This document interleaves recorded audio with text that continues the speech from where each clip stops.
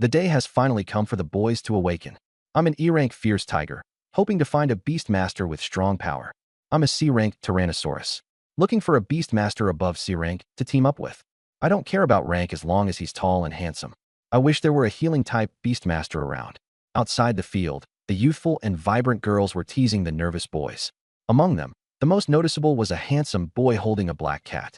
His name was Bai Yi, and his eyes were locked onto the awakening formation. 3 days ago, he transmigrated into this world and was completely baffled by its rules. Upon adulthood, everyone undergoes an awakening. Girls transform into beast girls, while boys awaken as beastmasters. The girls are the primary combatants, and the boys are there to support them. Yesterday, all the girls completed their awakening. Fierce tigers, golden eagles, white serpents, spiders, flower spirits, flame elves, all were fiercely powerful. Today was the boys' turn. The first to awaken was the class president, Li Wei. The formation emitted a green light. D-rank. A D-rank beastmaster right off the bat? Not bad. What skill did he awaken? Speed enhancement, plus 30% movement speed. Li Wei clenched his fist in excitement. After all, most people only awakened as F-rank or E-rank, and their skills were usually mediocre. A D-rank was already noteworthy. As soon as Li Wei stepped down, he was instantly surrounded by a group of girls, especially the class beauty of Class 1. Ying, a goddess with soft pink hair. Bai Ye's past self had also pursued Ying and even brought her breakfast for 3 years straight. Ying leaned affectionately toward Li Wei. Brother Wei, let's form a contract. I awakened as a rouge horse, and my skill pairs perfectly with yours. Li Wei smirked arrogantly. You don't have any combat skills. You can serve as a mount for now. We can sign a contract once I unlock my second beast slot. Generally, a D-rank beastmaster could only contract up to 3 beasts, so this was highly unlikely. Li Wei's plan was simply freeloading. Although Ying felt displeased, she didn't give up and continued to flirt. Li Wei took the opportunity to exchange contact information with several other girls, even managing to attract the attention of a C-rank Tyrannosaurus beast girl. His actions left everyone envious. He's just a D-rank. Wait till I awaken as a C-rank. Then I'll have girls lining up to choose from, someone muttered jealously. But as the awakening continued, most of the awakening boys turned out to be F-rank or E-rank. All the earlier boasts turned into silence. Beastmasters with low rankings couldn't attract even ordinary girls, who would rather seek out stronger partners. Weaklings had no chance, while the strong ones had all the options. The school administrators were used to this. After all, this was a small place, and a C-rank was already considered the pinnacle. But soon, an astonishing phenomenon captured everyone's attention.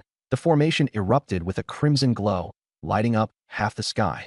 A commanding young man stood amidst the red light, his aura imposing. It was the student council president, Gongsun Aotian. B-rank. A B-rank beastmaster. How many years has it been since a B-rank appeared? And its dual skills. One of them's a healing skill.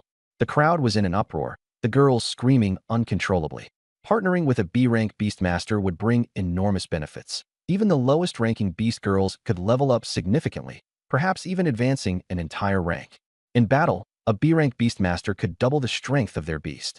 The girls had gone completely wild. President Gongsun is so handsome. I want to have Gongsuan's babies. Back off. President Gongsun is mine. Don't bother forming a contract, Gongsun. Just pick me. I'll be your mount. The girls lost all sense of composure, with many transforming into their beast forms on the spot. Ying, too, transformed into her pink battle horse form, shaking her mane and desperately trying to catch Gongsun Aotian's attention, instantly discarding Li Wei. Compared to the tall and striking B-rank beastmaster, who would care about a D-rank anymore? But Gongsun Aotian ignored all the other girls and looked skyward. There, a winged beauty bathed in sunlight hovered. School idol Chu Yulan, the Skyhawk girl. After awakening as a C-rank Skyhawk, she exuded a divine aura that kept others at a respectful distance. No celebrity from Bai Ye's previous world could compare to her. Chu Yulan, form a contract with me. Gongsun Aotian declared confidently. Chu Yulan only nodded slightly, giving a reluctant acknowledgement. The boys were green with envy, lamenting why they themselves hadn't awakened as B-rank. The girls, meanwhile, felt both jealousy and awe under Chu Yulan's overwhelming aura. The school administrators were overjoyed. Immediately award them a 1 million scholarship and send them 100 white beast soul beads. Principal Lu Fong excitedly commanded, ordering the school's resources to be funneled toward them. Amidst all the commotion surrounding Gongsun Aotian and Chu Yulan, the awakening ceremony continued. It was Bai Ye's turn. Bai Yi gently placed down his black cat and stepped into the formation. Boom. The skies changed color.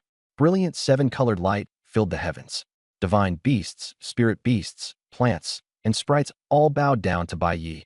10,000 beasts prostrate. The scene was overwhelmingly majestic. Students dropped to their knees, and even the teachers struggled to stay on their feet. What the hell is this awakening? Is this legendary S rank? No, S rank isn't this over the top. Seven-colored light. This must be SSS rank. Starting at the pinnacle. How is anyone supposed to play this game after this? The boys were utterly stunned, and the girls erupted in deafening screams. It's Bai Yi. My husband is so handsome. Gongsun Ao Tian doesn't even compare to Bai Yi. God of men, I'll even be your dog. Bai Yi Gerga, what do you want? Any position is fine. Choose me quickly. I don't need a contract. I'm willing to be your pet forever, brother. Bai Yi calmly checked his attributes. Name, Bai Yi. Talent, SSS level. Level 1 Apprentice Beast Tamer. Strength, 10. Agility, 10. Constitution, 10. Energy, 100. Contracted Beast Maiden, none. Skill 1, Eye of Truth. Able to see through low-level exotic beasts and illusions. Skill 2, Super Healing. Rapid recovery from injuries. Skill 3, Battle Inspiration. Contracted Beast Maiden's attributes plus 100%. Skill 4, Beast Spirit Armor. Use energy as armor to protect the Beast Maiden. Skill 5, Dimensional Space. 100 energy equals 1 cubic meter of storage space. For a normal beast tamer, having one skill is the standard. 2 skills were rare, but Bai Yi directly awakened 5, all of which were incredibly powerful. SSS level meant invincibility. At that moment, a sharp voice interrupted. Stop bickering. Bai Yi is mine. It was Yi Ying. During breakfast, Yi Ying, ever the sycophant, had suddenly awakened SSS level talent, leaving her brimming with confidence. She thought that as long as she contracted with Bai Yi, her F-level Rouge Horse form could ascend to an S-level legend. Yi Ying extended her hand toward Bai Yi. Be my boyfriend. She was so sure he'd agree, considering how he had fawned over her for years. But Bai Yi didn't even glance at her. After transmigrating into this body, Bai Yi deeply despised the previous version of himself. Years of groveling had resulted in nothing but being strung along by a manipulative woman. Even the school intervened, separating Yi Ying from Bai Yi. An SSS-level beast tamer shouldn't be held back by an F-ranked mount. Meanwhile, Chu Yulan took the opportunity to approach Bai Yi, gracefully introducing herself while striking a mesmerizing pose, clearly trying to win his favor. The entire crowd was stunned. The campus belle was openly trying to curry favor with Bai Yi. The male students stood dumbfounded. Suddenly, a voice sounded in Bai Yi's mind as a super choice system was bound to him, presenting 3 options. 1. Hold Chu Yulan's hand, gaining plus 50% charisma. 2. Respond coldly. You're celebrating too early, gaining plus 10 agility. 3. Start groveling and licking Chu Yulan's hand, gaining the title King of Sycophants, and plus 10 to contracted beast combat power. Without hesitation, Bai Yi chose the second option. He replied coldly, You're celebrating too early. Chu Yulan froze in place. This was her first time taking the initiative to pursue someone, and she got rejected. The entire crowd erupted in laughter. No one had ever spoken to the campus belle like that, but Bai Yi did. Unwilling to give up, Chu Yulan shrugged off her jacket, revealing more of her alluring figure. She tried again. Brother Bai Yi, I can transform into a sky eagle and become your mount. Suddenly, a terrifying aura descended from the sky. Chu Yulan screamed as she was sent flying by a massive flame dragon. A giant flame dragon appeared in the air, its ferocious roar causing Chu Yulan to cower in fear. The dragon landed, transforming into a tall dragon maiden, Long Jiao Jiao. She looked at Bai Yi with satisfaction. His talent, she was beyond pleased. Bai Yi was an SSS-level beast tamer. If she could contract with him, Long Jiao Jiao could evolve from an A-level flame dragon into an S-level blazing giant dragon, becoming a true dragon. Her status and power would multiply. After all, flame dragons were merely wyverns, not true dragons, and there was a vast gap between the two. To think that her visit to Jiangzhou would yield such an incredible opportunity. She hadn't even informed her family, afraid they'd snatch the chance away. With talent like his, not just her mother, but her entire family would be envious. Her family had already arranged for her to bond with an annoying S-level beast tamer, but now she only wanted to seize the moment and secure Bai Yi for herself. To her, Bai Yi would never refuse. After all, what beast tamer could resist a dragon maiden? Contracting with a dragon was the pinnacle of prestige. The crowd was in an uproar. A flame dragon, an A-level dragon race. The strongest I've ever seen was only C-level. She's powerful and stunning. I adore her. With a contract like that, it'd be an instant win. Basking in the admiration of the crowd, Long Jiaojiao stepped forward and extended her hand toward Bai Yi. I am Long Jiaojiao, an A-level flame dragon. Let's form a contract. Just by her surname and bloodline, everyone understood. She came from the Long clan of Dragon City, a top-tier family. Even the school officials grew restless. An SSS-level beast tamer attracting the Long clan. It's like one step to the heavens. Everyone believed a contract was inevitable. There was no suspense.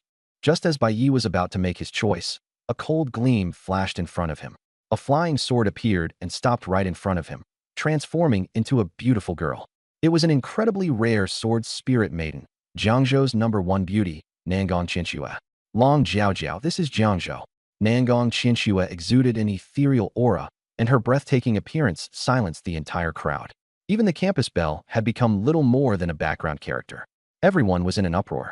Nangong Qinxue, Jiangzhou's #1 beauty. Is she also here to contract with Bai Yi? But it wasn't over yet. A golden giant eagle landed, and riding on its back was an elegantly dressed bunny-eared maiden. Cheng Yu. Cheng Yu was of average talent, but the moment she spoke, the entire venue erupted. I'll invest 10 billion and buy this school. Everyone will get 100 white beast soul pearls. In an instant, the place fell silent.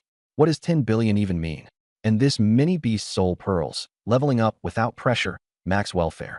This was extravagance beyond imagination. With these offerings, people couldn't even fathom how spoiled Bai Yi would become under her care. Who is she? The richest heiress of River Province, Cheng Yu. Didn't she start as an F-ranked white bunny? And now she's leveled her way up to a B-ranked moonlight jade rabbit. Even her family's bodyguards are stronger than the school principal. Money solves everything. If I were her, I'd stop working hard altogether. Cheng Yu's appearance stirred the scene into another uproar. A powerful Dragon Clan member, the top beauty, the richest heiress. Each one was top tier. The school flower paled in comparison. The school leadership was dumbfounded. What should they even do about this? However, this was just the beginning. The phones of the school leaders buzzed endlessly. High-ranking officials, wealthy magnates, and elite fighters all wanted to make contact with Bai Yi. Rumor had it that even more VIPs were on their way. They all had one goal, to form a contract with Bai Yi. If all these heavyweights gathered at the school, the gates would be trampled by the crowd. No matter who Bai Yi chose, it was bound to offend multitudes. A blessing could quickly turn into trouble. Principal Lu Fong was panicking and decisively turned off her phone. Activate the contract formation array. She decided to seal the deal with Bai Yi before the others could arrive, reducing chaos. Typically, a newly awakened beast maiden and beast tamer require a week of integration before forming a contract, but Lu Fong couldn't afford to stick to the rules. All principles were set aside. Bai Yi had the absolute right to choose. At the same time, the system panel popped up with choices. Option 1, Long Jiaojiao. Reward, Indestructible Speared. Option 2, Nangong Qinxue. Reward, level plus 10 da. Option 3, Cheng Yu. Reward, plus 10 billion cash da. Option 4, Black Cat. Reward, mystery prize. 100 free attribute points da. The first three options were tempting both in terms of the beast maiden and the rewards, so much so that not even the school flower Chu Yulan made the shortlist. But the fourth choice, the Black Cat, that was the cat Bai Yi had been carrying around. The Black Cat often objected to the name, but always ended up subdued by Bai Yi. This cat had appeared after Bai Yi's transmigration. It looked like an ordinary house cat, at most exceptionally clever and a bit high maintenance, but it was definitely not a beast maiden. How on earth could it form a contract? But the allure of the mystery prize was too much to ignore. After hesitating briefly, Bai Yi decisively chose the Black Cat. The announcement left everyone dumbfounded on the spot. Cheng Yu, in particular, was furious. You chose a cat over my 10 billion. Long Jiaojiao and Nangong Qinxue were just as outraged. Picking the school flower or the class beauty would have been better. Yet you chose a cat. Principal Lu Fong tried persuading him, and the homeroom teacher gestured frantically, but Bai Yi ignored them and directly entered the contract array with the Black Cat. A flash of light, and the Black Cat transformed into a girl, leaping onto Bai Yi. Damn you, Bai Yi. Do you really think I'm just a cat? You kept petting me, forcing me to eat canned fish, and making me wear a collar. I'll tear you apart. The Black Cat, now a beautiful young woman, battered him while loudly complaining. Bai Yi froze. Lin Meng, is it really you? It turned out the so-called mystery prize was none other than Lin Meng, Bai Yi's childhood friend before his transmigration. They had always loved bickering, making the scene an immediate mess. Not even tying her up would work. It was indeed Lin Meng. Lin Meng scowled. I'm beyond unlucky to have transmigrated with you. She had awoken as a beast maiden with natural talent and had been contracted to an SSS rank beast tamer. Her power far exceeded Bai Yi's. She broke free of his grip effortlessly and lunged back to attack him. Bai Yi panicked internally. He realized something important. In this world, males were primarily supports while females dominated in combat. He used to overpower Lin Ming with brute strength, but now that she had become a cat maiden, he was completely outmatched. Hurriedly, Bai Yi checked Lin Ming's stats. Lin Ming. Talent. S-rank Midnight Cat Demon. Level 1. Strength, 60. Agility, 80. Constitution, 40. Spirit, 20. Beast Tamer, Bai Yi. Skills, Super Smell, Swift Pounce, Venomous Claws. Bai Yi was no match. The power gap between them was enormous. Beast Tamers naturally leaned towards spirit development, making physical strength competitions completely unfair. He made a firm decision. From now on, he would focus on becoming a brute force beast tamer to defeat Lin Ming. Conveniently, contracting her had granted him 100 free attribute points through the system reward. He allocated them all to strength. Now Bai Yi's strength was at 110, surpassing Lin Ming's, allowing him to turn the tables and pin her down. Lin Ming, transformed into a cat maiden, exuded an undeniable cuteness, but Bai Yi ignored it utterly because of their years of familiarity. Lin Ming, however, refused to admit defeat, using her high agility to continue sparring with Bai Yi. The two were now far stronger than ordinary people. One swipe of their claws could gouge out chunks of cement, and their scuffle nearly demolished the contract array. At that moment, someone nearby caught an odd snippet of their conversation. Transmigrated? What do you mean, transmigrated? The duo froze on the spot. Their transmigration secret must never be leaked. The system popped up with new options. Option 1. Reveal your identity. Reward. Mastery of Lone Warrior. Option 2. Play dumb. Reward. Invisible fruit. Option 3. Put on a show and declare, I, Bai Yi. Living one's life. What need is there for explanations? Strength plus 10 rewarded. Bai Yi immediately chose the third option. After all, it increased his strength. Turning his back to the crowd, hands behind him, he declared, in my entire life, I, Bai Yi, have never needed to explain myself to anyone. System prompt, successfully showed off. Strength plus 10 awarded. Lin Ming also gains an additional plus 10. Bai Yi felt a headache coming on. Just when he thought he was ahead, Lin Ming had caught up again. Lin Ming, delighted to see her stats rise, teased Bai Yi, asking if he'd awakened the ultimate show-off system. The conversation between the two left the people around them dumbstruck. They could only marvel at just how strong Bai Yi was. Cheng Yu, fuming, rode off on her golden eagle. Nan Gong Qianxue approached the principal to request a transfer, believing Bai Yi was worth the investment. Meanwhile, Long Jiaojiao tugged on Bai Yi, wanting to head into the beast dimension to level up and form a contract with a second beast companion. However, she found herself unable to budge Bai Yi, despite having a base strength of 50 points herself. Was this the sheer power of an SSS-level Beastmaster? Aren't you a Beastmaster with strength growth potential? Bai Yi nodded proudly, admitting it without hesitation. Long Jiaojiao was speechless. What was there to be proud of? Stamina is the key. Your growth is all wrong, and you're still smug about it? If your stamina is low, your skills will be weak, and no matter how high your level is, it won't matter. Thinking this over, Long Jiaojiao became so irritated that she turned into her dragon form and flew off, deciding that Bai Yi wasn't worth investing in. But other beast companions didn't care about such concerns. While the top-tier beast companions hesitated, the ordinary ones immediately stepped up to the plate. Yi Ying, unable to believe that her 3 years of devotion as a simp wouldn't sway Bai Yi, decided to lower her own value and offer to become his mount, trying to stick close to him. Similarly, Schoolflower Chu Yulan adopted the same plan, though she had the advantage over Yi Ying of being a more competitive sea-level flying beast companion. Even Jiangzhou's Schoolflower, Nangong Qianxue, joined the fray. As a rare A-level sword spirit beast companion capable of flying on a sword, her impressive combat prowess made her an undeniably top-tier choice as a mount. She boldly approached Bai Yi, completely overshadowing the other two girls. This sight filled every male around with envy, especially Gongsun Outyin. As the proud president of the student council, with both looks and talent, he just set a new record by becoming a B-level beastmaster. Yet, all attention had been stolen by Bai Yi. He couldn't stand it. Bai Yi, I challenge you. Gongsun Outyin shouted furiously, stepping forward. At this stage, innate talents didn't matter much. What mattered was the contracted beast companions. Bai Yi's companion was nothing more than a house cat, while Gongsun Outyin had every confidence that his sea-level Tyrannosaur, King Kong, could crush Bai Yi. No matter that the Tyrannosaur beast companion was tall and muscular, Outyin was willing to take that risk. However, Bai Yi, surrounded by a group of beauties, had no interest in paying him any attention. At that moment, The system prompted with a set of choices. Option 1. Ignore the challenge. Reward. Hostility plus 20%.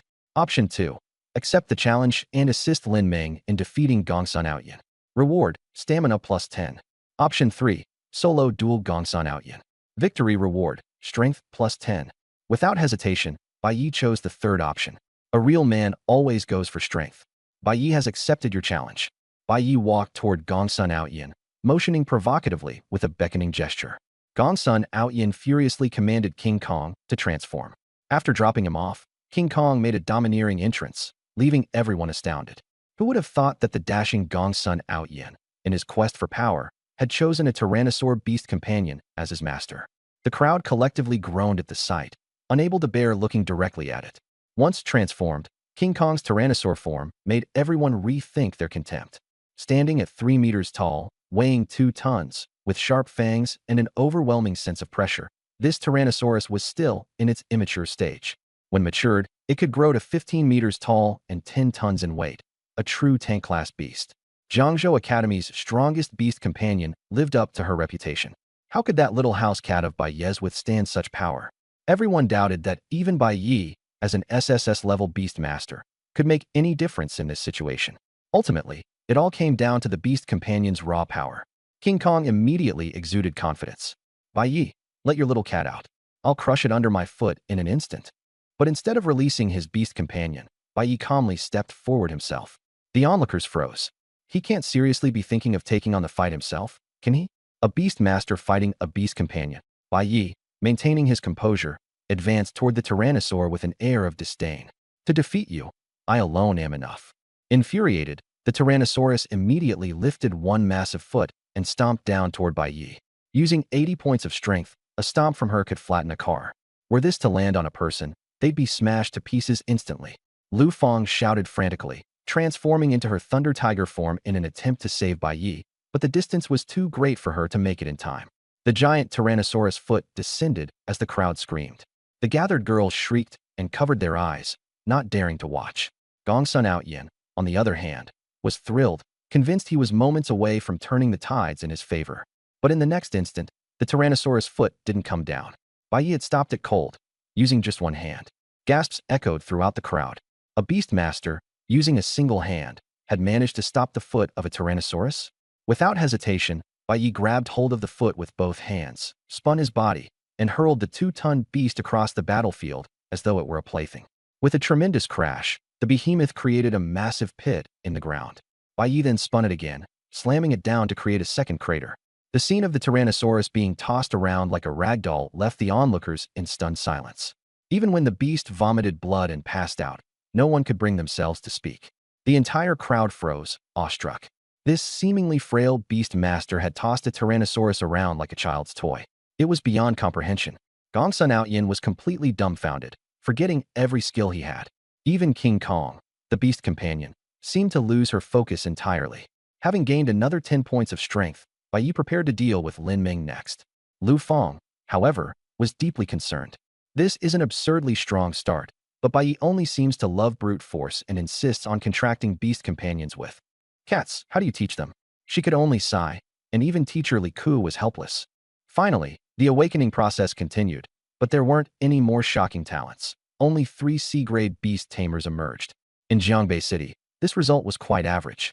But with Gongsun Outyin's B grade and Bai Ye's SSS grade rankings, Xinjiang School still had hope for a turnaround. After the awakening ceremony, everyone was officially assigned to classes. The beast girls were naturally placed in the same class. This year, however, things didn't go quite as expected due to Bai Ye's outstanding performance. For example, there was Lin Ming. She was originally just a cat, without even a proper ID. Thanks to everyone vouching for her, the Bureau of Inspection finally issued her a household registration. There was also a crowd of beast girls who had transferred to the school specifically because of the SSS grade beast tamer but refused to sign a contract with him, like Nangang Qinxue, along with a group of young ladies just like her. They were the kind of people Xinjiang School couldn't afford to offend. Everyone demanded to be in the same class as Bai Yi, so Lu Fang simply created a separate class for them, Bai Ye's class. In the class of 39 girls, Bai Yi was the only boy. The girls constantly found flashy ways to draw his attention, trying hard to impress him. Every day, when Bai Yi walked into the classroom, it felt like he was stepping into a queen building. The pressure was unbearable, and he was about to reach his limit. Left with no choice, Bai Yi asked his homeroom teacher, Li Ku, for permission to take leave and train in the Exabeast realm. At first, Li Ku refused. After all, the students had just awakened, and it was far too dangerous. But upon hearing that Nangong Qinxue was also planning to go, she immediately agreed. After all, the Nangong family would certainly protect their young lady, and the school could save itself the trouble. Nangong Qinxue, determined to pursue Bai Yi, even went as far as buying a house right across from his, ensuring they went to and from school together every day. She spared no expense in her pursuit. Meanwhile, once Lin Ming transformed into a human, she could no longer share a rented apartment with Bai Yi. Instead, she moved in with Nangong Qinxue, and the two quickly became close friends. Bai Yi's parents had ventured into the Exabeast realm 10 years ago and never returned. The family house they left behind was also lost when Bai Yi compensated Ying. Lately, several girls had tried to swoop in and support Bai Yi financially, but Lin Ming interrupted every time and ruined their plans. Bai Yi felt so unlucky. Somehow, even after transmigrating, he couldn't get rid of Lin Ming. As for school rewards, Lu Fong had nothing that could satisfy an SSS-grade beast tamer, so she simply gave him nothing. However, Bai Yi was in dire need of money and beast soul orbs. If not for Nangong Qinxue covering his meals and accommodations, he wouldn't even have been able to afford breakfast. Beast soul orbs were even more out of reach, incredibly valuable. Just 10 orbs could help a beast girl level up. They were truly rare treasures. Since he couldn't afford to buy them, Bai Yi could only venture into the Exabeast realm to try his luck. So he invited Lin Ming and Nangong Qinxue and headed to a shopping mall to buy gear. However, the two girls ended up purchasing a pile of snacks and barbecue supplies instead. Nangong Qinxue was left speechless. We're going on an adventure, not a picnic. The two kept bickering. Lin Ming, worried about the sun, insisted on packing sunscreen, nearly driving Nangong Qinxue to the brink of collapse. The topic then shifted when Lin Ming asked, "Are we bringing a whole roast lamb?" "Which one? Roasting Mei Yang Yang or lazy Yang Yang? Boiling Fei Yang Yang, more lean meat. Are you dumb? Roasted meat needs fat to be delicious. Of course, it has to be lazy Yang Yang. All right, enough. There are no lambs on the green grassland." Nangong Qinxue finally snapped, cutting them off. For this adventure into the Exabeast realm, Nangong Qinxue felt uneasy. She wasn't fond of relying on her family much, but at this point, she was beginning to consider it for protection. Ordinary beast tamers wouldn't be sufficient. She would only feel at ease with black iron rank protection. But the green grassland realm was the lowest level realm, and black iron ranked exabeasts shouldn't even exist there. Her real concern was that Bai Yi and Lin Ming together might actually be more trouble than the exabeasts. After their shopping was done, they managed to fill an entire 1 cubic meter dimensional space to the brim, leaving the two of them both smug and satisfied. Of course, the money for everything came out of Nangong Qinxue's pocket. Bai Yi and Lin Ming combined didn't have as much as she did alone. The entrance to the Exabeast realm was 10 kilometers from Xinjiang County City. A daily shuttle bus service made getting there easy, plus the journey provided a good opportunity to form a team. As soon as the three boarded the bus, they immediately attracted the attention of everyone present. A handsome guy accompanied by two stunning girls, Bai Yi instantly became the center of attention. "Hey, want to team up? I'm an experienced veteran in the green grassland realm. I can carry you all." A man with triangular eyes approached. A sultry woman nearby also glanced at Bai Yi. "Hey, handsome, how about teaming up with me? Don't underestimate me. I'm really good." Both of them seemed to have different goals in mind. Bai Yi, unimpressed, simply replied, "Auntie, not interested." He rejected them without hesitation. Lin Ming and Nangong Qinxue, with equally cold expressions, also turned them down. Right after they sat down, a soft, sweet-looking girl in a white school uniform sitting in the row ahead turned around. "Are you guys from Xinjiang School?" "Yep," Bai Yi answered warmly. The girl introduced herself as Cheng Yuan, a baby-faced girl with twin ponytails.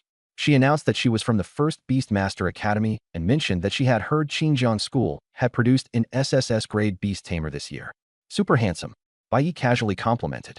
Envious, Cheng Yuan talked about wanting to transfer, but joked it was impossible since her mother was the principal. Cheng Yuan invited them to team up, revealing that she was a B-grade tamer. Bai Yi modestly downplayed himself as just a D-grade. She didn't mind and confidently introduced her teammates, the beast tamer Wang Wanli and her close friend, Sun Qian. Bai Yi also introduced his team. Upon hearing Nangong Qinxue's name, Wang Wanli's eyes immediately lit up. Nangong Qinxue, however, maintained her cold demeanor. It wasn't long before everyone started chatting familiarly, had already started thinking about how to cook it. Translator's notes. breaking down the original content into concise and fluid sentences while maintaining the narrative's intent and pacing is key. Each translated sentence continues the flow of the novel's tone most effectively. Moving forward, the characters' interactions and evolving dynamics will be mirrored accurately to preserve authenticity. Shall I continue translating? Bearing the pain, 2 bags of potato chips were split, finally clearing out some space. They were already some distance away from the sheep village military camp, and the variety of exotic beasts began to increase. Wow, so many cows, the nightshade cat demon exclaimed from Baye's shoulder. Those are giant hornbulls, immensely strong and live in herds. Best not to provoke them. Let's take a detour, Chang Yuanyuan advised. However, the nightshade cat demon had already dashed ahead, and Baye followed right after. Charging forward was understandable for a beast maiden, but why was a beast tamer running that fast too? Cheng Yuanyuan complained while catching up, only to be left stunned once again. She saw the nightshade cat demon, her attributes doubled under an empowerment boost, nimbly leaping across the backs of the giant horned bulls. Seizing the right moments, she slashed throats with her claws, taking down one after the other, leaving a trail of felled bulls behind her. An S-ranked beast maiden paired with an SSS-ranked beast tamer truly demonstrated extraordinary power. But what was even more absurd was that Baye had charged into the herd as well, grabbing both horns of 1,000-pound giant horned bull and flipping it over. He then proceeded to pummel it to death with his fists. A beast tamer killing a giant horned bull with pure fists. How was that normal? Cheng Yuanyuan began to doubt the knowledge she'd learned. Maybe giant horned bulls weren't as formidable as she had thought? She transformed into a golden armor ape, swinging an iron fist to charge forward under the power boost of Wang Wanli. With a loud thud, the bull only staggered back a step, while the golden armor ape was hurled far away, nearly having its bones shattered. Wang Wanli had to heal her up quickly so she could get back into the fight. With wind blades from the giant hawk assisting, they finally managed to take down one giant horned bull. Defeating a tier 3 brute beast as tier 1 beast maidens gave them a tremendous sense of accomplishment, and they even high-fived to celebrate. However, as they snapped back to reality, they saw dozens of giant horned bull corpses already sprawled around. At that moment, Baye held a long sword, slaughtering within the bull herd with ferocity that even outmatched the cat demon. Where did that sword come from? Nangong Qianxue, as a sword spirit, excelled at flight, but sustaining continuous attacks drained her energy. As she was nearing her limit, Baye, annoyed by the inefficiency of bare-handed fighting, simply grabbed the sword and charged in. Though Nangong Qianxue was displeased, she had to admit the results were explosive. Baye's efficiency with swordplay far surpassed that of the cat demon. Meanwhile, Cheng Yuanyuan and Sun Xian together had barely killed one bull, while corpses piled up around them. The gap in strength was staggering. For the first time, Cheng Yuanyuan felt an intense sense of defeat. As a prodigy and a B-ranked beast maiden, she had envisioned herself shining brightly in battle. Yet, she was on the verge of tears from the repeated blows to her confidence since arriving. Suddenly, a tremendous roar of a bull reverberated across the grassland, and the ground shook violently. Cheng Yuanyuan looked up and saw a massive golden beast charging toward them. It's a leader-tier exotic beast, the golden bull. She recognized it instantly, frozen in fear. This was not an opponent trainee beast maidens could handle. The giant hawk began to enlarge itself, intending to carry her away. Sun Xian had been there all along specifically for moments like this, to protect her. But Cheng Yuanyuan refused. I can't abandon my teammates and flee. She summoned her golden armor and charged forward with all her strength, trying to stall the golden bull and buy time for Baye and the cat demon. But she didn't stand a chance. The golden armor ape was instantly sent flying dozens of meters, barely activating a defensive skill in time to avoid being completely destroyed. At that critical moment, an overwhelmingly powerful aura flashed by. It was none other than Cheng Yuanyuan's mother, Principal Xiesuya, a black iron-ranked beast maiden, who had secretly infiltrated the exotic beast realm to protect her daughter from the shadows. They had believed their knowledge and preparation were sufficient, with no major dangers to be concerned about. But encountering a freakish genius like Baye and then unforeseen peril so quickly was unexpected. Though her daughter now displayed camaraderie and refused to abandon her teammates, Xiesuya was growing increasingly anxious. She transformed into her glacial spirit ape form, prepared to intervene. Leader-tier exotic beasts were not something tier 1 trainee beast maidens could contend with. But just as Xiesuya was about to step in, a black dagger stopped her. The presence of this individual was even more imposing than her own. It was a dark sentinel from the Nangong family. Why are you stopping me? Xiesuya demanded anxiously. The black dagger bearer left only a curt reply. Wait and see. If I wait any longer, my daughter will die. Xiesuya exclaimed, voice trembling with worry. The Black Dagger's response was calm. With me here, there will be no danger. Back on the battlefield, Bai Yi had noticed the golden bull and quickly analyzed its attributes, identifying it as a leader-tier exotic beast with attributes vastly superior to beasts of the same level. Cheng Yuan was in no shape to withstand another charge. Bai Yi swiftly issued instructions. Ming, assist me. I'll handle the rest of the giant horn bulls. The boss's weak spot is its abdomen. At the same time, he outfitted the Nightshade Cat Demon with beast spirit armor, ensuring she wouldn't be taken out by one blow. The Nightshade Cat Demon pounced on the golden bull, but its hide was too tough. Her attacks only made minor cuts that quickly healed. The golden bull's tail lashed out like a whip, sending her flying. Fortunately, the armor protected her, or else she would have lost half her life. Undeterred, the Nightshade Cat Demon leapt again, keeping Bai Yi's reminder about the abdominal weak spot in mind. This time, she used her toxic claws, finally drawing blood from its belly. Black liquid gushed out. Gravely wounded, the golden bull lashed out in a frenzy, kicking the Nightshade Cat Demon away. Yet, the poison from her claws quickly spread, weakening the beast even further. Having just slain the last giant horn bull, Bai Yi rushed to support. The golden bull's gaze remained locked onto the Nightshade Cat Demon, intent on reducing her to pulp. Yet her attributes, vastly augmented, allowed her to dodge nimbly, though she had no opening to counterattack. Seizing the opportunity, stabbed the golden wild bull from behind, plunging the spirit sword straight through. To Nangong Qianshue's astonishment, the discovery was made. It turned out to be a young cow. The golden wild bull let out a miserable cry as Nangong Qianshue realized that she had struck a place she absolutely shouldn't have. Mortified, she immediately flew off to wash her sword, nearly scarred for life. Blood sprayed up to 10 meters, and this fatal blow sapped the bull's will to fight. With a resentful glance toward Bai Yi, it collapsed.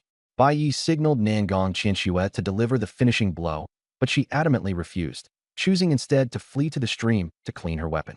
Taking advantage of the opportunity, Lin Ming pressed her attack, intending to finish off this wild bull. As the golden wild bull's insides spilled open, it shut its eyes and succumbed to death. Against all odds, a group of first-level apprentice beast tamers and beast girls had worked together to kill a third-level beast leader. The feat left everyone stunned, even the hidden Xia and Black Dagger, who were watching from the shadows in sheer disbelief. Bai Yi was the first to regain his composure and prepared to wrap things up. At that moment, his system interface popped up with a set of new options. 1. Roast the bull on the spot and share the feast with the prairie hyenas. Reward: the title of Grassland King and a 50% boost to overall status. 2. Immediately retreat. Reward: plus 10 agility. 3. Wipe out the hyenas. Reward: plus 100 to all attributes. At the mention of hyenas, Bai Yi instinctively panicked. He wasn't afraid of the bull, but hyenas? Those creatures on the prairie had a particular fondness for targeting groins, a thoroughly disturbing strategy. The group quickly gathered their spoils: 10 beast soul orbs and 1 beast spirit orb. Cheng Yuan even managed to extract a drop of golden cow's blood. There was no time to carve up the beef, though. They were already surrounded by hyenas. At the command of their leader, the pack of hyenas charged directly at their favorites, the group's groins. Their reputation as groin snatchers wasn't just for show. Without hesitation, Bai Yi grabbed the Night Cat Demon, mounted his spirit sword, and bolted. Nangong Qianshue quickly followed suit, while her giant eagle enlarged and carried the others into the skies. They narrowly escaped the encirclement, leaving the hyenas to turn back and tear into the bull's carcass. Xia and Black Dagger heaved a sigh of relief, their nerves still frazzled. They understood all too well that going head-to-head with hyenas could easily lead to complete annihilation. After flying several kilometers, the group finally stopped. Their flying mounts were utterly drained. It was time for the much-anticipated spoils distribution. Cheng Yuan was the first to speak up, stating that the bull they killed hadn't dropped its beast soul orbs, and therefore, she wouldn't take a share. But Bai Yi, recognizing her contributions, still gave her 1 orb. After accepting the orb, Cheng Yuan suddenly fixed her gaze on Bai Yi and asked if he'd sell her that drop of golden blood. Bai Yi, thinking she was about to confess her feelings, instantly rejected her. Cheng Yuan hastily clarified that she was only interested in purchasing the blood, even offering 1 million Hua coins. Bai Yi agreed without hesitation. Using his true side eye, Bai Yi examined the item, golden blood, capable of enhancing golden bloodlines by 0.01%. After making the purchase, Cheng Yuan's attributes immediately reflected the enhancement, increasing her golden bloodline by 0.01%. The wild bull's evolution into a golden wild bull mirrored Cheng Yuan's newfound transformation into a B-class golden armored ape. Golden bloodlines were exceedingly rare, almost unheard of even in textbooks. However, Bai Yi wasn't concerned about its rarity. He cared only about the money, as he was perpetually broke. He also discovered a nearly translucent beast spirit orb, which contained what appeared to be a miniature golden wild bull. Consuming it could grant a chance of acquiring the beast's abilities. The bull's skills included charge, trample, and whip, perfect for strength-oriented individuals like Cheng Yuanyuan. Swinging the beast spirit orb in his hand, Bai Yi teased, "Hey, little rich lady, interested in this?" Cheng Yuanyuan immediately offered 10,000 Hua coins, and Bai Yi sold it on the spot. Adding to the tally from earlier, Bai Yi had 10 white beast soul orbs left and decided to divide them between Lin Ming and Nangong Qianxue, with 5 each. However, Nangong Qianxue chose to let Lin Ming take priority in leveling up. After absorbing 8 beast soul orbs, Lin Ming leveled up to the second stage, significantly boosting her attributes and even pulling Bai Yi up to level 2 as well. His dimensional space expanded, doubling in size. Bai Yi decided to celebrate with a barbecue. With everything prepared, Lin Ming caught a tusk rabbit, and everyone eagerly anticipated the feast. But just as they were about to start, they realized no one had brought fire. Bai Yi asked Lin Ming and Wang Wanli, but neither had any means of starting a fire. Left with no choice, they turned to Cheng Yuanyuan, asking if she had any fire elemental beasts. She mentioned having a ground fire mouse. Bai Yi sent Lin Ming to catch it, and with her keen sense of smell, she quickly pinned the mouse down. The ground fire mouse's only use was its ability to spit fire, making it the perfect tool to ignite the barbecue. Bai Yi ordered the mouse to breathe fire, but it ignored him. Annoyed, he gave the mouse a slap, and in its fury, it unleashed flames. Finally, Bai Yi started grilling the rabbit meat. The fire lasted merely 10 seconds before sputtering out. Bai Yi slapped the ground fire mouse again. The mouse begrudgingly spat out another burst of flames, repeating the process a dozen times. Eventually, it could only emit smoke. The fire was gone. The tusk rabbit was still undercooked. Frustrated, Bai Yi fed the ground fire mouse a beast soul orb. Cheng Yuanyuan and the others were dumbfounded. A white beast soul orb was worth thousands. Bai Yi, unaware of its value, had casually picked up 11 of them earlier that morning. Thus, he spent the orbs without hesitation. To beasts, they were simply nourishment. The ground fire mouse instantly returned to full strength, spitting fire with renewed vigor. Even after one orb was consumed, the rabbit still wasn't fully cooked. Bai Yi fed it another orb. Nangong Qianxue felt an ache in her heart at the waste. For a barbecue, 2 beast soul orbs were spent, something even the Nangong family would find extravagant. With experience, the ground fire mouse gradually became better at grilling, eventually learning to control the flame's intensity. There was no need to swat it. The land fire mouse was already on board with the plan. After using 2 soul orbs, the rabbit was finally cooked. A sprinkle of chili and cumin sent an irresistible aroma wafting through the air. Cheng Yuanyuan and the others, though already full from eating dry rations, couldn't help but salivate at the sight of the juicy roasted rabbit. Bai Yi, in a bold gesture, invited everyone to dig in. The rabbit was too big to finish, even for the 3 of them. Not only did the humans eat their fill, but the landfire mouse also got a generous chunk. The landfire mouse was completely won over and pledged its loyalty to Bai Yi. As the lowest rung of the grassland hierarchy, the landfire mouse had never imagined it could eat something as valuable as soul orbs in its entire life, let alone 2. On top of that, the roasted meat was leagues ahead of the leftover raw meat from predators it was used to. There was simply no comparison. The little mouse made up its mind to stick closely to Bai Yi from now on. Conveniently, Bai Yi had been in need of a fire-controlling subordinate and readily accepted it. The group dined on roasted rabbit and sipped icy cola, the scene more akin to a vacation than an adventure. Even Xie Suya and Black Dagger, who were hiding nearby, couldn't help but swallow their own saliva.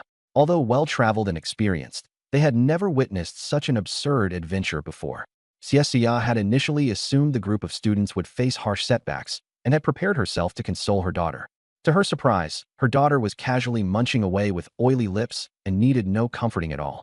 It was Xie Suya herself who felt she was the one in need of solace. After the meal, everyone regained their energy and set out to return via a different path, aiming to encounter some new exotic beasts along the way. The land fire mouse eagerly volunteered to help find a route. It knew the layout of beasts across the grasslands like the back of its paw. Chirp, chirp, chirp. The land fire mouse tried its best to convey its ideas, but alas, none of them could understand it. So it simply pointed in a direction and began walking, glancing back every now and then. Cheng Yuanyuan hesitated. Should we follow?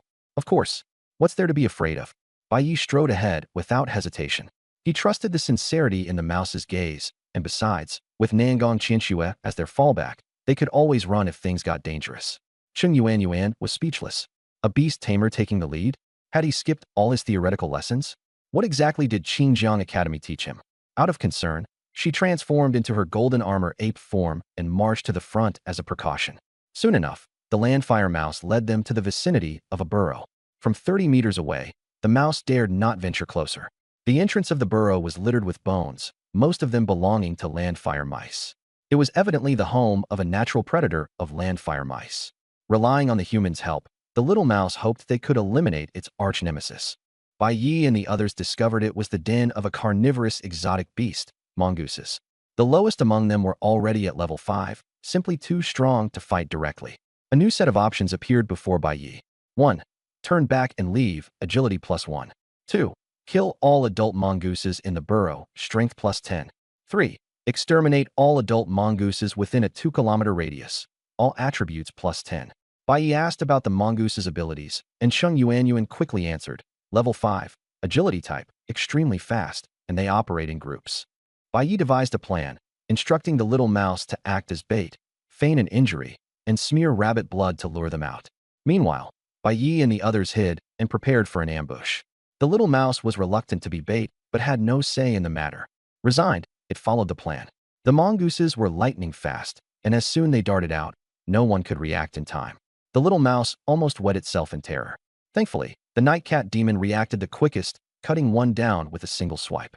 Working together, Bai Yi and his team unleashed a flurry of attacks, flying swords, the golden armor ape's fists, and the wind blades from the massive hawk, clearing out the burrow entrance in no time. Inside the burrow, 5 mongooses lay dead, but they yielded only 1 white beast soul orb. The drop rate was disappointingly low, though the battle was relatively easy. Bai Yi decided to press on. Let's clear out all the mongooses within a 2-kilometer radius. Then there'll be no more natural enemies for you, little mouse. The little mouse was so moved, it knelt down in gratitude. With their newfound experience, the team quickly exterminated every mongoose nest in the surrounding area, obtaining 5 more beast soul orbs, which were divided among the 5 combat-ready members. But Bai Yi still hadn't unlocked the reward for the third option. He asked the little mouse if there were still any remaining mongooses nearby. Trembling, the little mouse nodded. It turned out there was a leader-level mongoose.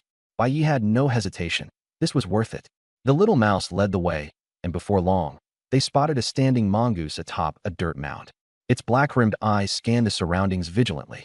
As soon as Bai Yi and his team appeared, the mongoose let out a shrill cry, summoning dozens of others from the burrow. It was an entire mongoose colony, ready for a massive battle to erupt. Beast-tied strategy.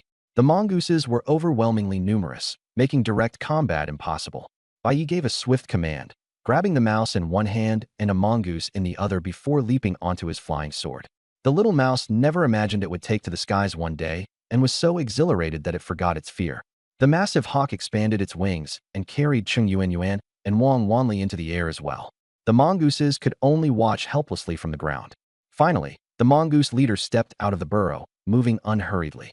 It was completely snow-white, nearly a meter tall when standing upright, and incredibly fast. Lightning mongoose level 5 leader strength 100 agility 300 constitution 50 stamina 50 skills. Lightning claw, super speed, superior poison resistance personality, vengeful weakness, fear of cold.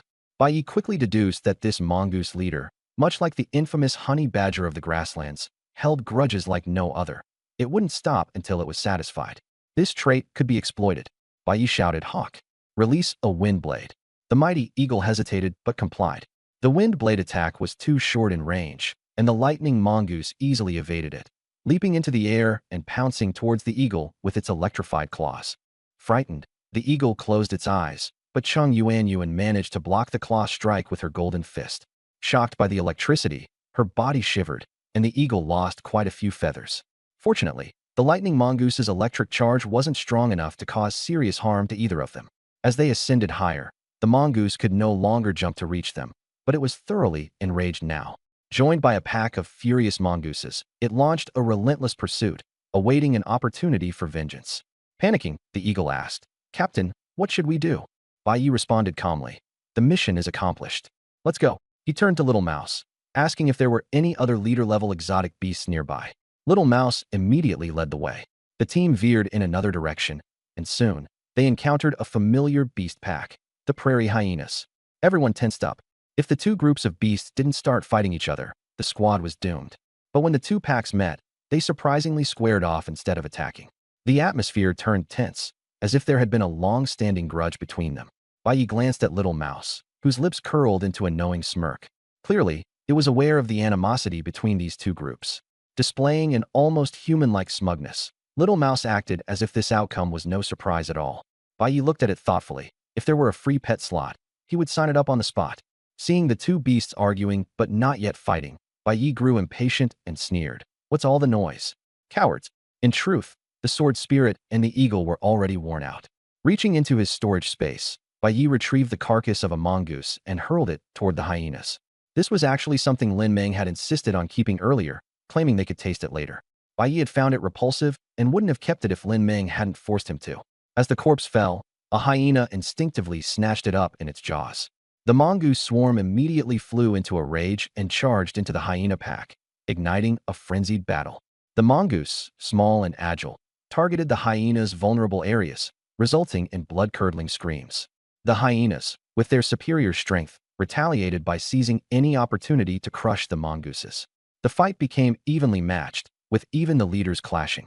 The armored hyena boasted high defense, its ironclad body nearly impervious to damage. The lightning mongoose relied on its electrified claws and paralysis abilities to suppress its opponent. At last, the armored hyena seized an opportunity and delivered a devastating blow to leave the lightning mongoose on the brink of death. Just as it was about to finish it off, the mongoose suddenly bit into the hyena's neck. Both leaders were rendered nearly incapacitated. Seizing the moment, Bai Yi swooped down from the sky, his longsword piercing through both the armored hyena's neck and the lightning mongoose's head in a single strike. Double kill.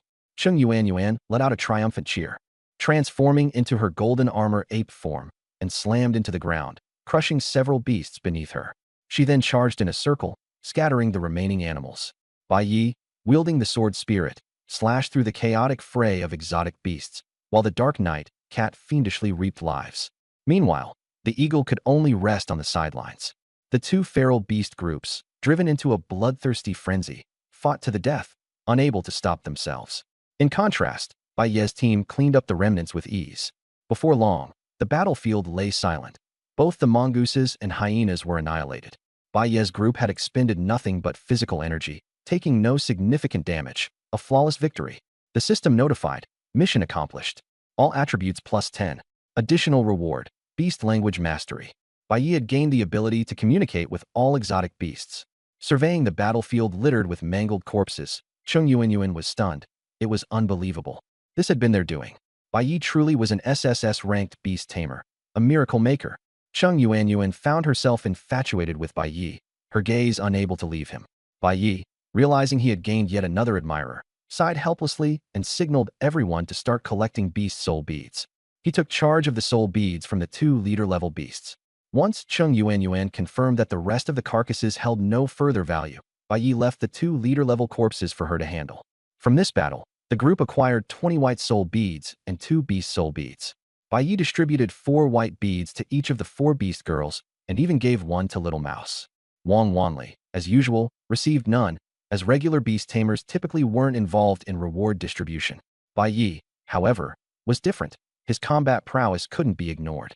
Sun Qian, feeling she hadn't contributed much, attempted to refuse her share. Bai Yi insisted, without your initial wind blade, none of this would have happened. Touched, Sun Qian accepted the beads. Bai Yi and Lin Meng then handed 3 of their beads each to Nangong Qianxua, helping her break through to level 2, their way of settling previous debts. Although Qianxua's family background made a few beast soul beads seem inconsequential, families like hers valued step-by-step progress. Cheng Yuan's mother, Xiesuya, and even the Black Dagger praised their efforts. After all, victories achieved through battle made the beast soul beads more meaningful and ensured a higher absorption rate. As for the 2 beast soul beads, Bai Yi, who had handled the entirety of the battle's decisive moments, had no intention of sharing. Nobody contested this. Bai Yi turned to Cheng Yuan and jokingly asked, "Want one?" Cheng Yuan declined, saying they were better suited for Lin Meng. Lin Meng, the foodie, perked up immediately at the mention of something edible. Without hesitation, she took one and swallowed it. Tastes like nothing. Not good at all. Everyone facepalmed. It was a beast soul bead, Did the taste even matter? Chung Yuanyuan quickly asked about any new skills. Lin Ming revealed that she'd gained an advanced speed skill, boosting her agility by 100%. Though it wasn't an offensive or support skill, it was still a remarkable improvement. With the distribution done, Lin Ming eyed the lightning mongoose's body, drooling. Bai Yi roasted. Bai Yi had little interest but couldn't argue against her insistence. He reluctantly started a barbecue. Little Mouse transformed into a cooking tool, using up all its energy just so its master would reward it with a beast soul bead. Little Mouse actually seemed to enjoy this. This time, Little Mouse managed to snag 2 more beast soul beads and was upgrade imminent. Bai Yi used his true sight to notice something, and then requested the last remaining beast soul orb from Nangong Qinxue to give to Little Brother Mouse. As a result, Little Brother Mouse directly broke through to leader level. Although its attributes were rather average, it had now become the first leader-level beast of the Earthfire Mouse clan and was so overwhelmed with excitement that it knelt down in gratitude. At this moment, Lin Ming looked at Little Brother Mouse. Her eyes sparkled as she stared avidly at Little Brother Mouse. "You're not craving feline urges, wanting to eat a mouse, are you?" Bai Yi said, speechless. Little Brother Mouse was so frightened that it hid behind Bai Yi, utterly terrified. No exotic beast had ever eaten a mongoose before, but Lin Ming? She wanted to, and she loved chips too. Who knew when she might turn them into mouse chips? Lin Ming clarified that what she had her eye on was the beast spirit orb dropped by the mythical beasts, which was worth 100,000. However, the Earthfire Mouse's quality was too poor to sell. Chung Yuanyuan reminded everyone not to get greedy. The Earthfire Mouse almost burst into tears, but was somewhat relieved it wasn't in greater trouble. Lin Ming's attention quickly shifted. She now focused on roasted lightning mongoose meat, taking a bite and loudly declaring it was delicious. Everyone else was immediately deterred by the strange stench and didn't dare eat. Little Brother Mouse explained that no one ate mongoose because of its peculiar taste and uncertainties about edibility. Lin Ming insisted it was delicious, though no one else dared try it. Suddenly, she clutched her stomach in pain, her face turning pale. Mongoose meat turned out to be poisonous. Bai Yi quickly handed her some tissues as she dashed into the bushes, vomiting and experiencing an uncontrollable bout of diarrhea. The antidote pills didn't help much, leaving Bai Yi at a loss. Suddenly, Little Brother Mouse mentioned that antidotes could be found in the mongoose's burrow. Bai Yi immediately took Little Brother Mouse to find the remedy. The burrow was deserted. Little Brother Mouse volunteered to venture inside to look for the antidote, relishing his opportunity to boldly raid the mongoose clan's nest for the first time. As he entered, Little Brother Mouse picked up on the scent of its natural predator. Nervous, he tread cautiously. All at once, the sounds of a mongoose echoed from deep within, causing Little Brother Mouse to take off in a panic. Near the entrance, he realized the sound was from mongoose pups. Ashamed at being frightened by mere infants, he thought himself a disgrace to his newfound leader title. Luckily, his master hadn't seen it. Summoning courage, Little Brother Mouse crept back inside, remaining wary. In the depths of the burrow, he saw over a dozen mongoose pups. Hatred glimmered in his eyes. His loved ones had perished at the hands of mongooses, and this was the moment he'd awaited for so long. Little Brother Mouse opened his mouth and unleashed flames, burning the mongoose pups to ashes. Overcome with emotion, he wept with gratitude toward his master, vowing to repay him in any way he could. Determined, he activated his treasure-seeking ability and set out to locate the antidote.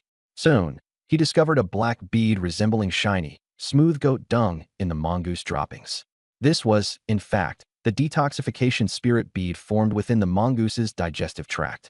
Feeling accomplished but still unsatisfied, he ventured even deeper into the burrow and stumbled upon the mongoose leader's lair.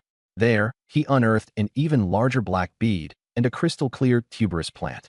Resisting the urge to eat anything, he brought everything back for his master. When Bai Yi saw Little Brother Mouse return laden with loot, he was thrilled, deciding it was worth nurturing the little one well. Having learned from their poisoning mishap, Bai Yi used his true sight to assess the treasure's safety thoroughly. The results were clear. The black beads were mongoose dung beads, detoxification spirit beads. The tuberous plant was toxic spirit fruit, which could dramatically enhance poison resistance. Although he acknowledged the usefulness of the mongoose dung beads, Bai Yi still found them disgusting. He thoroughly cleansed and sealed them for use. The toxic spirit fruit, however, turned out to be delicious, granting a direct poison resistance boost of plus 100% upon consumption.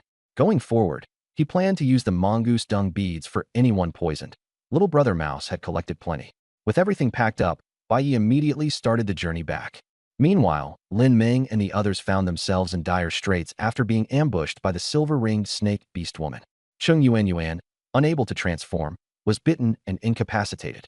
Sun Qian's resistance was futile. She crumpled to the ground just as quickly. Lin Meng was about to succumb as well. Wang Wanli was ignored altogether. The silver-ringed snake couldn't even be bothered to bite him. The entire team was down in an instant. Xia could only observe from a safe distance, waiting for an opportunity. On the other hand, the black dagger had followed Nangong Qianxue to the mongoose burrow. The silver-ringed snake beast woman didn't kill them. Instead, she rummaged through their belongings, cursed them as paupers, and left with Wang Wanli's backpack. The bag held some valuable potions.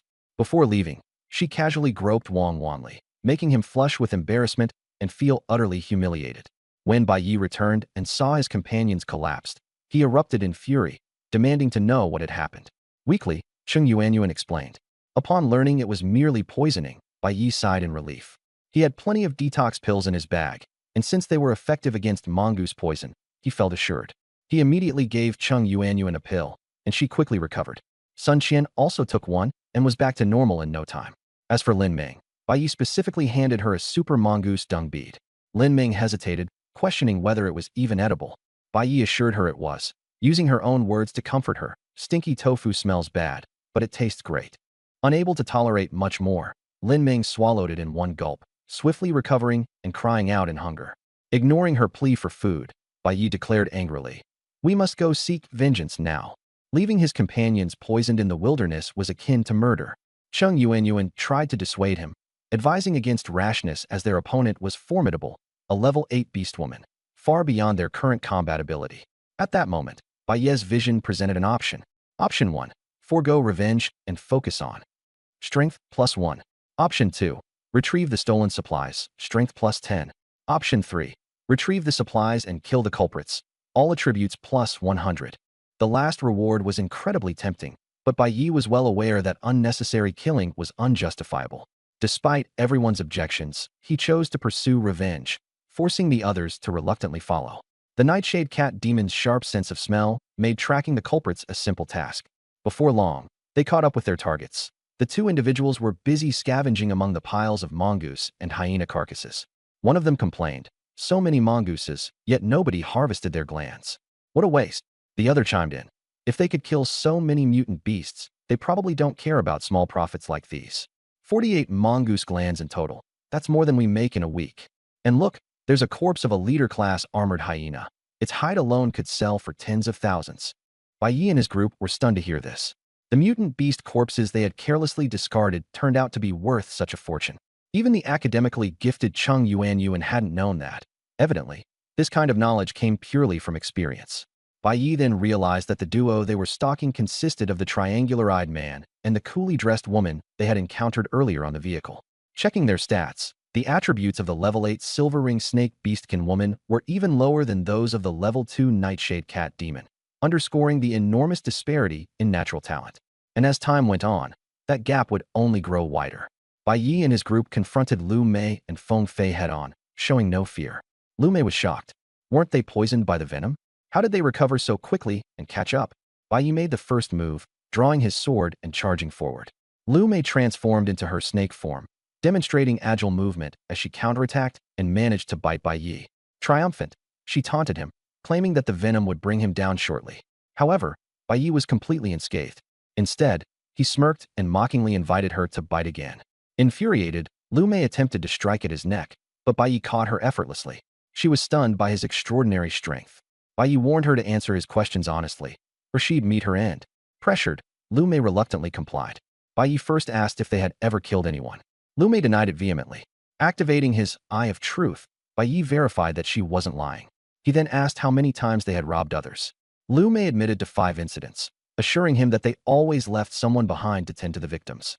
After evaluating her actions, Bai Yi deemed her crimes not severe enough to warrant execution.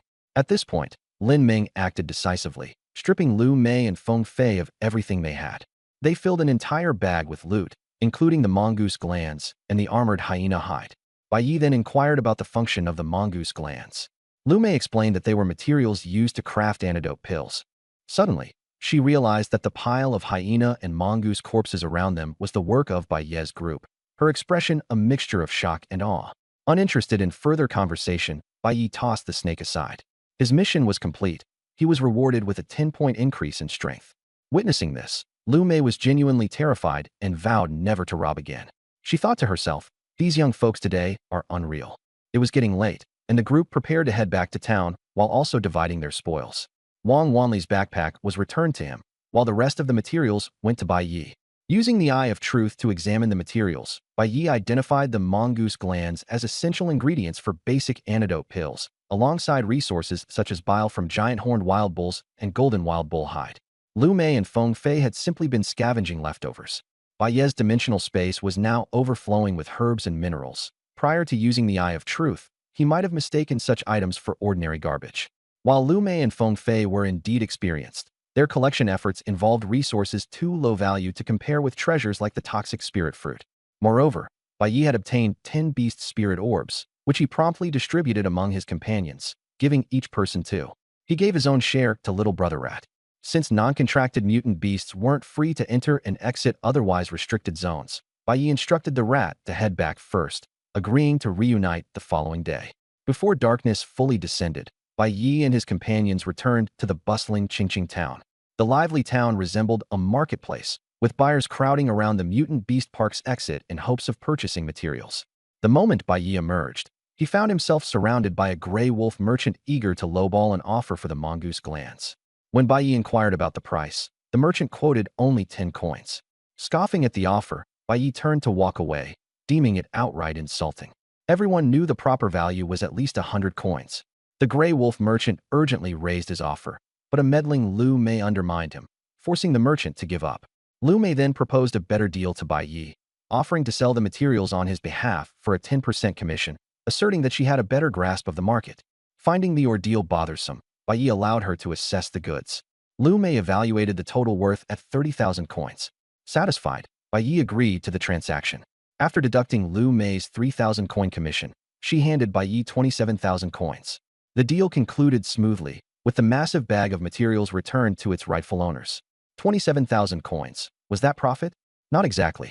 Don't forget the extra 10 white beast spirit orbs they'd banked earlier, worth an additional 10,000. Still, an overall loss wasn't narrowly avoided. Carrying the large bag, Lu Mei prepared to leave, eager to avoid further contact with Bai Yi after feeling humiliated.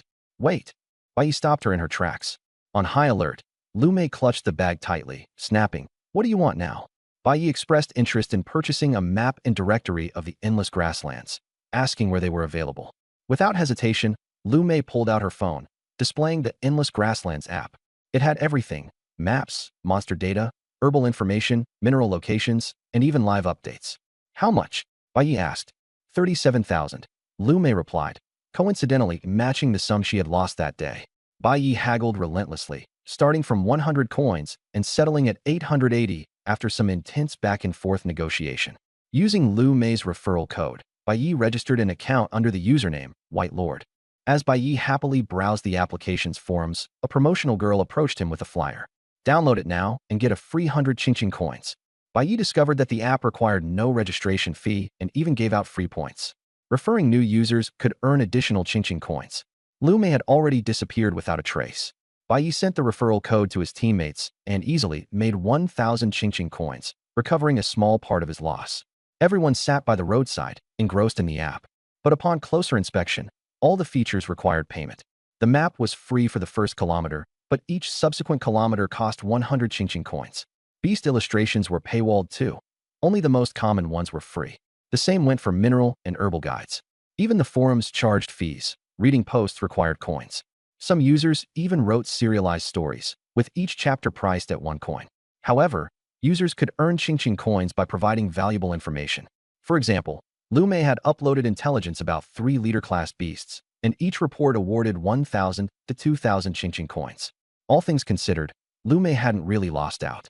The app allowed easy cash withdrawals and transactions with others. Since essentially everything on the app required payment, and there wasn't much they could do without coins, Bai Yi and his teammates decided to simply explore Qingqing Town. It was an eye-opening experience that taught them things not found in textbooks. Bai Yi noticed a small backpack in a store and bought it for Mousy, so it could have a place to stash treasures in the future. He also restocked on charcoal and lighters to prevent another incident of going hungry.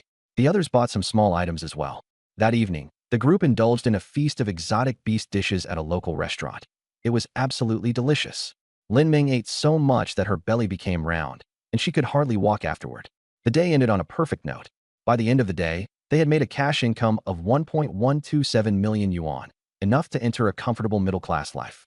As for the 880 yuan they'd been tricked out of earlier, it was best not to mention it. Lin Ming wanted a share of the profits, but Bai Yi brushed off her demands and casually gave her a few hundred yuan. If she wanted more, she could forget about it. Nangong Qinxue, already wealthy, didn't care about the money at all. Additionally, Bai Yi, Lin Ming, and Nangong Qinxue had all leveled up to level 2, significantly increasing their power. Meanwhile, Cheng Yuan and the others, unable to keep up with the pace, sensibly withdrew from the team. The remaining trio huddled around Bai Ye's phone, planning their next destination. To get stronger, unlocking new areas on the map was a must. Luckily, Bai Yi had 1,000 Qingqing coins. He used 900 to expand the map by 10 kilometers, leaving 100 coins as backup. The map's details were impressive. It showed beast activity ranges, approximate strength and numbers, and even real-time updates. For instance, the 3 leader-class beasts they had killed that day were now marked in gray and would respawn after midnight. Within a 10-kilometer radius, the strongest creature was an 8th-level leader, the bloodthirsty demon wolf, accompanied by over 30 prairie wolves. The map recommended that those without at least black iron grade strength should steer clear. The trio debated their course of action. Lin Ming wanted to find a flock of sheep and enjoy some roasted lamb, which, amazingly, was actually possible. Bai Yi wanted to hunt leader-class beasts to earn beast soul pearls. Meanwhile, Nangong Qinxue advocated for a cautious approach, suggesting they take on beasts below level 5 to gradually level up.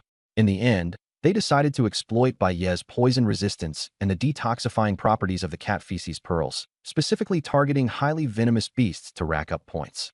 After setting their goal, they retired to their rooms for the night. Nangong Qinxue covered the bill. The facilities in Qingqing town were overpriced and of poor quality. A single room plus a standard room cost a shocking 1,800 yuan. Bai Yi casually reported the hotel for tax evasion and fire hazards, then slipped away quietly. The next morning, the trio devoured 30 large meat buns and 3 bowls of ostrich egg soup for breakfast, then headed out to the prairie, burping with contentment. Their first stop was to find Mousy, who was already waiting outside a sheep village.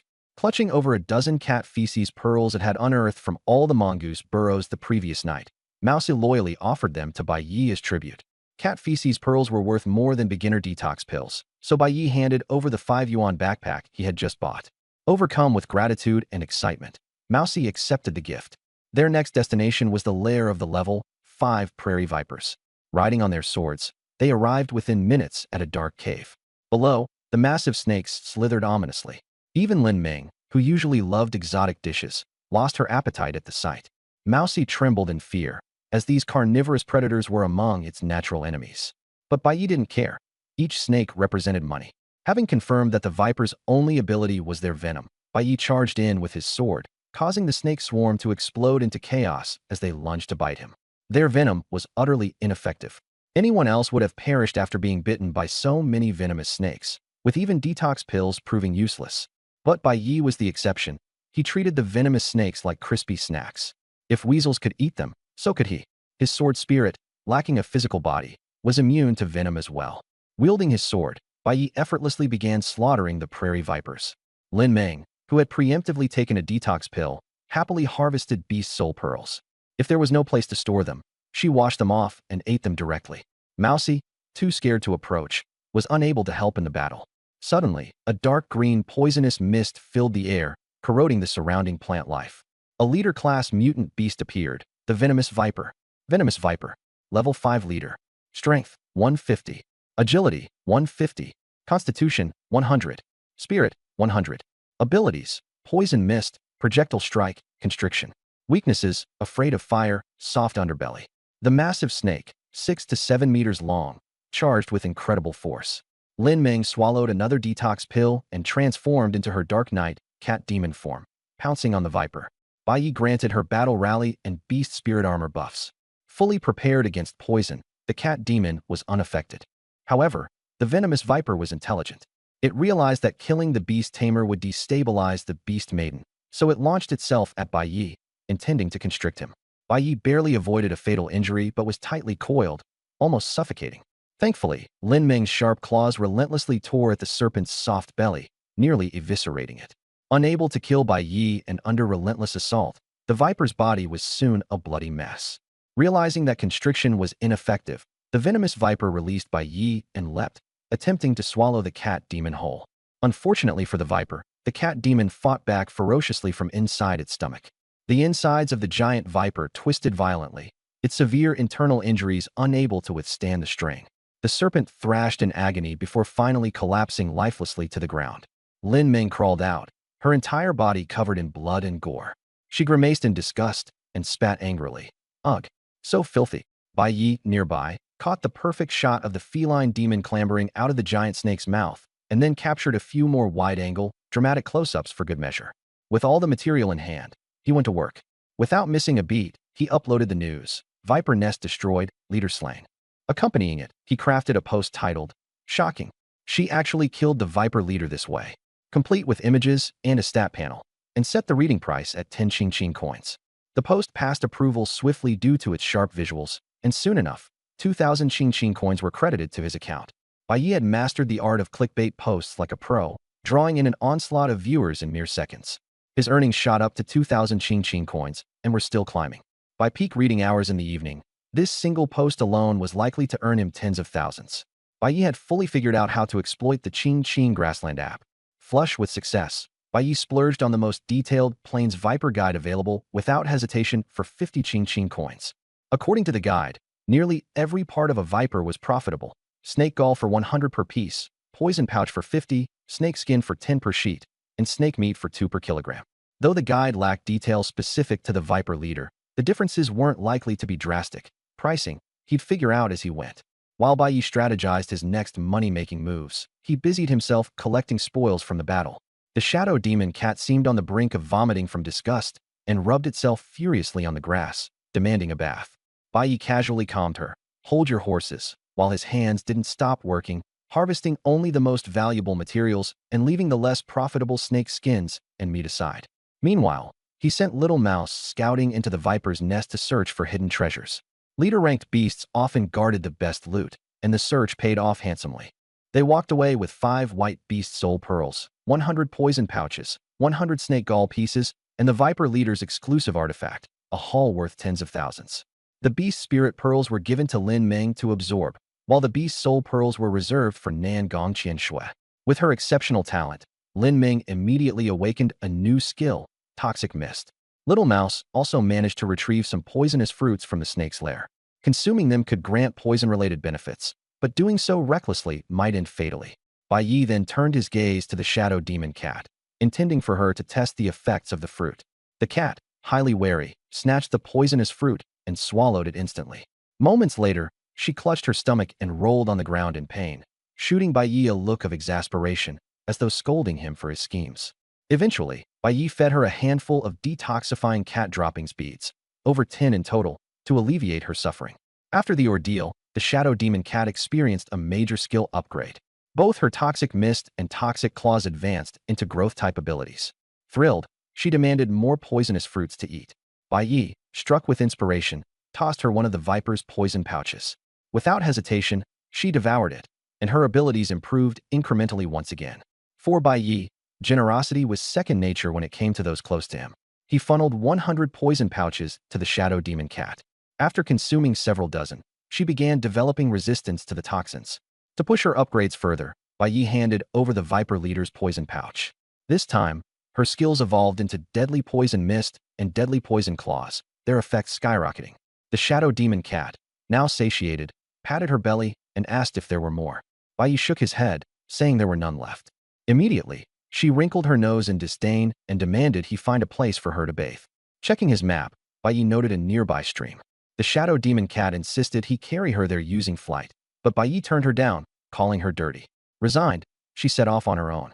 Upon arriving at the stream, the shadow demon cat leaped joyfully into the water, excitedly scrubbing herself clean.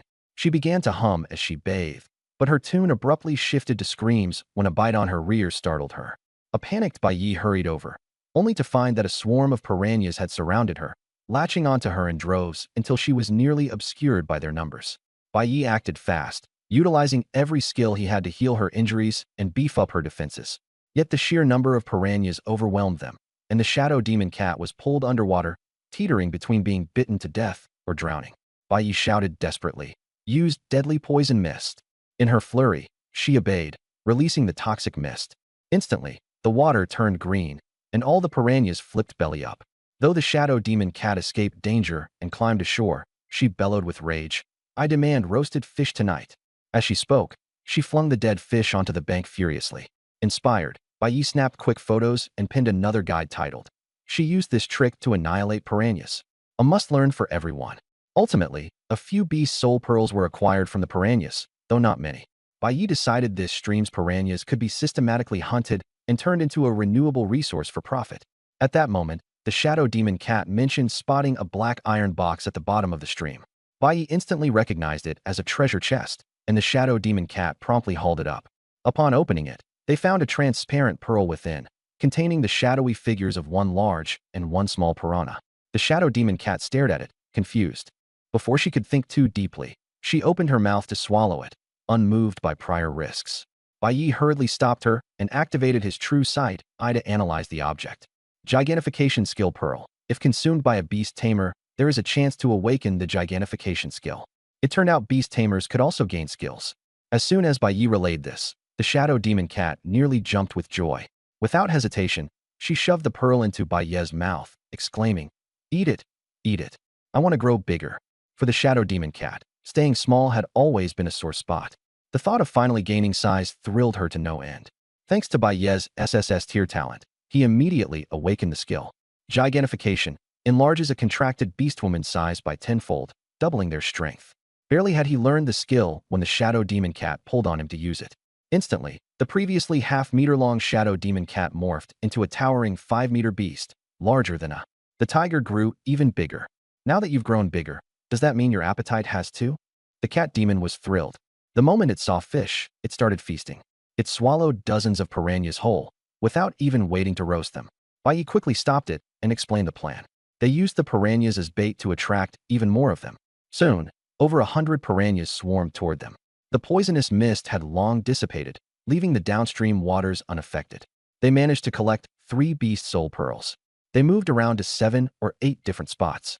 By the time the cat demon ran out of energy, they had collected a total of 30 beast soul pearls. First, Bai Yi had the cat demon level up. Using 16 white beast soul pearls, the cat demon advanced to level 3. Its condition was fully restored, limitless stamina. Next, they started hunting upstream. After clearing out nearly all the piranhas in the stream, they gathered another 20 beast soul pearls. The cat demon leveled up to 4, Nangong Qianxue reached level 3, and Mouse Bro managed to break through to level 2. It was rare for Mouse Bro to achieve a breakthrough, and encountering Bai Yi was like striking gold for it. At that moment, as the cat demon leaped into the water to poison the fish, an enormous figure suddenly surged up from the depths, a level 8 black-scaled crocodile. The crocodile swallowed the cat demon and dozens of fish in one bite, its jaw strength terrifying. Black-scaled crocodile, level 8, strength 300, agility 100, constitution 200. Skills, bite death roll. Weakness, weak jaw-opening strength. A level 4 cat demon's strength was only 150, far inferior to the crocodile. But with Bai Yi's enhancements, war drums plus 100%, gigantification plus 100%, total domination. The cat demon pried the crocodile's jaws open and slammed it to the ground, finishing it off in a matter of blows. Bai Yi realized they had ventured 10 kilometers deep, arriving at the Green Plains. In the distance, a group of glowing green eyes gleamed. It was a pack of prairie wolves. The leader was a blood-red wolf, 4 or 5 meters long, the bloodthirsty demon wolf. Bloodthirsty demon wolf, level 8 leader. Strength 600, agility 300. Skills, berserk, blood armor, blood restoration. Weaknesses, weak to poison, fatigued after berserk state. This wolf pack's alpha was the overlord of the land. Encountering them was sheer bad luck for Bai Yi and his companions. However, the wolves had actually been tracking them. The pack had been drinking downstream, but the entire group had gotten poisoned. The entire stream had been polluted. All of it. How outrageous. Who was the despicable creature that did this? Furious, the alpha gathered the entire pack and followed the stream upstream in search of the culprit. Finally, they found them. Humans. Humans dared to pollute their water source? The alpha intended to tear them apart and devour them whole. At this point, an interface appeared in Bai Yi's vision with the following options. 1. Successfully escape. Reward, agility plus 10. 2. Defeat the bloodthirsty demon wolf. Reward, all attributes plus 10. 3. Kill all 5 subordinate demon wolves. Reward: mastery of basic swordsmanship. 4. Slay the Lord class Silver Moon Sky Wolf. Reward: sword mastery. The bloodthirsty demon wolf was already formidable enough. Even at full strength, the night cat demon was no match for it. If it went berserk, its attack power would double. On top of that, dozens of prairie wolves surrounded them. An all-out battle would be a losing proposition. Not to mention the 5 subordinate demon wolves. Facing the Lord class Silver Moon Sky Wolf was utterly unrealistic. Retreat. Bai Yi scooped up the night cat demon and mouse bro, leaping onto his flying sword to flee. But they didn't escape. With Nangong Chinchua accompanying Bai Yi, their speed decreased. They were barely ahead of ordinary prairie wolves. The wolf pack's hatred for Bai Yi reached its peak because the bloodthirsty demon wolf was especially vulnerable to poison, and Bai Yi had poisoned their entire water source. The wolves were all poisoned. Could they let him go?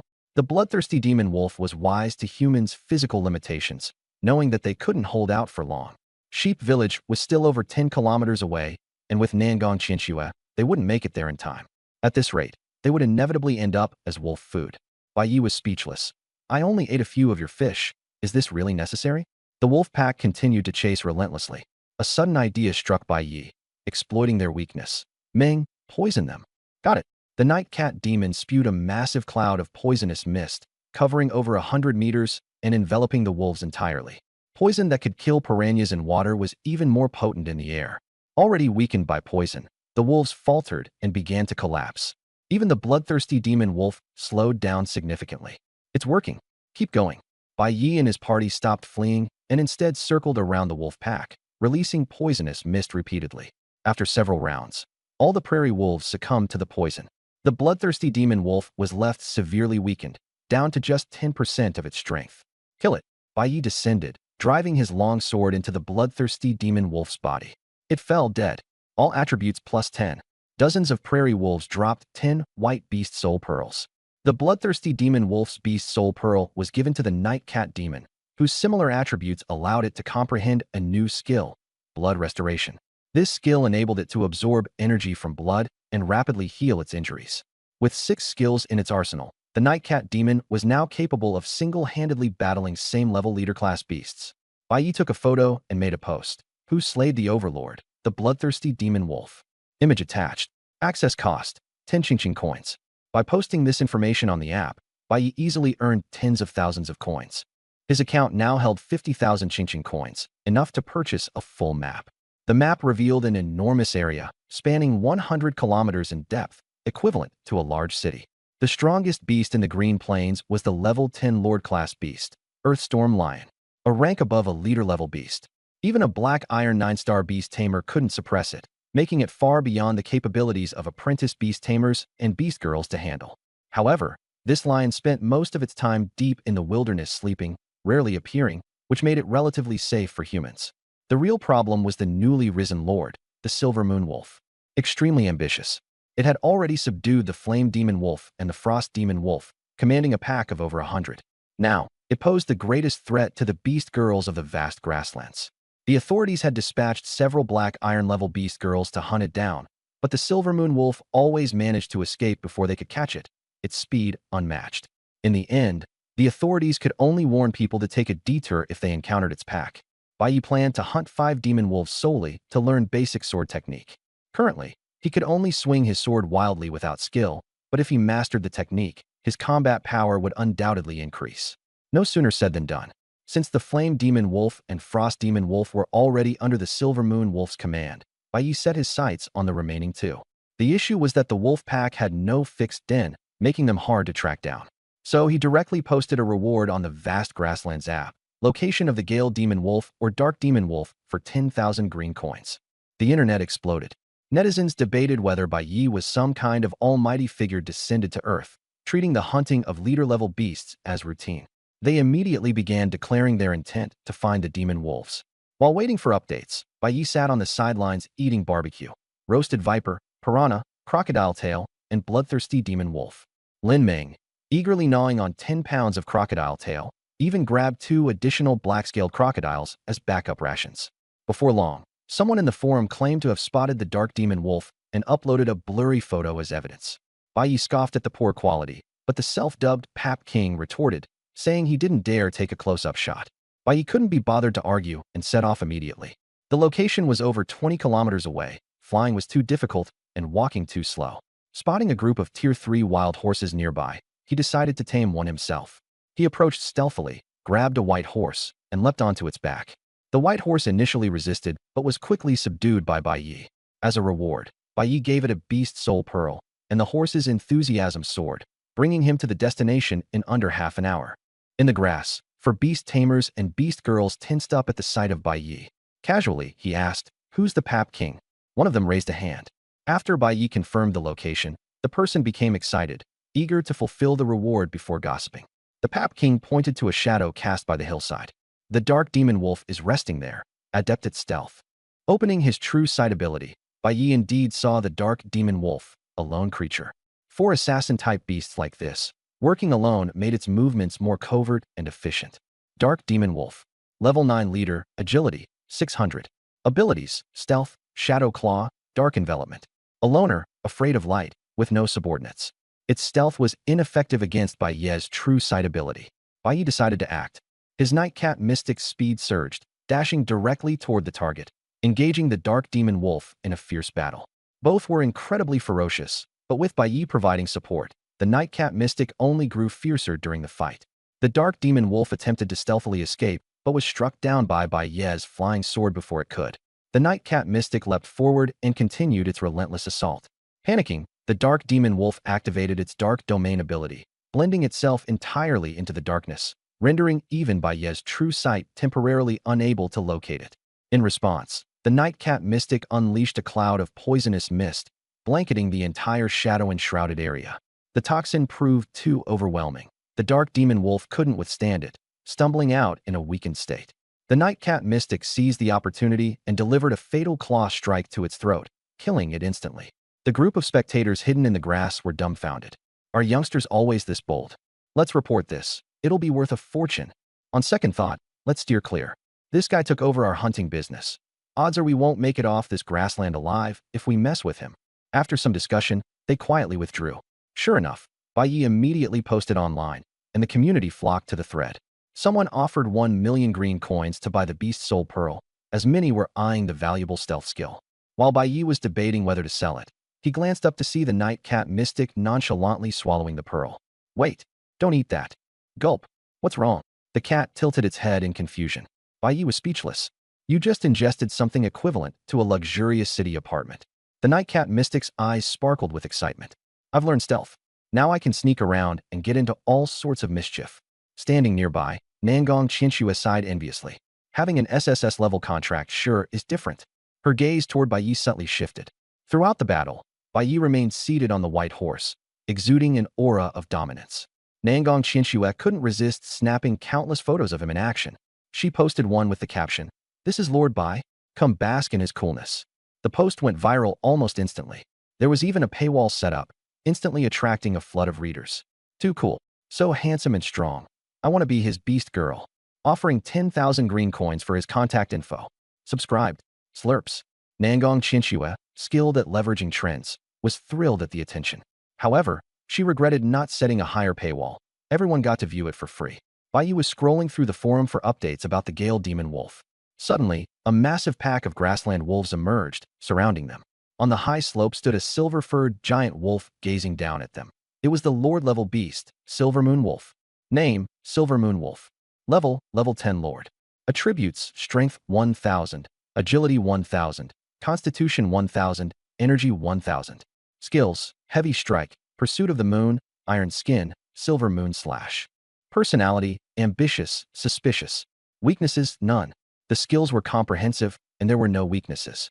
Surrounding it were 3 leader demonic wolves, red, blue, and green in color, along with over 100 grassland wolves.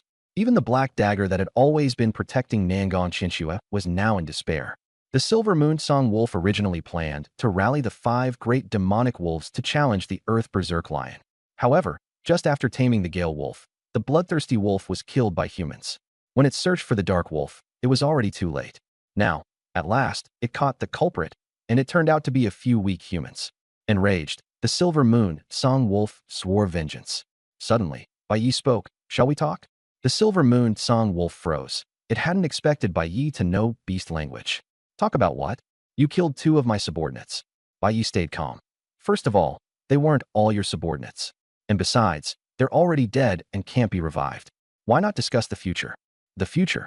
I'll help you kill the Earth Berserk Lion and make you the new overlord of the grass plains. The Silver Moon Song Wolf was tempted. The Earth Berserk Lion was an old overlord whose strength far surpassed its own. A head-on challenge with just itself and its subordinates was almost hopeless. Cooperation might just give it a chance. Why should I trust you? You can send wolves to monitor me at all times. I'm merely a beast tamer, no combat power. The Silver Moon Song Wolf, being naturally suspicious, carefully considered Bai Yi's proposal. Bai Yi, however, was prepared. The Silver Moon Song Wolf finally nodded in agreement, but instead of sending an ordinary wolf, it dispatched the Gale Demonic Wolf as a safeguard. Is this a new mount for me? Bai Yi directly mounted the Gale Demonic Wolf. The wolf bared its fangs in rage, but Bai Yi paid it no mind. With 70 to 80 kilometers to the Earth Berserk Lion's territory, Bai Yi would need to ride the Gale Demonic Wolf. The Silver Moon Song Wolf approved. Riding the 5-meter-long Gale Demonic Wolf, Bai Yi took a few selfies to brag and had Lin Ming capture some scenic shots for him to upload to the forums. Demonic Wolf Mount. The choice of a real man. Picture. Viewing charge, 2 Qing coins. Anything from Lord Bai is always excellent. The post instantly attracted huge attention. Wasn't Lord Bai seeking a Gale Demonic Wolf for a bounty? How did it become his mount instead? Using a high-tier leader demonic beast as a... On his journey, riding the Gale Demonic Wolf, Bai Yi swept through other beasts, earning a substantial bounty. He also actively interacted with fans on the forums, reveling in their awe and envy and thoroughly enjoying the act of showing off. Discussions abounded, with many speculating that Bai Yi had allied with the newly risen Silver Moon Song Wolf to challenge the Earth Berserk Lion, who had ruled the grass plains for years. Others suspected that Bai Yi had signed a contract with the beasts, and some even sent money, hoping for insider information. Bai Yi, however, left them with only one cryptic response. No rush, all will be revealed soon. While traveling, whenever they encountered beasts, Bai Yi had the wolf pack assist in bringing them down, boosting their strength. Although the Silver Moon Song Wolf worried this might strain their alliance, it ultimately agreed.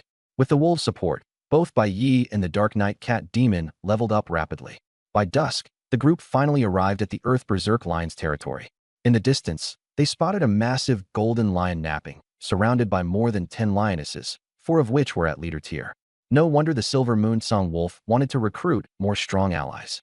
Bai Yi snapped a photo and posted a teaser about the imminent battle. At the same time, the system displayed new options. 1. Help the Silver Moon Song Wolf eliminate the Earth Berserk Lion and be rewarded with Lion Soul Protection. 2. Double-cross the Silver Moon Song Wolf and earn Wolf Soul Protection. 3. Eliminate both the Silver Moon Song Wolf and the Earth Berserk Lion to gain Beast Soul Protection. After weighing the rewards, Bai Yi ultimately decided to cooperate with the Silver Moon Song Wolf. The two quickly finalized their battle plan. The Dark Knight Cat Demon would stealthily assassinate one of the leader lionesses first, reducing the enemy's head count. The Cat Demon would then unleash a poisonous mist to weaken the lion pride. The Silver Moon Song Wolf would engage and distract the Earth Berserk Lion. Meanwhile, the Icefire Demonic Wolf, along with the Cat Demon, would deal with the remaining leader-tier lionesses, and the regular wolves would assist in subduing the other lionesses. The Gale Demonic Wolf's role was to protect and closely monitor Bai Yi. The initial phase went smoothly, but the Icefire Demonic Wolf was no match for the leader-tier lionesses and was soon suppressed.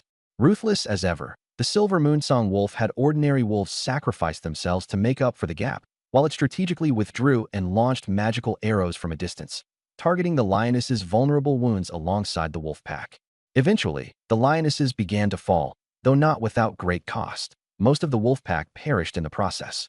Only fewer than 100 out of the hundreds of grassland wolves remained, and all were injured. The fortunate part was that the 2 leader-tier demonic wolves had managed to survive. Normal grassland wolves posed no threat to the Earth Berserk Lion. No matter how numerous, they were ineffective. The leader-tier demonic wolves became the backbone of their assault. The Dark Knight Cat Demon, too, struggled against the leader lionesses. Despite Bai Yi's assistance, she was battered and bruised. Yet her greatest strength lay in her formidable regeneration ability. On the battlefield, she was near immortal. As long as she wasn't instantly killed, she could continue fighting with Bai Yi's healing support.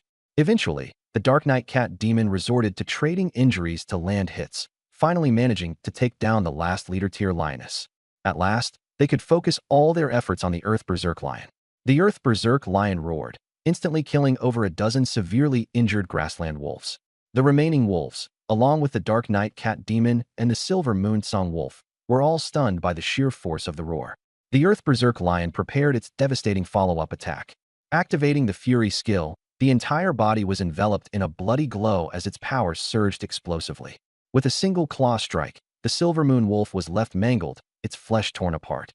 The Silver Moon Wolf howled long and loud, waking the rest of the wolves from their slumber. The Icefire Demon wolves launched their attack hurriedly, firing flame arrows and ice arrows. But when these struck the golden hide of the Earth Berserk lion, they only left shallow marks, barely scratching it. The Silver Moon Wolf unleashed its Silver Moon Slash, managing to leave a deep wound on the Earth Berserk lion. Seeing an opening, the Nightshade Cat Fiend pounced ferociously, using its venomous claws to pierce into the wound, inflicting a grievous injury upon the lion. In agony, the Earth Berserk lion flung the Nightshade Cat Fiend aside. Its body shone with golden brilliance, activating its armor skill, which significantly enhanced its defense. Flame arrows, ice arrows, and even the Silver Moon Slash became completely ineffective. At this moment, the lion refrained from counterattacking.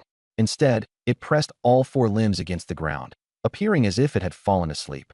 In truth, it was utilizing its earthly renewal skill to heal its wounds. Sure enough, the injuries began to heal rapidly before everyone's helpless eyes, leaving them with no means to stop it. The Earth Berserk lion fully recovered, and with its combination of armor and healing, it seemed utterly invincible.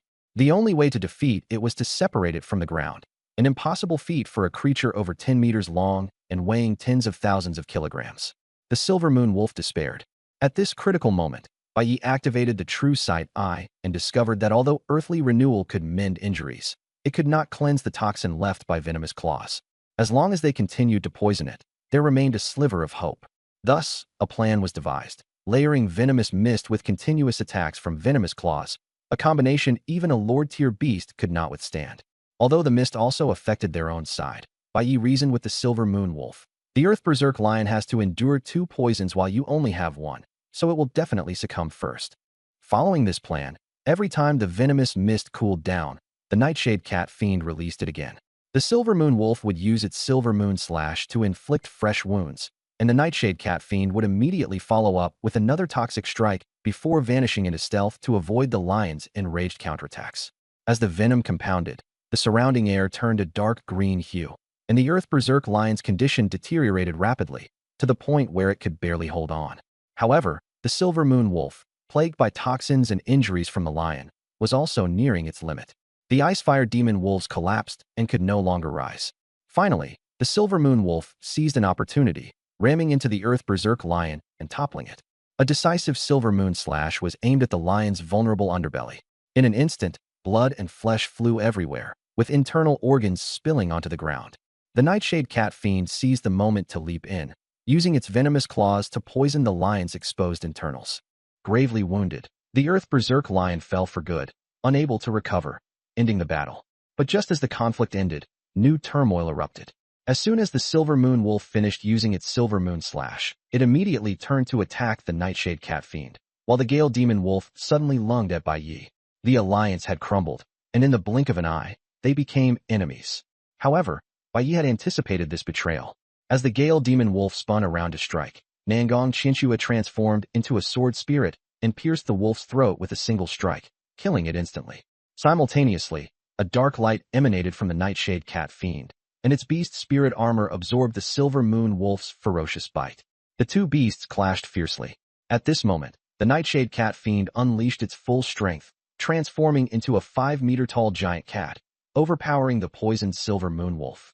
After dealing with the Gale Demon Wolf, Bai wielded the Sword Spirit and swiftly eliminated the immobilized Icefire Demon Wolves, gaining basic swordsmanship in the process. He then absorbed the lion's soul, forming a layer of golden armor around himself. Together, Bai and the Nightshade Cat Fiend overwhelmed the Silver Moon Wolf, severely injuring it. Seizing another opening, the Nightshade Cat Fiend struck with its venomous claws once again. The Silver Moon Wolf retaliated desperately, but failed to break through their defenses. Exhausted and cornered, it finally collapsed. The duo spread out to clean up the remaining wolves on the plains, killing them all and bringing the battle to a definitive end. Bai gained swordsmanship mastery and the beast soul armor, allowing him to transform beast souls into protective armor. Unfortunately, there wasn't a proper container available, so the excess beast souls dissipated. However, they left behind a plethora of spirit beads and soul beads. The Silver Moon Wolf Spirit Bead was gifted to Nangong Qianxue, who mastered the Silver Moon Slash, obtaining a powerful ranged attack. The Earth Berserk Lion Spirit Bead was given to the Nightshade Cat Fiend, allowing it to learn the Lion's Roar skill, an ability quite amusing for a small feline. With the 100 Beast Soul Beads they collected, Lin Ming leveled up to 6, Nangong Qianxue to 5, and the remainder were given to Mouse Jr., who advanced to level 3. While exploring the territory, Mouse Jr. discovered a patch of Earth Gold fruits, which everyone consumed to enhance their physiques. The surplus Earth Gold fruits were stored by Bai Yi, as they could fetch a high price. Mouse Jr. also unearthed a precious gold spirit Oregon. As a reward, Bai Yi gave it the spirit bead of the Flame Demon Wolf, teaching Mouse Jr. the Flame Arrow skill and raising it to level 4, enabling it to continue mining. Bai Yi then snapped a series of pictures and uploaded a post. Battle over. Who is the new ruler of the grasslands? Accompanied by multiple images. Reading access required payment. As night descended, most beast tamers had already departed. Back at Qingqing Town, the tamers and beast girls were all eagerly awaiting updates from Bai Yi. As the new post was published, hordes of people flooded in to view it. Who cared about a mere 100 Qingqing coins? The official reward alone was a staggering 100,000. After all, Bai Yi had reported the deaths of 2 Lord-tier beasts, along with several Leader-tier ones. The announcement's traffic revenue shot past 100,000 in an instant and was still climbing. Anyone using the Green Plains app, no matter where they were, was riveted by this monumental event. Holy crap, they're both dead. Lord Bai killed 2 Lord-tier beasts. What kind of god is Bai Yi? Who's the new ruler of the Green Plains? Who exactly is the boss? 2 Lord-level beasts and so many Leader-level ones, all dead. From now on, the Green Plains will be a newbie paradise. Lord Bai has rewritten history. Amazing. Of course, there were dissenters. It's just driving wolves out to let tigers in. What's the big deal? Someone instantly retorted. If you think you're so good, why don't you give it a try? Navigating between 2 Lord-level beasts and winning. An average person would have been dead long ago. Say it to his face if you dare. Stop being an armchair critic. At this moment, Bai Yi couldn't care less about the chatter. He was having a barbecue party with Lin Ming and Nangong Qianxue, feasting on the meat of the Earth Lion and the Silver Moon Wolf, pure energy boosters. Bai Yi stored the beast's hides inside his dimensional space. Meanwhile, Brother Mouse had somehow recruited a group of fire mice and was now digging furiously for ore. This was the Earth Lion's territory, thick with the scent of blood, so no other beasts dared to come close.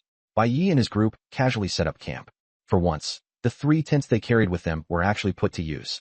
With the dimensional space, they didn't even need to stand guard. Brother Mouse served as their watchman, allowing everyone to sleep soundly. When they woke up the next day, they were refreshed and full of energy.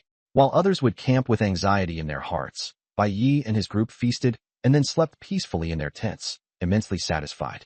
They gathered the golden spirit or that the fire mice had mined, had some roasted meat for breakfast, and prepared to return. Any further delay would mean having to camp out again, something Nangong Qianxue was keen to avoid after just one experience. The Black Dagger Guardian following her seemed equally resigned. Everyone agreed it might be time to tame some mounts soon. Bai Yi scouted for potential mounts on his flying sword. First, he came across a herd of zebras, but they were so aggressive that he ended up killing them all without taming a single one. No wonder no one rides zebras. Next, he encountered some wild bulls, but they were just as unruly and refused to submit. As they continued their search, killing along the way, Nangong Qianxue even leveled up to level 6, but they still hadn't found a usable mount. Just as Bai Yi was growing frustrated, a leader-level windchaser leopard appeared, coming forward of its own accord to bow before him. It even offered up a breeze fruit. Bai Yi was stunned. The leopard actually spoke in beast language, saying it wanted to become the new overlord of the Green Plains and hoped for Bai Yi's help. At that moment, the system presented him with 3 options. Option 1. Kill the windchaser leopard. Reward, strength plus 10. Option 2. Help the windchaser leopard evolve to lord level and become the new overlord. Reward, all attributes plus 100. Option 3. Help the fire mouse evolve to lord level and become the new overlord. Reward, a 100% increase in all attributes across the Green Plains, with the ability to teleport to any area instantly. The reward for killing the leopard was too low. It wasn't worth it. The reward for helping Brother Mouse evolve was the most enticing, essentially granting control over the entire Green Plains. However, elevating the lowest tier fire mouse to lord level would require an immense amount of resources. The expenditure would be enormous. Brother Mouse's natural talent was mediocre. Even as a Lord-level beast, it might struggle against leader-level beasts. So Bai Yi decided to skip the hassle and let the Windchaser leopard become the new overlord. Using his true sight eyes, Bai Yi observed that the Windchaser leopard's attributes were nearly on par with the Silver Moon wolf, with agility approaching 2,000 points and on the verge of breaking through. It had a real chance of becoming the overlord. Bai Yi asked, "What benefits do I get out of this?" The Windchaser leopard responded directly, 10 white beast soul pearls or 1 spirit fruit per day. This was equivalent to earning 10,000 coins a day, an excellent deal. Bai Yi agreed immediately. The first step was to help the leopard break through to Lord level. He had it consume the beast soul pearl of the Gale Demon Wolf, allowing it to evolve successfully. With similar attributes and the high energy contained in the beast soul pearl, the Windchaser leopard transformed directly into a Tempest Demon leopard. Its body expanded to over 10 meters, radiating an intimidating aura. Next, they needed to eliminate the most significant threats among the leader-level beasts, the black-scale crocodile, the gold-horned rhino, and the giant elephant. These beasts were scattered across the green plains. It would take Bai Yi at least a week to handle them alone. With the Tempest Demon leopard's help, however, it could cover the entire area in an hour, making it possible to resolve everything in a single day. Working together, Bai Yi and the Tempest Demon leopard easily took care of the leader-level beasts. As a result, Bai Yi obtained 5 leader-level beast soul pearls and dozens of beast spirit pearls. Money was no longer an issue, so he allocated the beast soul pearls to his team members. The Midnight Cat Demon, Lin Meng, mastered the giant elephant's strength, doubling her power and size, though it made her slightly disproportionate. Watching this, Bai Yi realized he was now physically weaker than Lin Meng. Nangong Qianxue learned the armor-piercing skill, significantly increasing her effectiveness against heavily armored beasts. The other beast soul pearls, however, didn't lead to any breakthroughs. No matter how talented someone is, success is never a 100% guarantee. Before nightfall, the system task was completed, granting Bai Yi a plus 100 boost to all attributes. With Lin Meng reaching level 7, Bai Yi also leveled up to level 7. Bai Yi, SSS talent. Level 7 Apprentice Beast Tamer. Strength, 330, Agility, 310, Constitution, 200, Stamina, 820. Contracted Beast Companion, Lin Meng, Midnight Cat Demon. Skills, True Sight Eyes, Advanced Healing, Dimensional Space, Battle Inspiration, Beast Spirit Armor, Gigantification, Beast Soul Protection, Swordsmanship Mastery, Superior Poison Resistance, Beast Language Mastery. The expedition yielded immense rewards, leaving the Green Plains with little appeal for Bai Yi. He decided it was time to return. On the way back, Bai Yi made a post on the back of the Hurricane Phantom Panther.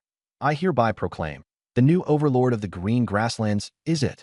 The post was accompanied by staged photos Bai Yi had orchestrated, showing the Hurricane Phantom Panther standing majestically atop the corpses of other beasts. Access to the post cost 100 Qin coins, and its popularity exploded. Everyone was discussing Lord Bai, with some exclaiming that another Lord-level beast had appeared. Lu Mei bitterly regretted her earlier actions. For just a few hundred yuan, she had offended a major figure. She realized she could no longer make a living on the green grasslands. She and Feng Fei began planning their escape, only to see a massive shadow rapidly approaching from the distance. It was no ordinary chief-level beast. Their hearts sank in despair. Hidden in the bushes, they trembled with fear, praying that the Hurricane Phantom Panther would not discover them. Suddenly, Lu Mei let out a cry. "Brother Fei, look, there's someone on the panther's back." Feng Fei peeked out cautiously and was stunned to see that the person was none other than Bai Yi. His face immediately twisted into one of tearful despair. Bai Yi spotted them too and smirked coldly. "Finally, I've found you." Terrified, Feng Fei dropped to his knees, crying and wailing. "Lord Bai, please spare us." Lu Mei feigned pitiful innocence, pleading, "Lord Bai, we'll give you everything we have. Just let us go." She even considered offering herself to Bai Yi. Bai Yi squinted at her, amused. "Are you sure?" Lu Mei's eyes sparkled with hope, thinking she could finally latch onto Bai Yi. She shyly replied, "From now on, I'm yours." Feng Fei immediately chimed in, hoping to curry favor. Nearby, Nangong Qianxue silently fumed with jealousy, doubting her own allure. In truth, Bai Yi only needed Lu Mei's cooperation to handle affairs on the grasslands. He announced her appointment as his proxy agent for managing the Hurricane Phantom Panther and required her to deliver tributes to him daily. Though both Lu Mei and Feng Fei were disappointed, they still felt lucky to have been given such an opportunity. When they heard that even the Hurricane Phantom Panther had to pay tribute to Bai Yi, they were utterly shocked and completely submitted to him. After explaining the arrangements, Bai Yi rode the panther back to Goat Village. The lookouts, spotting the approaching beast, sounded the alarm. People screamed, "Lord Bai has acquired another Lord-level beast." Upon seeing Bai Yi, the guards breathed a collective sigh of relief. Commander Zhang Shui personally came out to greet him, not daring to show any negligence. Bai Yi and his companions entered the village with great fanfare, leaving everyone amazed at this young Lord Bai. Ma Shuxian, the branch manager of Sky Tiger Mall, greeted Bai Yi courteously. In this world, where strength reigned supreme, beast women dominated important roles across industries. Though Ma Shuxian was a merchant, she was also a black iron tier expert, one of the top combatants in Qingqing Town. Yet even she treated the young Bai Yi with the utmost respect. Sky Tiger Mall was akin to T-Mall from the previous world, a national chain with serious clout. Bai Yi trusted them to sell his goods, so he began unloading rare materials from his dimensional space. The pelts of 2 Lord-level beasts, those of over a dozen Chief-level beasts, the golden horn of a gold-horned rhino, ivory from a giant elephant, and more. The onlookers were dumbfounded, finally convinced that these immensely powerful beasts had indeed been slain by Bai Yi. The haul was worth millions. Additionally, a group of ground fire mice had spent the entire night excavating gold spirit ore, which was also worth $1 million. Sadly, there were few beast spirit beads left, as most had been consumed by Lin Meng and Nangong Qianxue. The remainder would only fetch a modest 100,000 at best. With just a glance, Ma Shuxian decisively offered 1 million coins for everything, and Bai Yi promptly agreed to the deal. 3 days ago, Bai Yi had been a broke student who couldn't even afford the entrance fee to the green grasslands. Now, 3 days later, he was a millionaire. His life had completely transformed. Lin Ming chirped about wanting her share of the money, and though Bai Yi worried she would squander it, he still handed her an allowance of 100 coins. Lin Ming puffed up her cheeks adorably in mild discontent. Nangong Qianxue didn't care about money, so Bai Yi didn't mention dividing the spoils further. Meanwhile, Bai Yi had earned an additional 2 million Qingqing coins through posts and shared information on the Green Grassland app. This world was brimming with riches for the strong, but for ordinary people, the beast realm was nothing short of hell. After 3 days away from modern civilization, everyone was eager to return home to bathe and sleep in comfortable beds. They traveled back to Qing County that very day. The following day, upon returning to school, Bai Yi discovered that his class had been disbanded. Beast women who had transferred for his sake left upon realizing there was no opportunity to meet him. Bai Yi and his companions were reassigned to Class 1. As they entered the classroom, Gongsun Outyin blocked Bai Yi's path. Now serving as class monitor, he reprimanded Bai Yi and the others for skipping class for 3 days and ordered them to clean the training grounds. Bai Yi wasn't in the mood to waste time.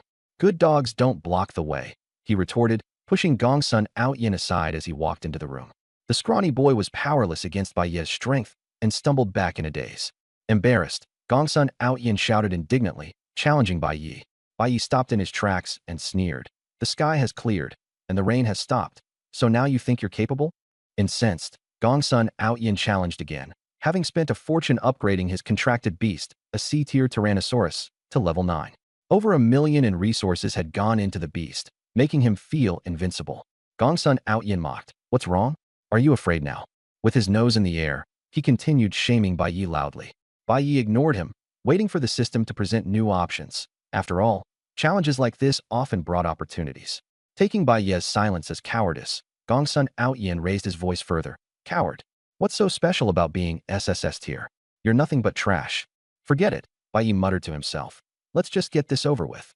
The system prompted the next set of options. The heavens didn't seem to care, not even offering a choice. Bai Yi immediately assumed a fighting stance, signaling Gongsun Outyin to come at him quickly. Knowing Bai Yi's might, Gongsun Outyin stepped aside without delay, ushering Violent Dragon King Kong to step forward instead. King Kong strode over like a tank, his massive figure barely fitting through the door. Homeroom teacher Li Ku attempted to stop them, but was accidentally knocked into Bai Yi by King Kong's sheer force. Bai Yi quickly steadied Li Ku as she stumbled, momentarily surprised by her figure. Li Ku, sensing Bai Yi's overwhelming strength, grew uneasy. How can this beastmaster be so strong? Could this be the terrifying power of an SSS rank? Seeing the fight about to erupt, Li Ku stood in between them, urging them to head to the training grounds. Bai Yi, worried about damaging the school building, agreed readily. Students poured out to watch the commotion unfold, and even the teachers didn't intervene. This was the perfect opportunity to demonstrate a real combat scenario. The floor of the training grounds was made of steel, built to withstand intense action. Bai Yi activated his true sight to analyze King Kong's attributes. A level, 9 violent dragon, but its actual strength paled in comparison to his. It posed no real threat. Li Ku, concerned, asked Bai Yi if he wanted help from his contracted beast girl. Bai Yi refused outright, saying, "It's just a little violent dragon. No big deal." After all, he had been battling leader tier and lord tier monsters these days. King Kong was hardly worth mentioning. King Kong, known for his fiery temper, was instantly enraged at being underestimated and transformed into his dragon form, charging at Bai Yi. With his colossal 4-ton body, King Kong aimed to ram Bai Yi like a charging bull. But to Bai Yi, that speed was far too slow. As the crowd gasped, Bai Yi effortlessly sidestepped the charge, leaping onto King Kong's back and transforming into an unlikely dragon knight. No matter how much King Kong bucked, he couldn't shake Bai Yi off. Smack! Bai Yi delivered a slap to the violent dragon, leaving it dazed and disoriented. It tried to resist, but received another slap, nearly losing its footing entirely. Onlookers whispered in confusion. How did just 2 slaps leave the violent dragon in such a state? Even Gongsun Outyin was baffled. King Kong wasn't acting like its usual self. Desperate, Gongsun Outyin shouted encouragement. "If you beat Bai Yi, there'll be a feast for you tonight." The violent dragon perked up instantly, ready to counterattack. But just as it stood up, Bai Yi's fist came crashing down, pinning it to the floor, rendering it unable to rise again. The scene turned bizarre. Students began murmuring among themselves. Is this staged? How could such a powerful violent dragon be subdued by a beastmaster? Some started to suspect Bai Yi truly had monstrous strength, though it seemed impossible. Bai Yi then lifted the 4-ton violent dragon as if it were weightless, slamming it down with incredible ease. The heavier the dragon got, the stronger Bai Yi's strength seemed to grow. Gongsun Outyin hurriedly used healing techniques to revive the violent dragon, only for it to get thrown down again by Bai Yi, this time by its tail. This cycle repeated. Healing, only for Bai Yi to toss it down once more. After several rounds, the violent dragon weakly cried out, "Stop healing me." I concede. The first sentence was directed at Gongsun Outyin, the second, at referee Li Ku. King Kong reverted to his human form and began sobbing uncontrollably, utterly defeated and humiliated. Only then did the crowd grasp Bai Yi's overwhelming strength. He had managed to reduce King Kong to tears. Bai Yi turned his gaze toward Gongsun Outyin, saying, "From now on, cleaning the training grounds is your job." Gongsun Outyin protested. "Why? I'm the class monitor." But when Bai Yi scanned the room, no one dared to speak against him. With a smile, he declared, "It seems everyone's agreed I should be the class monitor now." Left with no choice, Gongsun Outyin complained to the teacher. "Ms. Li, Bai Yi is being unreasonable." Li Ku reminded him, "Bai Yi, every class has rules. You can't use violence to get your way. Unless you can defeat me. Otherwise, your words carry no weight." Bai Yi's interest was piqued, just as the system presented him with a set of choices. Option 1. Concede to Li Ku, earning plus 10 agility. Option 2. Have the contracted beast girl defeat Li Ku, earning plus 10 in both attributes. Option 3. Defeat Li Ku personally, making her cry and securing control of the class, earning plus 100 to all attributes. The third option was incredibly tempting, but Bai Yi knew he couldn't beat Li Ku yet. Her abilities were clearly above his and Lin Ming's. Plus, Li Ku could fly as a golden eagle and had numerous skills in her arsenal. Still, Bai Yi decided to give it a shot. "Ms. Li, you said it yourself. If I defeat you, I get to be in charge." Li Ku was taken aback, not expecting Bai Yi to take it seriously. She decided it was time to teach him a lesson, transforming into a massive golden eagle. Her aura radiated fiercely, silencing everyone with an oppressive force. Bai Yi remained undeterred. "Ming, prepare for battle." Lin Ming transformed into her Dark Knight catgirl form, entering full combat mode. The golden eagle hesitated, worried it might accidentally crush the petite catgirl, but Bai Yi insisted. Determined to discipline Bai Yi, Li Ku dove down as a golden streak of lightning. Bai Yi activated his war drum skill, boosting Lin Ming's agility. The Dark Knight catgirl deftly dodged the attack. The golden eagle's talons struck the ground, leaving deep scars. A single hit could prove fatal. The ironclad pressure of black iron rank washed over the battlefield, a testament to the unimaginable might of a beast girl. The Dark Knight catgirl nimbly evaded the golden eagle's first assault, earning silent approval from Li Ku. But the fight was just beginning. The golden eagle dove again, flapping its powerful wings at close range, generating a massive gust of wind that knocked the catgirl off balance and into its talons. Bai Yi quickly reinforced her with beast spirit armor, causing the golden eagle's claws to fail and piercing through. The golden eagle contemplated taking her into the sky for an extreme free fall. He wanted her to admit defeat. However, to everyone's surprise, the cat demon wasn't captured. Bai Yi deployed a massive spell, while the cat demon activated its giant elephant power, instantly growing to 10 meters tall. Its strength soared, surpassing even the golden eagle. It reversed the situation, grabbing the golden eagle and slamming it into the ground repeatedly. Once the golden eagle hit the ground, all its advantages disappeared. Wang Hong, Li Ku's beast tamer, initially planned not to intervene, thinking Li Ku had the match in the bag. But when things took a drastic turn, he was shocked by the terrifying power of an SSS-level beast tamer. Hastily, Wang Hong boosted the golden eagle's strength, allowing it to regain the upper hand. Using its sharp beak, it aggressively pecked at the cat demon, shattering its beast spirit armor on the spot, revealing a clear disparity in strength. Yet, the cat demon was relentless and refused to let go. It used healing skills during the fight to recover, while Bai Yi manically supported it with continual healing, showing no fear of injury. The golden eagle, on the other hand, wasn't as fortunate. Wang Hong couldn't keep up with healing, and after several rounds, the golden eagle was covered in wounds and poisoned. Meanwhile, the cat demon was full of vitality, with any small injuries instantly recovering. Li Ku could no longer hold on and admitted defeat. She reverted to her human form, her clothes in tatters, her face pale from poison. She collapsed on the ground, unable to move. The crowd was in an uproar, and no one dared to question Bai Yi anymore. Bai Yi leaned over and asked Li Ku, "From now on, I'm in charge, right?"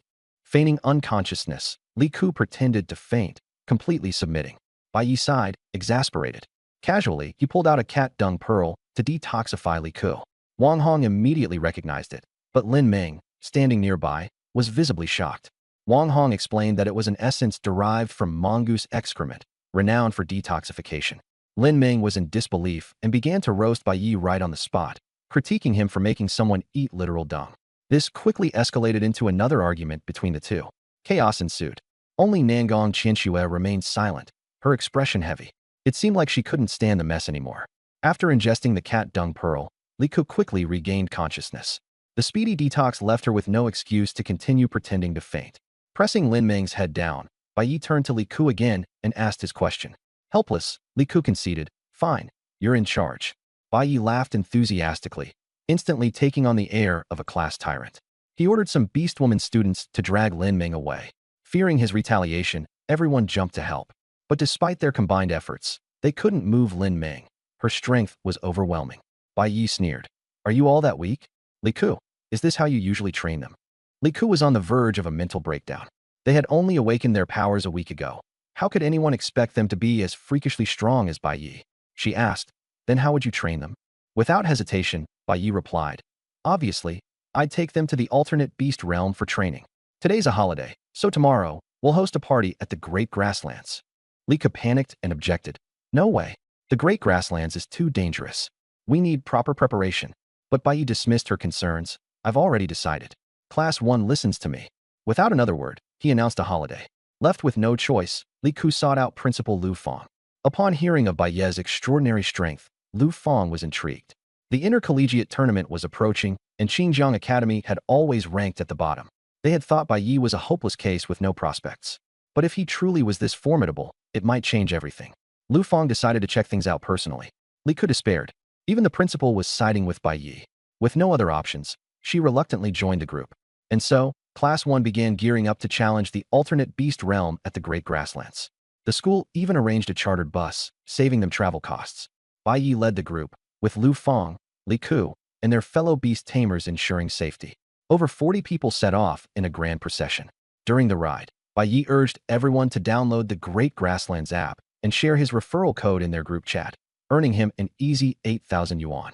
Nangong Qianxue was speechless. "You're already a millionaire. Do you really need that petty change?" Bai Yi would undoubtedly reply, "Making money is fun." They soon arrived at Qingqing town. As they got off the bus, greetings poured in. "Good morning, Master Bai." "Master Bai, you're back." "Master Bai, what's the big plan today?" Everyone called Bai Yi Master Bai, leaving even Lu Fong bewildered.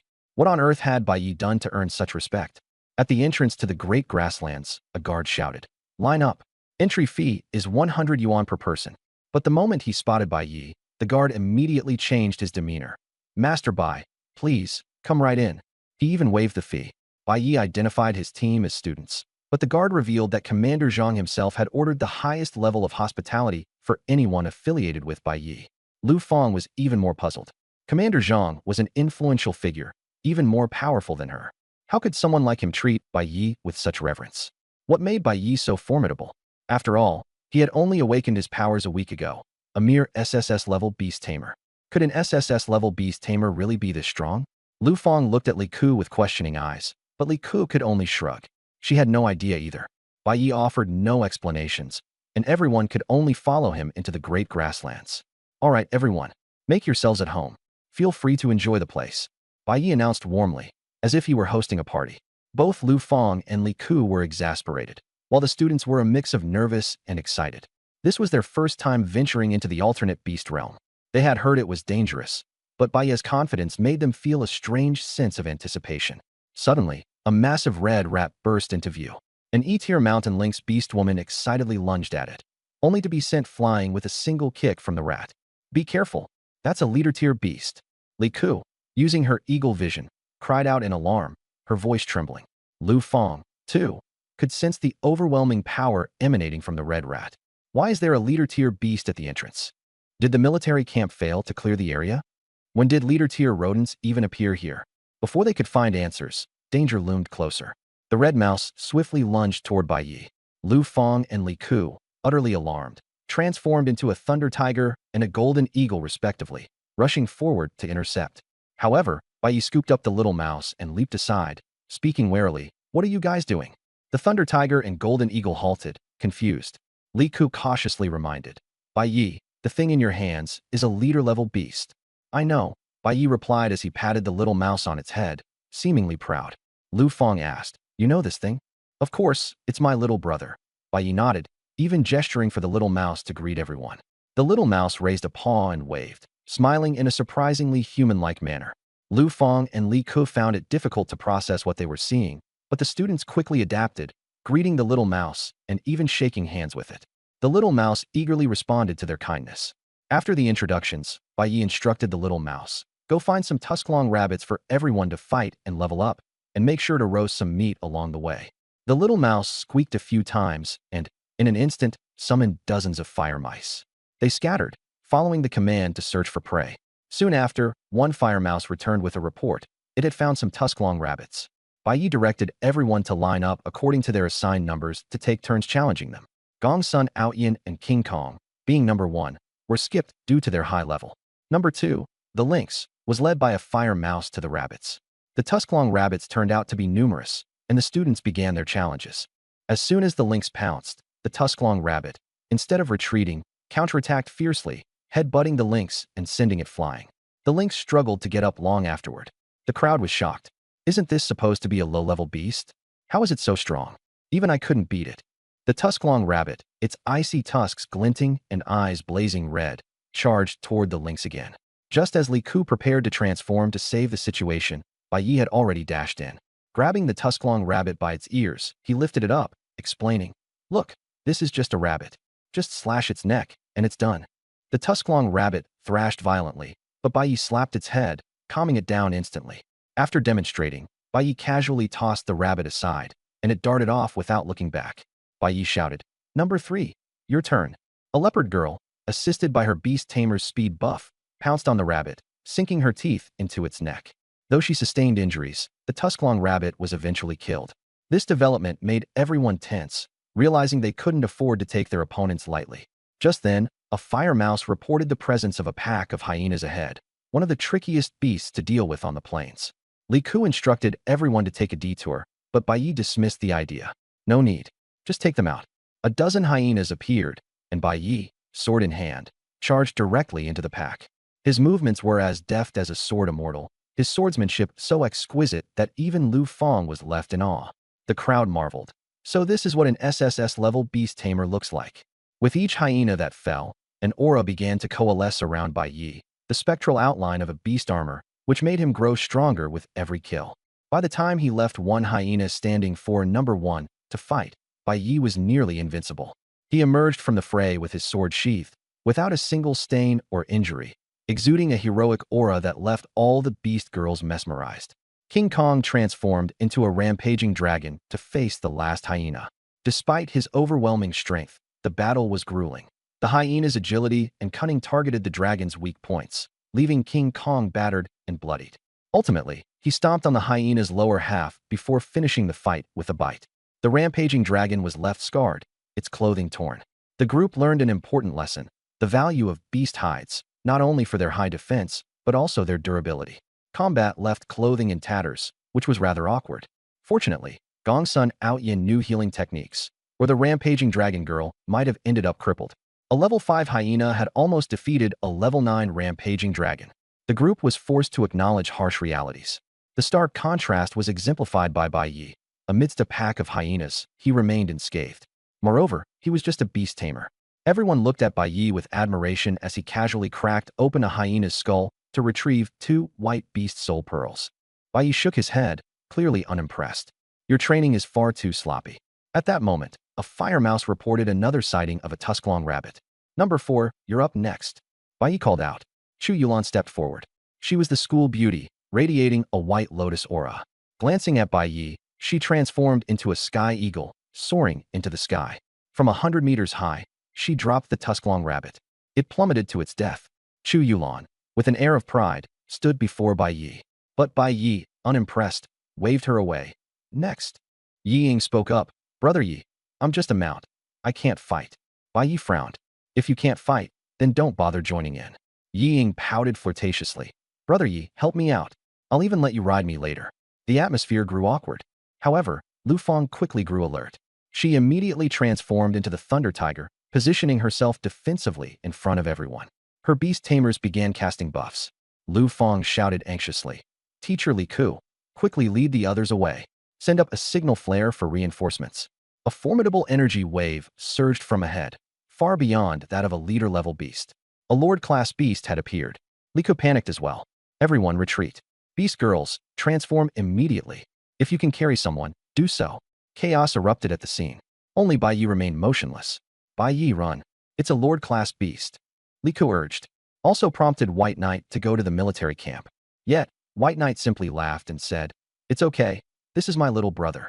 He waved his hand, and the Hurricane Demon Panther came over, affectionately rubbing against him. The kangaroo leader also appeared, pulling out 10 beast soul pearls from its pouch and offering them to White Knight. Everyone was in shock. A Lord-level beast was actually paying tribute to White Knight. No wonder everyone in Greentown showed such respect whenever they saw him. This territory clearly belonged to White Knight. Lu Fang and Li Ku were at a loss. Protect White Knight? In this place, there absolutely wasn't any need. The two of them withdrew to the back, watching White Knight continue to flaunt his strength. At this moment, processed long-toothed hares were neatly arranged in the clearing. Ground fire rats were taking turns spewing flames, filling the air with a mouth-watering aroma. The ground fire rat leader even sprinkled chili and cumin expertly, as if it were a professional chef. Surreal. Even more magical, a Lord-level hurricane demon wolf sat nearby, drooling as it waited for the meal. Taking advantage of a moment when the little rats weren't paying attention, it even tried to steal a roasted hare, only to get slapped back by one of the small ground fire rats. Be patient. The master eats first, scolded the small rat. The demon wolf retorted shamelessly. I was just checking if it's cooked for the master. White Knight then addressed the crowd. Today, only those who fought in battle will get to eat roasted meat. If you didn't step up, you go hungry. Everyone quickly sprang into action. Even Yi Ying's rouge horse managed to kick a hare flying. The most incredible scene involved the plant-type beast lady, Pea Shooter. After transforming, she rooted herself in place, unable to move, but unleashed giant peas to pummel hares to the ground. Lin Ming, salivating, picked up a giant pea to munch on, but nearly broke a tooth. She handed it over for the ground fire rats to cook, but even they couldn't soften it, so they had to give up. Overall, everyone showed solid performance. With the help of the ground fire rats, finding beasts became easier. They fought about 10 battles that day, mainly against lower-level beasts like long-toothed hares, spring antelopes, and giant horned wild bulls. In total, they barely gathered 10 white beast soul pearls, less than what the Hurricane Demon Panther had handed in. Yet, the students were full of enthusiasm, thrilled by their first taste of combat, and visibly aware of the vast gap between regular people and true talents. By evening, the barbecue feast began, and everyone was as excited as if they were on vacation. Even passers-by couldn't believe their eyes, as the beast space seemed unusually harmonious for once. However, this harmony was purely White Knight's doing. In reality, the place was rife with danger. Before nightfall, everyone left the green grasslands. With White Knight around, no one feared for their safety, but camping out wasn't particularly convenient. On the way back, Lu Fong said to White Knight. You're an SSS class genius. You don't need to linger around wasting time with ordinary folks. Aim to reach level 9 or even black iron rank within a week. The league will need you. With good grades, you can even skip the written exam. White Knight's eyes lit up at the mention of skipping a test since his theory knowledge was poor, and this was his only chance at exemption. Lin Ming, meanwhile, was even worse. She was a complete no-show when it came to written tests. White Knight readily agreed. Seeing that the green grassland's resources were nearing depletion, White Knight decided it was time to move to a new location. At this moment, Nangong Qianxue finally spoke up. Let's go to Jiangzhou City. I know that area well. In truth, she had come to Qinjiang County purely for White Knight. Jiangzhou City was rich in resources and home to the perfect beast space for beginners. Without delay, Nangong Qianxue summoned a jeep. The driver was a gentle middle-aged man, while a cool, black-armored woman occupied the passenger seat. When White Knight activated his true sight, he saw that both were black iron 9-star rank, stronger even than Principal Lu Fong. The imposing woman, Nangong Yan, turned out to be an artifact spirit of a B-grade weapon, a Xianming dagger. Nangong Qianxue politely greeted her as Aunt Yan, but the driver was completely ignored. Men had a very low status in this world. Nangong Yan gave a slight nod, as aloof as ever. However, upon meeting White Knight, she smiled faintly and even complimented him. You're quite exceptional. White Knight remained calm, but Nangong Qianxue blushed furiously. The trip to Jiangzhou City would take 3 hours. In the back seat, White Knight, Lin Ming, and Qianxue dozed off. Even in her sleep, Lin Ming drooled and absent-mindedly scratched at White Knight. Drowsily, White Knight suddenly saw a choice menu pop up in front of him. Choices. Facing the system's options, White Knight immediately became alert. Realizing there was a life-threatening situation, he snapped awake and shouted for the driver to stop the car. The driver hesitated and didn't stop. White Knight, not wasting any more words, grabbed Lin Ming and pulled Qianxue along, kicking open the car door and jumping out. Nangong Qianxue instantly transformed, carrying White Knight into the air. A massive explosion erupted behind them as the jeep was blown to pieces. White Knight used his beast soul armor to shield Lin Ming, blocking the shockwave. Lin Ming finally woke up, utterly confused. Nangong Yan and the driver hadn't reacted in time. The driver was gravely injured, while Nangong Yan, thanks to her beast lady constitution, managed to hold out. The attackers were clearly targeting the Nangong family. Another car pulled up nearby, and a group of black iron-ranked beast tamers and beast ladies disembarked. Qianxue confirmed that she didn't recognize any of them, but the hostility was unmistakable. A beast lady transformed into a bloodbat and pursued them relentlessly. Nangong Yan became the Xianming dagger to fend her off, but she was suppressed by a coordination of firewolves and beast tamers. Having lost her original beast tamer partner, Nangong Yan was in a weakened state and couldn't save White Knight and the others. White Knight and Qianxue fled through the air but couldn't outrun the bloodbat. The bloodbat fired blood arrows at White Knight, who could only shield himself with Lin Ming. The beast's soul armor shattered, leaving Lin Ming gravely injured. In midair, they had no way to fight back. Poison attacks were ineffective against the bloodbat, leaving them cornered. Realizing the situation was dire, White Knight signaled for his flying sword to dive. The bloodbat remained in hot pursuit. In this life-and-death moment, grinned from ear to ear, her eyes twinkling like stars. White Knight found himself slightly amused by her childlike enthusiasm, but maintained his stoic demeanor. Earlier in the dark and fast-changing battlefield, White Knight's silver moon barely scratched the surface of the bloodbat. However, the Dark Knight Cat Demon's lion's roar interrupted the blood arrow and left the bloodbat momentarily stunned. That critical opening proved to be the turning point. The Dark Knight Cat Demon suddenly grew larger, even overshadowing the formidable bloodbat. The latter struggled fiercely but was no match, being firmly pinned to the ground under sheer force. Boom! Both beasts crashed to the earth with a thunderous impact. It was the bloodbat who bore the brunt of the damage, whereas the Dark Knight Cat Demon remained virtually unharmed. Seizing the opportunity, White Knight darted forward with Nangong Qianxue aiding him. White Knight's immense strength and swift sword strikes pierced through the bloodbat's blood shield. It left the bat entirely defenseless as his long sword drove into the beast's body. Attempts at retaliation were futile as the Dark Knight Cat Demon's weight immobilized it. With one final strike, White Knight beheaded the bloodbat. Life ebbed from the creature as it met its end on the spot. Working together, White Knight and his allies vanquished a formidable black iron level 5th stage beast mistress. Nangong Qianxue could hardly believe her own eyes. This opponent was far more dangerous than their previous foes and had clearly aimed to assassinate White Knight. Yet, in a dramatic reversal, it was White Knight who emerged triumphant. She couldn't help but marvel at White Knight's overwhelming power. Snapping out of her awe, Nangong Qianxue urgently called out, "Quick, save Aunt Yen." The group immediately recalled the other peril, an assassin targeting Nangong Yen. Elsewhere, Nangong Yen, forced into her Xianming dagger form, was struggling against a fire wolf's assault. She could no longer hold her transformed state, reverting to her human form and collapsing weakly to the ground. Blood spilled from her lips as she cursed angrily. "Who are you? How dare you go against the Nangong family?" The fire wolf sneered coldly. "Blame yourselves for not knowing your place." She opened her jaws wide, flames threatening to engulf Nangong Yen. At that moment, the Dark Knight cat demon struck from the shadows, its venomous claws tearing through the fire wolf's shoulder. Poison coursed through the beast's veins, severely weakening it. White Knight arrived on the scene, clad in a bloodbath armor, wielding his sentient sword. Nangong Yen gasped in both relief and worry. "You must leave now? You can't defeat them." She was meant to be the one protecting Nangong Qianxue, not entrusting her safety to others. However, the firewolf showed no concern and recognized her new opponents with mockery at the ready. Laughing maniacally, she ignored their arrival. With a sinister focus, she lunged for the Dark Knight cat demon, clearly intending to eliminate it first before dealing with Nangong Qianxue. The Dark Knight cat demon, well prepared, retaliated with a venomous fog before retreating with agile movements. The firewolf snarled in frustration, unable to keep up. It was unthinkable for a Black Iron level 5th stage beast mistress to fail in pursuing her foe. Shifting her aggression, the firewolf targeted White Knight directly, curious about what an unconventional beast master could possibly accomplish. Most would flee, but not White Knight. He met her attack head-on, parrying her strike with Silver Moon Slash. Then, he engaged her in direct combat, showcasing his masterful swordsmanship. The firewolf, unversed in such techniques, struggled desperately, sustaining numerous injuries from White Knight's sharp and relentless sentient sword.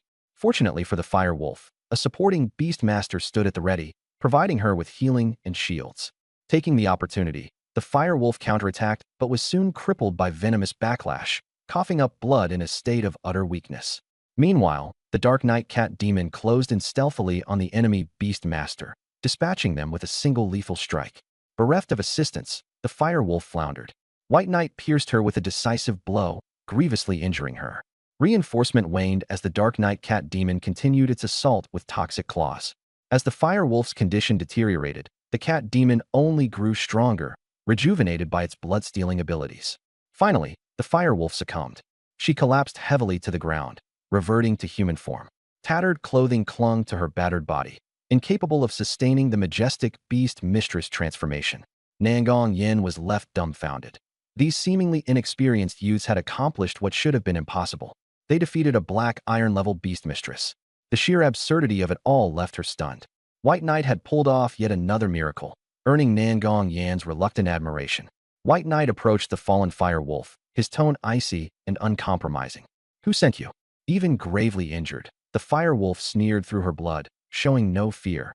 "Boy, do you even realize the mess you're in for daring to approach the Nangong family's treasure?" In truth, it was Nangong Qianxue who pursued White Knight, but that detail hardly mattered now. Trying to kill a person over such triviality was an absurdity White Knight refused to tolerate. Nangong Qianxue, now returning to her human form, frowned, her face cold as steel. "Are you from the Chung family?" She had invested tremendous effort into pursuing White Knight, and now this mess disrupted her plans, leaving her thoroughly infuriated. Unintentional to the end, the firewolf issued a final warning. "Miss Nangong, you'd best watch yourself." Before she could finish, Nangong Qianxue, too enraged to respond diplomatically, transformed into a sword spirit and struck her down. There was no point in wasting time with further interrogation when no answers seemed forthcoming, and dwelling on the matter would only worsen White Knight's temper. White Knight looked toward Nangong Qianxue. Explaining herself, she confessed, "The Chung family's young master, Chung Peng, once pursued me obsessively. After I rejected him, he persisted, resorting to using his family's influence to threaten me. He's relentless and unhinged. I'm almost certain this is his doing." White Knight's thoughts drifted. He recalled a girl who claimed to be the daughter of Jiang Prefecture's wealthiest magnate during his awakening, and she, too, bore the surname Chung. Was his single reply. Guilty for dragging White Knight into this chaos, Nangong Qianxue lowered her head in remorse. She blamed herself for causing him trouble she felt should have been hers alone to bear. White Knight dismissed her guilt, his words firm yet gentle. "None of this is your fault." Nangong Qianxue was now his trusted friend. Anyone who dared harm his friends would not be spared. Nangong Yan's voice turned urgent as she called out a strategic reminder. We need to leave now. They may have backup, and it'll spell trouble if the Inspector Bureau gets involved. The group commandeered the enemy's vehicle and sped toward Jiangzhou City without further delay. Jiangzhou City was far more prosperous than Qinjiang County. With its lively streets, women dressed lighter and more fashionable, grabbing White Knight's attention. The sights along the way made him feel like entering a whole new world. Upon reaching a luxurious hotel that Nangong Qianxue had pre-booked, White Knight noticed the peculiar arrangements. To the left of the grand entrance, a row of impeccably dressed gentlemen welcomed guests, and to the right stood an assembly of performers, rabbit girls, cat-eared ladies, petite flower spirits, and even a dazzling mermaid. Bemused, White Knight asked, "Is this place even legit?" Nangong Qianxue sighed in exasperation. "Of course, it's legit." Hearing this, White Knight turned to leave. Nangong Qianxue hurriedly grabbed his arm, her expression stern. "Can you stop fooling around for once?" After settling into their accommodations, she took both White Knight and Lin Ming downstairs for a meal. Their dining table was laden with gourmet dishes crafted from ordinary exotic beasts. Lin Ming was visibly delighted, unable to conceal her fresh excitement. Drool began to form in Baiye's mouth, but he quickly realized there was no food made from leader-tier or lord-tier beast meat. He asked the server if they could prepare exotic beast meat for him. The server replied politely, "Of course we can." Without hesitation, Baiyi pulled out a lion's head about a meter in size from his dimensional space and slammed it onto the bar counter. The server was so startled that they took a step back, exclaiming, "Is this leader-tier beast meat?" Baiyi nonchalantly replied, "Lord-tier." The server froze, dumbfounded. Even this top-tier hotel had never seen lord-tier beast meat before. With such rare, high-grade meat at hand, the server dared not take responsibility and quickly called the manager. The manager arrived, full of reverence, but awkwardly explained that lion's head stew wasn't traditionally made from an actual lion's head. Baiyi immediately asked, "Then why not make a lion's head stew using this lion's head?" The lion's head had been preserved for this very purpose, to be eaten. Yet the hotel claimed they didn't know how to cook it. Baiye's expression turned cold, leaving the manager with no choice but to hesitantly agree to give it a try. Baiyi then pulled out a wolf leg. "Grill this for me too." The manager, feeling the ferocious aura emanating from the meat, nervously swallowed. "Is this also lord-tier?" "That's right." Next, Baiyi extracted an array of rare ingredients. The tail of a black-scaled crocodile, the trunk of a giant elephant, the ribs of a golden-horned rhinoceros. All of them were from leader-tier or higher exotic beasts.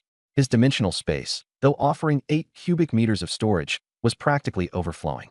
He handed over all the ingredients to the hotel, instructing them to cook everything. After all, the time within his dimensional space was frozen, and the food could be eaten whenever he wanted. Meat from leader-tier and above beasts was highly beneficial for restoring energy and enhancing strength. The manager stared at the mountain of premium ingredients, utterly stunned. Meanwhile, the other diners were amazed. All of it is leader-tier? Could he have hunted it all himself? Impossible. He's so young. How could he kill leader-tier beasts? Maybe he's just some spoiled rich kid wasting resources. Wait, isn't that woman with him the daughter of the Nangong family? That explains it. Who's this handsome guy then? Which noble family is he from? Rich, powerful, and good-looking. I'm so envious. Suddenly, mocking laughter pierced through the air. Huh, noble family? He's nothing more than a country bumpkin. The voice belonged to Cheng Peng. At once, the room was abuzz with whispers. I heard there's an SSS-ranked beast tamer from Qinjiang County, and even the Nangong family's daughter is pursuing him. Could it be this guy? They say the SSS-ranked beast tamer rejected the Cheng family's daughter too. Cheng Peng has been chasing Nangong Qianxue for ages. This is going to get messy. Cheng Peng strode over, ignoring Baiyi entirely as he spoke directly to Nangong Qianxue. "Qianxue, you're back." Nangong Qianxue's voice was icy. "Use my full name. We're not close." "Qianxue, who's this?"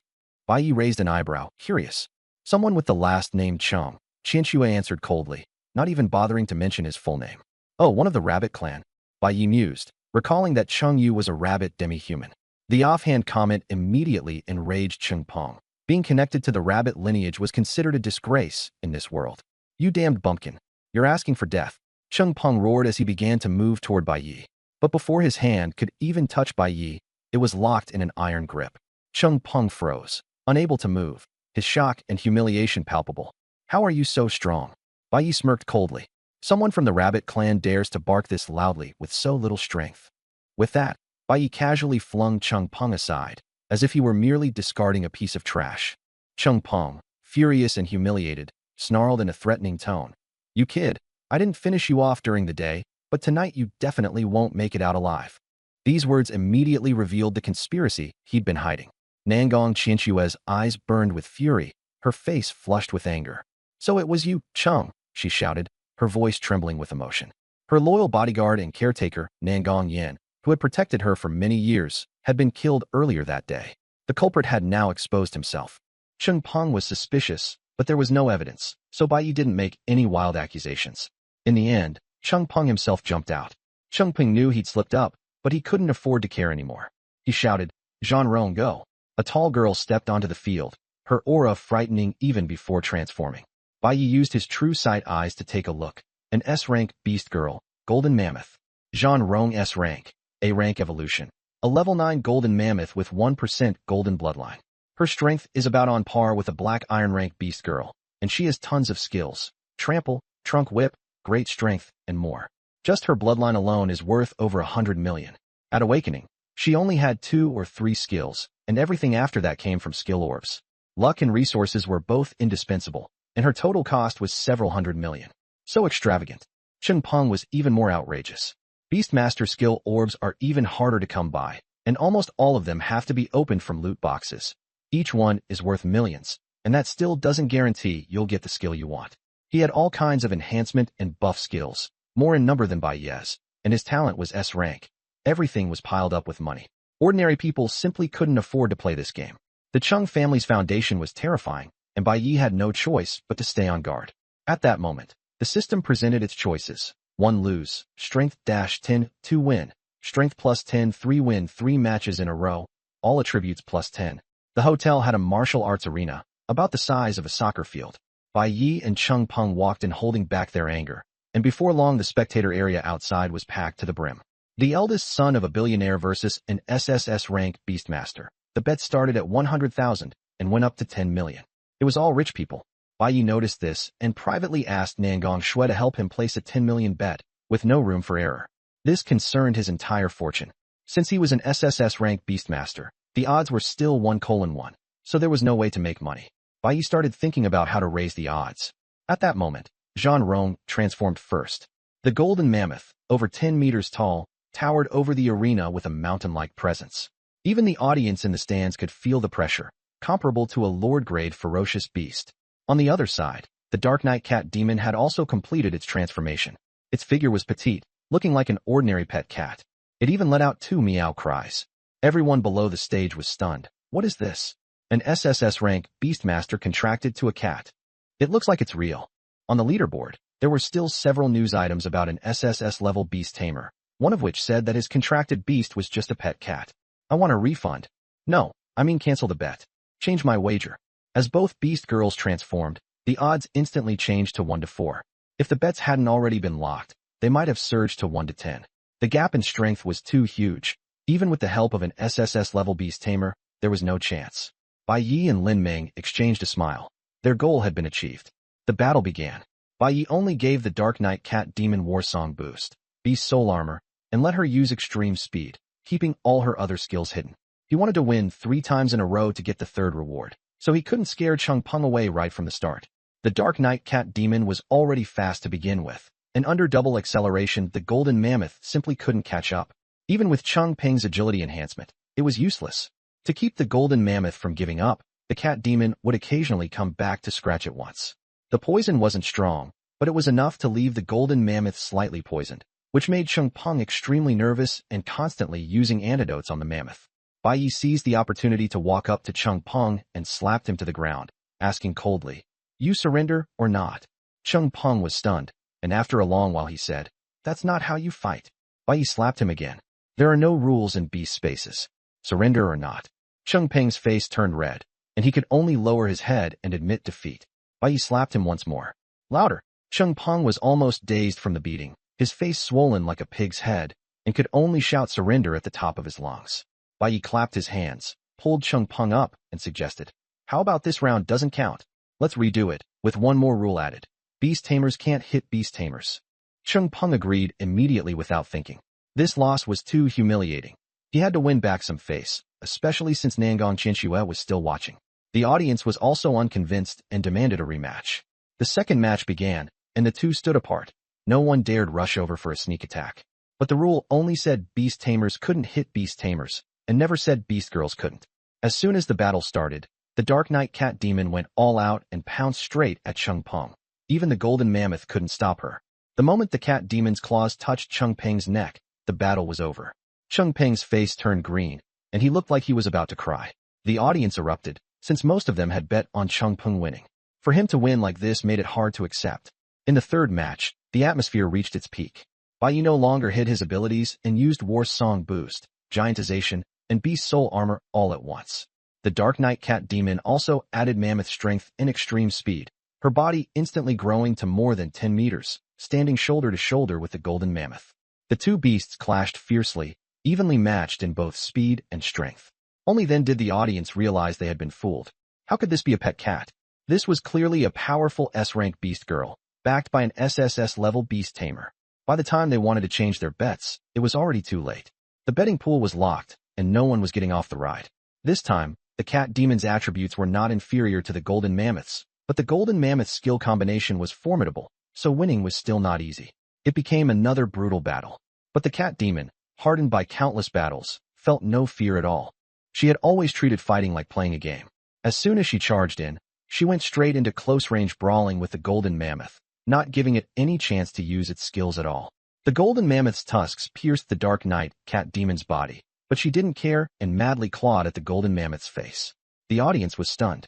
The Golden Mammoth, with little real combat experience, was almost beaten to tears, but the Dark Knight Cat Demon only grew fiercer as the fight went on. The Golden Mammoth had a huge amount of HP, and the Dark Knight Cat Demon took the opportunity to drain its blood and heal herself, completely unafraid of injury. As she kept draining it, she also gained 0.1% more golden bloodline, 10 times stronger than Chung Yuan's, equivalent to the Golden Mammoth losing 1/10 of its blood, almost being drained into anemia. As a result, the Dark Knight Cat Demon awakened a new skill, Golden Claw. Her claws now gleamed with golden light and were twice as sharp as before, easily tearing through the mammoth's defenses and dealing massive damage. When the Golden Mammoth's HP dropped to just 80%, it couldn't hold on any longer and collapsed, weakly admitting defeat. The Night Cat Demon ignored it completely and pinned it down, continuing to suck its blood. At that moment, the Golden Mammoth's bodyguard stepped in to stop her, and only then did the Night Cat Demon let go and return to Bai Yi's side. Using the Eye of True Sight, Bai Yi saw that the Night Cat Demon's golden bloodline had reached 0.22%, equivalent to picking up 22 million for free. And he himself had earned 40 million. With all attributes plus 10, he had made a killing. Bai Yi led the team back to the hotel. By then, all kinds of dishes made from top-grade exotic beast meat were being brought out one after another.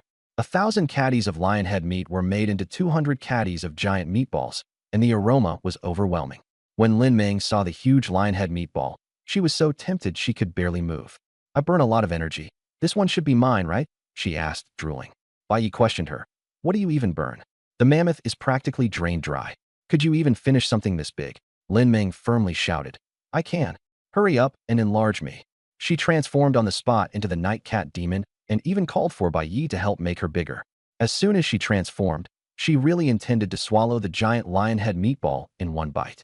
Bai Yi cut off a few caddies of meat for himself and Nangong Shui before enlarging Lin Meng. Lin Meng turned into a Night Cat Demon over 10 meters tall and devoured the 200 caddy lion head meatball in one go, her belly swelling round. Every so often, her strength would increase a little, which showed that eating exotic beast meat above the chieftain level could raise attributes. No wonder this kind of meat was so hard to find on the market. It just required such a huge amount to eat that the portion Bai Yi and Nangong Shui each had made no difference. The Silver Moon direwolf leg was roasted and ready, weighing 300 to 400 caddies, and only the two beast girls could lift it. Lin Meng stared at the roasted leg, drooling non-stop, but she really couldn't eat anymore. Bai Yi calmly cut off 2 caddies for himself and Nangong Shui to share, while the rest went into the dimensional space for refrigeration. Next came giant elephant trunk, black-scaled crocodile tail, golden-horned rhino ribs. Delicacies made from all kinds of top-grade exotic beasts were brought to the table one after another. The restaurant was full of big shots and wealthy tycoons, but when they saw the exotic beast meat Bai Yi had brought, every one of them was drooling to tears and couldn't help coming over to ask if they could buy some. By then, Bai Yi had already become a super rich man with a fortune of 50 million, but unfortunately, he still cared very much about money. Aside from leaving 10 caddies of each kind for himself and his friends to taste, he sold everything else and actually made another 10 million. Bai Yi immediately spotted a new business opportunity, but there were simply too few chieftain-level exotic beasts. He had already swept through the entire green prairie once, and there was hardly any meat left. Moreover, exotic beast meat was extremely hard to preserve. Only he had dimensional space to stockpile it. No one else could learn to do that. After eating their fill, Nangong Shui suggested going shopping.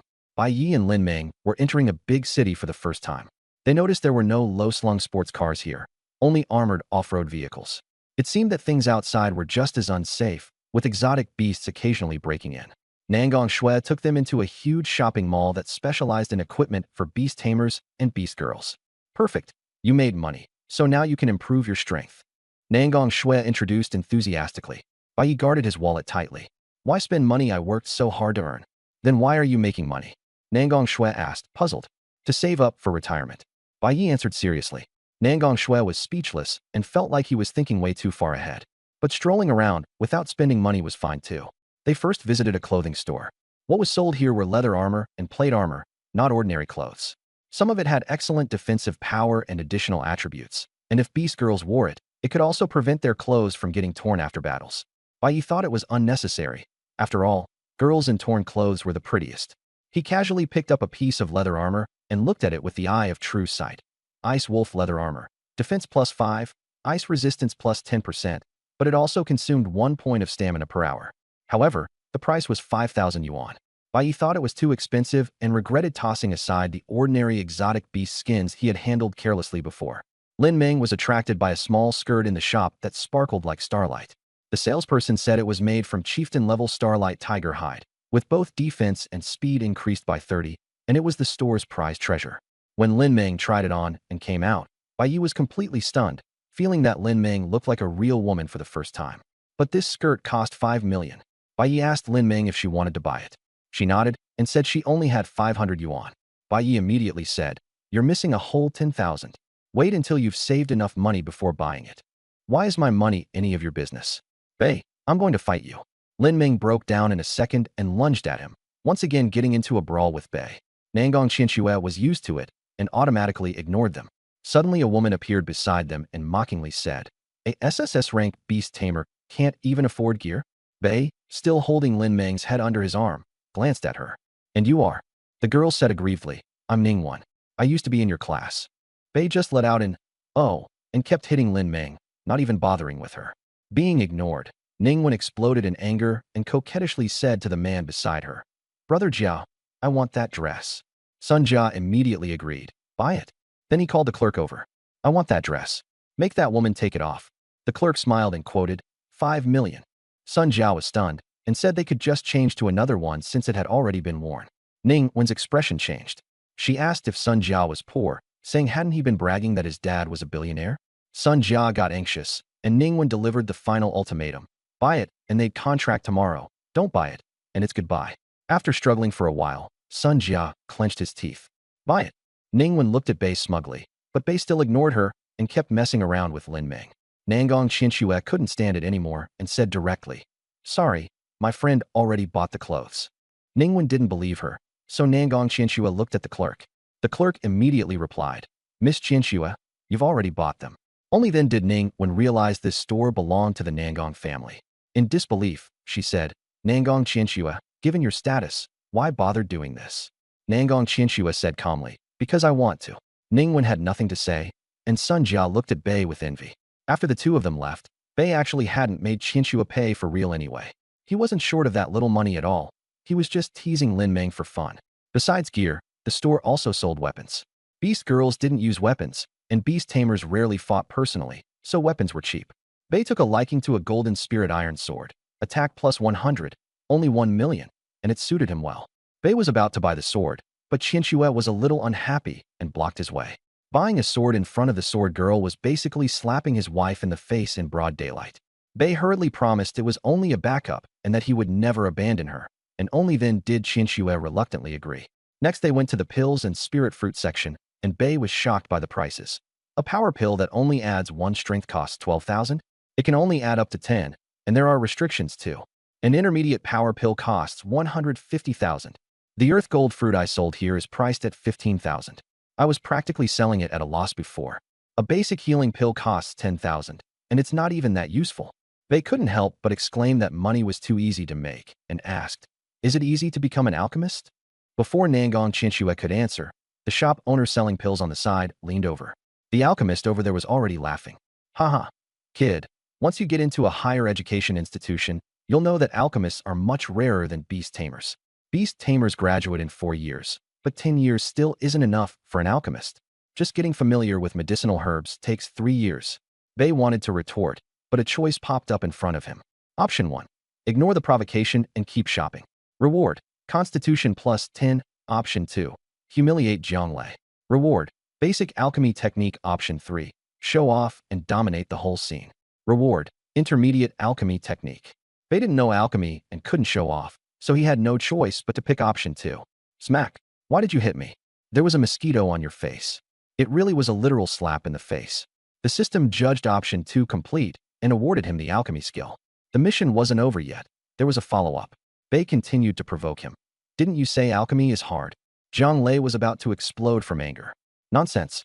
Is alchemy something you can do just with hands? If you can, then make one yourself.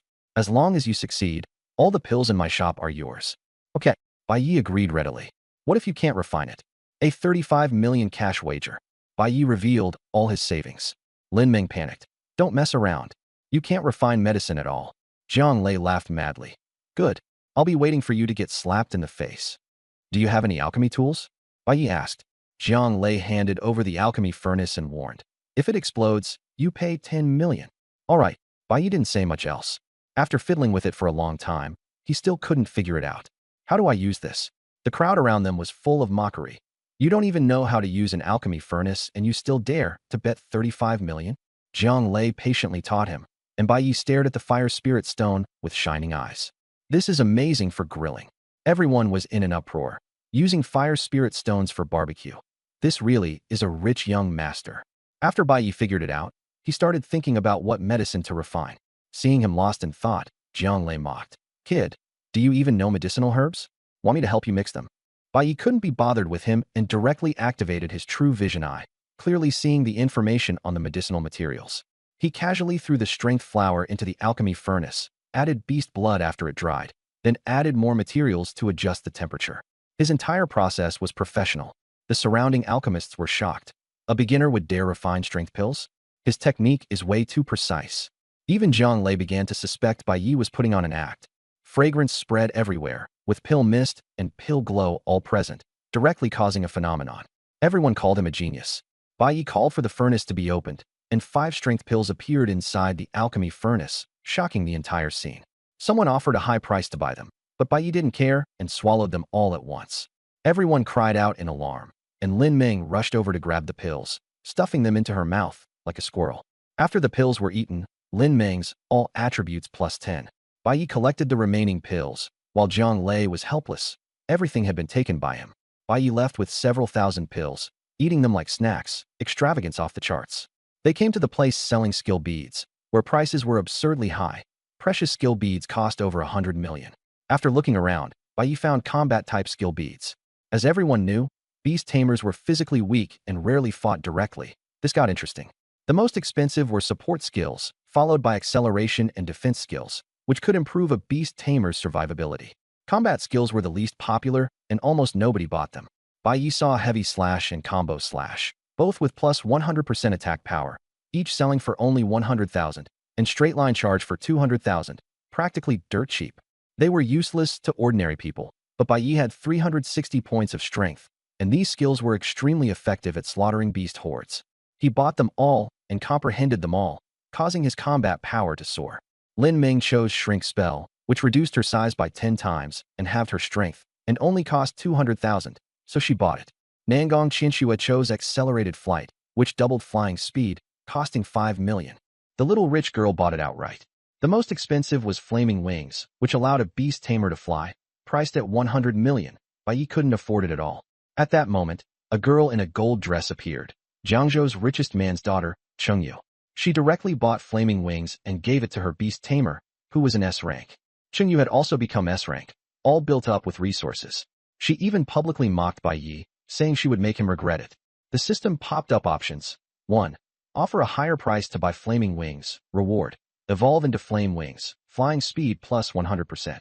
2. Win flaming wings through a wager. Reward. Fire attribute. 3. Directly snatch flaming wings. Reward. Strength plus 100. Money couldn't beat them, and stealing was illegal, so he could only use his wits. Bai Yi wanted to make a bet with Chengyu, with flame wings as the prize. Chengyu flatly refused and immediately told her beast tamer to swallow the skill orb, not giving him the slightest chance at all. For the first time, Bai Yi's mission failed, and the scene was extremely awkward. Chengyu even taunted him smugly. Now you know what a huge loss it was to give me up, right? It's too late to regret it now. Nangang Qianxue looked at Bai Yi with grievance. Why do you always want to replace me? Am I not good enough? With flame wings, Bai Yi indeed no longer needed sword spirit for flight. Sigh. Outstanding men were always surrounded by beauties. Bai Yi also couldn't be bothered to explain that it was the system that had made him take flame wings. The people nearby were all green with envy. The daughter of Jiangzhou's richest man and the city's #1 beauty were both chasing after Bai Yi. How enviable. Go, go, go. There's no way to shop on this street. Bai Yi and Lin Meng returned to the hotel, while Nangang Qianxue went home. She hadn't been back for several days. At this moment, the atmosphere in the Nangang family was oppressive. The important members all wore grim expressions, and Nangang Yin was especially listless. Mommy, I'm back. Nangang Qianxue hugged Nanganya. Swear, why don't you leave Bai Yi? Nanganya couldn't help but say it. Nangang Qianxue said aggrievedly. Cheng Peng has already admitted he was wrong, and Bai Yi stood up for me. These past few days I've also said that Bai Yi is very powerful, so why are you still asking me to leave him? Nanganya sighed. You don't understand the power of the Cheng family. They control more than half of the raw materials for the exotic beast space, which is basically the power to set prices. Even Tianhu Mall doesn't dare to provoke them. Our Nangang family makes equipment, and we can't do without raw materials. Now that the Cheng family has cut off our supply, it's like they've grabbed our lifeline. Whether we buy in small batches or source from outside the province, it's all at a loss. The Nangang family is about to be unable to hold on. Nangang Qianxue asked angrily. So you want me to go be that spoiled Cheng Peng's contracted beast girl? What about avenging Uncle Hua? You want to trade me for Li? The elders all chimed in at once. The interests of the family come first. Cheng Peng has money and strength. How many women want to be his beast girls? Stop being willful. They all wanted Nangang Qianxue to leave Bai Yi and contract with Cheng Peng. Nangang Qianxue stubbornly said, I'll prove that Bai Yi is stronger than the Cheng family. Everyone didn't believe her. A little brat can be stronger than a whole family? What a joke. Nangang Qianxue said, tomorrow send the butcher team over and bring the equipment. I'll let you see what real strength looks like. Fine, I'd like to see just how capable he really is. The silver-haired old woman tapped her cane and left, and the others also left. Only the mother and daughters were left. Nanganya still didn't believe it. Swear, is he really that strong? Really, even stronger than I said. Qianxue replied firmly. Nanganya then asked Nanganya. Nanganya nodded calmly. He is indeed unimaginably powerful. Nanganya was shocked. Her younger sister had always been proud, yet even she was convinced. Then I'll go with you tomorrow. I want to see just how strong he really is. Okay, Mommy. Remember to bring more of the butcher team. Early the next morning, Nangang Qianxue led the team and waited for Bai Yi and Lin Meng at the entrance of Jiangzhou Grand Hotel. As soon as Bai Yi stepped outside, he was startled by more than a dozen giant refrigerated trucks. What's this for? Selling ice cream. Nangang Qianxue's face darkened. Professional butchers, responsible for handling the corpses of exotic beasts. They're all employees of my family, and they work fast and make good money without delaying anything. Bai Yi gave her a thumbs up. They were fully prepared, so they set off immediately. Their target, 5 Elements Mountain. 5 Elements Mountain is the largest beginner exotic beast space in Jiangzhou province. It has 5 mountains, each with a different attribute, all over 5,000 meters high, forming a huge basin. With abundant exotic beasts and rich resources, it's a great place for leveling up. With the Nangang family convoy, Bai Yi and the others didn't have to wait for a ride and set off directly. An hour later, everyone arrived at the lively 5 Elements town, which was even more prosperous than Xinjiang County. Bai Yi's first reaction was, is there a 5 Elements Mountain app? Is it free? After confirming that he could earn coins by using invitation codes, he dragged Nangang Qianxue and Lin Meng to download it. And he even wanted to get the butchers to install it too. But they had already registered and only earned 500 5 Elements coins. Exchanging blue coins for 5 Element coins incurs a 10% handling fee. Bai Yi complained that it was way too extortionate, handed the matter over to Lu Mei, and decided to find a way to earn some more 5-element coins himself. He dragged Nangong Shui down for photos and posted. Jiangzhou's #1 beauty appears on Wuxing Mountain, hoping to make money from click fees. As a result, no one looked at the girl's post. It only got a handful of views, and the effect was miserable. Only then did he realize that this place had far more women than men, and the obvious traffic password was himself. He immediately took a selfie and posted. Shocking. An SSS rank Beastmaster appears on Wuxing Mountain. The post exploded instantly, and the comments section was full of teasing remarks about seeking survival monkeys, while the old lechers were all watching. Bai Yi could only use the dirty money he earned to unlock the full map. Strange beasts were everywhere in Wuxing Mountain. Bai Yi and his teammates prepared to go on a killing spree and earn materials and coins. Behind them, several teams of butchers followed with trailers, making for a spectacular and eye-catching scene. Everyone speculated about what these young people were doing by bringing a bunch of butchers along, unable to understand the world of the rich. The first target was the Gale antelope, a herd of 200 to 300, running as fast as the wind. Their pelts were excellent material for making light armor, and they were also ferocious. Ordinary people didn't dare provoke them. But Bai Yi had no fear at all. He sent the night cat demon into the herd, where it nimbly harvested them, and no one could even touch it. Once more than a dozen antelopes had fallen around him, Bai Yi absorbed the beast's souls, and armor appeared on his body. He grabbed Nangong Shui, who had transformed into a sword spirit, and charged straight into the pack of strange beasts. A beastmaster charging into the herd? Is he looking for death? Also, why is Shui letting a man hold her? She clearly can feel it. Nangong followed quietly from behind. Seeing her daughter being held by Bai Yi, her heart softened. She was also a weapon spirit, so she knew that this would indeed create sensations. What shocked her even more was Bai Yi's strength. Bai Yi turned into a streak of sword light and charged into the antelope herd. Every antelope in his path was sent flying by a single slash. This was the straight-line impact skill he had just learned. Combined with Nangong Shui's sharpness and his own tremendous strength, it was one antelope per strike, killing at great speed, no slower than the night cat demon. The beast's soul armor thickened more and more. Even when antelope horns rammed into it, there was no reaction. Bai Yi just kept killing. Soon, more than 100 antelopes were lying on the ground. The herd leader couldn't stand it anymore and charged over with 2-meter-long horns. Sword halberd wind antelope. That kind of power was more than even beasts of the same level could withstand. But Bai Yi didn't dodge at all. Nangong Yi grew anxious and transformed into a spear, wanting to save him. But everything happened too fast. Bai Yi first released Silver Moon Slash. Although it was shattered by the wind antelope's charge, it slowed it down. Bai Yi and Nangong Shui charged power at the same time, unleashing a heavy slash with armor-breaking power. They precisely avoided the long horns and directly split the wind antelope from head to tail. Nangong Yi was completely stunned. Bai Yi's strength was too outrageous. He didn't look anything like a beastmaster. The other antelopes all fled in terror, and the night cat demon chased down dozens more. In this battle, Bai Yi killed nearly 200 Gale antelopes in 2 minutes. The butchers were all dumbfounded. That efficiency was downright monstrous.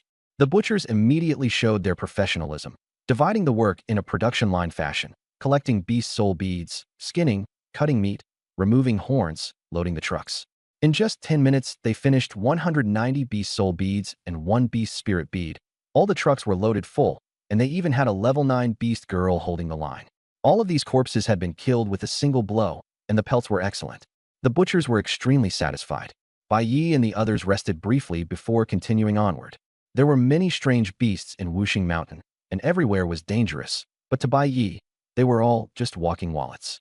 The slaughter continued, and the beast soul armor accumulated thicker and thicker, nearly becoming tangible, transforming into black armor that fully radiated an imposing aura. It matched Bai Yi's appearance perfectly, making him impossibly handsome.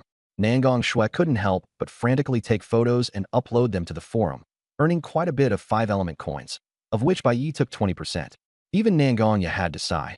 He was too handsome, too strong. She was almost being charmed by him too. After the beast soul armor solidified, even a full power strike from the night cat demon was useless, and ordinary strange beasts were even less of a match. Even a class-level beast couldn't injure Bai Yi. He only grew more ferocious the more he killed.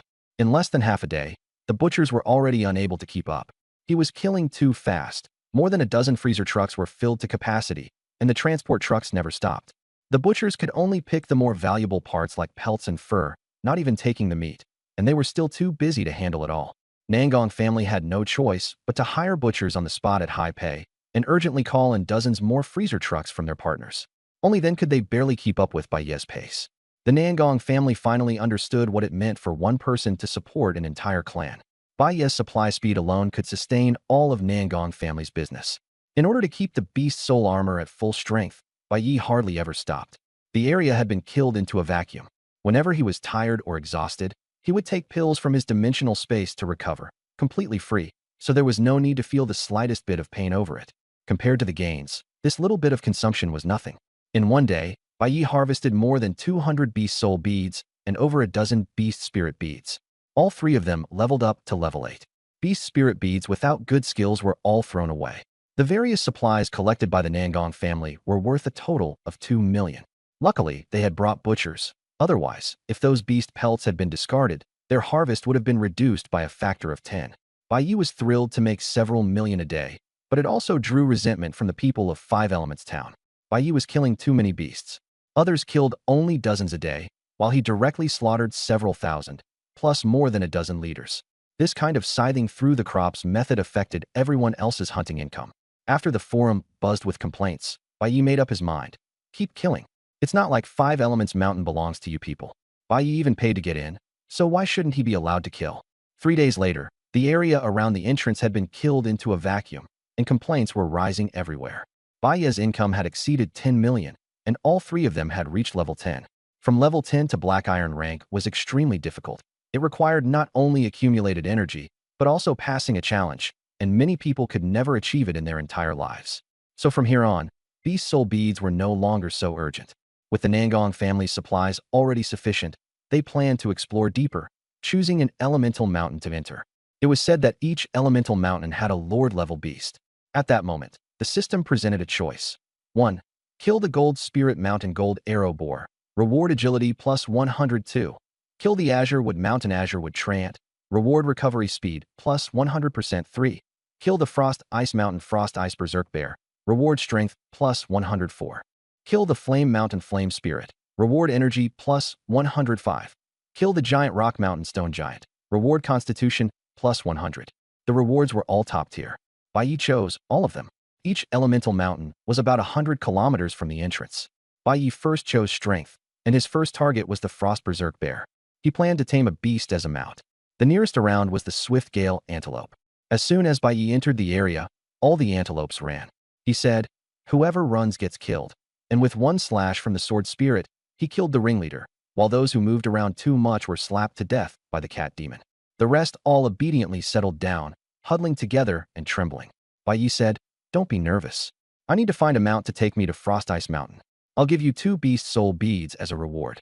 This made the antelope herd restless again, but this time they weren't running. They were considering whether to take the job.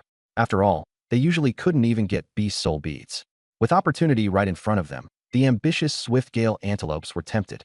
Now that there was no leader, maybe 2 beast soul beads really were the chance they'd been waiting for. A sturdy Swift Gale antelope stepped forward first, then a second, then a third, and in the end the entire herd stood out. This was unanimous approval. Bai Yi wasn't picky either. He casually jumped onto one of the strong Swift Gale antelopes as his mount, and Lin Ming and Nangong Qianxue each chose one as well. The whole army set out. The herd of Swift Gale antelopes whipped up a gale and charged straight toward Frost Ice Mountain. Nangong Ye watched enviously and could only transform into a long spear to follow from afar. Someone suddenly blocked the road ahead. Nangong Ye was a Black Iron Peak beast girl. She hadn't expected to be intercepted in a place like this. The other side was strong. 2 Black Iron 9-star beast girls, with beast tamers lying in ambush behind them. Nangong Ye didn't dare underestimate them. "Our mission is to stop you for a day. Don't cause trouble," the Black Panther beast girl threatened. Another Black Raven beast girl also sealed off the sky. Nangong Ye guessed they were from the Black Blood mercenary group. They never asked who the employer was, and their mouths were very tight. Nangong Ye understood that their target was her daughter and Bai Yi, and that under no circumstances could anything happen to the two of them. Nangong Ye struck first, transforming into a silver spear as she charged at the Black Crow. The Black Crow split into a flock of crows and dodged away, spitting out black threads that wove into a net to trap the silver spear. The silver spear burst with light, tearing the black net apart. Just as it was about to break free, the Black Panther closed in and swatted it back into the net with a claw. The silver spear was injured, but it refused to give in and rebounded again, knocking the Black Panther back. The Black Panther was shaken and coughed up blood, but it quickly recovered with the help of its beast tamer. The Black Crow kept firing black feathers as attacks. Every time the silver spear was hit, it was injured and could only defend and counterattack. At one point it pierced the Black Crow's wing, but the other side had someone treating it, so it recovered quickly. Meanwhile, no one was helping the silver spear, and its injuries piled up. Soon it lost its fighting ability, could no longer transform, and was completely trapped by the black net. The Black Crow dragged the silver spear into a cave and hid it away. The Black Panther transformed into human form and said coldly to Nanganya, "Behave and stay here for one day. Nothing will happen. I'll keep you company." Meanwhile, the three of Bai Yi rode their antelope and raced forward, switching mounts and casually collecting a beast soul pearl along the way, feeling pretty pleased with themselves. Suddenly, an option popped up before Bai Yi. Option 1. Successfully escape 5 Elements Mountain. Reward: Agility plus 100. Option 2. Reverse kill a powerful enemy. Reward: All attributes plus 100. Option 3. Be killed. Reward: Game over. Ambushed again. Bai Yi turned back and saw a black dot rapidly flying toward them in the distance. It wasn't even a beginner stage beast girl. Run now? He had Nangong Chinchua transform and drag the Dark Knight Cat Demon along as they fled at full speed, but they still couldn't shake off that black dot. Then Bai Yi recognized it. A black armored dung beetle of black iron 9-star rank, with a beast tamer riding on its back. The Dark Knight Cat Demon, terrified, hid in Bai Yi's arms and looked at the giant dung beetle-like creature, unable to stop herself from mocking it. 2 more beast girls were chasing them on the ground as well, Black Python and Ghost Flame, also targeting Bai Yi and the others. 5 Elements Mountain wasn't supposed to allow beast girls above bronze rank inside, yet the ones chasing them were all black iron 9-star rank. This was complete overkill. Bai Yi complained as he ran. Who exactly did I offend? Lin Mingtian felt even more disgusted when she saw the black armor dung beetle. The black armor grew furious and directly hurled a huge black ball at them. Ugh, what a giant dung ball, the Dark Knight Cat Demon continued to taunt. Bai Yi controlled the sword spirit to barely dodge it, but they were slowed down, and the distance between the two sides closed even more. Seeing the danger, Bai Yi immediately came up with an idea. The beast tamer was the weak point. He quietly told the Dark Knight Cat Demon. Although the Cat Demon was afraid of insects, she could only do as told. Using stealth, she approached silently. Bai Yi leapt into the air, and the black armored dung beetle flew beneath them. Bai Yi tossed the invisible Cat Demon down. The ambush succeeded. The Cat Demon clawed off the beast tamer's head in one strike, killing him instantly. The black armored dung beetle's attributes plummeted. The Cat Demon used a skill to grow 20 times larger and directly pinned the black armor dung beetle down. The black armor lost the ability to fly and plummeted downward. As soon as its shell opened, the Cat Demon clawed at its soft back, and a flood of yellow liquid sprayed out. The Cat Demon almost threw up, but the black armor dung beetle was severely wounded and fell even faster toward the rocky scree below. When a 10-ton object falls from a height of 100 meters, what's the impact force? Well, for this question, he wasn't good at complicated maneuvers anyway. In any case, that impact force was terrifying enough to smash straight through the black armored dung beetle's shell. Just before landing, the Dark Knight Cat Demon lunged, stepped on the black armor dung beetle to bounce back up, and Bai Yi caught her on the way. Bai Yi raised the sword spirit and slashed straight through with a shell-breaking heavy strike. The sword spirit pierced through the corpse along the neck. The black iron 9-star black armor dung beetle died just like that, and its beast tamer was finished too. This combat strength stunned both Black Python and Ghost Flame, but they weren't afraid. They figured Bai Yi must have used some dirty trick, and that the black armor dung beetle hadn't used its full power at all. At most it had just thrown a giant dung ball. No, a giant ball attack. So they were certain that as long as they caught up, killing a beginner stage brat would be easy. Nangong Chinchua carried Bai Yi and the Dark Knight Cat Demon. She was fast, but her stamina drained quickly too. After flying more than 10 kilometers, she was exhausted and could no longer continue. The pursuers behind them caught up. Bai Yi locked onto the Dark Knight Cat Demon. What are you doing? Don't tell me you want to ride me. The Cat Demon backed away warily, but Bai Yi didn't even look back. He directly cast Giantization and war drums of encouragement on her, then jumped on and made her run. Helpless, the Cat Demon could only carry Bai Yi and sprint madly. Battle mode boosted speed and stamina, and Bai Yi fed them pills too, so they charged ahead at full throttle. They rushed into the cold ice mountain, and the Black Python was almost exhausted to death, yet still couldn't catch up. The Black Python complained, "These kids are still in the apprenticeship period? How can they run even faster than us?" The Ghost Fire's flames had also dimmed a bit, and Cold Ice Mountain suppressed her fire attribute, so she could only exert half her strength. Still, dealing with the little brats wasn't a problem. But the Dark Knight Cat Demon was starting to give out too. Bai Yi switched to Nangong Xueqian and kept flying. Flying in the snow was faster than moving on the ground. Just after taking off, they ran into a flock of snow owls charging at them, feathers like rain. Bai Yi could only use the Cat Demon as a shield, and they fell into an ice cave before dodging them. The ice cave was deep and dark. Bai Yi had no time to hesitate and just dove in. The Cat Demon's vision wasn't affected in the dark. Bai Yi activated True Sight Eye and wasn't afraid of the blackness either, and Nangong Xueqian was originally a sword, so she didn't need eyesight. They picked up quite a few good things along the way. Ice Soul Grass could increase resistance, and Bai Yi tossed it to the Cat Demon, but the Cat Demon disliked it. "I'm a cat, I don't eat grass." So Bai Yi ate it himself. They found several more plants, and Bai Yi simply harvested them all and ate them up. Then, they also saw ice crystal stones by the roadside, good materials for crafting equipment. Just as Bai Yi reached out to break one off, those ice crystal stones actually came to life. Ice Crystal Beast Level 10 Special Monster, extremely rare. 500 Strength, 300 Agility, 1000 Physique, 300 Energy. Skills include Hammer Strike, Ice Crystal Protection, and Low Temperature. Cold by nature, afraid of fire. Weakness is the Ice Crystal Core. The ice cave wasn't naturally formed. There had to be a powerful creature here. Bai Yi sensed something was wrong. There were spirit herbs everywhere, yet no beast guarding them, which was obviously abnormal. But the retreat route had already been cut off, and ghost fire was blocking the cave entrance. The system offered a choice. 1. Counterattack and turn back. Reward. Rapid recovery. 2. Defeat the ice crystal beast deeper inside. Reward. Energy link. Bai Yi clenched his teeth and kept charging. Along the way, more and more ice crystal beasts appeared. The low temperature skill slowed their movements. They couldn't run anymore, so they had to fight head-on. The sword spirit's slashes couldn't break through their defense. The Dark Knight Cat Demon's claws were useless, and poison had no effect. Bai Yi remembered that their weakness was the ice crystal core and used True Sight Eye to find the target, but the ice crystal beast was on all fours, protecting the ice core. Bai Yi signaled the Cat Demon to act. The Cat Demon enlarged itself, flipped an ice crystal beast over in one motion, and Bai Yi stabbed and shattered the ice core with one sword, instantly reducing the ice crystal beast to fragments of ice crystal stone. Bai Yi was thrilled and immediately picked up the ice crystal stones and put them into his storage space, feeling like it was all money. While the Cat Demon flipped ice crystal beasts over, Bai Yi focused on killing enemies by targeting their ice crystal cores. Nangong Xueqian couldn't help reminding him how precious the ice crystal core was. It could enhance cold damage and resistance, and each one was worth $1 million. Bai Yi felt heartache and immediately changed from stabbing to prying, specifically taking out the cores without damaging them.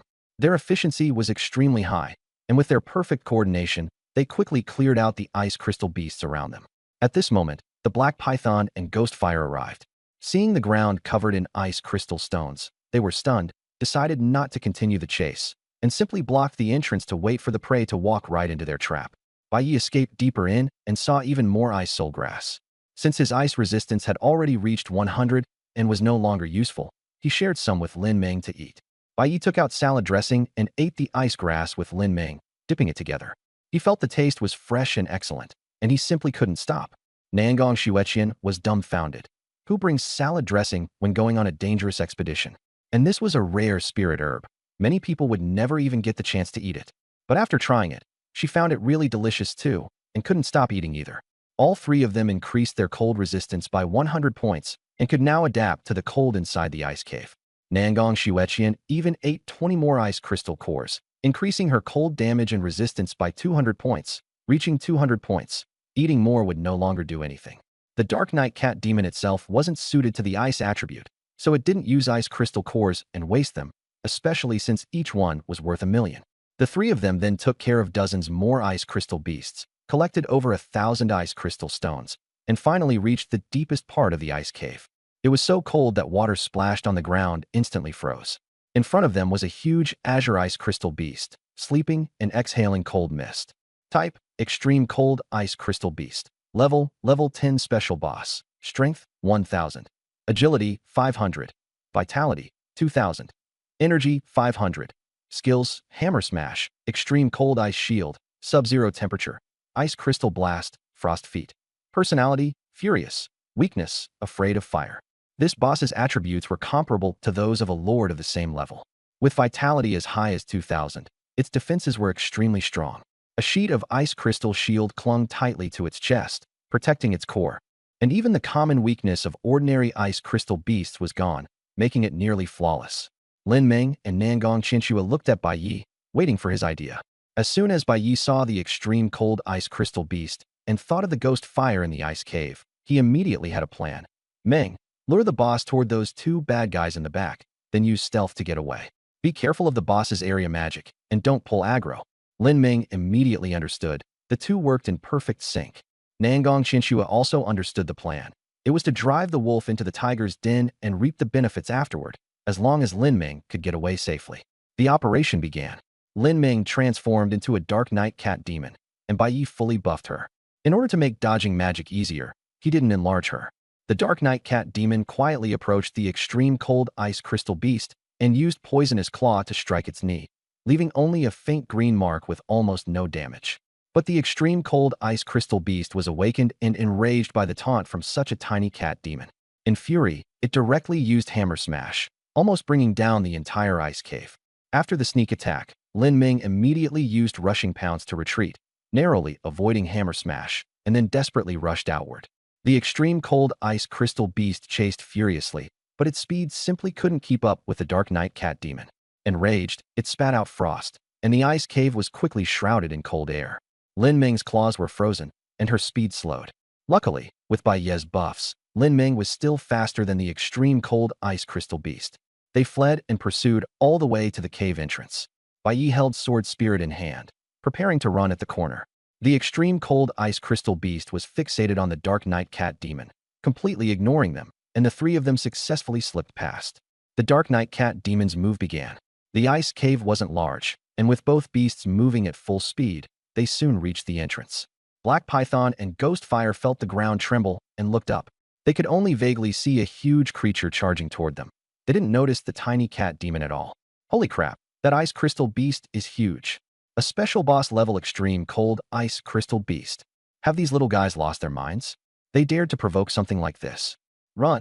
The two beast girls didn't dare think any further and turned to flee, not wanting to provoke the extreme cold ice crystal beast.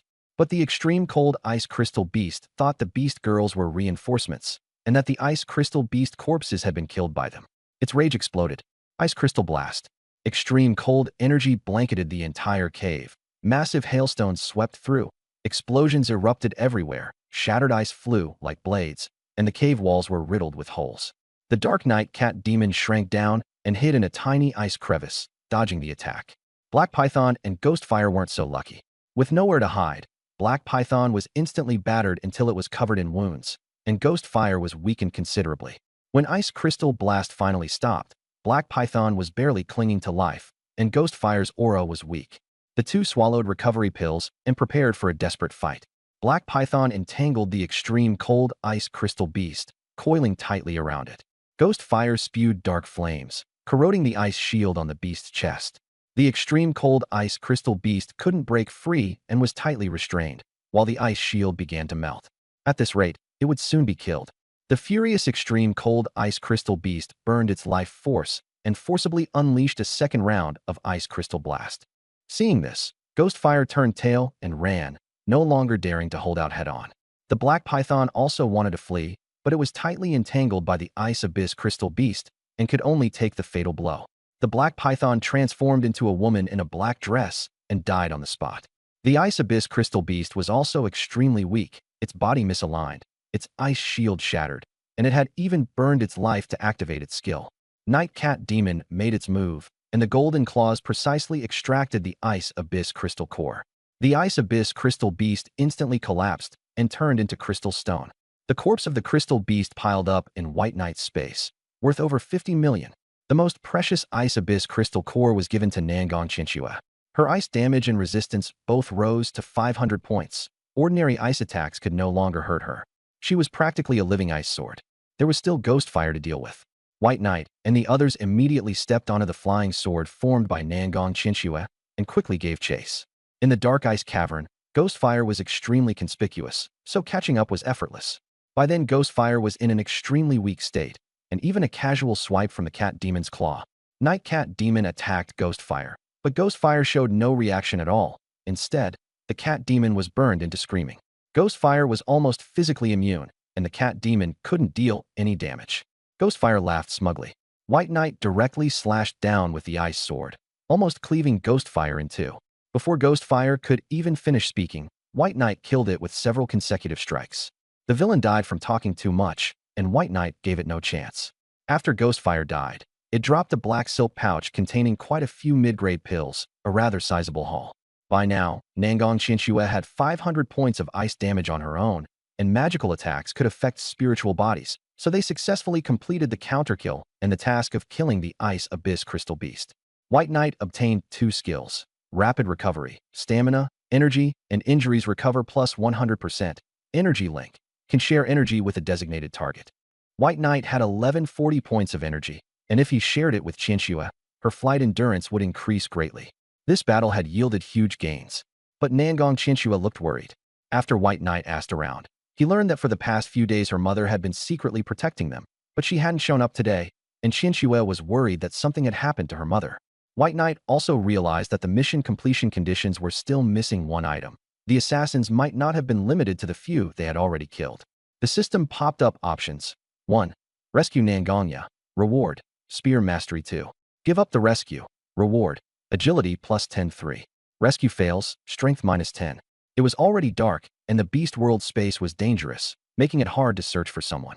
Everyone was exhausted, so they could only spend the night in the ice cavern. The 3 of them had enough ice resistance, and the crystal beast could also scare away other beasts, so it was relatively safe here.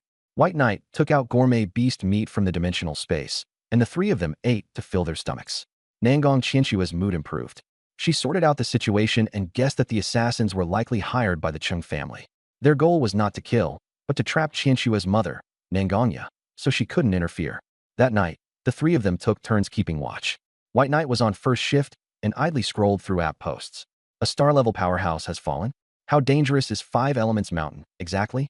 3rd floor, I'm scared to death. I don't dare sleep while camping tonight. 4th floor, what danger? It's just infighting among big families. 5th floor, the person above is right. 6th floor, Black Armor Cockroach? Black Blood People. 7th floor, Black Blood Mercenary Corps? Really? 8th floor, who can kill them? That's amazing. The post was very popular, and the original poster had earned quite a few 5 Elements coins. White Knight was a little envious. If he'd known, he would have posted it himself. He still had the corpses of 2 Black Iron 9-star Beast Girls, but he couldn't post carelessly, for fear of exposing their whereabouts. The news of the Ice Abyss Crystal Beast's death also had to be kept under wraps for one night first. White Knight left a comment below. What's the deal with the Black Blood Mercenary Corps? Any member info? Offering 1,005 Elements coins. Very quickly, someone privately messaged him the information. 5 Beast Girls, 3 Beast Tamers, one of whom only handled taking missions and almost never fought. Of the remaining Beast Girls, one was a Black Panther and one was a Raven, both Black Iron 9-star. Nangongya's opponents were exactly those 2. After learning the information, White Knight continued browsing the forum and felt that the posts here were all too bland, so boring that he was almost falling asleep. At this moment, he suddenly heard someone speaking. Brother Extreme Cold, are you home? Bai Yi mumbled in a daze, I'm here. The other party said, have you made up your mind? Hand over the 5 Elements Spirit Disc, and I'll help you rise to Lord rank. Bai Yi jolted awake and realized that wasn't human speech, it was beast language. Bai Yi activated the Eye of True Sight and saw a giant ice blizzard bear in the distance. Its eyesight was terrible. Lord rank, strength 2000, stupid, poor eyesight, so it was a blind bear. The bear had come close without even recognizing Bai Yi. While fooling the blind bear, Bai Yi quietly woke Lin Ming and Nangong Qianxue. When they saw a Lord rank exotic beast right in front of them, they were so frightened their eyes widened. What surprised them even more was that Bai Yi was actually chatting with the blizzard bear and even pried out a secret. The 5 Elements Spirit Disc was hidden inside the ice cave of the extreme cold ice crystal beast, and they had never noticed it. Too much talking exposed the truth, and the ice blizzard bear sensed something was wrong. Extreme Cold, your voice sounds weird. Is there some beast hiding in the cave? It leaned closer to Bai Yi, only for a sword to stab out and blind one of its eyes, while the cat demon scratched out the other one. The blizzard bear madly rammed the ice cave. After tiring itself out, the cat demon ran up and scratched it once more, then darted away. The bear grew even more furious, but after several rounds of this, it was completely drained and collapsed on the ground, panting. At this point, Bai Yi made his move. With all status buffs maxed out, his sword pierced the bear's bloodied eye, and the ice blizzard bear crashed down with a boom, killed in a single strike. A terrifying Lord-rank exotic beast was easily slain by Bai Yi and the others, dying in a truly humiliating way. It was simply too stupid. The ice blizzard bear's corpse was too huge, and Bai Yi's dimensional space was already packed with ice crystal stones, so they could only keep the bear's skin and its 4 massive paws. They couldn't even take the bear meat. The 3 of them were already drooling at the thought of steaming bear paws when they got back. Now there were 2 powerful exotic beast corpses lying in the ice cave. There probably wouldn't be any more beasts daring to disturb them, so the 3 could finally rest in peace. But first, they had to find the 5-element spirit disc mentioned by the ice blizzard bear. Something that could catch a Lord-rank exotic beast's attention was surely a treasure. The 3 of them found a bronze treasure chest deep in the ice cave, and inside was indeed a multicolored jade disc with 5 holes on it, indicating that it was the 5-element spirit disc. It required 5 Lord-rank exotic beast spirit pearls to unlock the seal. As for what the seal was, no one knew. Bai Yi happened to have a mission to kill 5 Lord-rank exotic beasts, so he might as well complete it all at once. The 3 spent the night without incident. In the morning, after casually gnawing on some silver moon azure wolf roast, they set off. Their target was to find clues about Nangong Qinshua's mother. Thanks to the Dark Knight cat demon's superb sense of smell, they quickly found suspicious traces in a place heavy with the stench of blood, clearly the site of a fierce battle. Nangong Qinshu grew a little anxious, but as long as no corpse had been found, there was still hope. Along the way, the bloodstains became more and more obvious, and the 3 grew extremely cautious. After all, they were up against someone who could subdue a Black Iron Peak beast girl. The Dark Knight cat demon went invisible to scout ahead, and only after confirming safety did Bai Yi and Nangong Qinshu follow. When the Dark Knight cat demon reached the cave entrance, it clearly smelled Nangong's scent. They had found the right place. At the cave entrance, a beast girl was scrolling on her phone.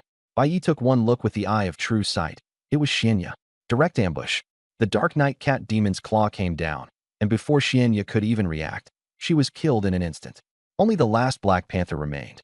The Dark Knight cat demon continued infiltrating and stumbled upon an indescribable scene, leaving even Lin Meng stunned.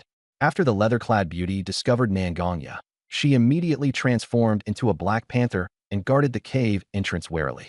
She called out, "Yiya," twice, but no one responded, and she knew something had happened. Because Lin Meng was so frightened, she actually revealed her true form. The Black Panther immediately recognized her as Bai Yi's Dark Knight cat demon. Sure enough, they were here for Bai Yi. Lin Meng panicked and ran. In a one-on-one fight, she would definitely be no match, but with Bai Yi's enhancement, things were different. The Black Panther was certainly fast, but after being boosted, the Dark Knight cat demon was no slower, and its strength was even greater. With Bai Yi there, it wasn't afraid of being injured. So the Black Panther was completely suppressed by the Dark Knight cat demon and not a match at all. Realizing the situation, the Black Panther knew it couldn't escape and began targeting Bai Yi instead. As a beast master, if it could get the chance, one claw would be enough to kill Bai Yi instantly. At this critical moment, the Black Panther suddenly split into a clone, and with Dark Knight cat demon clung to its opponent, and Bai Yi's true body lunged fiercely at astonishing speed. But Bai Yi had an excellent combat instinct and had been prepared long ago, meeting it head-on. With their speeds combined, they moved at the limit. Bai Yi merged with the sword spirit, and with one strike pierced through the Black Panther, blood splashing everywhere. The Black Panther was dead. Nangongya broke free from the black net, and, seeing this scene, was stunned. She knew Bai Yi was strong, but she hadn't expected him to be this strong. He could even kill a Black Iron 9-star? Could he kill her too? Nangongya's mindset changed instantly, and she began to face Bai Yi squarely, even with some awe. When Bai Yi looked at Nangongya, he almost had a nosebleed. Nangong Qinshuo was Jiangzhou's #1 beauty, and as her mother, Nangongya was just as outstanding. During the battle, her clothes had been torn, and now she looked terribly disheveled. But since she had no spare clothes, she had no choice but to ask Bai Yi for some. Bai Yi happened to have Nangong Qinshuo's clothes in his spatial storage and gave them to her. Nangongya was tall and hot, and the clothes fit her a bit tightly, but that only made her aura stand out even more. After getting dressed, Nangongya immediately went to check on her daughter. "Shuer, are you all right?" "I'm fine, Mommy." Nangong Qinshuo spun around happily, completely unharmed. "Did Cheng Peng cause trouble?" "He did." "Where is he?" "They were all killed. Those were all Black Iron 9-stars. "How did you kill them?" "Just like we killed the Black Panther just now." Nangongya was even more shocked, discovering that after following Bai Yi, her daughter's strength had soared and she was already capable of contending with her. Bai Yi really was an SSS rank beastmaster. Too incredible. Nangong Xinxue also said that they had conveniently killed the extreme cold ice crystal beast and the frost bear as well. Nangong Yu was left dumbfounded. Even at the peak of Black Iron, she couldn't do that. She admired Bai Yi more and more, and even felt a little like becoming his beast girl. Bai Yi stepped forward. Auntie, you're too young for that. Let's call you Sister Yo instead. Nangong Yu was very satisfied and didn't care at all about the address. Nangong Xinxue was somewhat dissatisfied. Wouldn't that mean she had to call Bai Yi uncle? Why did her mother seem like a different person today? Bai Yi asked again. Sister Ya, do you know where Cheng Peng went? I heard he's been gathering golden blood at Gold Spirit Mountain recently, preparing to break through. Nangong Yu was startled. You're not planning to go after Cheng Peng, are you? Don't be reckless. His guards are super strong. Bai Yi didn't mind. It's fine. We're going to Gold Spirit Mountain to level up too.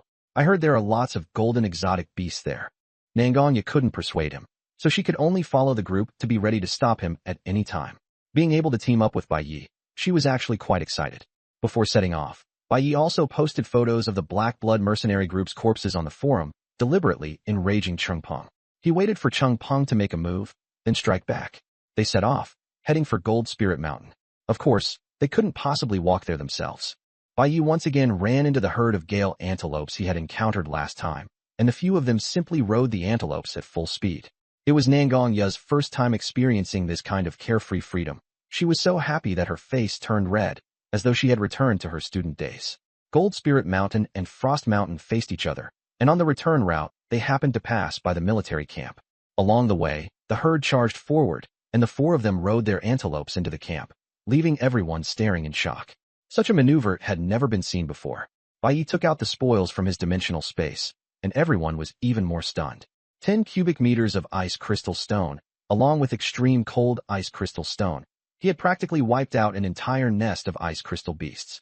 That dangerous ice cave, where even Black Iron level beast girls wouldn't dare enter, had been raided by Bai Yi and the others, a few rookie apprentices. What shocked everyone even more was that Bai Yi even produced frost bear fur, and everyone was completely convinced. They had even taken down a lord-level exotic beast. Bai Yi handed all the harvest over to the Nangong family's transport team, clearing out his dimensional space and preparing to make another big run. These spoils were worth 50 million, and Bai Yi instantly became a billionaire. Nangong had changed out of her originally cute yet sexy outfit and put on Black Iron level armor, looking heroic and imposing. But in front of Bai Yi she was still shy and bashful, her little face flushed red, and even her daughter Nangong Xinxue could hardly recognize her mother anymore. After a brief rest, everyone continued riding their antelopes and hurried toward Gold Spirit Mountain. As they approached Golden Spirit Mountain, they happened to see a golden mammoth fighting a golden saber-toothed tiger. The golden mammoth had the upper hand in strength, and with the support of an S-rank beastmaster, Cheng Peng, it directly crushed the saber-toothed tiger. Seeing that it couldn't win, the tiger tried to flee, but it was surrounded by a group of Black Iron tier beast girls and had nowhere to run. In the end, it steeled itself and lunged straight at Cheng Peng, trying to kill the beastmaster first. As a result, the beast girls joined forces, and a single round of Black Iron magic turned the saber-toothed tiger into a sieve. The saber-toothed tiger died, and it was pinned on top of Cheng Peng. Cheng Peng struggled and cursed, criticizing the beast girls for being useless, while he himself did nothing, which left everyone speechless. Someone like him simply didn't deserve to be on the battlefield. But since he was the employer, everyone could only put up with it. Bai Yi, however, didn't indulge him and directly raised his middle finger. Trash. When Cheng Peng saw Bai Yi, he was so shocked he almost couldn't speak, wondering what exactly the Black Blood mercenary group had been doing. How could they not even kill an apprentice beastmaster? He couldn't believe it. He hurriedly used a special communicator to contact the Black Blood mercenary group. As soon as the call connected, he heard Bai Ye's voice from the other end. I'm your grandpa Bai. So it was Black Blood who did it? At this point, Bai Yi understood. The one who wanted to kill him was indeed Cheng Peng. You. Cheng Peng was so shocked he was left speechless, and the surrounding Black Iron tier beast girls were all dumbfounded as well. The Black Blood mercenary group was so powerful, yet they were wiped out completely, and even counter-killed by an apprentice beastmaster. It was absurd. Bai Yi sneered. Still coming to snatch the golden blood? Looks like you've taken quite a loss before, huh? The more Cheng Peng thought about it, the angrier he became. He had spent billions to save up just 1% golden blood, and this one duel cost him 0.3% outright. Nearly 30 million. Golden blood was extremely rare. His father had scolded him harshly, and even forced him to enter the exotic beast space himself to make up for it. Otherwise, he would never have come here to take such a risk. Chung Peng roared, "Kill him for me." At this point, he stopped pretending to. Since the killer had already been exposed, he might as well have his own people make a move. Deaths in the exotic beast space were normal. Once Bai Yi was killed, they could just deal with the witnesses, the Nangong mother and daughter, and the cat demon. What Bai Yi wanted was precisely to enrage Chung Peng and make him lose his rationality, so he could find an opening to strike. Otherwise, surrounded by black iron tier beast girls, the chance would be too slim. At that moment, Nangong Yi transformed into a spear and urged Bai Yi to leave quickly. Bai Yi picked up the Dark Knight cat demon and the sword spirit, leaped onto the long spear, and the spear shot out like a flying dragon, racing straight toward Golden Spirit Mountain. More than a dozen beast girls chased after them, along with a flying Beastmaster combo, making them difficult to shake off. Nangong Yi asked, "What do we do?" Bai Yi said directly, "Head for the Golden Arrow Porcupine territory." He was best at turning chaos to his advantage. Nangong Yi didn't hesitate. Pushing her speed to the limit, she charged into a sea of golden speargrass, where thousands upon thousands of golden arrow porcupines were playing, and no one dared to provoke them. Even the pursuers hesitated. These porcupines had spines like arrows that could pierce black iron tier beast girls, and the spines had barbs. Pulling them out would tear flesh apart. Not to mention there were 1,000 of them here. They were as terrifying as an arrow storm. But Bai Yi wasn't afraid. He swung his sword and cleaved out a silver moon, splitting a porcupine clean in half. The porcupine herd roared in fury, launching tens of thousands of arrows at once. Bai Yi grabbed the silver spear and rushed upward into the sky. At the same time, he casually shoved the Dark Knight cat demon in front of him as a shield. The backspine striking the beast spirit armor had little effect. The Dark Knight cat demon was dissatisfied, using her as a meat shield again. Was he even human? Suddenly, a fierce gale swept in. Bai Yi hastily raised his sword to block, and with a clang, Nangong Qinshu and nearly lost control of her sword spirit state. Bai Yi and the spear were both knocked flying. A Lord-level golden arrow porcupine appears. Attack! Bai Yi was covered in golden spikes, as if bristling with golden spears, gleaming coldly in the sunlight. Even while flying hundreds of meters above the ground, he was still attacked by the golden arrow porcupine. No wonder no one dared provoke it. Among the leader-level exotic beasts, the golden arrow porcupine was top tier and simply impossible to fight head-on. In fact, Bai Yi had no intention of fighting it directly. He just wanted to enrage the porcupine pack. After publicly killing one porcupine, he would immediately flee, only to run straight into the black iron-level beast girls chasing after him. Switch! Bai Yi grabbed the silver spear that had originally been his mount and let the sword spirit become the mount. He charged straight at the leading falcon beast girl. The silver spear was already an A-level black iron beast girl, and with Bai Yi's burst of power added in, he took her out in one shot. Their coordination was too perfect, and Nangong Qinshu was so jealous she thought, "Could Bai Yi be into my mom?" While she was letting her imagination run wild, Bai Yi tossed the stealthy Dark Knight cat demon toward a flying fish, while he himself launched a surprise attack on a flower butterfly. The Dark Knight cat demon went invisible in aerial combat, used her poisonous claws to instantly kill the Beastmaster on the flying fish, then destroyed the flying fish's wings, sending it crashing down. She took the chance to leap away, even stomping hard on the flying fish as she left. The rest was left to Bai Yi. After years of seamless teamwork, Lin Ming completely trusted him. Bai Yi erupted into a combo, the silver spear like a phantom. With spear mastery and skills working together, he went all out. Before the flower butterfly could even react, it was skewered into a sieve and died on the spot. But another flower butterfly appeared. It had all been an illusion just now. The flower butterfly was skilled in illusion techniques. Bai Yi activated his true vision eyes and discovered that the true body was still invisible, scattering poisonous powder. But he wasn't afraid of poison at all. He blasted it through the head with a single shot. The flower butterfly died in disbelief, unable to accept that its illusion and invisibility had been completely ignored. It could only sigh that Bai Yi was simply too strong. Bai Yi caught the falling Dark Knight cat demon, their coordination flawless. The corpses of the flying fish, falcon, and flower butterfly dropped into the porcupine pack and were devoured.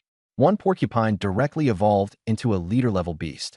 Fueled by the lure of food, the porcupine pack became even more frenzied in chasing Bai Yi, charging straight toward the other beast girls on the ground. The beast girls couldn't fly.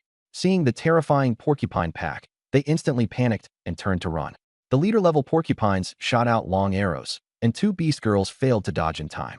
They were slowed down, and then they were shot into hedgehogs by a hail of arrows. The other beast girls wanted to run too, but Bai Yi was still in the air using skills to interfere. The Silver Spear had a long-range skill, Silver Spear Cannon, with very high range and destructive power.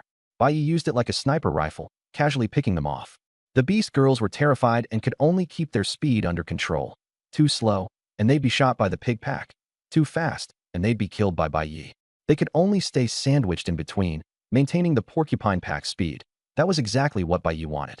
He charged straight toward Changpeng. Along the way, every exotic beast that saw the porcupine pack was so frightened that they scattered and fled. In the end, all the nearby exotic beasts followed them out of Jinling Mountain, and even the surrounding beasts who didn't understand what was happening blindly joined in. Soon it turned into a beast tide. Countless beasts surged forward, alarming the entire Five Elements Mountain. An app alert rang out. A beast tide has broken out in Jinling Mountain. Adventurers, evacuate quickly. Everyone with the Five Elements Mountain app received the message. It had been years since anyone had seen a beast tide, which meant heavy casualties. The Flower Demon commander at the military camp received the news and immediately began directing rescue efforts. At that moment, a subordinate reported, Changpeng is in Jinling Mountain. The Flower Demon commander was shocked, thinking that spoiled brat had gotten himself into trouble again. But time was urgent, so she could only send word to the Chung family first. She was responsible for defense to begin with, and didn't want to get involved in too much else. That subordinate happened to be from the Chung family, and he hurriedly contacted the clan. A group of Black Iron-level beast girls quickly rushed into Five Elements Mountain for rescue. Bai Yi also realized on his side that things had escalated. There were exotic beasts everywhere, impossible to dodge, and even the sky was dangerous now, with flying exotic beasts joining the beast tide. Bai Yi had no choice but to bring the beast girl with him and ride a swift-winged antelope to blend into the beast herd. He quickly claimed that he was a mutated humanoid exotic beast. The exotic beasts could understand beast language, and seeing him together with the swift-winged antelope, they couldn't be bothered to pay him any mind. The beast tide could no longer be stopped, and its target was Changpeng. Changpeng was terrified by the beast tide and panicked, screaming for help as he tried to flee. He thought the golden mammoth wasn't fast enough and only wanted the cloud-piercing bird beast girl to carry him away. But suddenly, the golden arrow boar launched a golden arrow, piercing the cloud-piercing bird with a single shot and nearly taking Changpeng with it too. An arrow struck Changpeng in the thigh, and he cried out in agony. When someone else tried to take flight again, they were shot down by another golden arrow. No one dared to fly anymore. The spider beast girl hurriedly spun a web and saved Changpeng, who was falling from the sky. After that, Changpeng had no choice but to switch to riding the wind shadow wolf beast girl to escape. The others followed closely behind. Faced with the beast tide, even black iron-grade beast girls could only choose to flee. Once the tide receded, whoever was slower would be the unlucky one. The golden mammoth was the slowest, and the porcupines kept stabbing her from behind in a barrage, turning her into a giant hedgehog. If she wasn't saved soon, she would surely die. She was worth 1 billion, and if she died, the Chung family would suffer a huge loss. Changpeng immediately ordered the fastest banded tiger to go rescue her. The banded tiger hesitated, afraid she would get dragged in too, but after Changpeng threatened her, she could only yield. The banded tiger told the golden mammoth to hurry and transform back into human form. The golden mammoth immediately turned human and leaped onto the tiger's back, her body covered in quills and nearly passing out. The banded tiger didn't care and charged out of the beast swarm with her. Along the way, they were hit by more arrows, all of which Zhang Rong grit her teeth and endured. After transforming into a human, Zhang Rong's defenses were much lower, and several fresh quills directly nailed her onto the banded tiger's back. Changpeng then ordered the other guardian beast girls to cover their retreat. These black iron-grade beast girls could only fight the beast tide head-on, barely holding it back for a moment before risking their lives to escape. Those who ran too slowly were directly shot into hedgehogs. Even fighting to the death, the beast girls could only kill a few hundred beasts, which had almost no effect on the beast tide as a whole. Instead, Bai Yi swallowed several hundred beast souls, causing his armor to become fully solidified, no longer fearing backstabs, and much safer. In the end, Changpeng and Zhang Rong narrowly escaped, but both were seriously injured, especially Zhang Rong, who was almost dead. Changpeng could only keep himself alive with pills and healing arts, and didn't care at all about Zhang Rong's suffering. He just didn't want the massive investment to go to waste. The Chung family's rescue team arrived. The black iron-grade beast girls could slaughter low-level beasts without any pressure, but they were only there to save Changpeng. Once the objective was achieved, a few were left behind to hold the rear, while the main force took Changpeng and withdrew. Bai Yi wouldn't let them get away so easily. He had the Dark Knight Cat Demon remain invisible and specifically carry out sneak attacks. The black iron-grade beast girls simply couldn't block its golden claw. When facing stronger opponents, Bai Yi used the silver spear cannon to ambush them and eliminate them instantly. The beasts had come to regard Bai Yi as one of their own, and with an insider helping, the Chung family's beast girls were steadily forced back. Their defense line was instantly torn apart, and the beast tide crazily surged toward Chung Peng. The Chung family's beast girls fell one after another. The wind shadow wolf Chung Peng was riding on ran desperately, almost shaking off the beast tide. Bai Yi grew anxious. Upon seeing a porcupine, he immediately had Lin Ming throw it over. Lin Ming went all out, her strength exploding as she grabbed the porcupine and hurled it 1,000 meters, directly hitting Chung Peng. Startled, the porcupine unleashed all its quills. Although Chung Peng's armor was tough, several quills still pierced through gaps, making him scream in pain. Chung Peng was enraged and drew his blade to kill the porcupine. The porcupine herd behind erupted in chaos, and the golden arrow boars launched ranged attacks. Chung Peng dodged, but the wind shadow wolf was hit by golden arrows and howled in agony.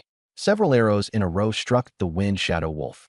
The third arrow directly pierced Chung Peng's thigh, pinning him and the wind shadow wolf together so they couldn't move. Chung Peng urgently shouted for the guards to come over. The beast girls formed a wall of flesh to protect him, while the golden arrow boars shot wildly. Beast girls kept getting shot down, but Chung Peng finally safely retreated into the military camp. The military camp had already prepared its defenses, so Bai Yi had no choice but to give up the pursuit and prepare to defend the city. A massive volley of arrows and magic flew out, instantly killing or injuring over 100 beasts. The man-eating flower spat poison, corroding the beasts, but it was attacked as well. However, it recovered its injuries by devouring, making it nearly invincible. The commander, Yang Min, was a B-rank expert. With her there, the beast would find it difficult to break through the military camp. But what came next would surely be a bloody battle with heavy casualties. At this moment, a warrior clad in black armor and holding a silver spear appeared in the beast horde. The spear moved like a dragon. Every strike killed a powerful beast, and even leader-level beasts couldn't withstand him. His defense was flawless, and even the golden arrow boars couldn't break through the black armor. Yang Min could tell at a glance that it was a super defensive skill, not equipment. The black armor had absorbed over 1,000 beast souls, and its defensive power was terrifying. Bai Yi was now among the beast horde, walking sideways through it, slaughtering enemies as if in a land without people. Add to that the overpowered silver spear, and no beast could withstand even one move from him. He was practically like Zhao Zilong, single-handedly charging in and out 7 times with one spear, the whole scene overwhelmingly badass. He killed more beasts by himself than the entire camp combined. As he kept slaughtering, his armor grew thicker and thicker, even sprouting spikes. Every time he was struck, the spikes counterattacked like arrows, piercing straight through the beasts attacking him. It had already evolved into thorns and spikes armor, and Bai Yi killed even more frantically. Meanwhile, the Dark Knight Cat Demon quietly followed behind to scoop up the leftovers. Bai Yi killed one, and it died. The Cat Demon would go over, dig out the soul bead, and swallow it. Unafraid of injury and amazingly skilled at it, she was incredibly efficient. These beasts generally had golden bloodlines, and the Dark Knight Cat Demon kept recovering HP, her bloodline nearly reaching 1%, granting a huge boost. Very quickly, the beast grew afraid and started fleeing in all directions. A pink fleshy meatball was running at the front. Bai Yi and the Cat Demon both froze. When they used true sight, they found it was actually a golden arrow porcupine. This guy had used up all his arrows, and without them, he looked like a big lump of fat with no threat at all. Bai Yi speared it to death with one thrust, and obtained a Lord-level beast spirit bead. Bai Yi kept it instead of eating it, planning to use it later for opening the stakes. On the way back, the soldiers were cleaning up the battlefield, and the Dark Knight Cat Demon guarded by Ye's prey, not letting anyone approach. Even Yang Min told her subordinates not to provoke her. When Bai Yi returned, everyone looked at him with solemn respect. This black-armored war god was actually only an apprentice beastmaster? Yang Min was shocked. She tentatively asked, and Bai Yi nodded and admitted he was an SSS beastmaster. Yang Min was instantly convinced.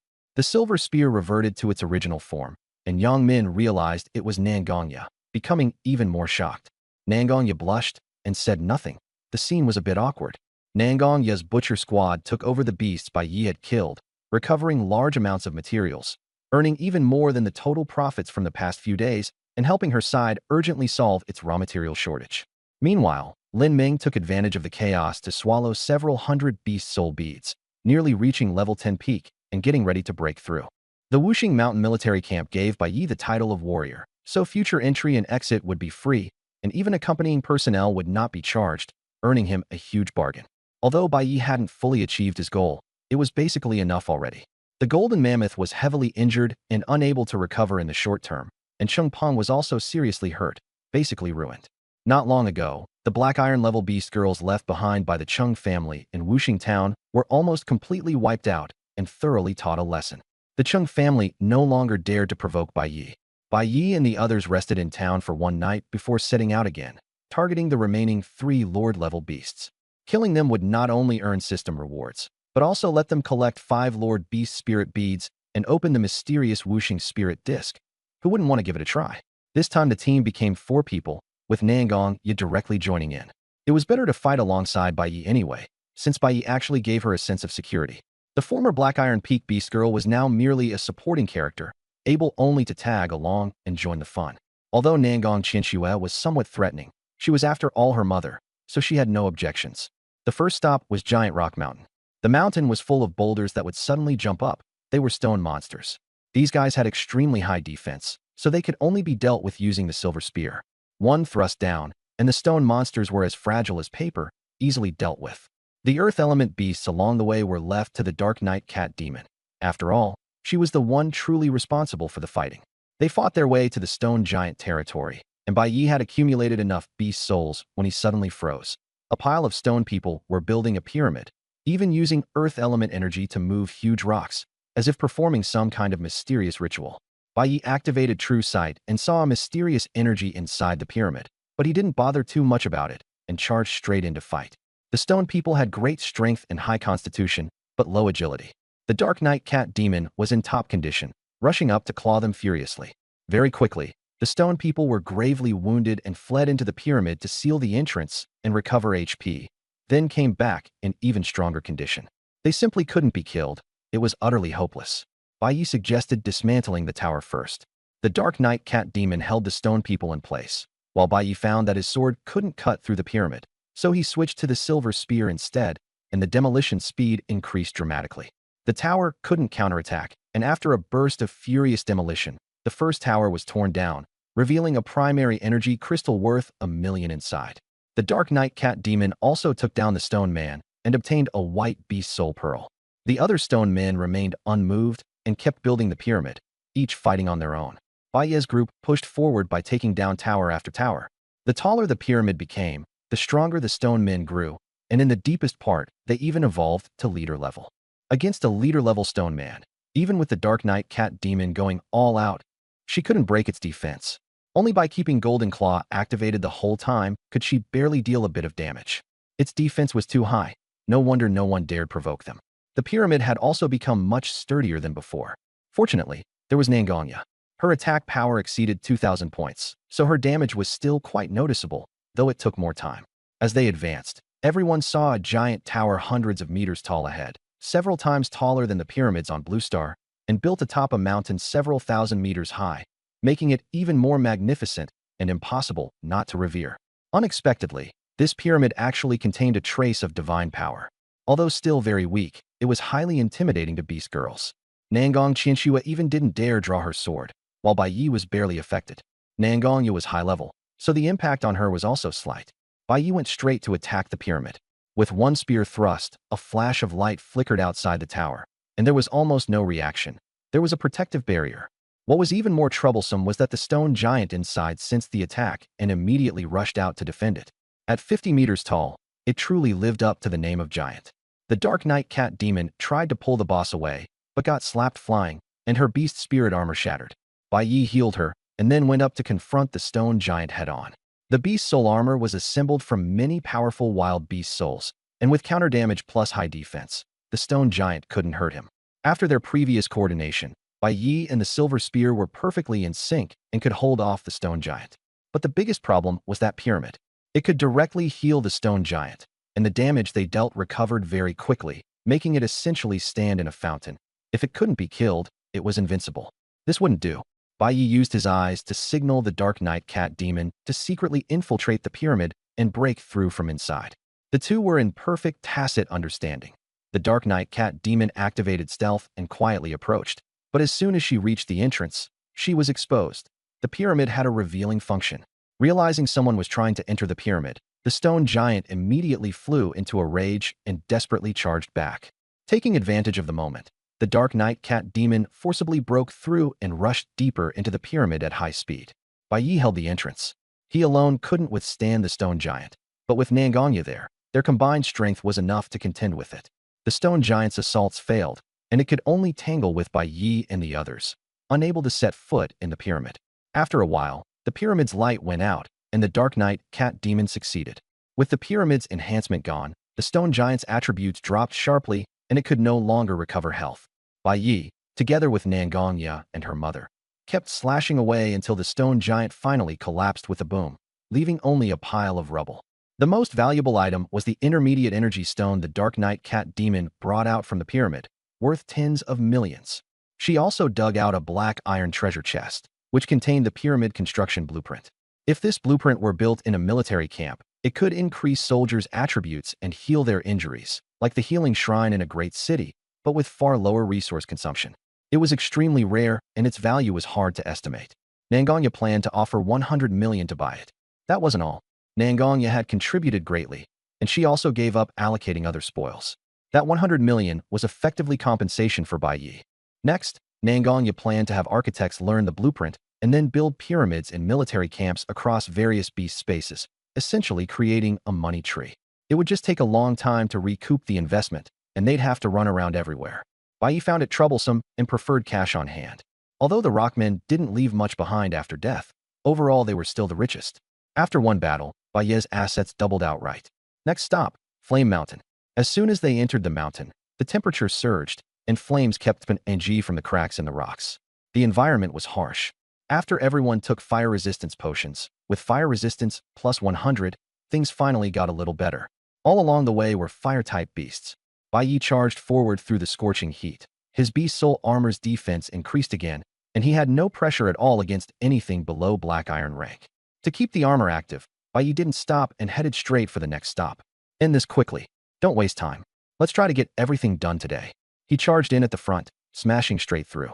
The Dark Knight Cat Demon picked up the leftovers and casually collected beast soul beads.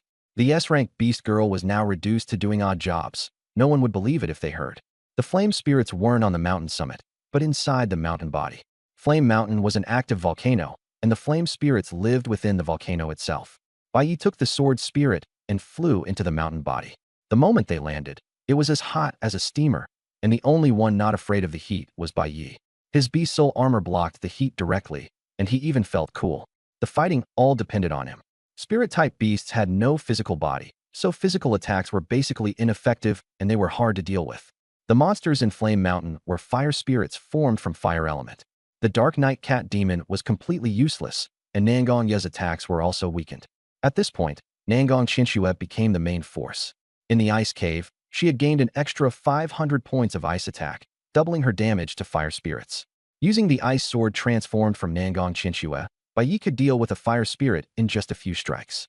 He advanced rapidly, not even afraid of magma. This was how overbearing beast soul armor was. The Dark Knight Cat Demon had no choice but to idle around and wander everywhere. Nangongya roamed the map collecting spirit herbs and ores. Huh? Was this place just mined over? There are way too few fire spirits.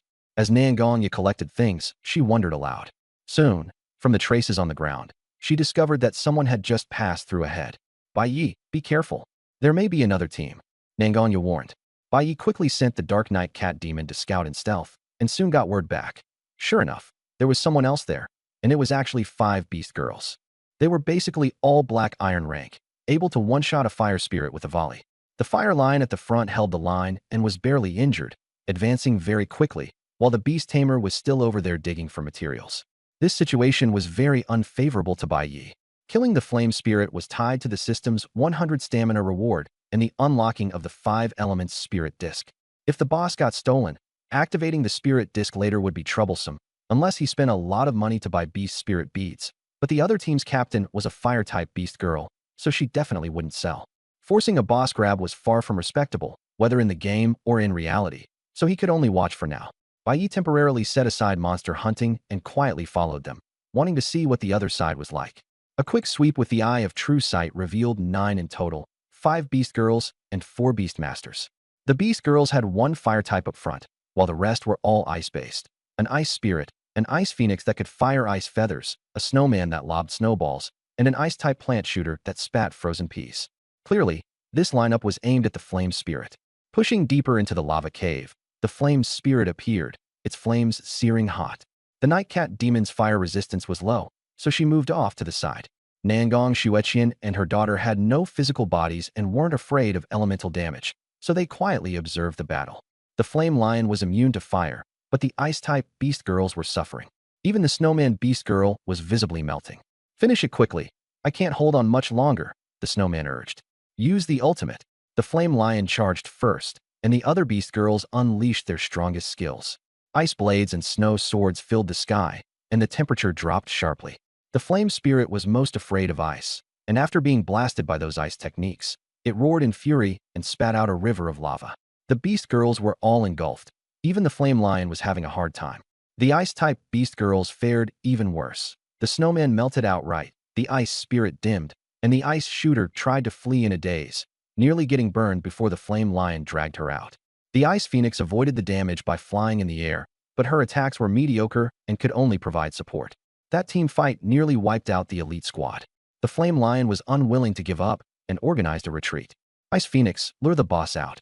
Everyone withdrew to the open ground outside the cave. After a brief recovery, they went in again.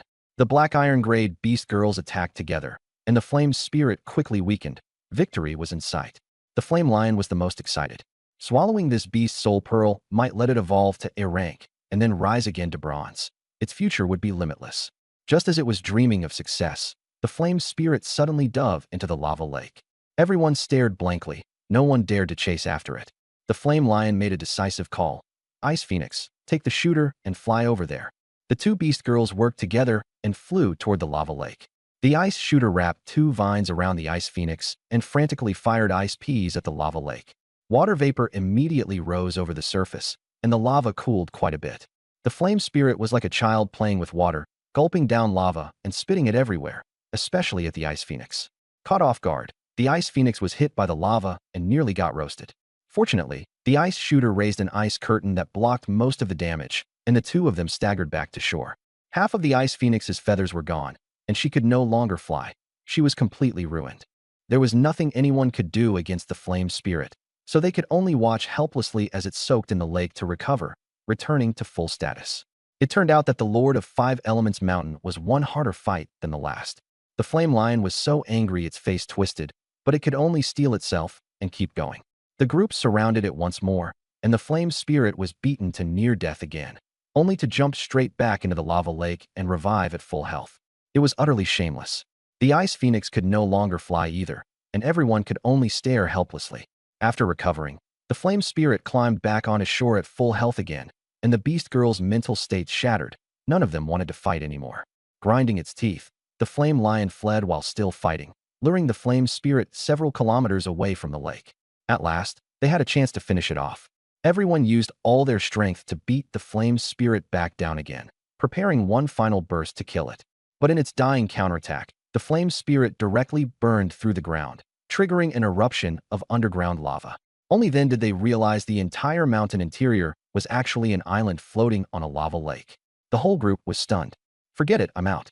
The snowman and the other ice-type beast girls could only turn and leave. Holding on any longer was useless. The flame lion went from hope to despair, looking back in unwillingness as it walked away. There was nothing to be done. They had to retreat. Just after the group left, Bai suddenly stepped forward and, sword in hand, blocked the flame spirit, which was about to return to the lake. The flame spirit was baffled. A little thing like this actually dared to challenge it one-on-one? It might as well keep it as a snack and spit lava at it. But the lava was directly blocked by Bai's beast soul armor, and the rebounding soul spikes stabbed back into the flame spirit. The flame spirit was utterly enraged and crazily spewed a river of lava, trying to kill Bai in one shot. But Bai ignored the lava entirely, rushing straight up to the flame spirit's face and slashing hard with his ice sword, chaining consecutive strikes. The flame spirit kept losing health, and its counterattacks couldn't even hurt Bai. Driven mad with rage, it had no way to do anything about it. The flame spirit was badly beaten by Bai Yi and tried to jump into the lava lake to recover HP. But Bai Yi had beast soul armor, so she just jumped in after it and could keep fighting even in the lava lake.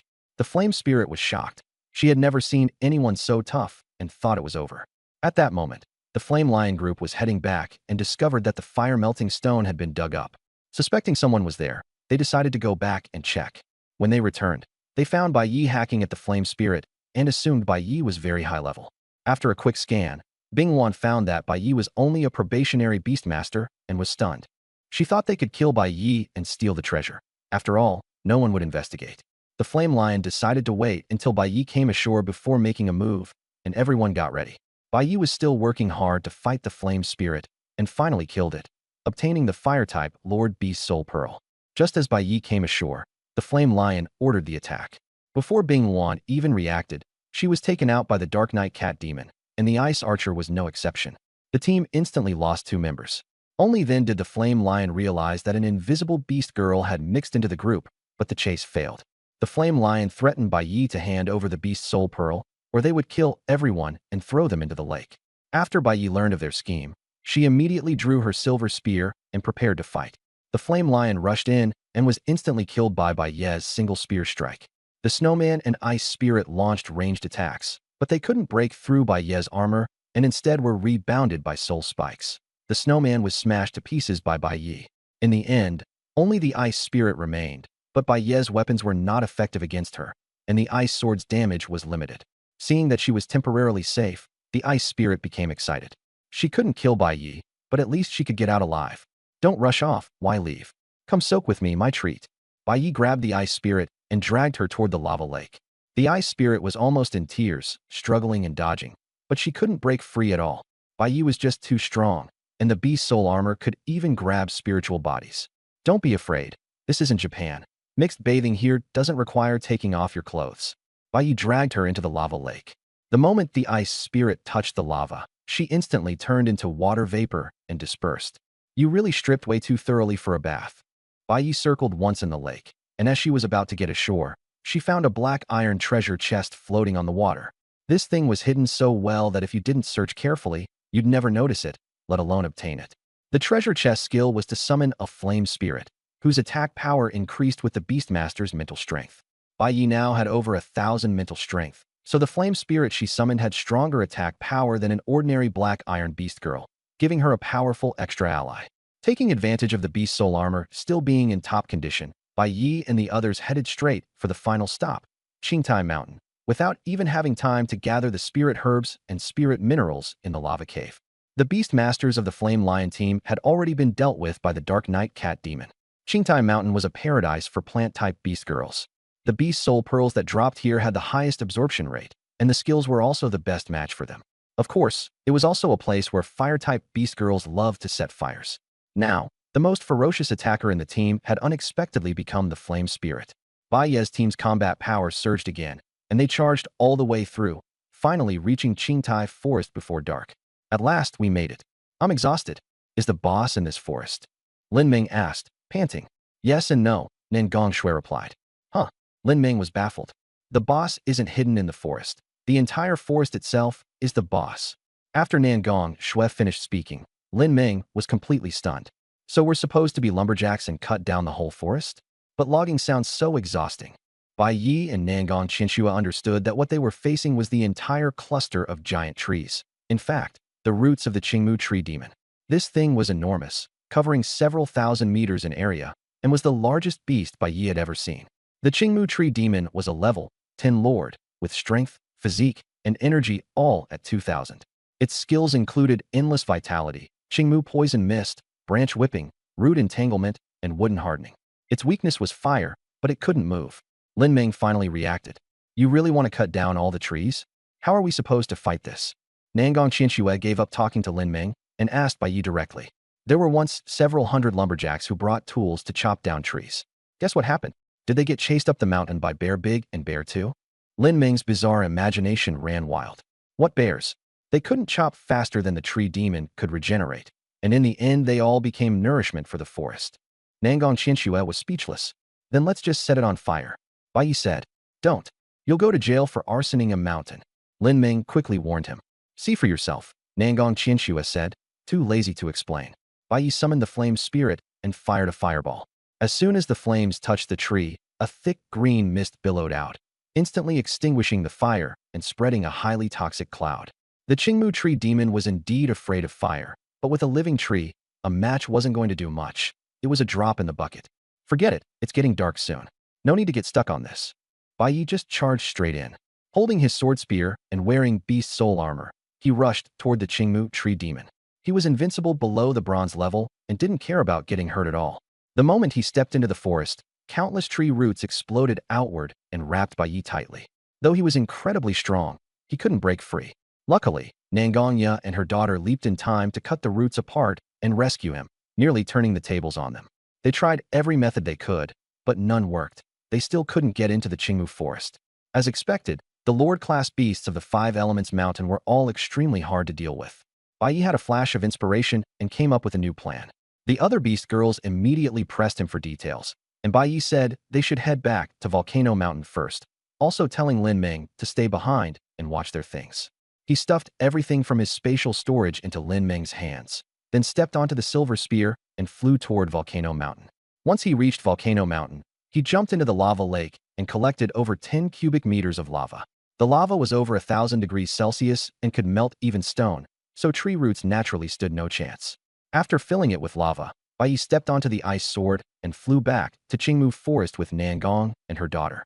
On the way, they encountered bat and night owl exotic beasts, but Bai Yi ignored them outright and bounced back their soul thorns to counterkill them. In all of Mount Five Elements, Bai Yi was basically invincible. Bai Yi arrived directly above the tree demon and jumped down, only to be wrapped up by a root from the Qingmu tree demon and pulled in front of it. This tree demon was enormous, with an old man's face in the middle of its massive trunk. It looked eerie, and it even spoke human words. Humans, my favorite delicacy. As it spoke, it swallowed Bai Yi in one bite. But this was exactly what Bai Yi wanted. He simply poured all the lava out inside the tree demon's belly. The Qingmu tree demon writhed madly, all its roots thrashing around in confusion, but it was useless. Its body was filled with lava, and it was instantly killed. Bai Yi obtained the beast spirit bead from the Qingmu tree demon. With the 5 elemental beast spirit beads finally collected, the system mission was completed, all attributes plus 100, and he also obtained the rapid recovery skill. A new option appeared. 1. Activate the 5 elements spirit disc and escape from Mount 5 Elements. Reward agility plus 102. Activate the 5 elements spirit disc and defeat the 5 elements beast king. Reward all attributes plus 503. Give up the 5 elements spirit disc. Reward constitution plus 100. Bai Yi felt that collecting 5 beads was as easy as summoning Shenlong. The beast spirit beads could summon the 5 elements beast king. Just from the name alone, one could tell it was a king-tier exotic beast, above the lord level. Bai Yi searched through the original owner's memories, but found no record of any king-tier exotic beast in the trainee stage. He directly asked Nangongya, "Have you ever heard of a king-tier exotic beast below the black iron rank?" Nangongya was dumbfounded. How could there be such a thing? Bai Yi smiled. "Want to see one?" Nangongya froze, suspecting that Bai Yi could actually create a king-tier exotic beast. It was simply unbelievable. "You really want to bring out a king-tier exotic beast?" Bai Yi nodded and asked her, "Do the two of us have a chance to kill it?" Nangongya turned to leave. "Thanks, goodbye." Bai Yi stopped her and explained a bit. Only then did she understand that Bai Yi wasn't joking. He really could summon a king-tier exotic beast. Nangongya was very straightforward. "I don't have the slightest confidence." But she still didn't give up. "Are there any other conditions for the summoning? Can we change the time or place?" Bai Yi replied, "It can only be summoned in the exotic beast space of Mount 5 Elements, and the best time is tonight. Tonight my beast soul armor is at its strongest. It has absorbed 3 lord-tier beast souls and thousands upon thousands of ordinary beast souls. It's at its peak. By tomorrow, all of that will disperse, and it'll be hard to gather again." Nangongya analyzed the situation. "There's no way we can do it alone. We won't be able to find good helpers on short notice either, and Mount 5 Elements doesn't allow bronze-rank beast girls to enter, so that won't work." Bai Yi asked again, "What if we asked the Chung family for help?" Nangongya shook her head. "Mount 5 Elements has Chung family investment, so their influence is huge. But now that we've fallen out with them, there's no way they'll help." Bai Yi smiled instead, already having a plan in mind. The crowd simply picked up some high-priced tree demon spirit leaves. The core area had already been burned by Bai Yi, so they could only gather the leftovers. After collecting several thousand pieces, they headed for the military camp. The beast's space at night was dangerous, and the beasts were stronger and fiercer. But Bai Yi couldn't be bothered to care and charged straight through. When the moon reached mid-sky, they finally arrived at the military camp. The guards immediately went on alert, fearing a beast attack. "I'm Beast Tamer Bai Yi. I request entry into the city." Bai Yi announced his identity. Unexpectedly, the other side became even more guarded and even blew the horn. Bai Yi was a little dumbfounded, having been mistaken for a beast. Cheng Peng appeared on the city wall in a wheelchair. Cheng Peng said viciously, "Bai Yi, you finally came back." Bai Yi remained calm. "What? If I don't show up, you still dare not set the table?" Like a madman, Cheng Peng roared. "Today, my entire military camp is full of Cheng family people. I'm going to make sure you die." Bai Yi looked a little excited. His tone changed. "So, right now the entire military camp is full of your Cheng family people?" Cheng Peng swaggered. "That's right. Scared, aren't you? Kneel down and beg for mercy now. Contract with my younger sister, and maybe I'll still spare your life." Cheng Peng thought Bai Yi was frightened and immediately became arrogant, feeling sure of victory. The corners of Bai Yi's mouth lifted, and he looked quite pleased. Everyone in the Cheng family thought Bai Yi had gone crazy. Only Nangong Yi guessed a hint of what was going on. As expected, Bai Yi took out the 5-colored formation disc and placed 5 Lord-level beast spirit beads on it in sequence: metal, water, wood, fire, and earth. With the 5 elements combined, a burst of multicolored light shot into the sky in an instant, illuminating even the 5 elements mountains. The next moment, driven by the 5 elements spirit disc, the 5 mountains each shot out a huge pillar of light that condensed in the air into a 5-colored giant egg. The giant egg cracked open, and a beast hundreds of meters tall appeared, its pressure terrifying. Cheng Peng was stunned. He desperately craned his neck to see clearly, and as a result his wheelchair tipped over. His subordinates rushed to help him, but he shouted for them not to worry about him and to quickly check what it was. After someone looked it up, they shouted excitedly, "It's an emperor-level beast." Cheng Peng didn't believe it. This was only an entry-level space. How could there be an emperor-level beast here? But someone else posted the information. Type 5 element Beast King, level 10 Beast King, Strength 0, Agility 0, Physique 0, Energy 300. Even the Black Iron level Beast Girls could not detect any more details. At a glance at its attributes, the Black Iron level Beast Girls were simply no match for it. Cheng Peng was first terrified, then exhilarated. If this strange beast could be obtained and supported with resources, it might even be possible to raise an SS-level Beast Girl, which would further secure his position. He could even go for the national record. Full force attack. Spare no cost. We must take it down. Under his order, everyone launched attacks one after another, but most were ineffective. Only the attacks of a few strong fighters, along with the magic towers and giant crossbows, could barely inflict damage. The lightning tower on 5-element mountain had very powerful offensive force and indeed wounded the 5-element Beast King. Cheng Peng saw hope and shouted excitedly. The others also thought victory was near. Suddenly, green light surged from the 5-element Beast King, and all of its injuries recovered instantly. Then red light flashed, and it spewed out a massive amount of lava.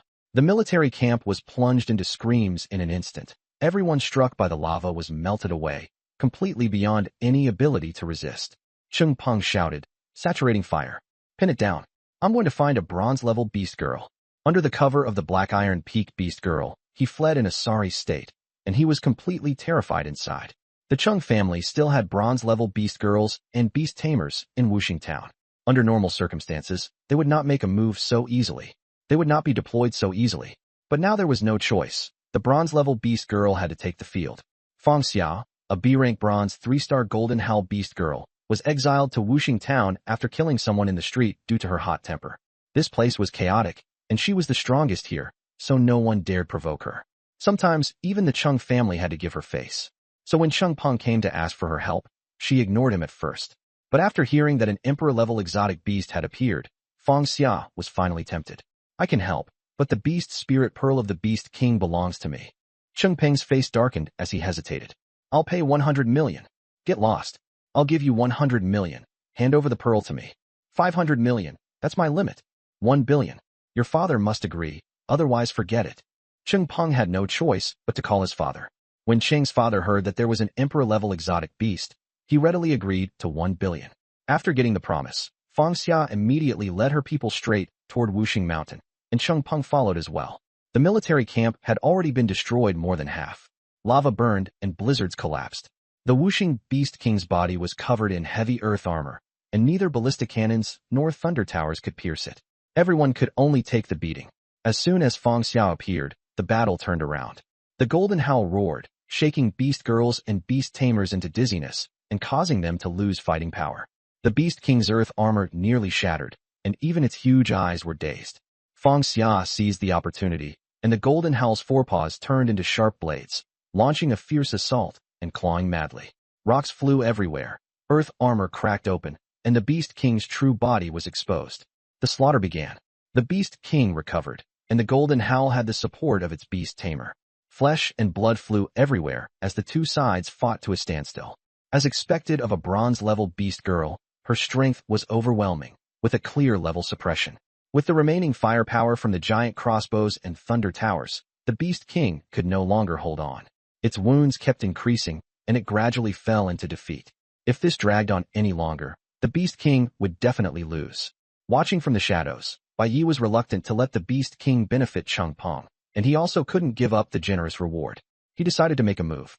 He lowered his voice and ordered, "Meng, infiltrate the military camp and get close to the bronze-level beast tamer. Wait for my signal." Lin Ming understood instantly, a flash of excitement crossing her eyes as she prepared to strike. Bai Yi wasted no words. He directly transformed into the Dark Knight Cat Demon, activated stealth, and quietly approached the bronze beast tamer. He also casually added a buff to himself. Now that half the military camp wall had collapsed and all the energy buildings were destroyed, infiltrating the camp was very easy. The night was also perfect for the cat demon's actions. Hidden in the darkness, even if Bai Yi activated his true sight eyes, he could only make out a faint shadow. Others definitely couldn't see it. Everything went smoothly. The whooshing Beast King and the Golden Howl were still fighting, and the shockwaves had blown the area outside the military camp into ruins. The whooshing Beast King was badly injured and could barely cast recovery magic anymore. The Golden Howl was about the same. The fur on its body was nearly bald, its skin scorched black, its claws frostbitten purple, and it was in so much pain that it could barely move. At this moment, Bai Yi whistled, and the Dark Knight Cat Demon received the signal. It immediately used the golden claw to pass through a gap in the armor and, in one swipe, cut the bronze beast tamer's throat. The move was crisp and clean, clearly the work of an old hand. After the beast master died, Feng Xia's strength plummeted and she fell into a weakened state. The five-element Beast King seized the opportunity and swallowed Feng Xia in one gulp. In an instant, she was melted by the lava inside its stomach and became nourishment for the Beast King. The Beast King's condition quickly recovered. Everyone was stunned and fell into despair in an instant. The scene descended into utter chaos. The only thought in everyone's minds was to flee for their lives. Cheng Peng, who was in a wheelchair, was knocked down by the crowd and trampled underfoot. No one cared about his screams, and in the end he was left as good as dead. When the guards finally found him, his face was covered in shoe prints. They hurriedly fed him medicine, hoisted him up, and rushed toward the teleportation array. At this time, only Bai Yi and the others remained on Five-Element Mountain. Bai Yi showed no fear and charged at the Five-Element Beast King with his spear in hand. Enraged, the Beast King roared, "How dare a mere apprentice Beastmaster challenge it?"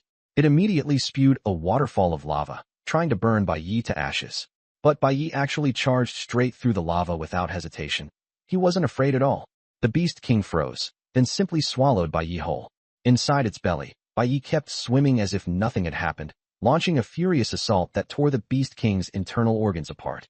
In unbearable pain, the Beast King rolled madly, causing even more destruction to the military camp. The beast women who had tried to reap the benefits also died in the chaos.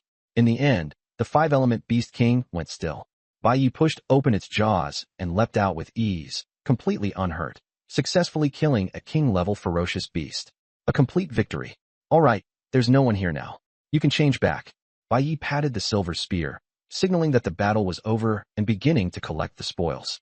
But the silver spear, flushed red, refused to change back no matter what. It turned out that silver spear had been burned while in the sea of lava. She could withstand most elemental damage, but once the power exceeded her defenses, she couldn't hold out. Nangongya's armor had been burned to ashes in the lava, and now she was left completely bare. Of course, she didn't want to return to her original form, so she could only put Nangong Qianque's clothes back on. Everything else was fine, but she still couldn't get the clasp on her chest to fasten no matter what. After a simple cleanup, Nangongya wanted to call the butcher team to transport the Beast King's corpse. The five-element Beast King was too large, and even Bai Yi's strengthened dimensional space could only store a small portion of it. so they had to rely on the butcher team to help. Bai Yi took the opportunity to dig out the 5-element Beast King's Beast Spirit Pearl. The Dark Knight Cat Demon was drooling with envy, but it couldn't eat it. The center of the 5-element disc had a hole in it, clearly meant for the Beast Spirit Pearl. Bai Yi became very interested and directly placed the pearl into it. The 5-element disc burst into dazzling light, and the 5 elemental mountains simultaneously shot out beams of light, all of which merged into the disc. When the light faded, everyone actually found themselves in 5-element town. The disc dimmed and returned to Bai Yi's hand, while many more tents appeared around them, along with a group of bewildered beast women. Huh? Where's this? Wasn't I camping in 5-element mountain? Old Wong, weren't you on watch? What's going on? How would I know? I'm confused too. Is this 5-element town? How did I suddenly come back? It must be a dream. The whole scene was in chaos. Bai Yi and the others blended into the crowd without drawing attention, except for Nangongya, who had gone out looking for people and was a bit dazed. Where was the entrance to 5-element mountain? Why could they suddenly no longer get back in? The others also noticed something was wrong, and the Chung family in particular panicked. 5-element mountain was the Chung family's cash cow. Without it, the Chung family's position would be far less secure. But now all the Chung family executives in town were gone. Feng Xia had been swallowed by the Beast King. Chung Peng's life and death were unknown, and no one could hold the situation together. They could only hurry and contact headquarters. What? 5-element mountain is gone. How did it disappear? Did it grow legs and run off? Where is Chung Peng? Get him on the phone. He's dying? Feng Xia was eaten. Chengdu was so anxious he nearly went crazy. He immediately ordered all managers and all beast women above bronze rank to gather in town before dawn. He personally headed to 5-element town. The town descended into complete chaos, and no one could sleep. Bai Yi also realized how serious the problem was. He had accidentally taken 5-element mountain into the disc, and the disc had become the new entrance to 5-element mountain, one that could be carried on his person. At this moment, the entrance to 5-element mountain was in his hands, which meant he had gained a private, ferocious beast space. After Nangongya learned the truth, she didn't even notice that a button had popped open. Go. Leave 5-element town immediately. She dragged Bai Yi and the others away into the night, transformed into Silver Spear, and headed straight for Jiangzhou City. This time things had gotten big. From here on out, Jiangzhou City itself might be thrown into chaos. They had only just left when the head of the Chung family, Chengdu, rushed to the town riding a gale. Chengdu was an S-rank wind spirit. His level exceeded bronze rank, and among Jiangzhou province's elite, his speed was unmatched. As soon as he arrived at Wuxing town, his first priority was to save his son, Chung Peng. On one hand, it was father-son love. On the other, he wanted to ask Chung Peng exactly what had happened. By then, Chung Peng was practically beyond saving, with only a faint bit of warmth left in his chest. Fortunately, the heart-protecting pill was still taking effect. The beast girl who had rescued him earlier had stuffed him with pills at random, and somehow they actually worked. Chengdu painfully took a precious pill from his dimensional space and gave it to Chung Peng. His dimensional space was only 1 cubic meter, something he had spent over 10 billion to obtain, and he only kept the most valuable things in it. This 9 revolutions soul-reviving pill had originally been kept for his own life-saving use, but now it could only be given to Chung Peng. Soon, Chung Peng's complexion improved, and he began breathing again. The first thing Chung Peng said when he woke up was to keep shouting Bai Yi. Chengdu immediately ordered people to investigate. Before daybreak, they had to dig up all of Bai Yi's information. His roar echoed across the entire town, but Bai Yi could no longer hear it. At this moment, Bai Yi was lying on the big bed of the Nangong family, happily tallying up his gains. SSS rank talent, level 10 trainee beast master. All attributes had surged dramatically, to the point that even beast girls and beasts of the same rank couldn't compare. 300 million in cash on hand, of which 100 million came from selling the corpse of the 5 elements Beast King. Nangongya had promised to give him 3 pieces of equipment, plus 10 tons of Beast King meat. In fact, Nangongya had also made a huge profit. A Beast King level corpse could be turned into dozens of pieces of equipment, each worth several million. After deducting the costs, the Nangong family netted several hundred million. Because the risk was high, the butchering was all done at the family's secret base, and the people handling it were all trusted confidants, so there was currently no risk of the news leaking. Bai Yi's biggest gain was mastering the entire beast space of Wuxing Mountain. This was equivalent to having a massive raw material base, and it could also be used as a weapon, allowing him to summon an army at any time. The space covered 100,000 square kilometers and had explosive storage capacity. Bai Yi had completely said goodbye to being a broke loser and had truly stepped onto the peak of life, smiling even in his dreams. Meanwhile, outside, Jiangzhou City had not slept for Bai Yi all night. By morning, everyone knew that the Chung family had lost their greatest support, the beast space of Wuxing Mountain. This resource had originally belonged to the authorities, but it had long been monopolized by the Chung family, who controlled a huge amount of raw materials and made a fortune from it. Now it was all gone. Whether the Chung family could still maintain its status had become an open question, and everyone was speculating. Sensing the crisis, the Chung family went mad searching for clues everywhere, turning Wuxing town upside down. Everyone had been interrogated, but nothing was found. At present, the only clue was the name Chung Peng had kept shouting after waking up, Bai Yi. Early the next morning, the Nangong family was surrounded so tightly that not even water could seep through. Bai Yi was still sleeping, and the noise outside woke him up. Groggily, he asked what was going on. With dark circles under her eyes, Nangong sat by the bed and said helplessly that his heart was too big to still be able to sleep at a time like this. Bai Yi, surprised, clutched the blanket and asked why Nangong was in his room.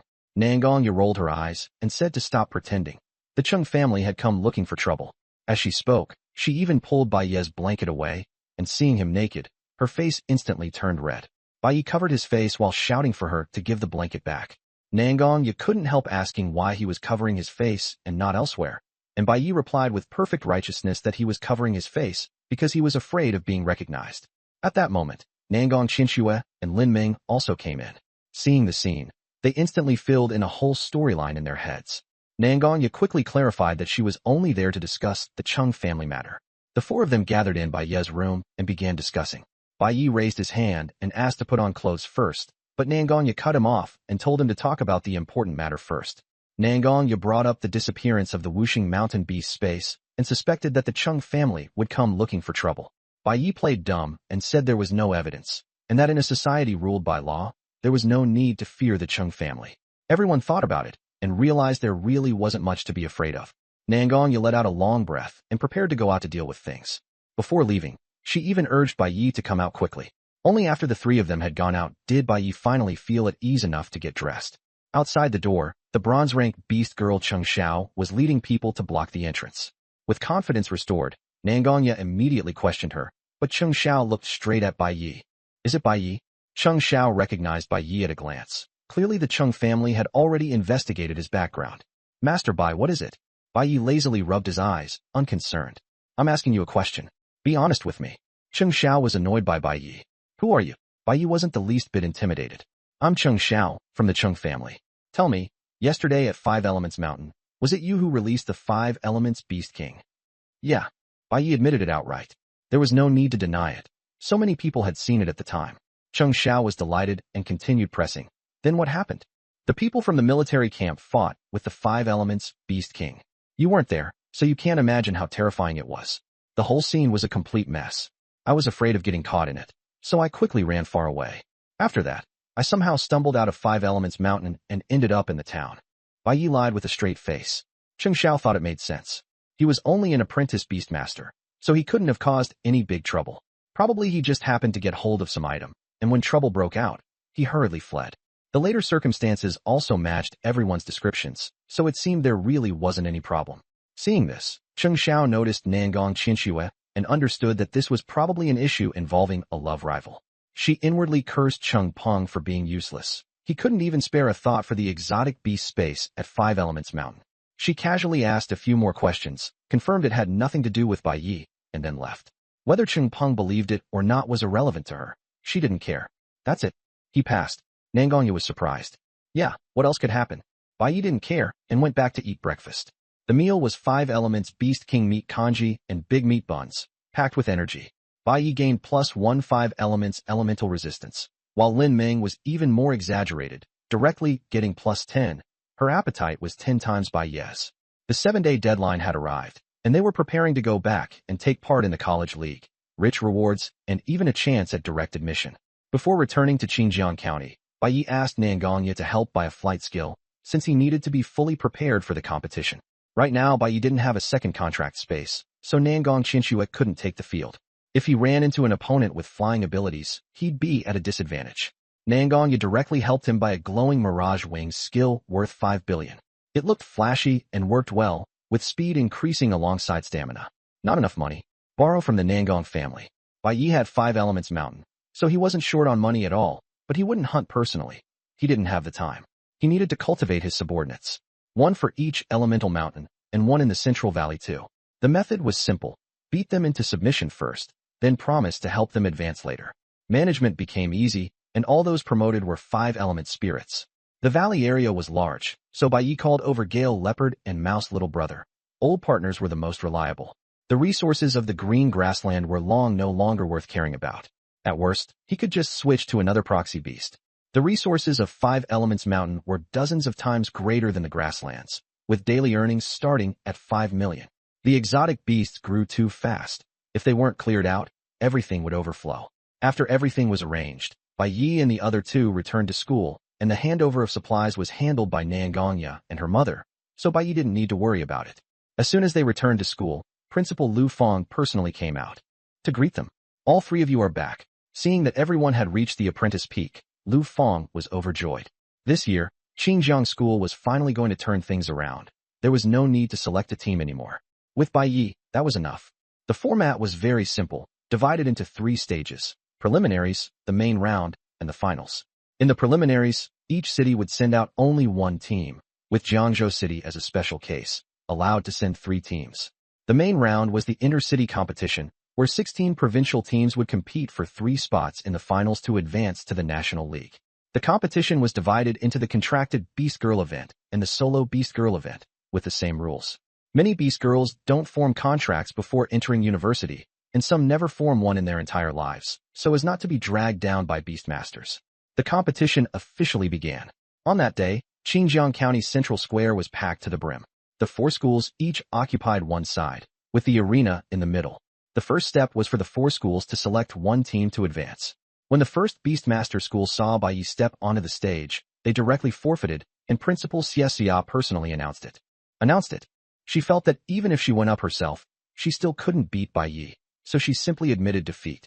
Bai Yi and Lin Meng stood in the center of the arena, bored and idle. Cheng Yuanyuan cheered for Bai Yi. A beast girl from the second Beastmaster school refused to cheat, saying that the first Beastmaster school was naturally timid and wanted to steal the spotlight. Although she was only C rank, she had awakened a blood wolf with very strong combat power, and her blood strike dealt high damage with a single move. Bai Yi was delighted by the provocation and casually asked how many teams the second Beastmaster school had organized this year. The other person was stunned and said 10 teams. Bai Yi said directly, "Then bring them all on. It'll be more exciting if you all fight together." The people around them were stunned. Bai Yi even told the teacher to join in too. Teacher Wang Min was a little angry and announced her identity. Bai Yi said, "Teacher, you come too." The others stared in disbelief. One person fighting 10 teams and even dragging in the teacher, too arrogant. Principal Lu Fong was thinking of telling Bai Yi to keep a low profile, but Li Ku persuaded her not to interfere. Li Ku said Bai Yi had also beaten her up last time. Lu Fong was speechless and completely resigned to it. Bai Yi's strength was too great to judge by common standards. Wang Min could not help but accept the challenge. The principal of the second Beastmaster school wanted Lu Fong to acknowledge the rules and not deny the result even if they won. Lu Fong agreed, and the 2 principals reached an understanding immediately. The match drew even more attention, and everyone was waiting to see whether Bai Yi could take on 10 teams alone. The match began, and Bai Yi stood calmly in the center of the field. Opposite him, the 10 Beast Girl Beastmasters quickly deployed, with defense in the front and ranged fighters in the back. Wang Min had originally wanted to go in herself, but Bai Yi pulled in the Beastmaster as well. Wang Min felt insulted, but still called in the Beastmaster and prepared to give Bai Yi a hard lesson. Wang Min was a wind-shaped beast, extremely fast and very agile among black iron rank fighters. In an instant, the wind-shaped beast rushed in front of Bai Yi, its sharp claws slashing down violently. Bai Yi, watch out. The teachers and students of Xinjiang School could not help but worry. But the Dark Knight cat demon behind Bai Yi completely ignored its owner and instead charged toward the 10 teams, fully energized. Everyone was dumbfounded. What was going on? Ignoring the owner? Young people really have no experience. The wind-shaped beast's claws were about to strike Bai Yi, and everyone held their breath. At that moment, Bai Yi suddenly struck. His slap was even faster than the wind-shaped beast's, and sent it flying with a solid smack. The whole venue was shocked. A black iron 3-star wind-shaped beast had actually been slapped away by a trainee beastmaster. In fact, all of Bai Yi's attributes completely outclassed the wind-shaped beast, and the Dark Knight cat demon knew it too, so it had never been worried from the start. The wind-shaped beast didn't believe it and charged again, only to be slapped away once more. Bai Yi never even moved his feet. He just stood with his hands behind his back, watching calmly as he casually swatted away the charging wind-shade beast. Wang Min was completely stunned. Was there really a need to be this strong? They were not even in the same league at all. She decided to give up on challenging Bai Yi and instead watched the Dark Knight Cat Demons battle with the other teams. The result was even more outrageous. More than a dozen beast girls and even stone armor bulls were thrown into the air. How could trainees possess this kind of power? A full 1,500 points, twice as much as even a black iron 3-star windshade beast. The only ones that could possibly be used to fight were the two flying beast girls from the 2nd Imperial Academy. The Peregrine Falcon launched a dive at incredible speed, but before it could even reach the Dark Knight Cat Demon, it was slapped unconscious with a single claw, instantly losing all combat ability. The entire venue fell silent. Even a pet cat was this outrageous? How were they supposed to play this? Next, the Wind Sparrow unleashed wind blades for long-range attacks, but the wind blades couldn't even break through the Dark Knight Cat Demon's defenses. The Dark Knight Cat Demon casually grabbed the fainted Beast Girl and threw her toward the Wind Sparrow in the sky. The Azure Wind Beast Girl desperately tried to catch her, but the impact made her cough up blood. Admit defeat. We're not fighting anymore. Wang Min completely backed down. The 2nd Imperial Academy surrendered, leaving only the final team from Qiangxing School. The principal of Qiangxing School admitted defeat without hesitation. They couldn't afford the medical bills. Next came the individual Beast Girl competition. With Bai Yi gone, everyone finally breathed a sigh of relief and prepared to show what they could do. Unexpectedly, Nangong Xueqian appeared again, an A-rank Beast Girl with talent, skills, and combat experience that were all unbeatable. Almost no one could withstand even a single move from her. The competition, originally expected to last a full day, ended in half an hour. She didn't even have to take the field. With Bai Yi and the others overwhelmingly stronger, they were invincible across the entire venue and directly swept up all the prizes. Even first prize, second prize, and third prize all went to Bai Yi. The prizes were very practical, and there was even a purification skill orb. He had originally planned to get one himself, but now he saved himself the trouble. Xinjiang County really went all out this time. The purification skill orb had been specially prepared for Bai Yi. Everyone knew Bai Yi would win for sure, but no one expected him to be so strong that even second and third place were out of the question. Nangong Xueqian got a beast spirit orb. Its skill was pretty good, and after swallowing it she directly learned Instant Strike, which suited her perfectly. The remaining rewards were armor and beast soul orbs. Bai Yi couldn't use them, so he sold them on the spot to his classmates, helping everyone improve their strength at the same time. Next stop, Jiangbei City. Jiangbei City had several times more resources than Xinjiang County. Its schools had many B ranks, and Beijiang 1st Imperial Academy had produced an A-rank beast tamer. Coupled with all kinds of resources, they had managed to raise an A-rank beast girl, something the county simply couldn't compare to. The other districts and counties were under tremendous pressure. They basically came just to broaden their horizons and had no hope of winning. Jiangbei City was also extremely arrogant, setting the competition rule so that county teams could challenge any team from their city at will. And only if they won would they be qualified to advance to the next round. It was obvious they didn't take the county schools seriously at all. The county students were both unconvinced and too afraid to say anything. After all, the difference in strength and resources was far too great. Previously, Bei was the one acting all pretentious. No one ever dared to put on airs in front of him. Bei was very displeased with Jiangbei City's attitude and planned to give them a good lesson. As soon as the match began, Binjiang County School took the field first, and their opponent was the 4th Imperial Academy of the city. Both sides were B rank, but Binjiang's beast girls were being beaten down hard. The 4th Imperial Academy fought viciously and almost crippled them, only for the teachers to step in and stop it. The county team was completely stunned, and no one dared challenge again. The city schools were only too happy with that. But Bei wasn't the least bit nervous. While everyone else backed down, he stepped right up. "You're that legendary SSS rank beast tamer?" Someone from the city recognized Bei. "That's right, your white grandpa." Bei replied, not the least bit intimidated. "Umph. Let me see how tough your mouth really is," the other party said unhappily, just about to make a move when someone interrupted him. An A-rank beast tamer from the 1st Academy, Chen Liang, came out to provoke them and challenge Bei. Chen Liang believed resources and education were what mattered, and he didn't take Bei seriously, planning to show these candidates from small counties what was what. Bei shot back directly. "You're not worthy. Don't waste time. All of you come at me together." The whole crowd was stunned. Bei said, "All the teams from your city, come at me together." The host was shocked. "You're challenging all 5 schools of Beijiang City by yourself." Bei said impatiently, "That's right. Hurry up, I'm in a rush."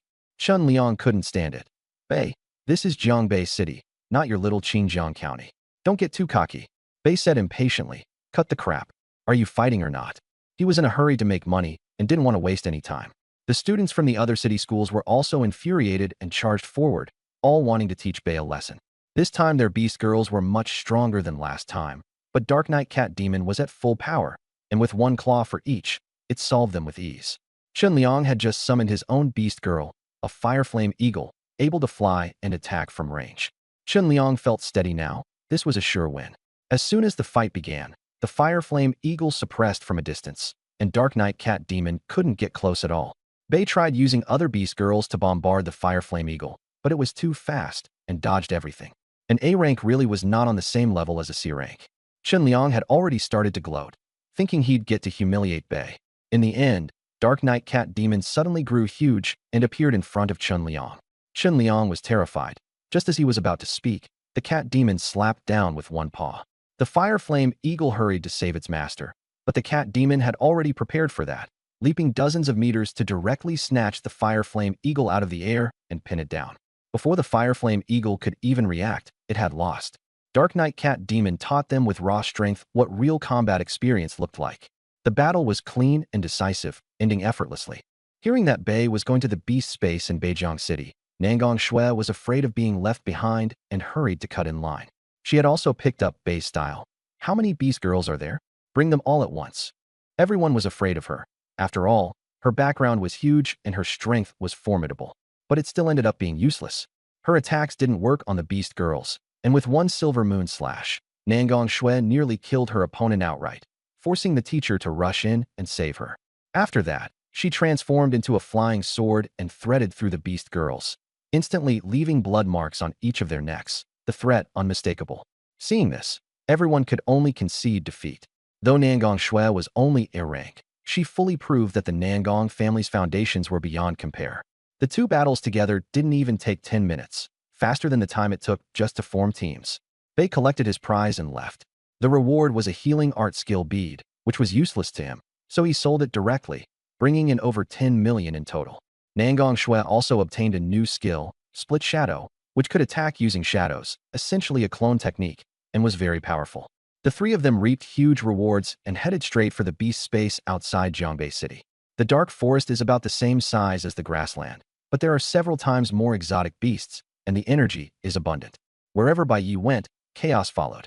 The grassland changed rulers several times, and even the Five Elements mountain was wiped out by him. This time, he first filled up the map app.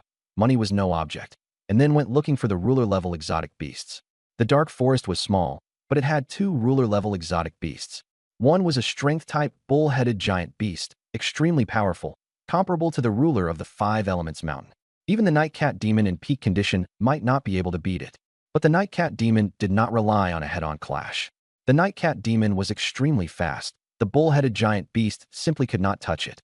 The cat demon darted back and forth among the bull-headed soldiers, releasing poisonous mist and even using its poison claws to ambush the bull-headed giant beast. Very quickly, all the bull-headed monsters were poisoned into a dark green color. The bull-headed soldiers were the first to give out and collapse. The bull-headed giant beast moved slowly, and although it held on with its resistance, its strength still dropped sharply. While the bull-headed giant beast was distracted, Nangong Qinshui transformed into a flying sword and struck straight through its chest.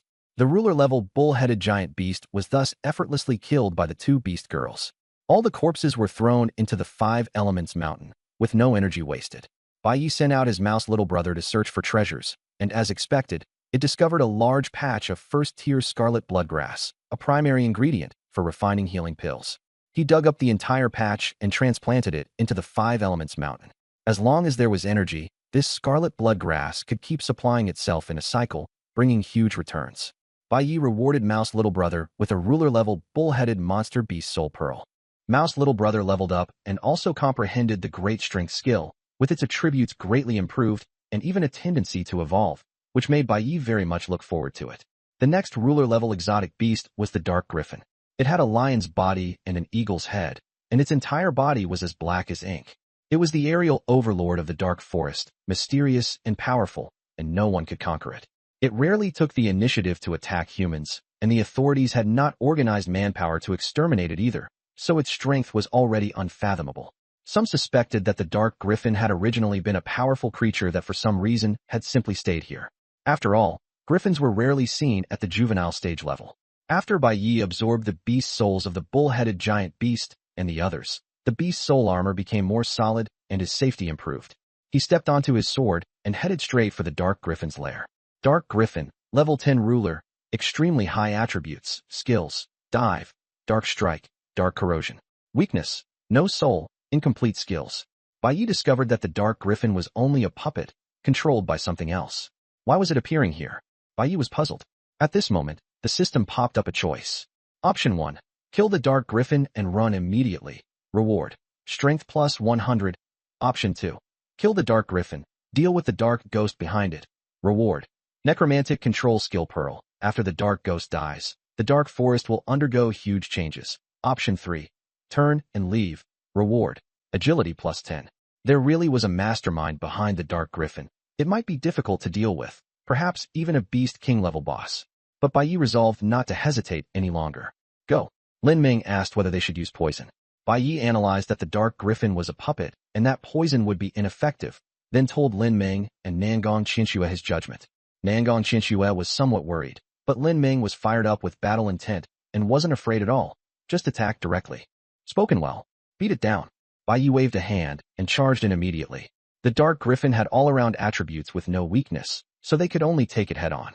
The Griffin reacted slowly and was torn open by the Dark Knight Cat Demon, leaving several huge gashes. What flowed from the wounds was not blood, but black mist, and the injuries healed quickly. It felt as if some powerful, mysterious figure was helping it. The Griffin turned back in a daze and swatted the Cat Demon away with a claw of black light, even shattering the beast's soul armor. The attack was far too strong. The Cat Demon wanted to rush in again, but Bai Yi was faster, blocking in front. Yet even the beast armor could not withstand the Griffin's attacks. After a few strikes, it was nearly shattered. The damage they dealt was almost useless.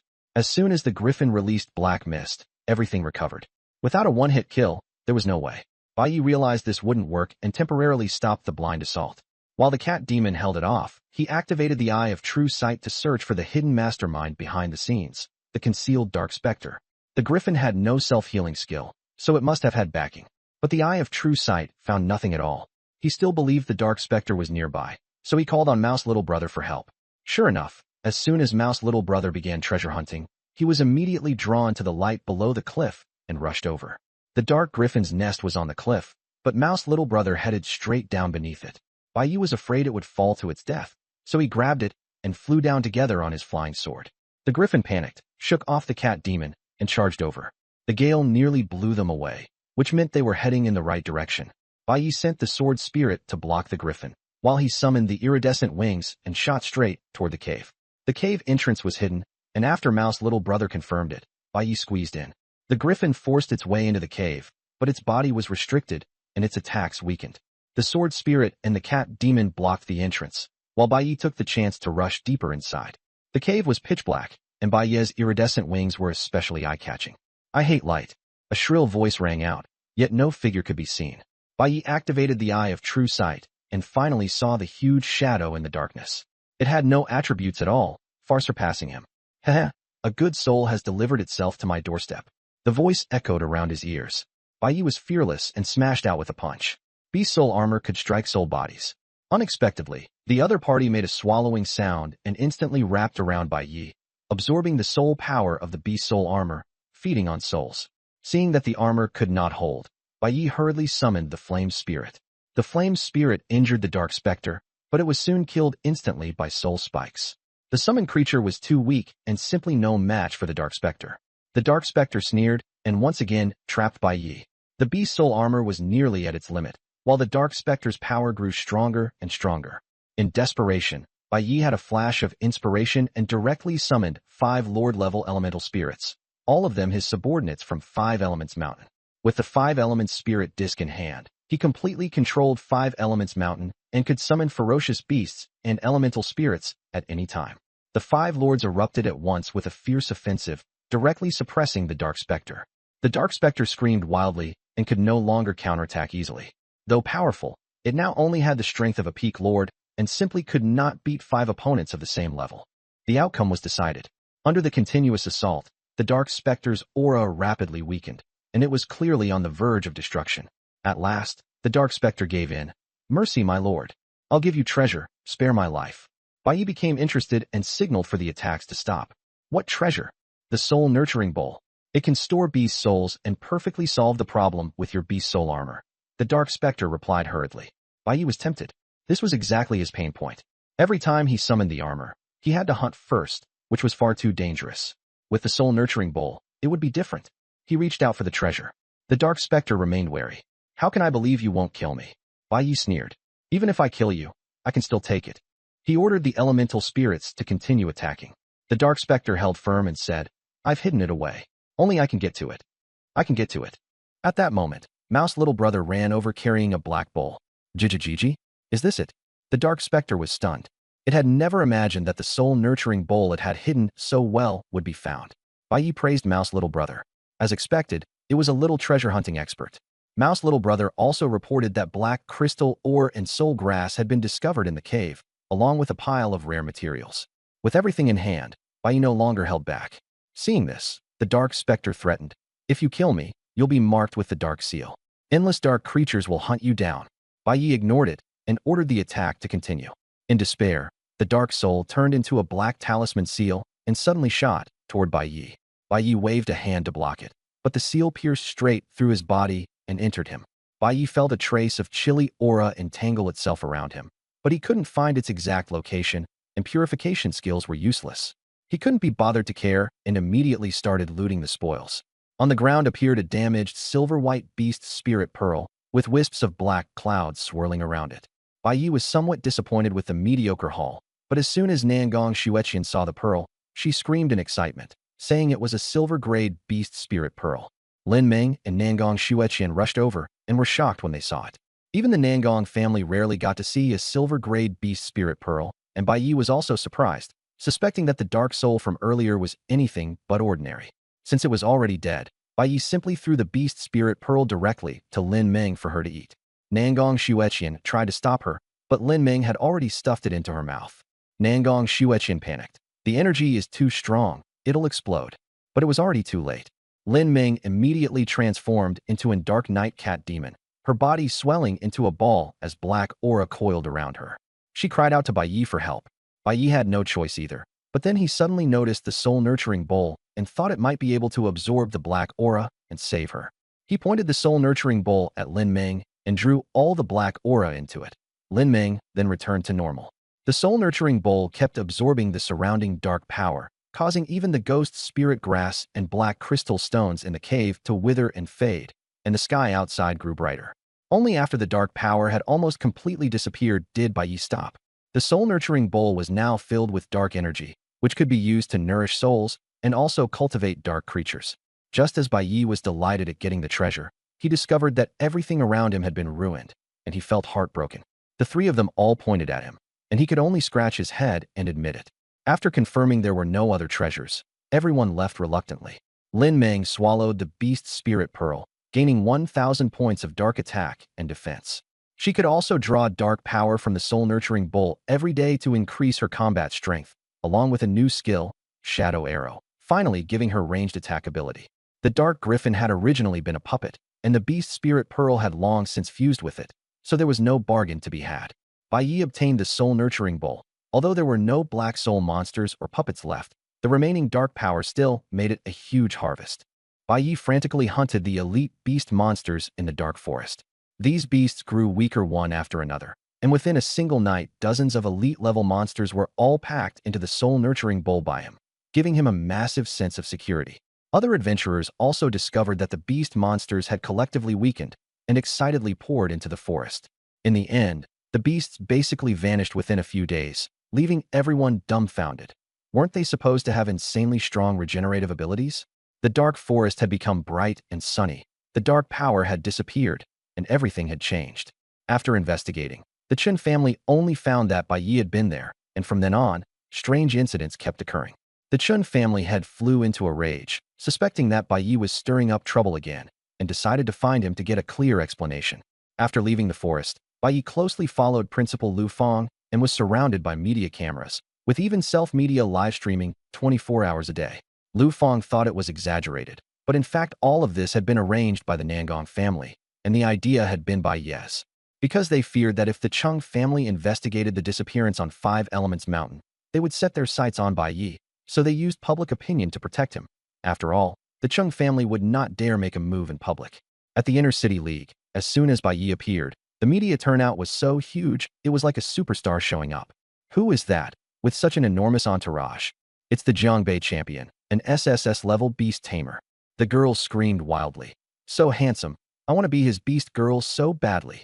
Only then did everyone understand why Bai Yi was so popular.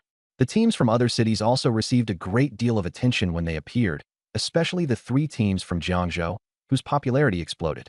One of them had broken through to the Black Iron level, the Chung family's eldest son, Chung Peng. Not only had he leveled up, he also had an S-rank dragon-type beast girl. When Bai Yi saw that Chung Peng had come too, he became interested and swept over him with the eye of truth. Black-armored girl Yoshi, an S-rank dark abyssal dragon, evolved from an A-rank dark giant lizard. She was at Black Iron 1 star, and her attributes far surpassed Lin Ming's. She had a full set of skills, and her aura was bizarre as well. Her beast master was Chung Peng, who had invested enormous resources and possessed formidable strength.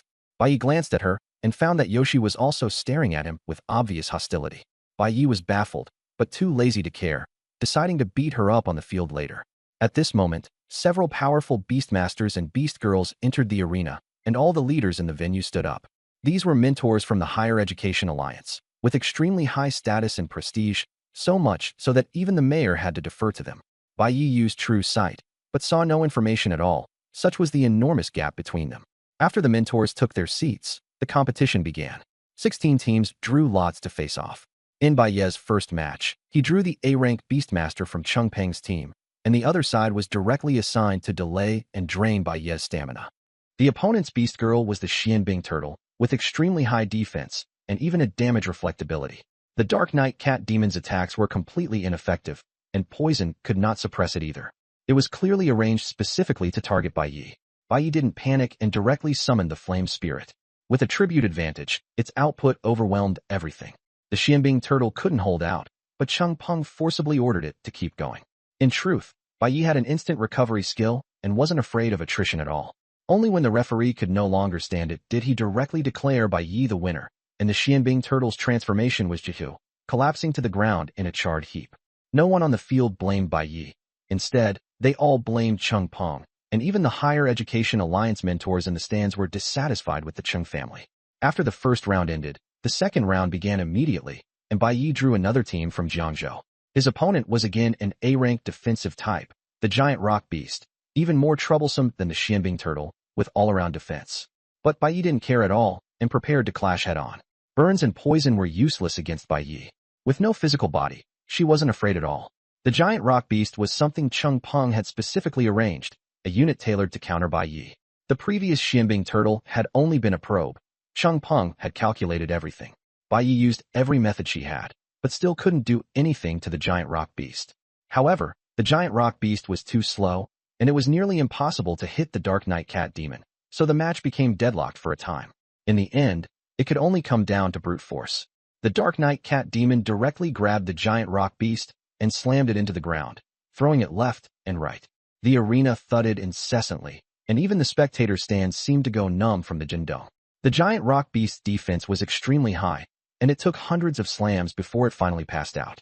The Dark Knight Cat Demon was also nearly out of stamina and energy, but she finally forced her way into the top 4. Chung Peng's opponent was the previously heavily injured Beast Girl, so he won easily and was in perfect condition. That instead made Chung Peng look even less confident.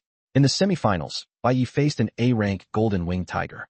It could fly, had high attack power, and the Dark Knight Cat Demon had no room to get involved. Moreover, she was already exhausted, so this time it was Bai Yi's turn to go in person. Bai Yi summoned Liuguang Huansai wings, fully unleashing his presence, and the atmosphere on the scene exploded instantly. Various cameras were aimed at him.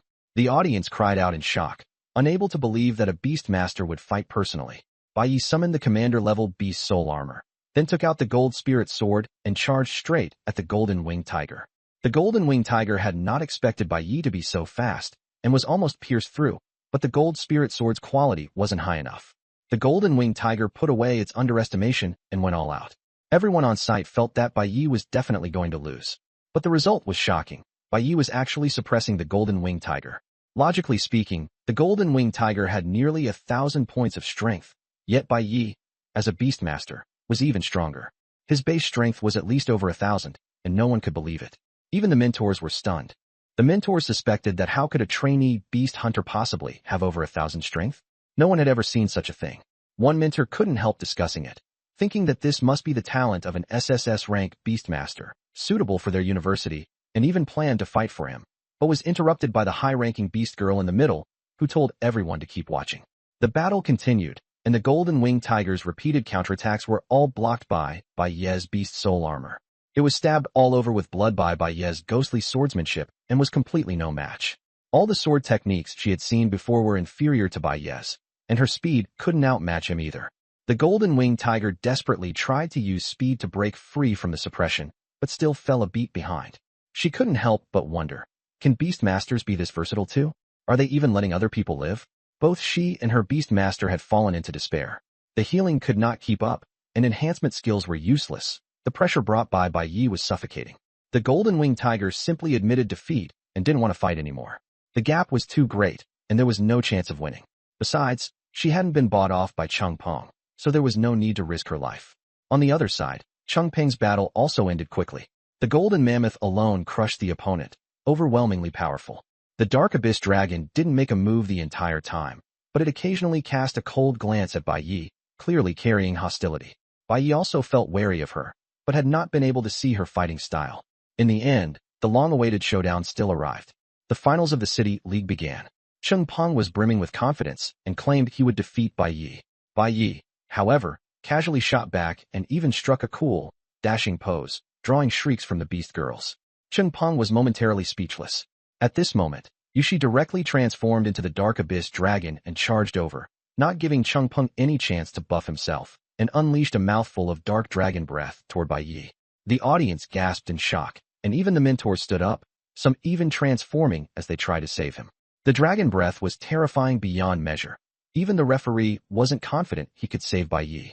But just as the dark dragon breath struck Bai Yi, a jet black suit of armor appeared on him, perfectly blocking the attack. It was beast soul armor. The dozens of chief-tier beast souls he had nurtured instead grew increasingly powerful, and once combined, the armor was nearly impervious to blades and spears. Bai Yi summoned luminous colorful wings and counterattacked toward the dark abyss dragon, actually suppressing her for a time, shocking everyone completely. It was only after Cheng Peng's support skills were applied that the dark abyss dragon managed to turn the tide again and gradually suppress Bai Yi. At this point, Bai Yi's beast soul armor was also growing darker and darker, looking like it wouldn't hold much longer. At this critical moment, Nightcat Demon quietly began moving toward Cheng Peng. Kill, kill. She was very skilled at ambushing beastmasters, but Cheng Peng had long been on guard. He stood by a revealing totem, making all nearby stealth completely ineffective, and the golden mammoth stayed close the entire time, leaving her no chance to strike.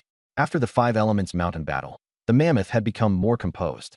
Although it couldn't beat the Nightcat Demon, protecting Cheng Peng was more than enough.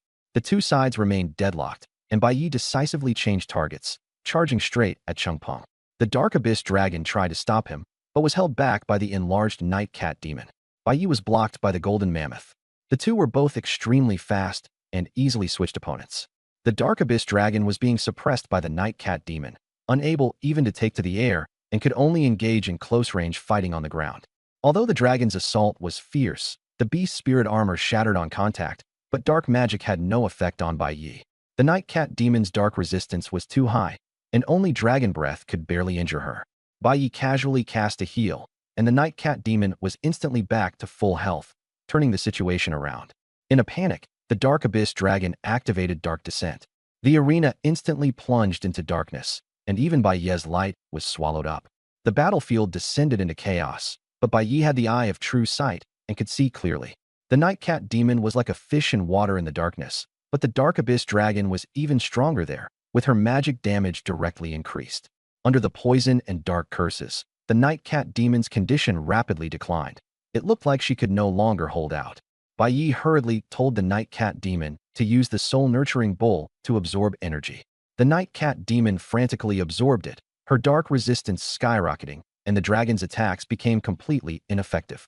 Once the soul-nurturing bull appeared, the dark abyss dragon went completely insane, lunging toward the night cat demon desperately and even disregarding Baiye's attacks. The mentors on the platform were all shocked, and the beast girl with the highest status blurted out, "The soul-nurturing bull." Anyone who could understand the battlefield knew this bull had quite an origin. With the dark abyss dragon's attacks ineffective and the night cat demon's energy surging, she went mad and lifted the dragon up to smash her down furiously, even more brutally than when dealing with the giant rock beast. No matter how tough the dragon's body was, it couldn't take it in the end and simply passed out. The darkness dispersed, and the now plumper night cat demon still hadn't stopped. Chung Peng hid beneath the golden mammoth, trembling. The whole arena was stunned. The dragon beast girl, a black iron rank powerhouse, was being dragged around by the cat demon like a rag doll and smashed to the ground. Even more outrageous, this cat demon had originally been just a pet cat, before becoming a dark night cat demon. Was an SSS rank beastmaster really that strong? Everyone was shocked, but someone could no longer sit still. "Stop. If you keep hitting her, someone's going to die." Chung family patriarch Chung Du spoke up to stop it. He couldn't bear to lose the dark abyssal dragon. After all, he had invested a lot of money in it. The referee hesitated. The dark abyssal dragon can still maintain its beast girl transformation, so it should be fine, right? The dark abyssal dragon has already lost its combat ability. The reason it can still maintain the transformation is because Chung Du didn't finish. Someone exposed him for him. It was originally the dark abyssal dragon, not a human. The speaker was the strongest beast girl mentor. With the lie exposed, Chung Du had no choice but to admit it. It can sign a contract with a beast in the first place anyway. Baiye's cat is the same. Everyone knows that only a very small number of beast tamers can form contracts with powerful, intelligent exotic beasts. A rare case like the dark dragon. After all, most people only dare to contract gentle exotic beasts like falcons and hunting dogs.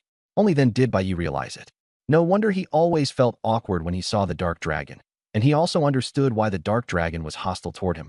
All because of that dark mark. But he didn't even know where the mark was, let alone how to remove it.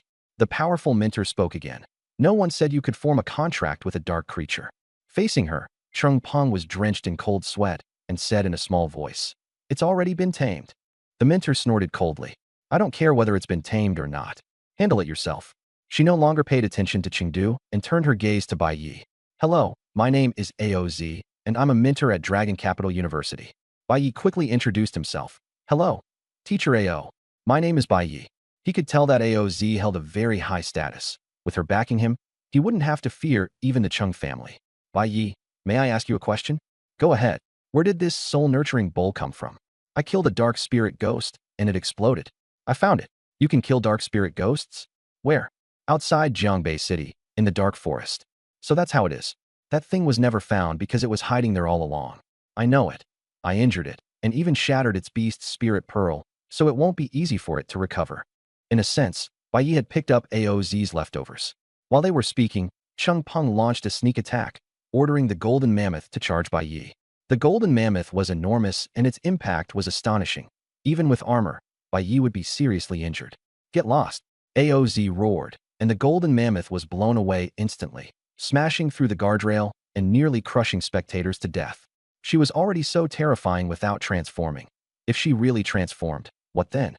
Baiye silently resolved himself. He had to cling tightly to this thigh. The referee still wanted to maintain fairness. "The match isn't over yet. You can't interfere." AOZ glared slightly. "I said it's over, so it's over." Any objections? No one dared make a sound. Even the mayor lowered his head and played dead. The referee could only announce Baiye's victory, and Baiye became the champion. AOZ invited him, "Come to Dragon Capital University. I've got your back." Baiye smiled. Not a bad idea. Just, Baiye wasn't the type to be casual about this. Conditions had to be laid out. But before he could finish, AOZ interrupted him. "What else do you want? I already gave you the soul nurturing bowl, and that's a 5th-tier gold grade item." Baiye was not polite either. "The soul nurturing bowl was originally something I won." "Fine, then what do you want?" AOZ compromised. "An SSS rank beastmaster was worth that price." "I want you." "What do you want me for?" "To be my beast girl." The whole place fell silent. The mayor bit straight through his cup. This was the little princess of the AO family, already a silver grade mentor. Yet you, a newly adult apprentice beastmaster, actually dared make this request? You've got guts. AOZ was also stunned. No one had ever been so direct about wanting to contract her. When she came to her senses, she only said, "Wait until your level catches up to mine, then talk." She thought Bai Yi would never catch up, so that was basically a rejection. But Bai Yi agreed without hesitation. Okay. Then he even ran onto the stage and sat beside AOZ. What are you doing? Aren't you my future beast girl? Of course I should be with you. He even pulled a chair out of his dimensional space and sat down. AOZ was filled with question marks. Didn't I just reject him? How did I become his future beast girl? She wanted to teach Bai Yi a lesson, but after thinking it over, she let it go. In the end, she said nothing and let him sit there. On the main podium, everyone was dumbfounded. What shocked them even more was that Bai Yi kept pulling out food. Want some steamed bear paw? The paw of a Lord Tier, Frost Storm Bear. Thanks no. AOZ was very calm. How about pork jerky? Meat from a Lord Tier Golden Arrow Porcupine? Yep. Thanks no. Want some beef jerky? From a bull-headed giant beast. AOZ was speechless. Just how many Lord Tier ferocious beasts had this guy killed? And she still didn't eat any of it. Bai Yi simply pulled out a 5 elements Beast King meat bun. This time AOZ couldn't hold back. That's Beast King meat? There's a Beast King in the apprentice stage. The entire venue was shocked, and the excitement immediately spiked. It really is you. Bai Yi ignored him and sat even closer to AOZ. The implication was clear. Now that he had a backer, he wasn't afraid of your Qing family. AOZ took a bite, which counted as showing her stance. Support Bai Yi. What's the Chung family worth? Tell me where you got it, AOZ asked. Bai Yi embellished the story of how he fought the 5 elements Beast King, boasting about how heroic he had been. The mentors were all tempted and immediately started offering high prices to recruit him. 100 billion subsidies. None of it mattered. A group of people surrounded Bai Yi and talked to him, and at that moment Chengdu rushed over again to ask. And then? Bai Yi glanced at him sideways. Then what? Chengdu demanded. What about the 5 Elements Mountain? How would I know? The 5 Elements Mountain is so huge. Am I supposed to stuff it in my pocket? Bai Yi replied irritably. In reality, he really had stuffed it in his pocket. Chengdu still wanted to press further, but the mentors around who wanted to recruit Bai Yi couldn't take it anymore and all roared together. Get lost. They sent Chengdu tumbling away, and he landed hard. Chengdu no longer dared provoke them. After all, his life mattered more than the beast space in the 5 Elements Mountain.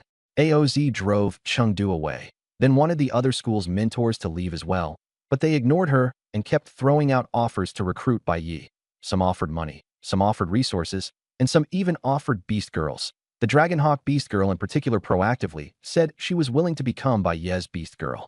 Good grief, a dignified silver-grade mentor had no shame left at all, and the scene was awkward beyond words.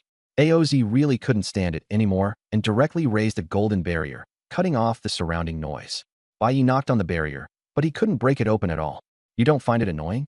AOZ pointed at the mentors outside, who were probably all cursing her for monopolizing him. Bai Yi looked regretful. He especially liked the mentors' fancy recruitment offers, and the Dragonhawk beast girl in particular. She had both strength and looks, and being fought over by such a beast girl felt very reassuring. Do you just want to live off a woman? AOZ said speechlessly. Being kept is my dream. Bai Yi agreed shamelessly. AOZ couldn't be bothered with him and went straight to the point. You have a portable beast space, right? I can help you upgrade it to Black Iron level. Bai Yi immediately pledged his loyalty. Teacher AO, I'm officially a student of Dragon Capital University now. It's definitely not for the Black Iron level space. It's all for you, teacher. Get lost. AOZ couldn't stand his mouth anymore and kicked Bai Yi straight out of the barrier. Next was the solo Beast Girl competition, especially important for Nangong Xueqian. The opponents in the City League were basically all B rank at the starting line, most of them A rank, and even some S rank. Nangong Xueqian was under immense pressure. Qingyu was also competing and had reached Black Iron level. Bai Yi remembered that he originally had an S-rank Beastmaster. Probably he just used the other party to break through, then dumped them and found an even stronger Beastmaster. The Chung family had money and knew how to play the game, manipulating the competition. Chungyu's first place was basically in the bag. In the first round, Nangong Xueqian ran into an A-rank Golden Scale Snake with extremely strong defense. Every attack of Nangong Xueqian was deflected away, completely useless. The Golden Scale Snake only lashed out with its tail and never revealed a flaw.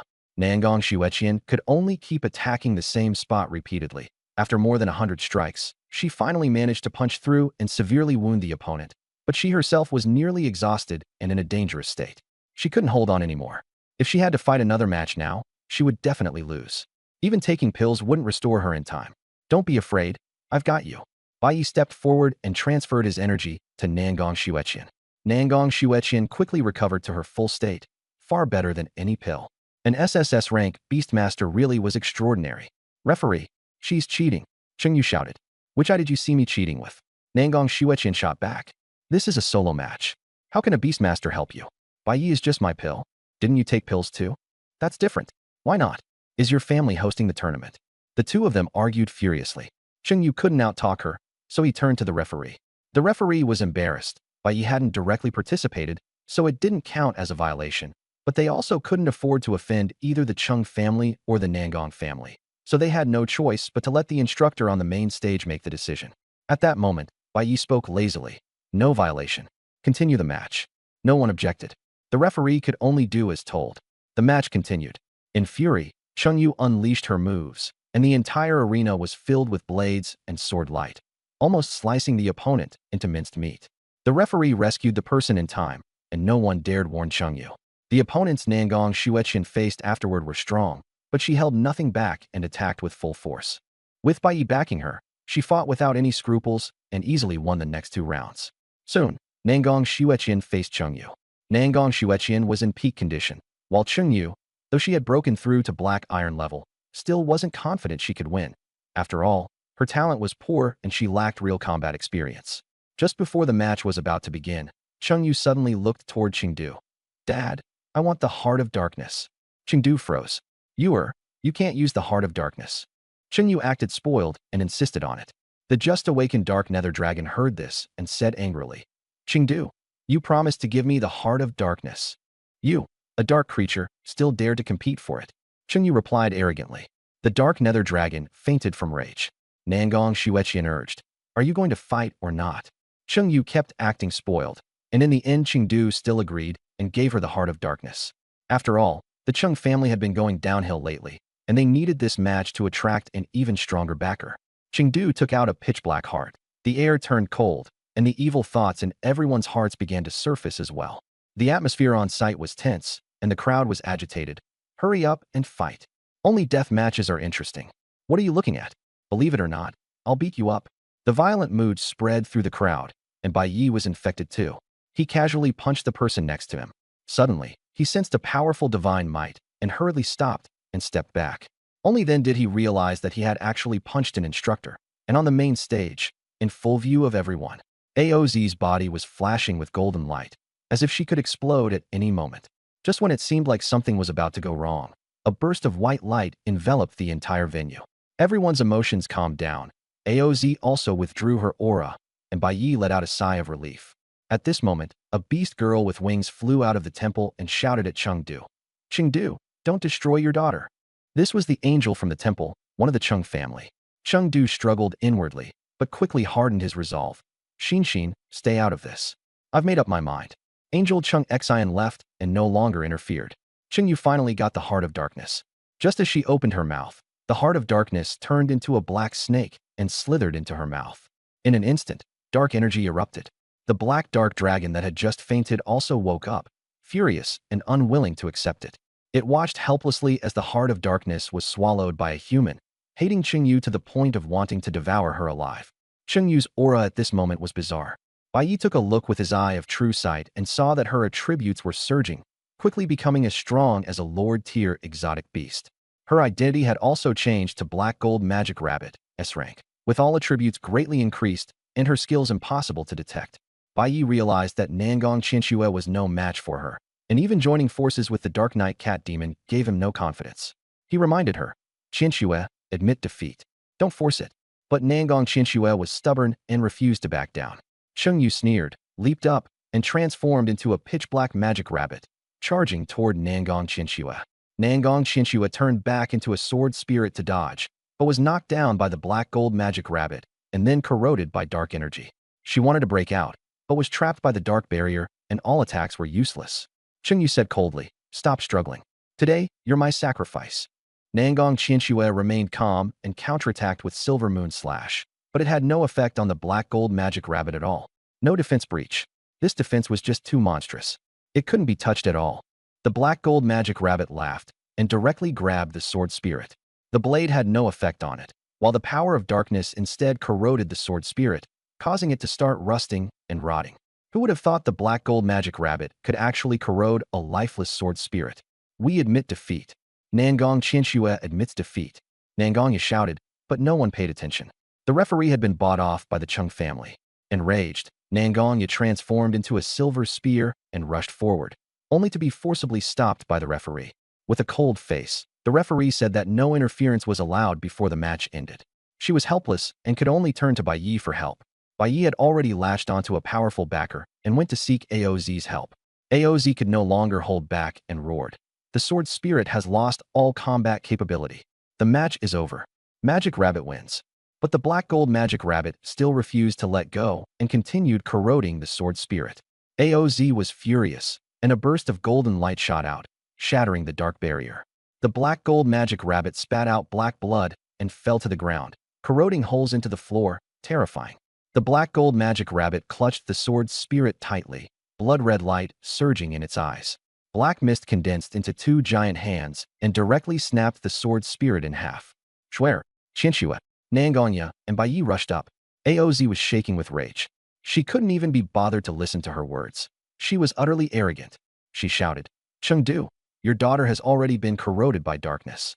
It's time to deal with her. With that, another golden beam shot straight at the black gold magic rabbit, intending to kill Chengyu. At that moment, someone suddenly intervened, and a gale blocked the golden beam. It turned out that Chengdu was also a silver-rank beastmaster. The Chung family had more than one silver-rank beast girl. This was their home turf in Jiangzhou. Aoz laughed in exasperation. Good. Then I'll see just how dark the sky over Jiangzhou really is.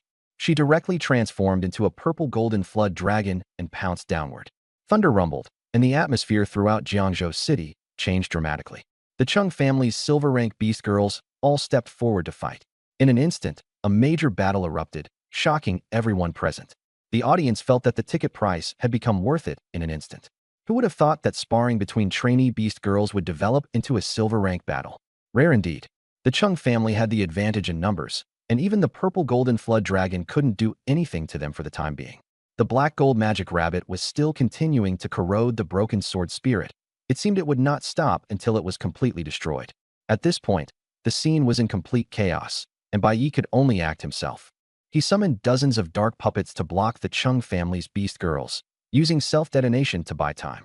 Then Bai Yi activated the 5-element spirits again, preparing for the decisive strike. The beast girl was no match either. Once the 5 elemental spirits joined in, the black gold demon rabbit was gravely wounded and completely unable to hold on. Bai Yi rushed forward and saved Nangong Qianxue. Aoz summoned divine thunder, blasting everyone away, and landed beside Bai Yi. Nangongya also repelled the referee and came flying over as a streak of silver light. Shuer, Nangongya clutched the broken sword and cried bitterly, but she could not wake Nangong Qianxue. Bai Yi had no choice but to look at Aoz. Teacher Ao, Qianxue is still in her transformed state. Does that mean she's okay? Aoz shook her head and explained. She's severely injured and almost certainly dead. She's smart, so she's locked herself in her beast girl form, pretending to be dead. If she turns back into human form, she'll die. Bai Yi still didn't understand and asked, then how do we save her? Aoz sensed the broken sword and said, the power of darkness has eroded her soul, and she has no ability to resist. Bai Yi immediately pulled out the soul-nourishing bowl. Aoz had him use it to absorb the dark power from the broken sword. Bai Yi didn't have enough control to transfer Qianxue's soul into the soul-nourishing bowl, but he temporarily stabilized her condition. Nangong Qianxue would not die for the moment, but she would not last a day before her soul dispersed. Nangongya stared fixedly at Chengdu, her eyes full of hatred. Bai Yi suddenly thought of a solution. If I reach Black Iron rank and form a contract with her, could I save her with super healing? Aoz thought there was hope when she heard that, but the class advancement quest was extremely difficult, and an SSS rank quest was even harder. Completing it within one day was nearly impossible. Cheng Peng jumped out and said, you can contract with me. I can use healing too. Bai Yi cursed him to get lost. Relax, I won't fail. Aoz encouraged Bai Yi to do his best. Nangongya also saw hope. Bai Yi, as long as you save Shuer, I'll do anything. Bai Yi shook his head. Qianxue is my friend. Saving her is only right. Just then, the system mission appeared. 1. Personally save Nangong Qianxue. Reward. Dimensional space plus 100 cubic meters 2. Let someone else save her. Reward. Physique plus 10-3. Rescue fails. Qianxue dies. All attributes dash 100 after making preparations. Bai Yi headed straight to the city center temple with Lin Ming. The temple could not only heal, but also help with advancement. It was the rarest energy building in Jiangzhou. To advance to Black Iron rank, not only did he need a mirroring pill worth 1 million, he also had to break through his exclusive secret realm on his own. The difficulty of the secret realm could not be predicted and was extremely dangerous. The beasts in the secret realm vanished when they died, leaving no materials behind, so Bai Yi could not rely on beast soul armor or puppets. He could only depend on himself. Time was now tight, and he had no other choice. At the entrance to the temple, an angel stopped Bai Yi and Lin Ming. It was Chung Xin, the bishop of the Jiangzhou temple. As long as she refused entry, no one could get in, and there wasn't time to go to another temple. Bai Yi was somewhat displeased. The temple belongs to everyone. What do you mean by this? In the glow of the light, Chung Xin was beautiful like an angel. She said gently, I'm not refusing you entry. I'm just reminding you that the temple is of great significance to Jiangzhou, so don't damage it again. There was not a trace of hostility. Bai Yi felt somewhat embarrassed and also understood that the commotion he had caused had already spread everywhere, even reaching the angels. Chung Xin only smiled slightly, offered a kind reminder, and stepped aside. Bai Yi and Lin Ming finally entered the secret realm. Lin Ming transformed into a dark night cat demon, and Bai Yi also equipped both her and himself with armor. Even though the armor's condition was not ideal, he couldn't worry about that anymore. They just had to go for it. Space twisted, and they appeared in the dim secret realm, quickly encountering a dark werewolf, ferocious in appearance and powerful in attack. The Dark Knight Cat Demon had high defense and directly counter-killed it. After the werewolf died, it turned into black mist, leaving behind neither a corpse nor loot. Bai Yi had no choice but to use the soul-nourishing bowl to collect the black mist, and discovered that its pure energy could strengthen armor. Bai Yi was delighted and continued looking for the next target. They then encountered a wraith with no physical body at all. The Dark Knight Cat Demon couldn't hit it. Bai Yi summoned a fire spirit, which was the perfect counter to wraiths, and quickly took it down. The black mist was once again absorbed by the soul-nourishing bowl. Outside the secret realm, Chung Xin kept feeling that something was off, and asked the nun whether the energy consumption had sped up. The nun couldn't answer, but Chung Xin was very vigilant and kept a close watch. In the secret realm, Bai Yi and Lin Ming fought even more fiercely, and the more they gained, the crazier they became. Soon, they saw the outline of a huge castle in the darkness. Bai Yi shot back, and the Dark Knight Cat Demon was displeased. What kind of lousy system have you awakened? You'd better give it to me. After saying that, it charged straight toward the dark castle. In the dark wasteland, there were only dark creatures and no information at all. They couldn't even communicate. To get through the Divine Temple's secret realm, they had to go to the dark castle. And the closer they got, the more numerous and stronger the monsters became. In the end, they ran into a bronze-scaled snake, and neither Bai Yi nor the Dark Knight Cat Demon could withstand it. Even the fire spirit couldn't break its defense. In the end, it was only after the cat demon was swallowed by the snake and then broke through it from the inside that they learned this snake's attributes were comparable to those of a lord-level exotic beast. They hadn't even entered the castle yet, and they already ran into such a powerful monster. Just how dangerous must the inside be? Soon, the dark castle gave them the answer.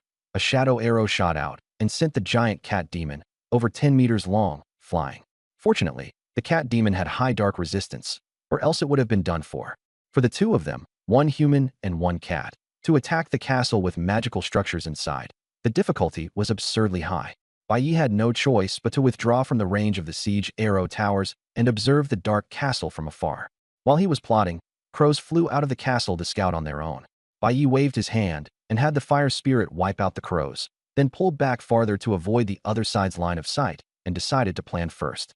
Bai Yi himself couldn't fly over. He'd be easily killed by a shadow arrow. A brute force charge wouldn't work either, so he could only have the Dark Knight Cat Demon infiltrate the scout. The cat demon went invisible and entered the castle, and the more she wandered, the more shocked she became. Inside were over 1,000 dark creatures, and the strongest was a 3-headed hound almost as tall as the city wall, comparable to the legendary Cerberus.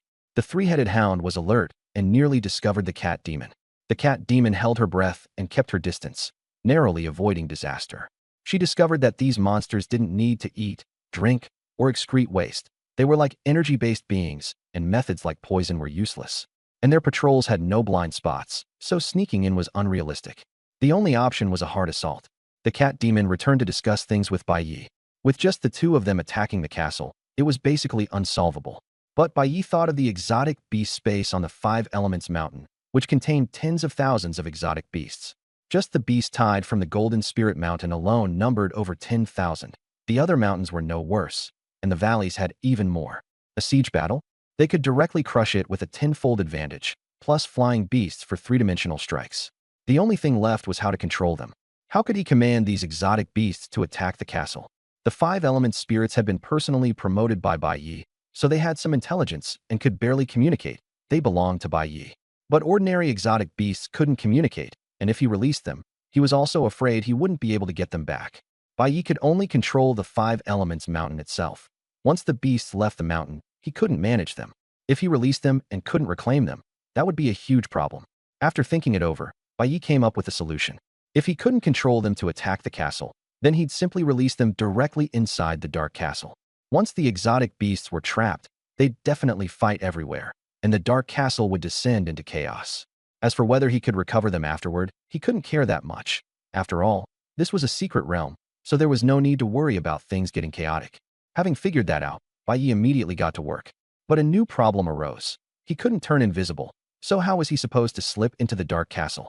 Only he could use the five elements spirit disc, and it was useless for the cat demon to carry it in. The biggest threat now was the dark arrow towers. As long as those were demolished, they could rush in. He just hoped the exotic beasts he summoned wouldn't attack him. Let's do it. The Dark Knight cat demon infiltrated the dark castle in stealth. This time, the Cerberus was very alert. The moment she entered, it locked onto her and casually spewed a large cloud of poison mist. The cat demon had high resistance, so it wasn't a big deal, and she continued making her way toward the arrow towers. But then the Cerberus spat fire again, sealing off the route with a sea of flames. The cat demon revealed herself, and her beast spirit armor barely managed to block it. After discovering the cat demon, the three-headed hound was first delighted, then enraged, and one of its heads released black lightning. Lightning fused with dark sushing, making the attack even stronger. If the cat demon were hit, she might not be able to hold out. With no time to worry about anything else, the cat demon pounced toward the arrow tower and launched a fierce attack with her golden claws. The dark arrow tower counterattacked, but the cat demon had high resistance and only suffered minor injuries before continuing to push the tower. Black lightning descended and struck the cat demon precisely. Smoke rose all over her body, but she was fine, because her dark resistance had nullified half the damage. Fortunately, the arrow tower was also blasted down by the black lightning. Unfortunately, it recovered at a speed visible to the naked eye, clearly showing that this was a virtual world. Bai Yi no longer dared to delay. He immediately summoned the radiant prism wings and charged at full speed toward the dark castle, becoming the brightest target on the entire battlefield. All the dark creatures locked onto him. Taking the opportunity, the cat demon slipped into a corner and vanished into stealth. The flying creatures of the dark castle rushed out to intercept Bai Yi. Bai Yi sneered. He could summon flying beasts too. In an instant, he summoned hundreds of them. The two sides plunged into an aerial melee, the scene descending into utter chaos, with blood splattering everywhere. The more chaotic the battlefield became, the more advantageous it was for Bai Yi. His beast soul armor continued to condense, unafraid of attacks. Bai Yi ignored the air battle and went straight for the dark castle. The three-headed dog unleashed attacks at the same time: dark venom, hellfire, and black lightning, each one incredibly powerful.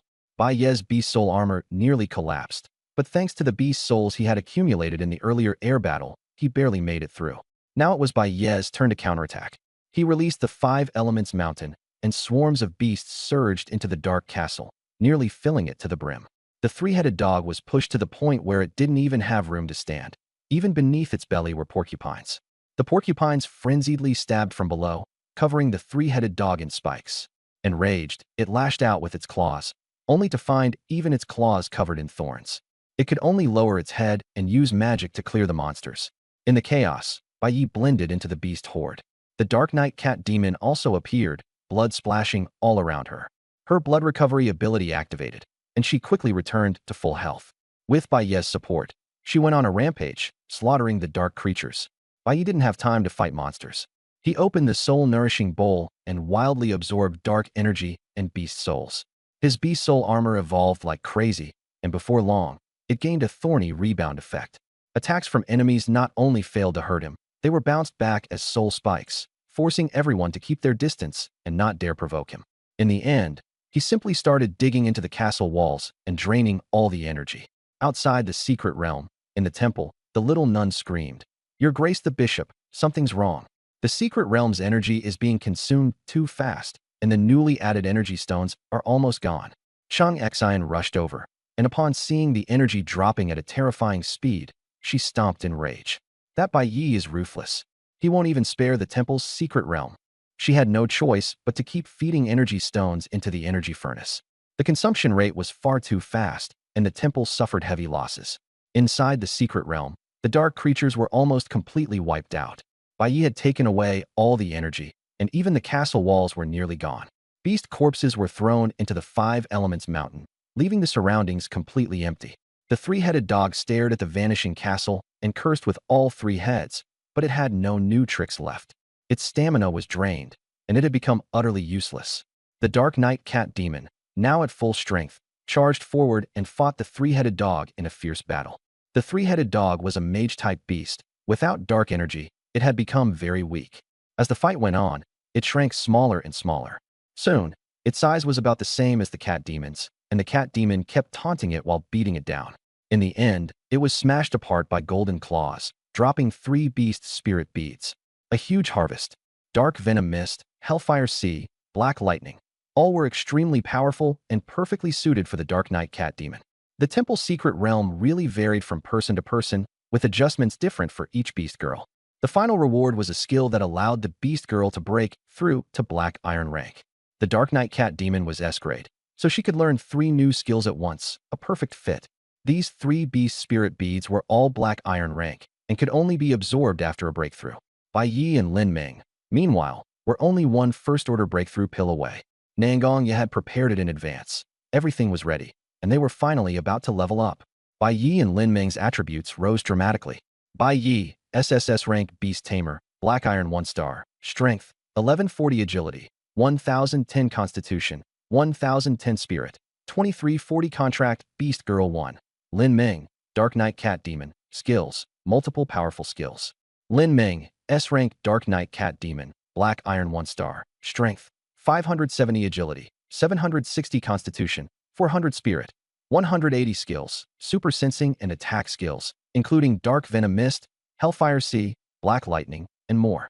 After breaking through to Black Iron, Bai Yi obtained a new contract space and prepared to go rescue Nangong Qianxue. As for the beasts in the temple's secret realm, he could no longer care about them. They would have to survive on their own. Bai Yi had no idea that these beasts would later have a huge impact. He hadn't even made it out of the temple when Chang Xian stopped him. Entering the temple's secret realm costs 1,000 beginner energy stones. I'll count it as 1 billion. Pay with cash or energy stones. Bai Yi argued that he had already paid the entrance fee, but Chang Xian insisted he make up the ticket and even said she'd report him if he didn't pay. Bai Yi simply broke free and strode away. Chang Xian couldn't hold him back at all. Outside, Nangong had already asked someone to set up the contract formation, and everything was ready. Cheng Peng was standing there, wanting to contract with Nangong Qianxue.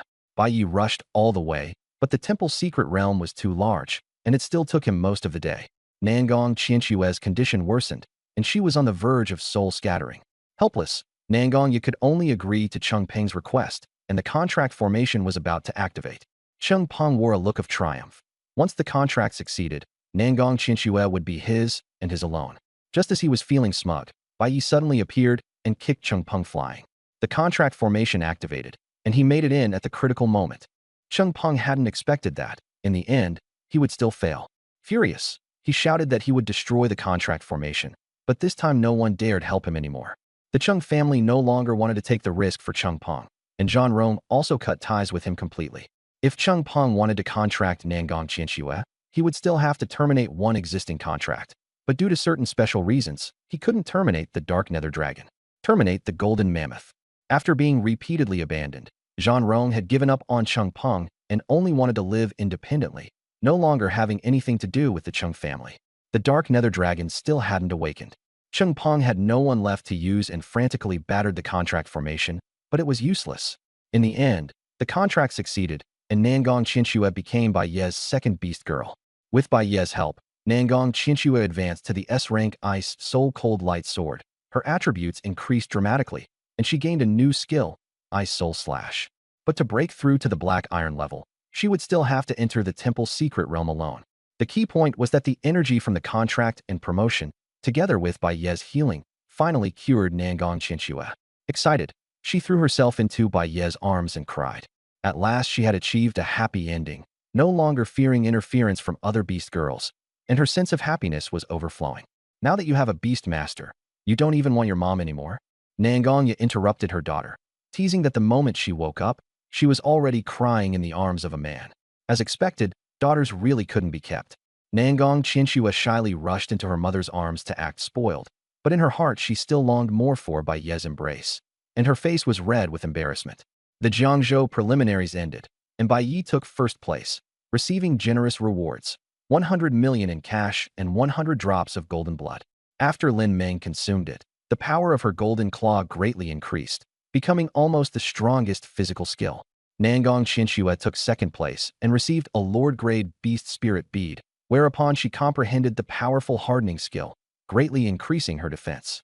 With the temple nearby, Nangong Chinchua entered the secret realm to grind. Bai Yi went to the Nangong family and cleared out the tens of thousands of beast corpses in the secret realm. Mount 5 elements had been severely damaged and would be difficult to restore in the short term, while the Nangong family had abundant raw materials. Nangong Chinchua cleared it quickly and broke through to the black iron level. Her attributes soared, and she additionally obtained 3 skills: Ice Multiplication, Ice Blade Snow Sword, and Block. Bai Yi sighed that an SSS rank Beast Master was too powerful. With just one contract, he could make a Beast Girl's talent leap forward by a huge margin. Nangong Chinchua's previous efforts had not been in vain. She could finally participate in the National League with Bai Yi. There were 36 teams in the nation in total, including 23 provinces, 7 great cities, 5 vassal countries, and 1 temple. The temple's strength was the most special of all.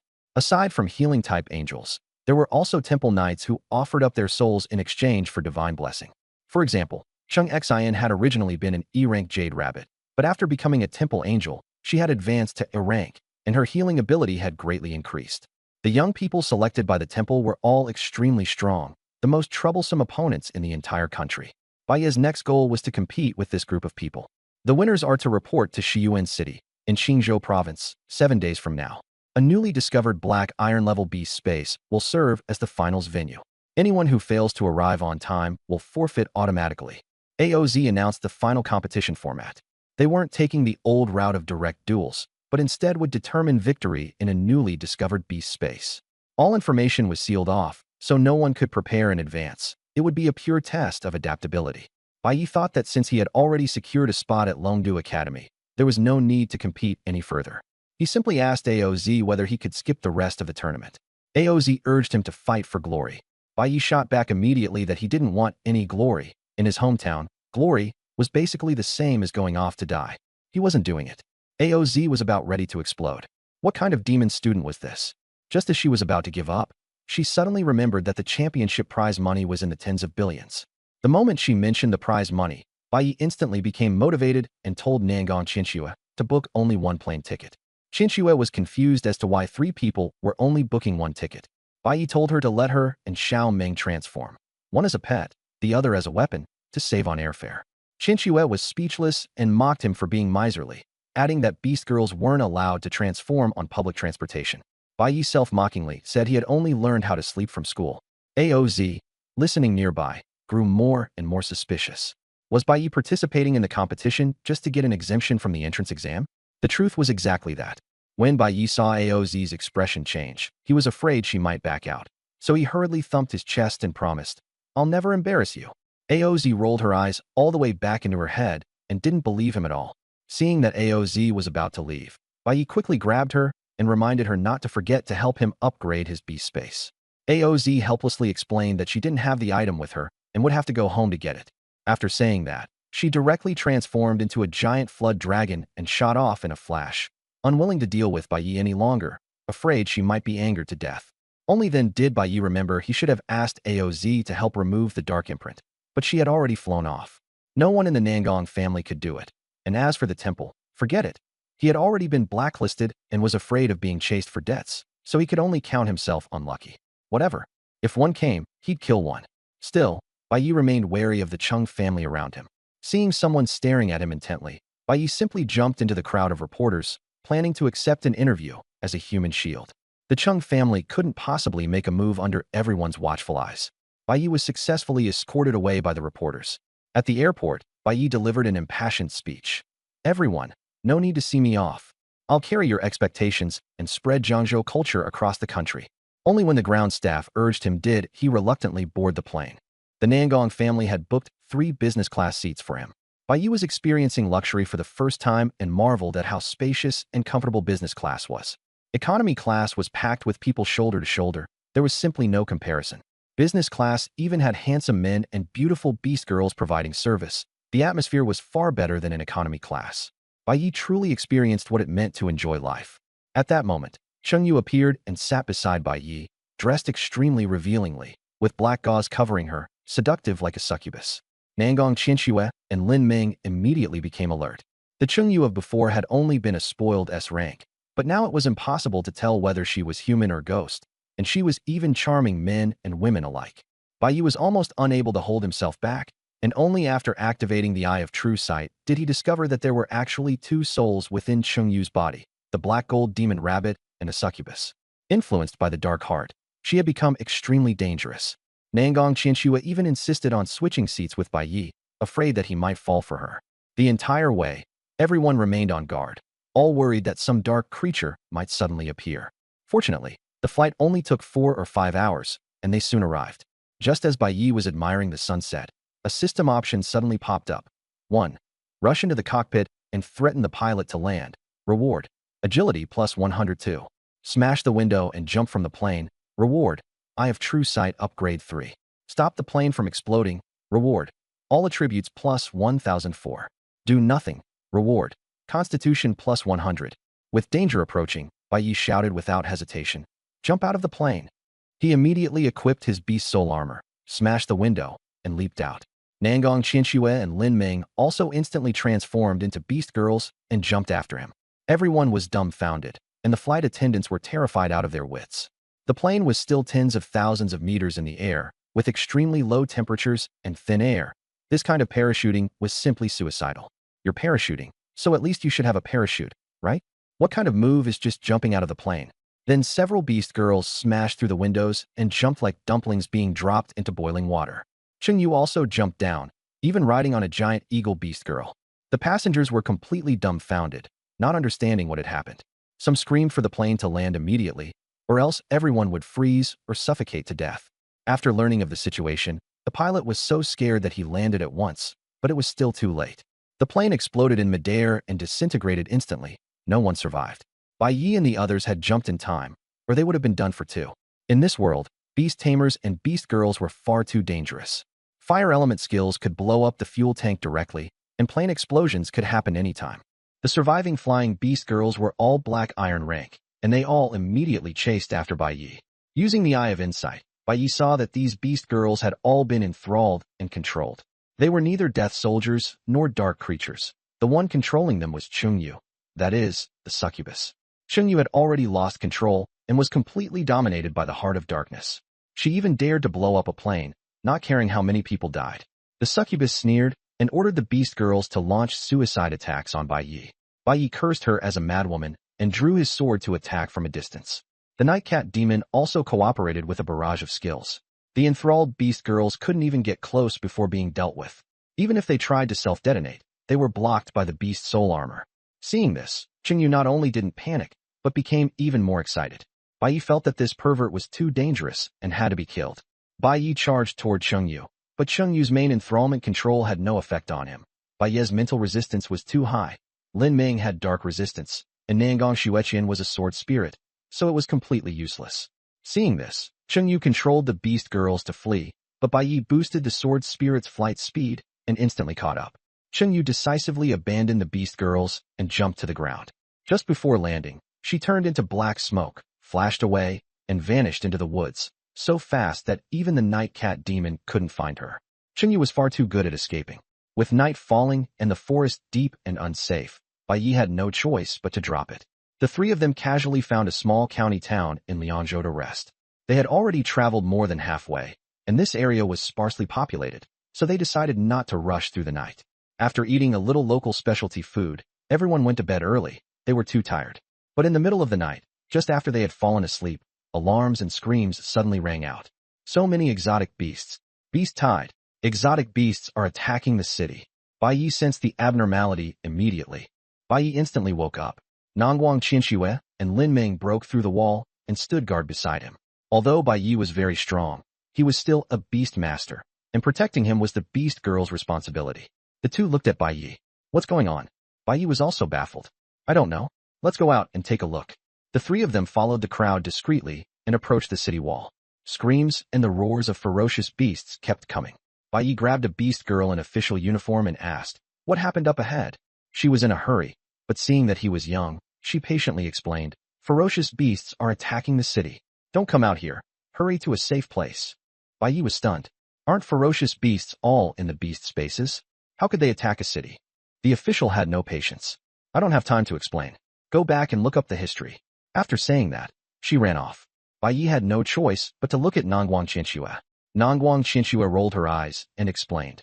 In history, ferocious beasts had attacked cities many times, and in the worst case, they directly wiped out Tuao Island. Without the suppression of the beast space, ferocious beasts could evolve infinitely, so the beast spaces had to be guarded with extreme vigilance. Once any beast escaped, it would be a disaster. Bai Yi understood and thought of Chengyu, feeling that it was definitely her doing. They had only just arrived in Pingliang County when something happened. There was no way it was a coincidence. Just as Bai Yi thought, Chengyu used charm to control the guards, slipped into the beast space, then bewitched two black iron-level leader beasts, and broke through the Zhun beast army's defenses. Very soon, tens of thousands of ferocious beasts charged toward the nearest Pingliang County. In remote areas, the beast spaces were actually stronger, which was common knowledge. Pingliang County had a population of fewer than 100,000. This kind of beast tide was destruction. Reinforcements could not possibly arrive in time. The city wall was about to be lost, and the beasts had already rushed into the city to kill people. The 2,000 defenders were powerless to resist, and the townspeople also transformed and joined the battle, but most of them were not black iron level and simply could not stop them. Nangguang Qianxue asked, Bai Yi, what do we do? Bai Yi said directly, help defend the city. Kill them. After all, this trouble started because of him. He couldn't just ignore it. At that moment, the system presented a choice. 1. Assist Pingliang City's defense. For every 100 people who survive, all attributes plus 1 da. 2. Abandon Pingliang City and flee. Agility plus 100. Bai Yi charged straight toward the city wall, only to be stopped en route by an official beast girl. Didn't we tell you kids not to come out? Bai Yi raised his sword. I'm here to help defend the city. The official grabbed him again. Young man, I take back what I said earlier. You're all very excellent. But right now, the most important thing is to survive and take revenge in the future. But her strength was nowhere near Bai Yi's. Bai Yi couldn't be bothered to say more. He simply stayed her, summoned the flowing light mirage wings, and soared into the sky, blooming in the night like a firework, drawing the attention of all the ferocious beasts, and even the succubi were attracted. Very soon, the two charmed leader-level ferocious beasts charged toward Bai Yi, and then more flying ferocious beasts swarmed him. He became a target, but this greatly relieved the pressure on the city defenses. However, Bai Yi's own pressure also surged dramatically. Fortunately, with the support of a large number of beast souls, Bai Yi's armor remained unbroken, and he was always invincible. He slaughtered without restraint, stacking the ice soul-cold light sword to full power, went head-on against the blazing firebird, and with one sword killed a leader-level ferocious beast, then counterattacked with feather arrows and cut down another. Then the ice blade and snow sword swept across, wiping out 100 ferocious beasts. Blood rained down, leaving everyone stunned. The official beast girl was even more shocked, feeling that she was completely incomparable. On the ground, the Dark Knight cat demon transformed into a giant cat over 20 meters tall and fought bloody battles, with efficiency no less than Bai Yi's. She had broken through to black iron level, grown even larger, and her combat power soared. Her large-scale magic nearly instantly wiped out the ferocious beasts. The Hellfire Sea and Black Lightning were extremely lethal, and ordinary black iron-level ferocious beasts simply could not withstand them. The three of them, White Knight and the others, launched a furious assault, and the number of ferocious beasts rapidly dwindled, but White Knight's stamina was also being consumed at an astonishing rate. In particular, the Dark Knight cat demon's ultimate skill was extremely draining, and it was almost entirely sustained by White Knight. Even his rapid recovery could barely keep up. Level up. White Knight decided decisively. Every time he leveled up, his status would be fully restored, and there were plenty of beast soul orbs around, so leveling up would be quick. Very soon, the Dark Knight cat demon reached Black Iron 2-star, and White Knight also leveled up in passing, with his stamina soaring to nearly 3,000 points, his strength continuously increasing. Once his stamina was restored, they continued the battle, and the corpses of ferocious beasts piled up like mountains. White Knight's thorns armor meant that whoever struck him would die. He held the line alone, and his kill count far exceeded that of the entire army. Everyone on the city wall was stunned. This combat power was off the charts. Even the ferocious beasts were afraid. They had originally wanted to kill some people to satisfy their cravings, but instead they encountered such a ruthless monster, and their whole front instantly collapsed as they scattered and fled. At White Knight's command, they gave chase. The ferocious beasts were in disarray and couldn't maintain formation. How many they could kill was how many they'd kill. But after he killed a few powerful leaders, he stopped, because there was something more important. Find Chengyu. As long as Chengyu was still alive, White Knight would not have peace for a single day, and tragedies like this kept happening over and over. When the battle began, he saw Chengyu in the woods riding a twin-tailed black-winged leopard flash past, but White Knight caught her trail. He returned to the original spot according to his memory. Although he couldn't smell Chengyu, the Dark Knight Cat Demon could detect the black-winged leopard's aura. White Knight immediately had the Dark Knight Cat Demon track it. The knight posed no obstacle, and the Dark Knight Cat Demon was in its element. He had not previously regarded Chengyu as a threat, so he hadn't rushed to pursue her. But now that Chengyu had done something mad, he absolutely could not let her go. They chased all the way to the cave deep in the mountain, and Chengyu was most likely hiding inside. Going in now would be the perfect chance to catch a turtle in a jar. No matter how many tricks she had, she wouldn't be able to escape. The Dark Knight Cat Demon was about to charge into the cave when White Knight stopped it. It didn't understand. If they weren't going in now, then what were they waiting for? White Knight's expression was grave, because the system had popped up a choice. 1. Rush in and kill the succubus. Reward: strength plus 200. 2. Sneak in to break the ambush and kill the succubus plus 3 black iron level creatures. Reward: all attributes plus 200. 3. Give up and retreat. Reward: agility plus 20. Only then did White Knight become alert. There was an ambush in the cave, and this place was less than 5 kilometers from the crash site of the plane, which meant Chengyu had clearly prepared in advance, with every link carefully connected. As expected, there was a powerful organization of dark creatures behind this. After discussing it, the three of them had the Dark Knight Cat Demon go in stealthily first to scout. If it could clear the ambush, they would strike. White Knight was prepared to force his way in, but he still felt the ambush was no simple matter and would rather figure things out first. The Dark Knight Cat Demon entered the mountain cave. Darkness and chill had no effect on it. Reaching the bottom of the cave, it found a platform covered in eerie human-carved patterns. While investigating, the patterns on the ground came alive and trapped it. The Dark Knight Cat Demon immediately roared, but in an instant it fell unconscious. The Cat Demon's cry for help came out, and White Knight knew something had gone wrong. He drew his sword and killed his way into the cave, and as soon as he entered, he was engaged in combat with 2 dark werewolves. These were stronger than the ones he had seen before, and he couldn't break through for the moment. Chengyu spoke smugly while absorbing dark energy, and the core of the formation was the trapped Dark Knight Cat Demon. This formation trapped people and drained energy extremely fast. The Cat Demon wouldn't last even a minute. White Knight restored himself to full status, forcefully withstood the attacks, and charged straight at Chengyu. They couldn't break through White Knight's defense at all, so there was no need to pay them any mind. At this moment, another ghost-faced spider appeared deep within the cave. It spat out a cloud of black mist, which instantly condensed into a black net that tightly bound White Knight. The 2 dark werewolves immediately rushed up and, together with the ghost-faced spider, dragged White Knight toward the center of the magic array. Once he was pulled in, he would be trapped by the dense black net and turned into succubus energy. As expected, it was all a trap. Now that Bai Yi is bound, he can't break free of the spiderweb at all.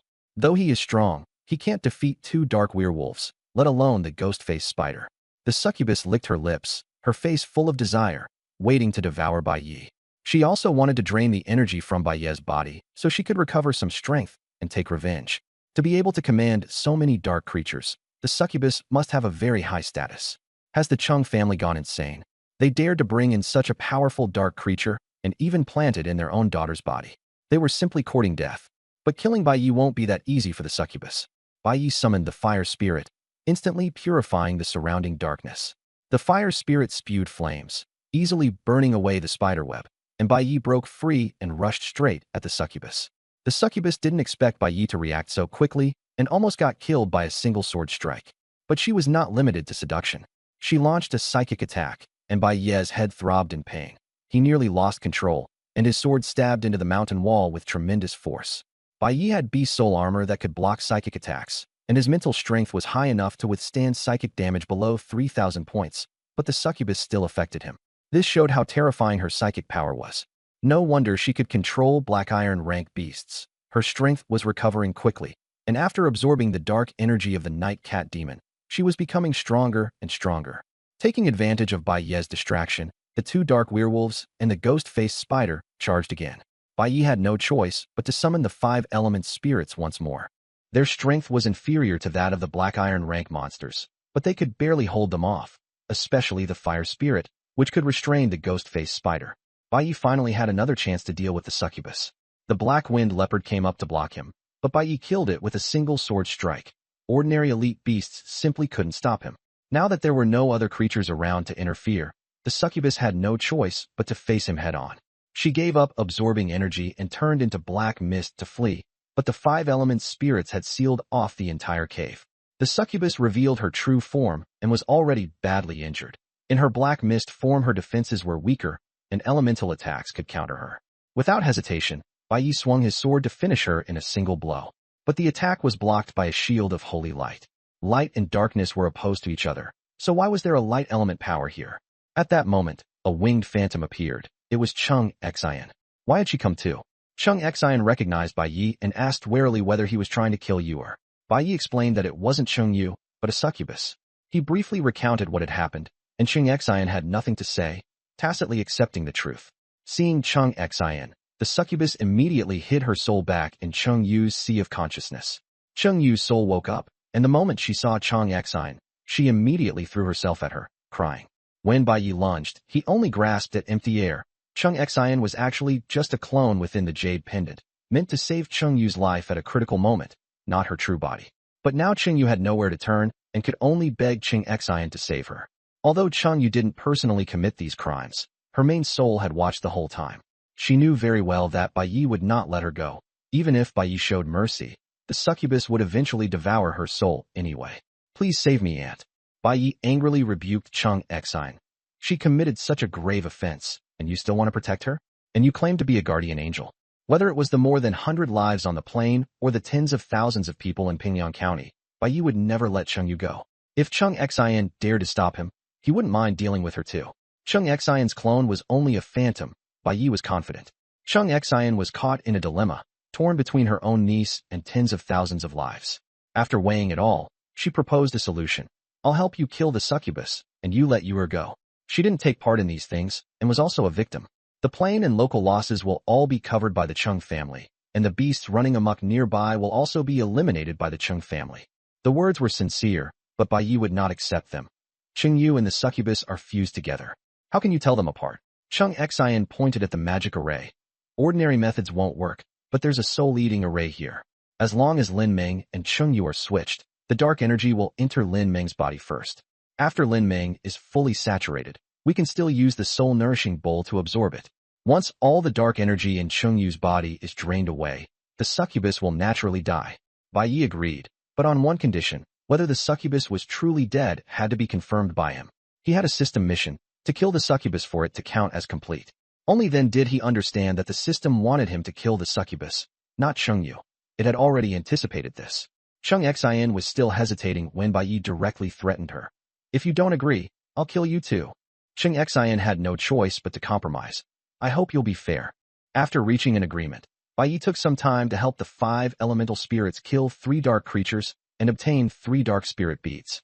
If they were any slower, they would be in danger. Each of them was badly weakened and almost eroded. Bai Yi comforted them, saying he would help them advance to black iron rank in the future, and the spirits finally stopped making a fuss. These 5 spirits were very useful, and cultivating subordinates required both carrots and sticks. After rescuing the weakened Dark Knight cat demon, Chung Yu hesitantly stepped into the soul-eating array. The succubus was unwilling to give up and tried to control Chung Yu, but was firmly suppressed by Chung Xian's light energy. Chung Xian was a silver-rank guardian angel, and her attributes completely countered the succubus, so she suppressed it with ease. The array activated, and dark energy kept pouring into the Dark Knight cat demon's body. Her body recovered and grew stronger. Suddenly, Chung Xian unleashed a blinding pillar of light toward the cat demon. Bai Yi was shocked and was about to stop her, but then he heard the succubus scream. The succubus was actually trying to use the array to infiltrate the Dark Knight cat demon's body. Fortunately, Chung Xian was there, so the danger was resolved. It had to be said that although Chung Xian was a member of the Chung family, she did have a conscience. Stop. Don't absorb anymore. Bai Yi still wasn't at ease, so he had the Dark Knight cat demon step back and place the soul-nourishing bowl in its place. The Dark Knight cat demon already had 3,000 points of dark attack, which was enough. If it kept absorbing, it would be far too dangerous. It was better to store the energy in the soul-nourishing bowl and use it slowly later, which would be safer. The succubus was unwilling to be dealt with like this, and especially unwilling to die at the hands of a Black Iron rank beast tamer. But no matter how she struggled, it was useless. She couldn't withstand the soul-eating array outside and Chung Xian, so she could only obediently enter the soul-nourishing bowl. Chung Xian wanted to make a move again, but Bai Yi stopped her. Once inside the soul-nourishing bowl, whether it was a corpse or a soul, Bai Yi could control it. The succubus felt she might still be able to make use of Bai Yi, while Bai Yi waited for the system to determine whether the mission was complete. If it counted as complete, he would keep the succubus. Otherwise, he could kill her with just a thought. After absorbing for another 10-odd minutes, the dark energy receded and normal energy returned. Chung Xian finally said to stop. Can we stop now? Bai Yi still wasn't satisfied. No. Keep absorbing. Of course he wanted all that pure energy, whether it was stored in the soul-nourishing bowl or absorbed by himself. It would both be useful. Chung Yu visibly grew thinner, transforming from a cute girl into a slim beauty. Chung Xian couldn't bear to watch any longer and urged Bai Yi to stop. Bai Yi ignored her. If you want energy, I'll make up for it with 100 low-level energy stones. Seeing that Bai Yi still wouldn't relent, Chung Xian could only raise the offer, essentially using 1 billion to ransom Chung Yu. They had already lost 1,000 stones in front of the shrine, and now they had to spend another 100. Chung Xian was heartbroken. Bai Yi still refused. Exchange them for mid-level energy stones. 100 mid-level ones? That's 10 billion. The shrine has already lost 10 billion because of you, and we haven't even asked you to pay us back yet. Don't push it. Chung Xian was angry, but there was nothing she could do and could only agree. Fine, stop already. Bai Yi finally stopped. By then, Chung Yu was skinny and miserable, and after glancing at Bai Yi, she shrank into a corner and hurriedly gnawed on supplements like a little rabbit eating a carrot. Chung Xian also injected a large amount of light energy into her, and she finally regained her color. Bai Yi stopped because the system prompt said the mission was complete. The succubus had basically left Chung Yu's body completely, but only half the reward was given. Capturing and killing had different rewards. Nangong Qinshu suddenly felt herself getting stronger. Huh? All my attributes just increased. Lin Ming was already used to it. Yeah, that's Bai Ye's system reward. Nangong Qinshu didn't understand. What's the show-off system?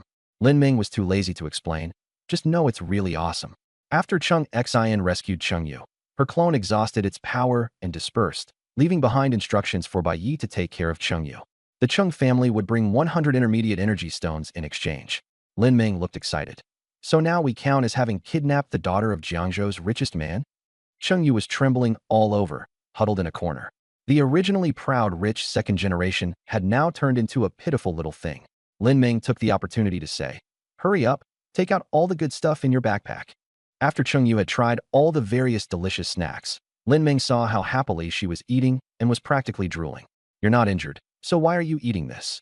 Lin Ming stared at Chung Yu, completely unapologetic. The captive's things were hers now. Chung Yu clutched her backpack tightly.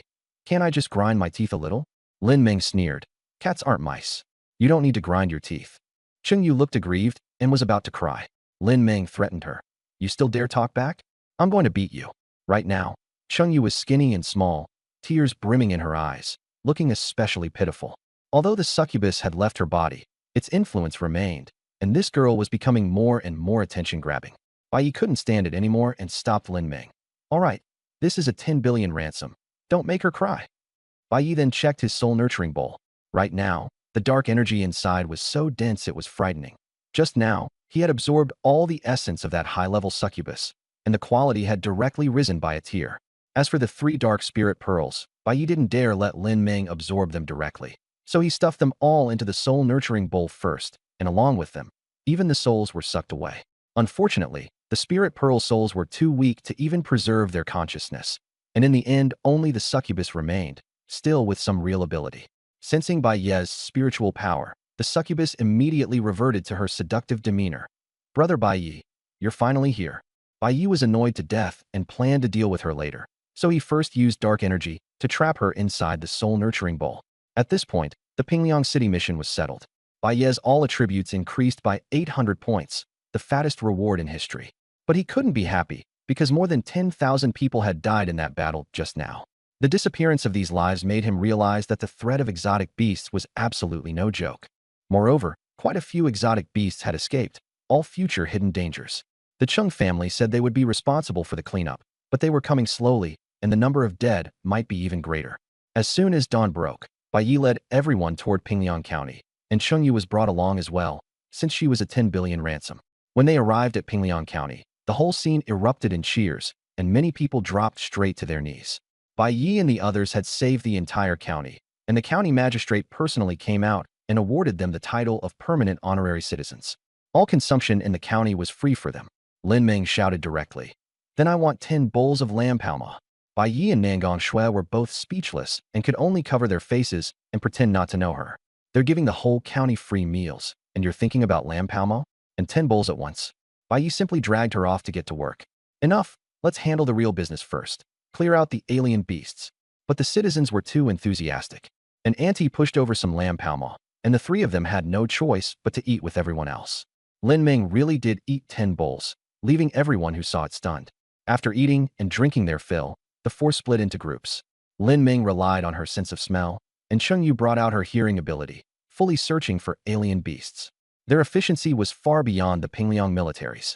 There weren't even any B-rank beast girls in the county. This was a top-tier squad. Chengyu was also moved by everyone's kindness. It was her first time being respected, and she voluntarily joined the extermination team, using her own abilities as well. Bai Yi and the others simply couldn't compare. Their performance once again won high praise from the people of Pingliang County. When the Chung family came in the afternoon to take Chengyu back, she actually didn't want to leave. She decided to stay and continue clearing out alien beasts and settling the disaster-stricken residents with Bai Yi, as a form of repentance and a way to regain the meaning of her life. Bai Yi was very happy about that. The few of them stayed busy for another 3 days before finally handling everything in Pingliang County. The Chung family arranged a private plane and even sent silver rank guards, preparing to take them to Shiyuan City. But Bai Yi didn't trust the Chung family and would rather take the train himself. He only trusted Chung Yu and Chung Xian. As for the other Chung family members, especially people like Chung Peng, they were not trustworthy. What if they were robbed halfway? After all, he was carrying a fortune of 1 billion. Chung Yu saw that Bai Yi insisted, so she gave up on the plane too and rode the train with them. The group spent most of the day traveling across the wasteland before finally arriving in Shiyuan City. There were only 3 days left until the competition, and everyone was making preparations in a tense atmosphere. Only Bai Yi and the others were frantically eating and shopping, as if they were there on vacation. It wasn't until on the eve of the competition that AOZ found them and tossed Bai Yi a rhombus-shaped crystal stone. This is a black iron, grade spatial crystal stone, the one I promised you before. Add another 1,000 basic energy stones, and your beast space can be upgraded to black iron grade. Don't have the energy stones? Then you can take out a loan. Repay 2,000 stones in 1 year. That interest was black-hearted to the extreme, a textbook loan shark. Bai Yi refused. No need. I have 1,000 basic energy stones. In fact, he had just extorted 100 intermediate energy stones from the Chung family, which was equivalent and even more valuable. AOZ was shocked to see Bai Yi casually pull out energy stones worth 10 billion. He had been dirt poor just a little while ago. How was it that he was suddenly rich after only a week? And why was Chengyu standing with Bai Yi? Weren't they mortal enemies? Besides, the dark energy on Chengyu's body was completely gone. He had heard that more than 10,000 people had died in Pingliang County a few days ago. He didn't know whether Bai Yi had anything to do with it. Rumor had it that Bai Yi was the destroyer of beast spaces. Wouldn't trouble follow wherever he went? AOZ shook off his thoughts and arranged. Bai Yi, I just took in a new student. She's a single beast girl, younger than you, so take care of her. As he spoke, he pulled out a little girl who looked like a porcelain doll. Her name is Yi Qingqing. Get to know her. Bai Yi, don't bully her. Since when had Bai Yi ever bullied girls? The little girl was so nervous her little face was bright red, and even her speech was stammering. Looking at her, Bai Yi even doubted whether she was an adult yet. AOZ rolled his eyes at him. Don't be ridiculous. Qingqing just looks small. She'll be an adult soon. Yi Qingqing became even shyer.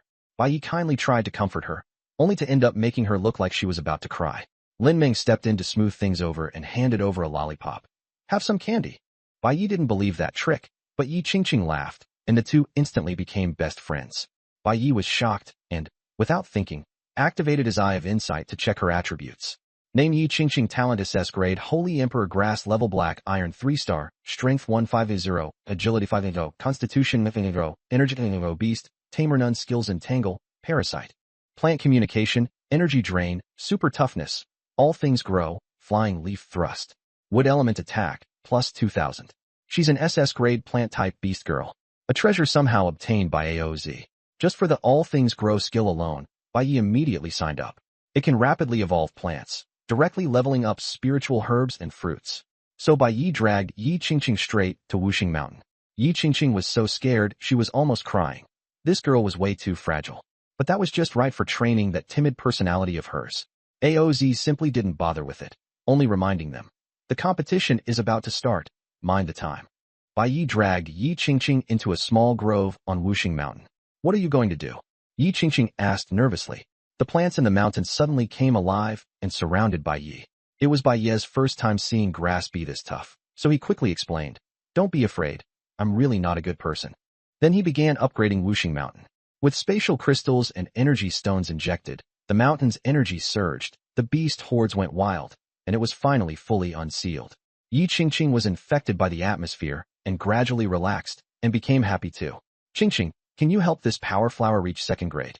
The moment Yi Qingqing heard a professional question, she immediately became confident. Green energy poured in, and the power flower broke through to 2nd grade on the spot, while those that hadn't broken through were frantically reproducing. All Things Grow really was incredible. Yi then dragged her to stimulate the growth of Earth Spirit Grass. Along the way, over a dozen spots were filled with 2nd grade spiritual herbs and fruits. Yi Qingqing was so exhausted her face went pale. I need to replenish my energy before I can continue. She was just about to take root in the ground when Yi stopped her. Don't absorb from mine. Go absorb from someone else's. The two had only just come out when AOZ dragged them away. If you don't go to the match now, you'll be late. The finals venue was already packed with people, and drones were live streaming the whole event. Everyone who could make it this far was at least A grade, with many S grade fighters, and even higher ones.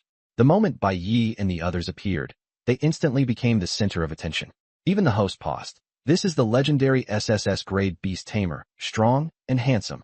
But AOZ's face darkened, because this clearly made Yi the target of everyone's hostility. As expected, once the commentary was over, all the contestants locked onto Yi in unison.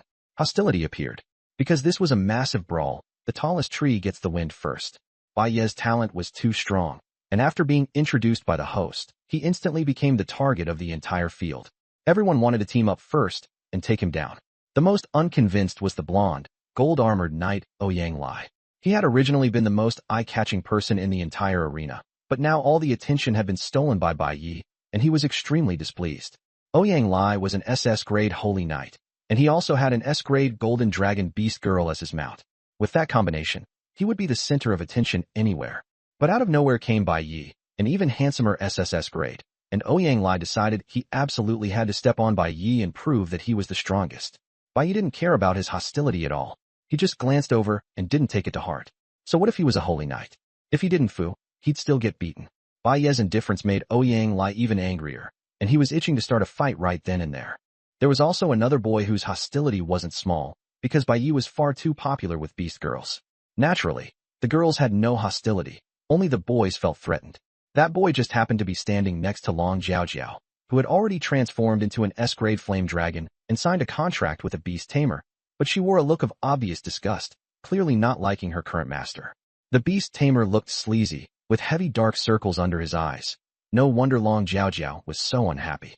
Besides Long Jiao, that beast tamer also had an S-rank 9-headed pheasant spirit beast girl, whose strength was even greater than Long Jiao's. Being able to sign 2 powerful beast girls, his background must be extremely formidable.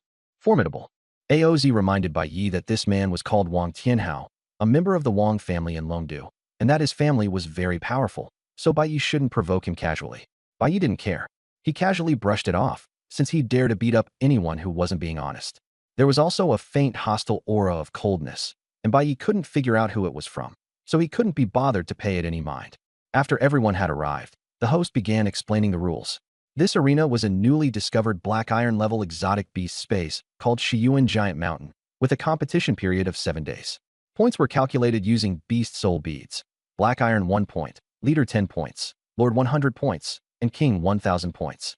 It had already been confirmed that there were no king-level exotic beasts, so everyone didn't need to worry about encountering a one-hit kill monster. Robbery was allowed, but murder was not. The detailed rules were all printed in the manual. Drones would film the entire event, and a large number of referees would supervise it. Any violation would lead to elimination. After hearing the rules, Bai Yi had only one thought. This is basically breeding goo.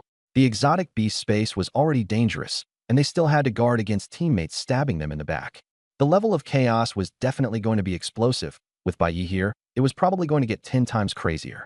The host worked quickly. After reading the rules, he started immediately without any further nonsense. Let's go. Time to open up the new dungeon. Bai Yi led the 4 beautiful beast girls and excitedly rushed into the exotic beast space, as carefree as if they were going on vacation. Yi Qingqing was a little scared.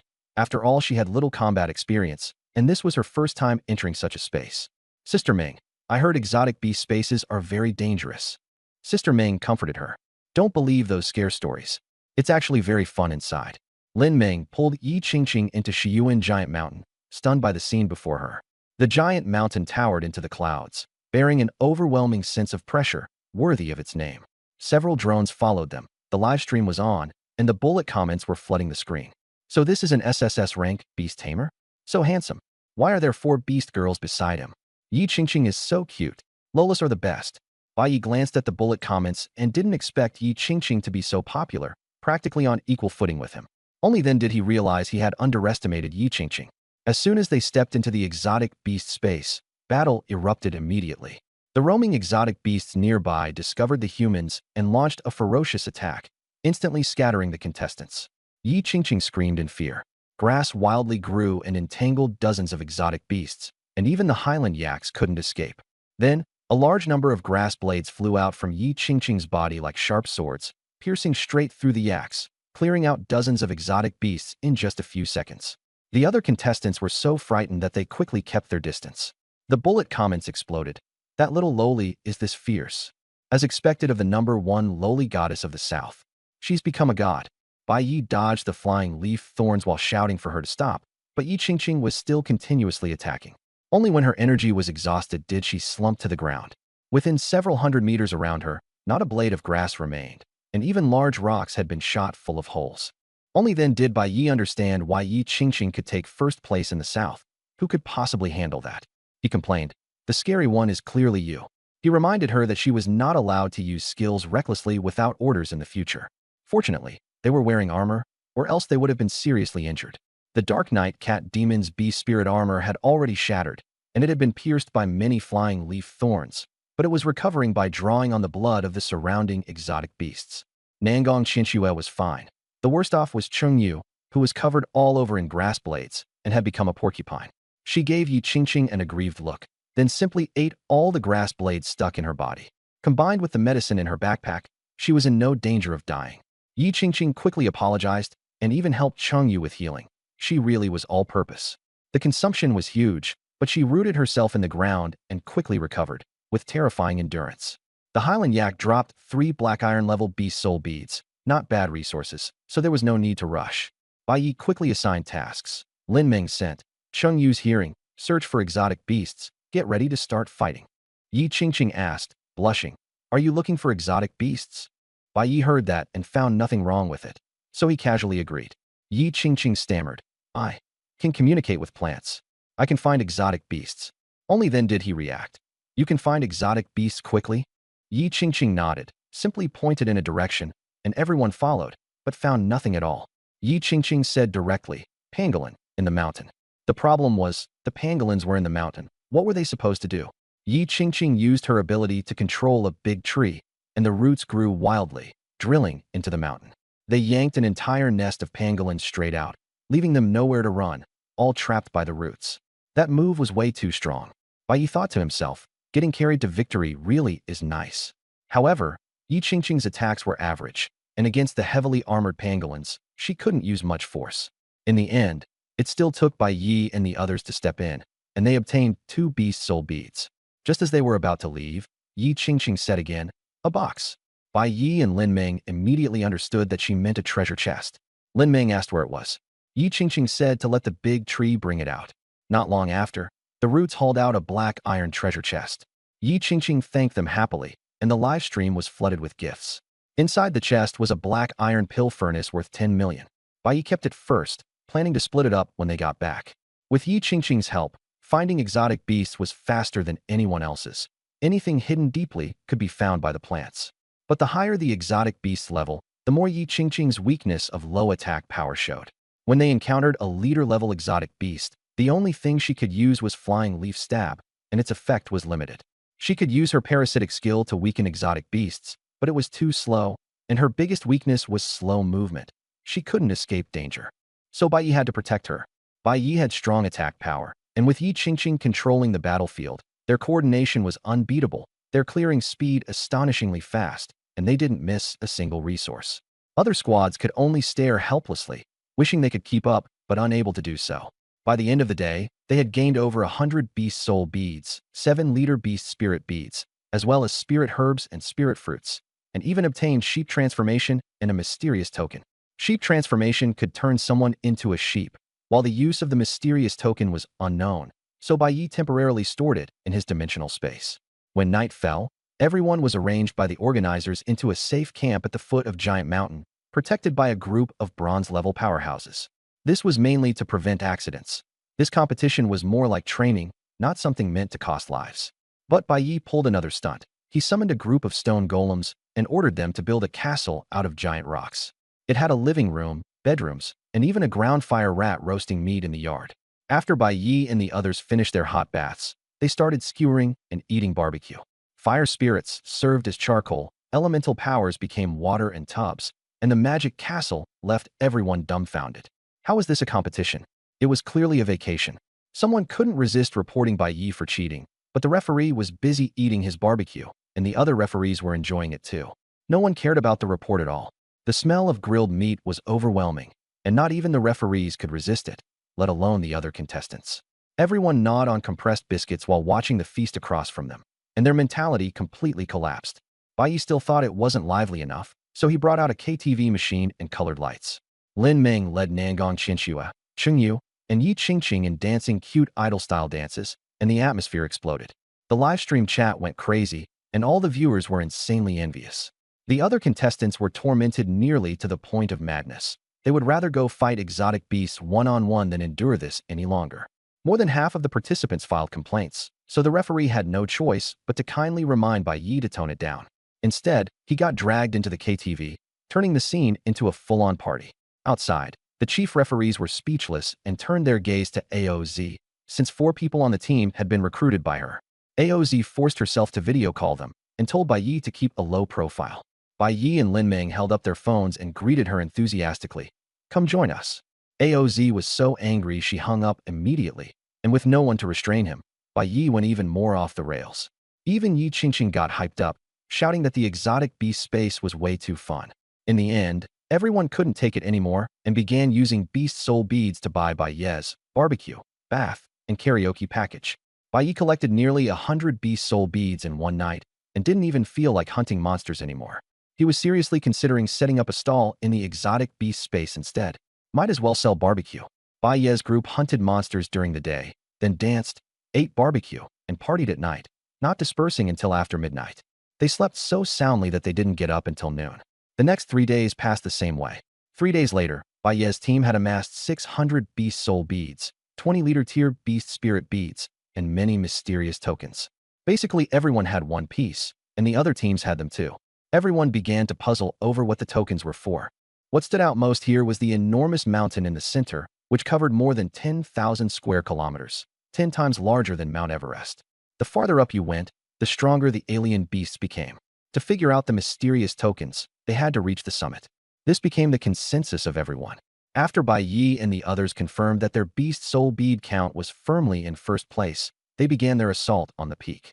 They hadn't moved before because this mountain was peculiar. Every 100 meters of elevation added 1% more gravity. They couldn't even fly, so they had to climb, making it a test of stamina. Chengyu was just here to join the fun and make friends, so she didn't take part in the fighting anymore. She also wouldn't be following them up the mountain now. That left only the 4 of them, Bai Yi and the others. Among the 4, Bai Yi had the greatest strength, 2,100 points. The other beast girls couldn't compare at all. So Yi Qingqing turned into a little grass and wrapped herself around Bai Yi. She wanted to perch on his head, but was rejected. Nangong Qinxue turned into a long sword and lay on his back. Lin Ming turned into a kitten and sat on his shoulder, and Bai Yi single-handedly carried the whole team. While climbing the mountain, Yi Qingqing suddenly reminded him that there was an ambush ahead. The other side had 3 beast tamers and 7 beast girls, all black iron rank. She could sense everything. The higher up the mountain they went, the richer the energy and the lusher the vegetation, and Yi Qingqing's information became the sharpest. As soon as Bai Yi heard it, he understood. The other side had their eyes on their beast soul beads. These past few days, many people had been watching them, planning to snatch their resources. At first he had thought the beast girls were interested in him. Only now did he realize they were after the beads. Yi Qingqing had gotten familiar with Bai Yi, so communication between them had become much more direct. After these days of cooperation, their bond had deepened quite a bit. Bai Yi smiled. Since they want to send us beads, we'll just take them. Lin Ming immediately got excited and wanted to make a move, but Yi Qingqing stopped her. Leave it to me. The ambushers had filled the bushes with dizziness mushrooms and poison, and even used feral beast dung to mask the scent. Lin Ming didn't detect any danger at all, and was still curiously circling the mushrooms nearby. Up to this point, the plot had been tight, the language concise and direct, and the relationships between the characters crystal clear. Strange. Yi Qingqing reminded her, those are dizziness mushrooms. You can't eat them. But Lin Ming only got more excited. Mushrooms that let you see little people? I want to try. Ignoring the attempt to stop her, she stuffed a mushroom into her mouth. The taste is just SOSO. She wasn't affected at all, and instead terrified the ambushers hiding in the dark. Xiao AI, wasn't this mushroom supposed to work? That cat is fine. How should I know? Hurry up and make the mushrooms spray mist. The mushrooms don't seem to be under control anymore. In front of the holy emperor grass, all plants obediently listened, including the mushrooms. Seeing that their scheme had failed, the ambushers immediately switched to plan B. Zhou, detonate the poison. Poison sacks exploded all around, green toxic mist spread out, and even the ground was corroded. They're done for this time. But in the end, Bai Ye's group walked out completely unharmed. It turned out that both Bai Yi and Lin Ming had extremely strong poison resistance. Nangong Qinxue was nearly immune to poison, and Yi Qingqing could also be immune to most toxins. The poisonous mist was completely ineffective. The other side simply rushed in directly, preparing to snatch it by force. 10 against 4, they were full of confidence. But they never expected the mushrooms, which had originally shown no movement, to suddenly run over and spray mist at them wildly. Xiao AI, you're an undercover agent, aren't you? Everyone howled before passing out. I'm really not an undercover agent. Xiao AI was almost crying. Bai Yi comforted her. Don't cry, we know. Then he turned and gently reminded her, hand over the loot. Xiao AI could only obediently hand over the things in her pockets. Bai Yi then told her to turn over her companions as well. Xiao AI had no choice but to cooperate. In the end, Bai Yi harvested more than 100 beast soul beads, still not seeing a single beast spirit bead, and could only sigh that they were too poor. Pleasure doing business. Bai Yi high-fived Xiao AI, then asked, need help fainting? Xiao AI instantly understood, lay down on her own, and pretended to be unconscious, very well trained. Bai Yi even thoughtfully called over the referee to ensure their safety, but also directly disqualified them. The audience burst out laughing the entire time. Bai Yi didn't care about the final outcome anymore. She only cared about the new enemy in front of her. The Lord Boss finally appeared. On the mountainside with 5 times gravity, a black iron rank lord. Before them was an earth-yellow giant python as massive as a city wall. Everyone was shocked and didn't dare step forward. Great Mountain Spirit Python Black Iron 8-star Lord Strength 5,000, Agility 2,000, Constitution 5,000, Energy 2,000 Skills, Petrification, Rock Armor, Sweep, Heavy Strike, Entangle, Gravity Control Personality, Cold Weakness, 7-inch point. The giant snake lay across the front like a wall, and everyone was so nervous they swallowed hard. Even Lin Ming, who was usually impulsive, didn't dare go up. Do you want to fight? The 3 of them looked at Bai Yi. Bai Yi said decisively, fight what? We can't break through its defenses at all. Retreat. Without looking back, she turned and ran. But this boss was not necessarily going to let them leave so easily. The giant mountain spirit python spotted them, twisted its massive head, and came straight after them. Its momentum was overwhelming. Bai Yi's speed was useless before it. In the blink of an eye, the giant python had caught up, and a foul stench hit them head-on. He could only charge a few hundred meters first, then activate the radiant illusion wings to glide, only barely widening the distance. But soon, he felt his body sink, almost flattening to the ground. The gravity skill had suddenly jumped from 5 or 6 times normal to 20 times. The Frost Radiance sword felt as heavy as 1,000 pounds, making even running difficult. There was no way to escape. They had no choice but to go all out.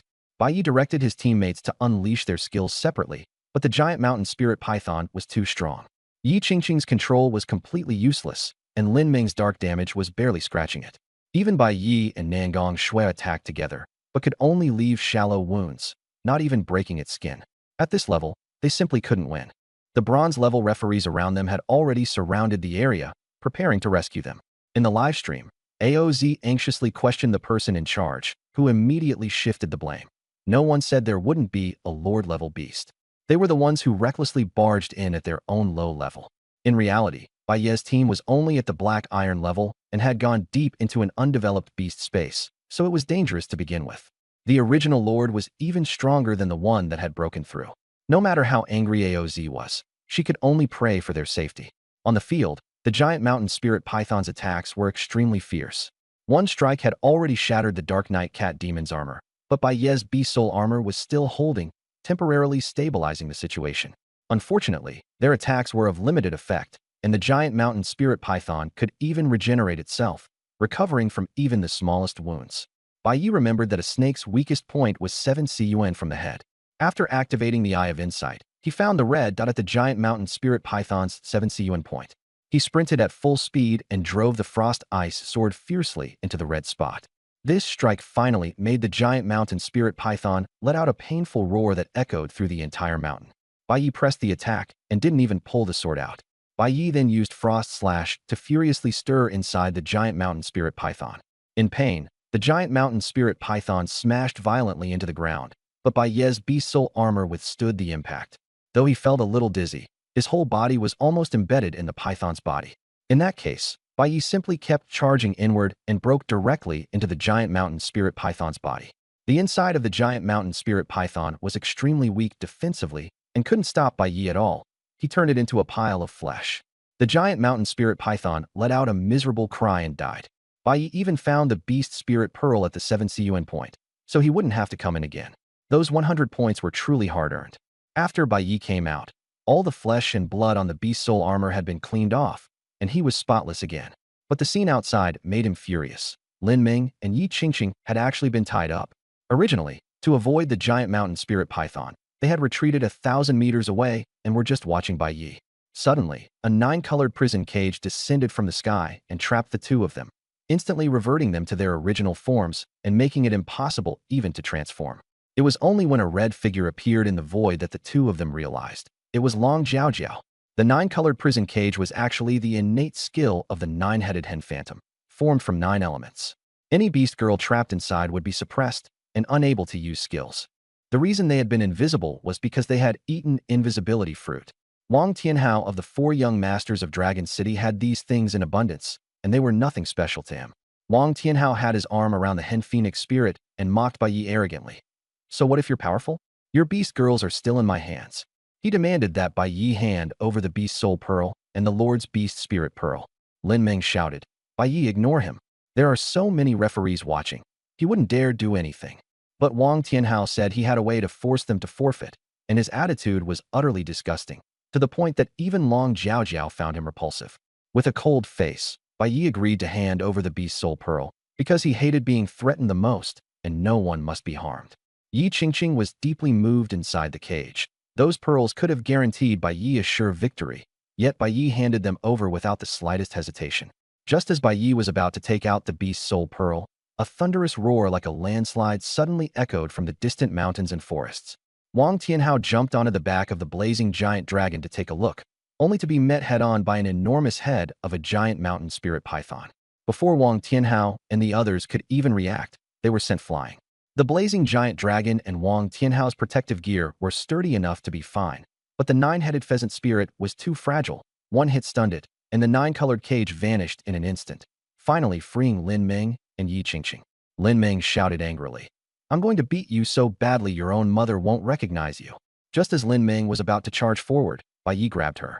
From another direction, yet another giant mountain spirit python appeared. So there were this many Lord-class exotic beasts?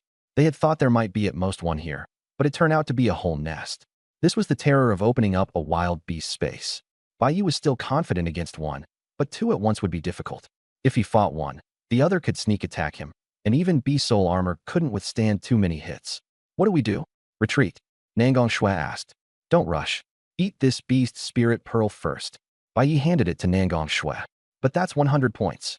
Nangong Shui didn't understand. Eat it. Only with gravity control can we keep moving forward. Otherwise, we can only retreat. Bai Yi was decisive. If they could master gravity control, they could fly up the giant mountain with anti-gravity, far faster than the spirit pythons. Success or failure now depended on Nangong Shui. Beast spirit pearl skills couldn't be chosen proactively. It all came down to luck. Nangong Shui prayed devoutly and swallowed the pearl. Great. I got gravity control. I can adjust gravity up to 5 times, she said in great delight. With 500 spirit power now, she could just barely withstand 5 times gravity. With Bai Ye's battle encouragement, even 10 times gravity couldn't stop them. Everyone jumped onto the ice soul cold light sword and turned into a streak of sword light, charging toward the mountaintop. Only then did the third giant mountain spirit python catch up, but it could only eat their dust. When the 2 giant mountain spirit pythons regrouped, Wang Tianhao was so frightened he nearly pissed himself. The referees nearby were also dumbfounded. 2 spirit pythons. They simply couldn't protect Wang Tianhao. Just as the referees were preparing to step in, the spirit pythons ignored them and went after Bai Yi in unison. More spirit pythons appeared in the distance, as if their nest had been disturbed. The referees were all stunned. This was no longer something they could handle. They could only call in a silver rank referee. Several spirit pythons gave chase ferociously, and no one dared get close. But Ouyang Lai was the first to rush out, riding the golden dragon without the slightest fear. Beside him flew Xiao Lida, an S-rank battle angel with 4 wings. Xiao Lida actually didn't like Ouyang Lai, but the temple had ordered them to form a team, so they had no choice but to cooperate. She would rather fly on her own than ride with Ouyang Lai. Now, the various teams took advantage of the spirit pythons being away and secretly rushed toward the mountaintop. The giant mountain spirit pythons were like guardians, protecting the mountain's secrets. Bai Yi and the others charged all the way to the tenfold gravity zone and finally reached the summit of the giant mountain. This giant mountain was a full 100,000 meters tall, and at the peak, it was no longer rock, but a colossal temple stood atop the mountain, connected into one immense structure like a 100,000-meter-long shrine, so imposing that one could only want to worship it. Who could even afford to live in a place like this? Bai Yi and the others were still stunned when, all around them, 7 giant mountain spirit pythons suddenly rushed in, together with the one Bai Yi had killed earlier, that made 8 Lord-level exotic beasts in total, an astonishing number. Faced with so many spirit pythons, Bai Yi did not dare to fight head-on. The only thing he could use nearby was the temple. He took the lead and charged toward it, only to be blocked by a light barrier. Although the temple doors were open and protected by divine power, forcing their way in was impossible. Bai Yi slashed with all his strength, yet the light barrier remained unscathed. Nangong Qianxue was even shaken back into her original form and fell into his arms. Yi Qingqing stopped Bai Yi and said this was divine power. Humans could not contend with it. No one understood where divine power could come from in an iron-rank exotic beast space. The judges' seats were just as puzzled, all turning to look at the silver-haired beast girl. She merely spread her hands and played dumb, but it was obvious she knew the inside story. AOZ was furious, yet also curious about what Bai Yi and the others would do, so he could only sit down sullenly. Unable to break through the door, with the giant pythons closing in, Bai Yi remembered the mysterious token he had obtained from the previous treasure chest. After trying it, he found it could make the light barrier part. It turned out the token was a pass to enter the temple. He immediately handed one to everyone, and each of them took one, entering the temple just before the pythons lunged. The giant pythons were terrified of the temple and did not dare approach from afar. At last, everyone could breathe a sigh of relief. Outside, the temple knights and battle angels arrived. Xialida was very anxious. The gravity made movement difficult for her. Ouyang Lai charged confidently at the 7 giant pythons, only to be whipped away by a tail. Xialida was speechless and could only retreat to the side. At that moment, they encountered another group, an S-rank nether dragon carrying a beast tamer, with an S-rank demon flower perched on top and an S-rank wraith floating beside it. Ouyang Lai recognized them with utter disgust as people from the undead city. He was deeply repulsed by them, and the other side did not look any friendlier. Both sides were constrained by the 7 giant pythons and dared not act rashly, but everyone wanted to enter the temple, so the atmosphere was tense. At the entrance, waves of different forces continued to rush up to the summit, and even Wang Tianhao and the others had arrived. We can't wait any longer. Bai Yi and the others are already inside. We can't let him take all the benefits. Let's cooperate, proposed the undead city beast tamer. The others all agreed. After all, none of them could beat the pythons on their own. The 7 factions gathered together and agreed that each would deal with one giant mountain spirit python, and whoever finished first would enter the temple first. Anyone who could not even defeat one should forget about entering the temple. At first, everyone fought honestly. Suddenly, the people from Undead City lured their giant python toward Ouyang Lai's side, then used the Wraith stealth skill to rush straight into the temple. Bastards! Ouyang Lai cursed in fury. But it was useless. He had to deal with 2 giant pythons at once and was getting battered badly. Xialida wanted to abandon him and charge straight to the temple, but thinking of the god envoy's orders, she did not dare be too reckless. She gritted her teeth and made her decision. Ouyang Lai, control one of them. I'll use divine power. The god envoy had left a trace of divine power inside Xialida for emergencies. She had originally been reluctant to use it, but now she had no choice. Ouyang Lai quickly cooperated. Holy light bind. White light, like ropes, wrapped around the giant python. Xialida drew her sword, its radiance surging as a giant sword hundreds of meters long came crashing down, beheading it outright. The giant python was slain. Ouyang Lai was excited. Lita, you control the other one, and I'll use divine power too. Xialida refused. No, we have to save a portion of the divine power for use inside the temple. Ouyang Lai had no choice but to keep fighting head-on. He and Xialida gave it everything they had and finally beat the second giant python down to its last breath. Just as they were about to finish it off, another giant python suddenly lunged over. Ouyang Lai couldn't help but blurt out a curse. This time, Wang Tianhao had been up to no good. He had trapped Ouyang Lai's python queen, used invisibility fruit and speed boost pills, then rode the flame giant dragon straight into the temple, becoming the 3rd team to enter it. As soon as the giant python broke free, it went straight for Ouyang Lai first. Ouyang Lai had no choice but to keep cursing while fighting desperately, dealing with 3 giant pythons in succession. The scene was extremely brutal. The temple had always been the place for the strongest among the same tier. Ouyang Lai's team had originally been incredibly powerful, but in the end they were delayed across the board. They were even slower than the people from the dead city, and then Wang Tianhao, that spoiled rich kid, overtook them. Ouyang Lai was furious. If not for Xialida holding him back, he would have already used divine power. Fortunately, with experience, taking down the giant mountain spirit python had become easier. After they finished smoothly, they became the 5th team to enter the temple. Ahead of them, another team from the Goo Poison City had also entered the temple. One of them had an S-rank black armor rove beetle, skilled at burrowing. It efficiently dealt with the giant mountain spirit python by drilling straight from the wound into its head and devouring its brain. This move was practically a kill from the inside, with extremely high efficiency. The other teams each handled their own giant mountain spirit pythons as well and charged into the temple. Those who could come in were all top experts. Ordinary people simply could not withstand 10 times gravity in the giant mountains. Anyone who had made it this far was elite. The teams arriving later were basically just picking up scraps, and most likely would be eliminated the moment they entered the temple, because the temple was even more dangerous. As soon as Bai Yi and the others entered the temple, they saw huge beast statues lining both sides. Deep inside stood a god statue with a human body and snake tail. Just sitting there, it was 100 meters tall, and its tail was probably 1,000 meters long. Thankfully, it was only a statue. If it were really alive, the giant mountain spirit python would be nowhere near enough to matter. After Bai Yi adjusted his condition and walked inward, he had just entered the corridor when the beast statues on both sides suddenly came to life. Bai Yi used the Eye of Insight to check again and discovered that these weren't beasts at all, but stone lion guards, black iron tinstar, with strong attributes and no skills. It was pure brute force. Ahead there were still 12 pairs of stone statues, equivalent to 24 lord-level beasts. Bai Yi drew his sword and hacked at the stone lions, only scraping off a bit of stone dust, while the recoil numbed his hand. The Dark Knight Cat Demon and Yi Qingqing were of little use here, so Bai Yi simply flew up directly. Nangong Qinxue controlled gravity. Bai Yi used War Cry, and they directly offset the tenfold gravity. The stone statues could only fume helplessly on the ground. Next came stone tigers, stone elephants, stone wolves, stone leopards, stone pythons, and more, all activated as well, but none could hit Bai Yi, who was flying in the air. It wasn't until the stone eagles appeared that things changed. They were extremely fast and could fly, but their defense was poor. Bai Yi maxed out his status and swung a single sword strike, directly severing a stone eagle's wings. The eagle crashed to the ground and shattered. Another one tried to ambush him, but Bai Yi killed it instantly with a backhanded strike. No enemy could stop him. and Bai Yi finally approached the final boss.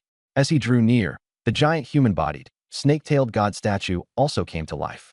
Bai Yi saw through it with the eye of insight. It was a mountain god statue, black iron tin star, with even higher attributes. Its weakness was the godhood. So this temple was worshipping this mountain god statue, who said there were still gods at the black iron level. But in terms of its attributes alone, the mountain god statue was the king among black iron. With 10,000 points of physique, no black iron beast girl could break its defense.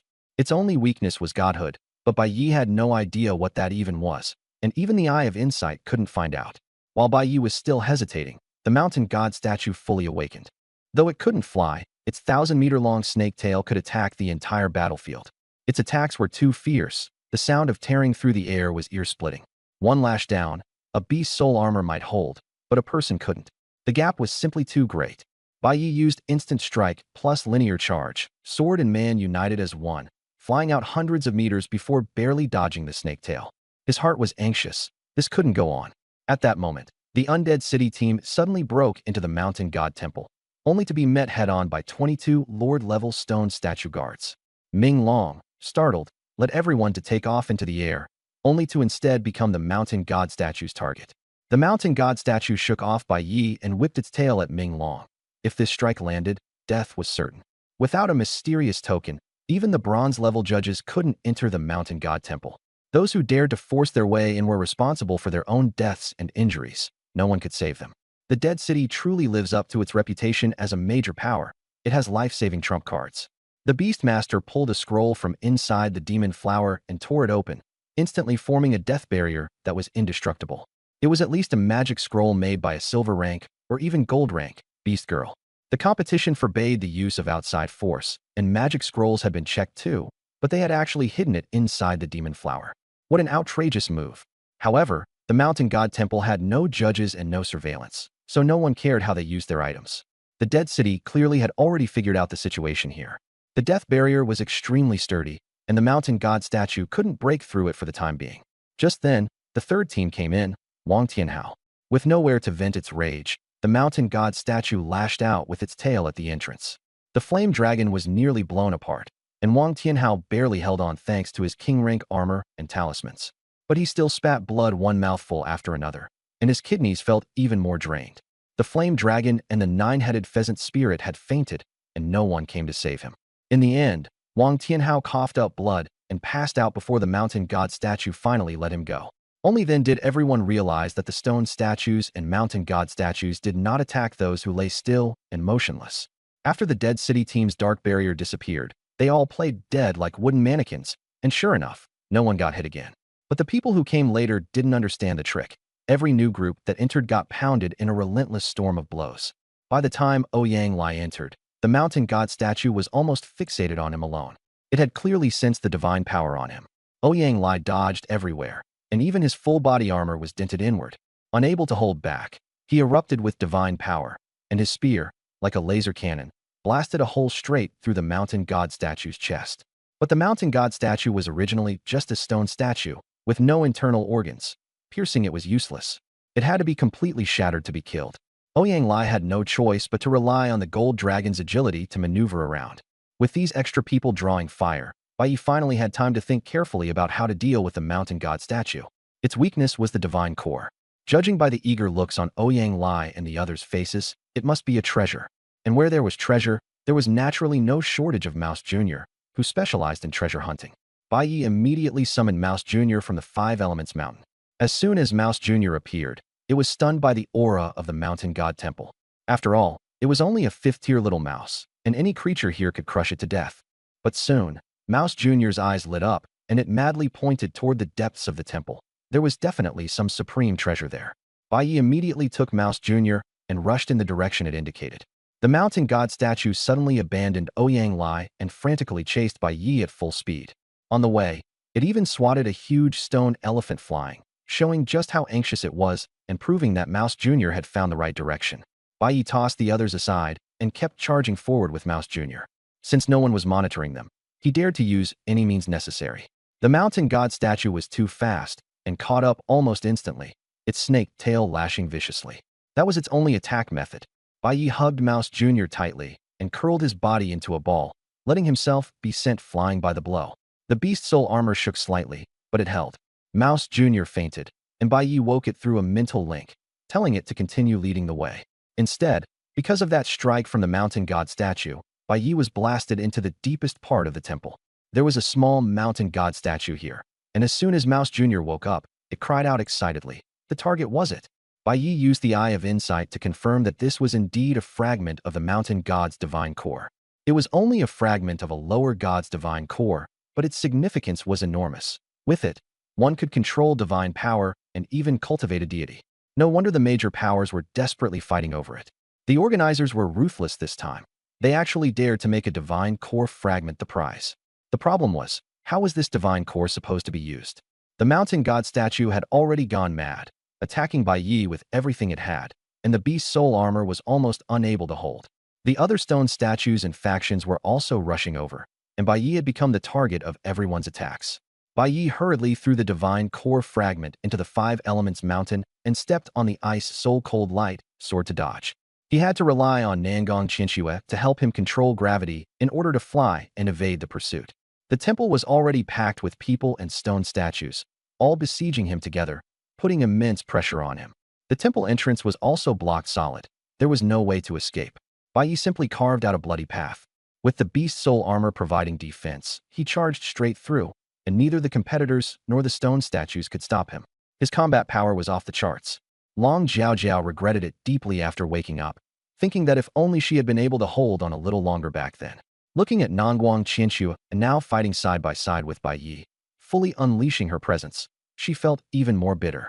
By comparison, Wang Tianhao was so scared that he peed his pants on the spot, utterly helpless.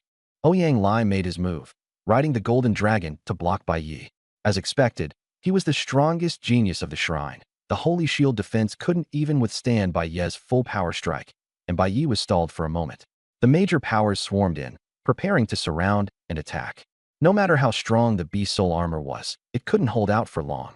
At that moment, Lin Ming suddenly appeared, her aura astonishing. Even the stone statues came to a halt. She shouted, "Aha! Call me the cat god." "My lord." Lin Ming stood in the center with her hands on her hips, and no one dared to approach. Even the mountain god statue froze, because the aura of the mountain god had fused with Lin Ming. The stone statues were originally created by the mountain god. How would they dare strike at a god? Bai Yi noticed that Lin Ming's attributes had changed drastically. Name, Lin Ming. Talent, SS rank cat god. Skill, brand new. And she had even mastered earth element. It turned out Lin Ming had been gnawing on the godhood shard for fun, bit her tooth cracking, blood spilled onto the shard, and the shard's remnant soul was directly suppressed by her. Just like that, Lin Ming became the cat god. Yi Qingqing was stunned on the side. This big sister will eat anything. She actually ate her way into becoming a god. Someone discovered that the godhood on Lin Ming had not fully merged yet and led others in a charge. Although Lin Ming had evolved into the cat god, her level was still low and she had almost no defense. If these people attacked together, she definitely couldn't hold them off. At the critical moment, Lin Ming waved her hand, and all the stone statues stood in front of her. Even the mountain god statue obeyed her command, and the momentum instantly reversed. "How dare you touch Lord Cat God? Accept the punishment of the gods." Lin Ming laughed wildly, controlling the stone statues to gang up on the crowd. The others were beaten with no ability to fight back, crying out in misery. "Retreat. She has grasped the godhood. Run." Most of the forces on the field were so frightened that they gave up and turned to flee. Lin Ming directly sent stone lions to block the exits. No one was getting away. Someone still tried to incite the crowd to join forces and kill the cat god. "You talk too much." Lin Ming raised her hand, and the mountain god statue whipped the man away with its tail. She was outrageously arrogant, not putting anyone in her eyes. Ouyang Lai rode the golden dragon out. "I'll hold off the mountain god statue. You go kill the cat." On the scene, only he could withstand the mountain god statue's attacks. Ouyang Lai and the dragon went all out, unleashing various skills and successfully tying down the mountain god statue. Xia Lida also erupted, using powerful restraints to bind the stone statues across the field. At last, everyone could move, and they all rushed toward Lin Ming. But at this time, Lin Ming was even more excited. "Bai Yi, give me all your energy." Summon the giant mountain. She gathered a massive amount of energy and directly summoned a miniature giant mountain. This miniature giant mountain was over 100 meters tall and weighed more than 10,000 tons. In the temple with tenfold gravity, it was simply terrifying. The giant mountain descended from the sky, crashing down on the crowd with a destructive force. Damn it! How can a person do this? Are we fighting a god? What are we even fighting for, Ron? The crowd scattered in all directions, fleeing for their lives, but it was already too late. The giant mountain slammed down at 10 times acceleration, directly crushing half the contestants beneath it and stripping them of their combat ability. But because Wang Tianhao was holding it up, no one died. He was covered in all sorts of protective talismans, and even the giant mountain couldn't crush them. The others weren't flattened into paper either. They were just all turned into flat sheets. The worst off were the beast girls, whose chests were completely smashed. This skill was too powerful. Combined with gravity control, it was even more invincible. But the consumption was also enormous. Lin Ming's 4,000 points of energy were nearly used up. If it had been only Lin Ming, she could at most have summoned a large rock weighing a few dozen tons. It wasn't even on the same level. But the scene was already shocking enough, and everyone else raised their hands and surrendered. Ouyang Lai and Xiao Lida also could not hold out any longer. They were tightly bound by the mountain god statue and the golden dragon, and no one could escape. Lin Ming swept her gaze across the crowd and said arrogantly, "Anyone else?" No one dared make a sound. She suppressed the entire scene by herself, radiating overwhelming dominance. Since no one objects, hand over your backpacks. Lin Ming loved robbery the most, but she discovered that quite a few people had dimensional space. This thing was extremely rare and precious. Even Jiangzhou's richest man had spent tens of billions to buy only a tiny piece. Yet among these young contestants, 4 or 5 people had won. So much for the saying that people from humble backgrounds can produce outstanding children. How hard it was. These people were either second-generation rich or second-generation officials. Are you sure you won't turn over the items in your dimensional space? Lin Ming asked. No. The competition rules forbid killing people. A few of them stiffened their necks and refused. If they handed everything over, they would have no chance left at all. Instead, Lin Ming laughed. Fine, tough enough. I'll have the stone elephants give you a massage. With that, she motioned for the 200-ton stone elephants to come over. The few of them trembled in fear and tried to escape, but were firmly bound by Yi Qingqing's seed vines. The stone elephant lifted its leg and stomped down hard. The man screamed miserably, and even feces were squeezed out of him, shocking everyone into a daze. Hand it over or not? Lin Ming asked. No one dared be stubborn anymore, and quickly handed everything over. Not enough. Lin Ming toyed with several hundred beast soul beads, her face full of dissatisfaction. Lord Cat God, really, there's nothing left. We gave everything to you. The few of them cried as they swore. It was already hard enough to collect so much in just 3 or 4 days. Lin Ming believed them, but what she wanted was more than this. I told you to empty your dimensional space completely. Take out even your clothes. Don't leave even a speck of dust. Robbery was her specialty. The few of them were dumbfounded. Was the competition supposed to be like this? What? You still want another massage? As soon as Lin Ming finished speaking, the stone elephants lifted their feet. Give it. We'll give it all. Terrified, they really emptied everything out, even taking off their underwear and socks. These people who had dimensional space were indeed rich, and the treasures they took out were things even Bai Yi had never seen before. Just this haul was worth hundreds of millions. Then, Lin Ming looked at the 3 people from the shrine. And you? You can't break through my defense. Ouyang Lai said confidently. The sacred armor was something even the mountain god statue couldn't split open. Bai Yi, he says we can't break through his defense. Lin Ming shouted. He really doesn't understand how powerful I am. Bai Yi directed the dung beetles to carry out several giant balls of shit. Please enjoy the delicacy. As a reward, Bai Yi gave each dung beetle 1 black iron beast soul bead. The giant dung balls weighed several hundred gene, and the dung beetles hated to part with them, but they couldn't resist the temptation. A huge dung ball smashed straight onto Ouyang Lai's head, and even his holy armor couldn't block the stench. Xiao Lida had a cleanliness obsession and was the first to surrender. Hey, it's not your turn yet. Bai Yi had been waiting for her to get hit by the dung ball and was disappointed. I'll give you everything. Xiao Lida frantically took out all her belongings. Bai Yi teased her while flipping through them, and Lin Ming and Yi Qingqing looked on curiously. Xiao Lida blushed bright red with embarrassment. Bai Yi quickly took those things away. The golden dragon hurried to clear herself of any connection. I don't have any spatial item. All my stuff is with Ouyang Lai. She was terrified of getting hit by a dung ball. Only Ouyang Lai was left. Bai Yi was about to prepare a second dung ball when a group of judges suddenly entered the mountain god temple, led by a silver-rank beast girl, along with a swarm of live-stream drones. It turned out that after Lin Ming broke the temple's barrier, the judges were finally able to come in. They had intended to wait for the chief judge, figuring those few minutes wouldn't matter. But who could have expected something like this to happen in those few minutes? So many things had happened that all the little geniuses were left traumatized. As soon as they came out, they saw a mini mountain 100 meters tall. Finally, we found the contestants. I thought there was some mysterious existence in the temple, but it turned out to be a mountain. Holy crap, there are people under the mountain. Sun Wukong under the Five Elements mountain. Those shoes are the Gale boots, the pair worn by Jiang Tianhao, one of the Dragon City 4 young masters. I know that head. It's the genius beast girl Sun Man from Fengzhou. How did she get so thin she looks like a sheet of paper? Her chest is even caved in. They were crushed by the mountain. That's brutal. The live stream chat exploded, and all kinds of bullet comments flooded the screen. Hurry up and save them. Under the silver rank beast girl's command, the judges went up together, but the giant mountain was too heavy and simply couldn't be lifted. Bai Yi had Nangong Shui make gravity lighter, and Nangong Shui directly nullified the gravity. The giant mountain was finally lifted, and the scene inside was tumbarindu. Several beast girls had their chests caved in, and some of the heavier ones had even been crushed so badly they shit themselves. Everyone was terrified. Although no one had died, the angels hurried to treat them. While the judges were rescuing people, the geniuses around them clung to the judges' legs and cried, "Inhumane! They robbed us of everything. Not even our underwear was left. That cat was too vicious. It even made me get massaged by a stone statue, and I got stepped on so hard I shit myself." The geniuses cried into a heap, utterly losing all dignity. At that moment, a piercing wail came from deep within the temple. Everyone discovered a 1,000-meter-long human snake stone statue there, with a huge dung ball wrapped around its middle. The strange crying was coming from inside the dung ball. What is this dung ball? The silver rank judge had the water element beast girl go over and take a look.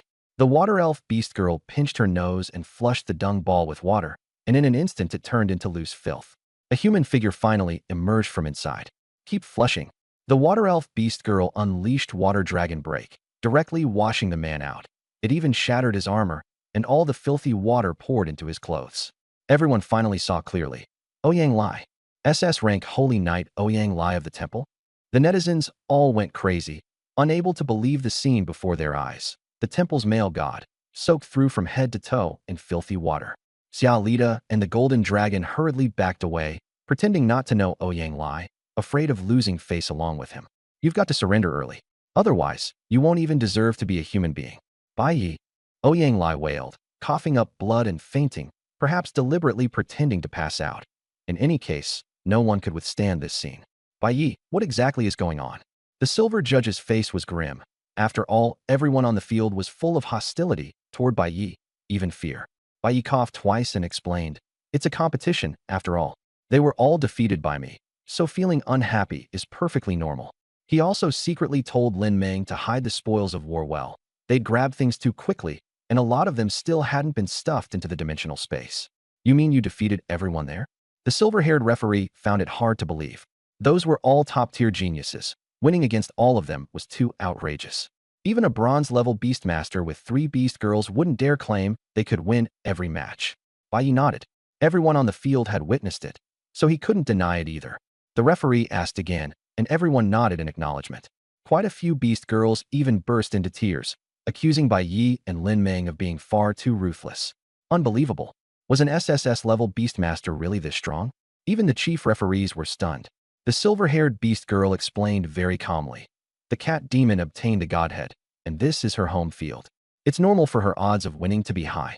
As a result, the chief referees were even more shocked. A godhead? You let a bunch of youngsters come fight over a godhead. Have you all lost your minds? No wonder all the major powers rushed here. So they already knew the news. AOZ's eyes lit up as she looked at Bai Yi again in a new light. The Divine Temple and the Undying City had both come to snatch it, with countless experts involved. Bai Yi not only survived, but also seized the godhead and beat everyone flat. His strength really had to be reevaluated. Inside the Mountain God Temple, the referees dragged all the injured people out, stripping them of their qualifications. As for the rest, the chief referees gave no response on how to handle it, which was effectively an implicit approval of Bai Yi's actions. The on-site referees didn't dare intervene anymore. They took the eliminated contestants away, while everyone else fled far off, not daring to stay anywhere near Bai Yi. In an instant, only Bai Yi and the other 3 were left in the Mountain God Temple. Bai Yi counted the spoils. Beast soul beads had directly doubled from 600 to 1,200. He had more than 20 leader tier beast spirit beads, for lord tier beads, and all the other resources combined were worth over 1 billion. What a pity. If I'd moved a little faster and grabbed the wave beneath the mini giant mountain too, especially Wang Tianhao, the haul could have doubled again, Bai Yi said with some regret. Lin Ming also felt annoyed. Nangong Qianxue had long since gone numb to it, and Yi Qingqing was astonished beyond words. Weren't these resources already enough? Did he really want to haul away the entire West Plains giant mountain? As if seeing through Yi Qingqing's thoughts, Bai Ye's eyes lit up. He really did want to pack it all up and take it away. Actually, the biggest gain was still Lin Ming swallowing the godhead. There were still 10 stone statues before them, and the mountain god statue was still there.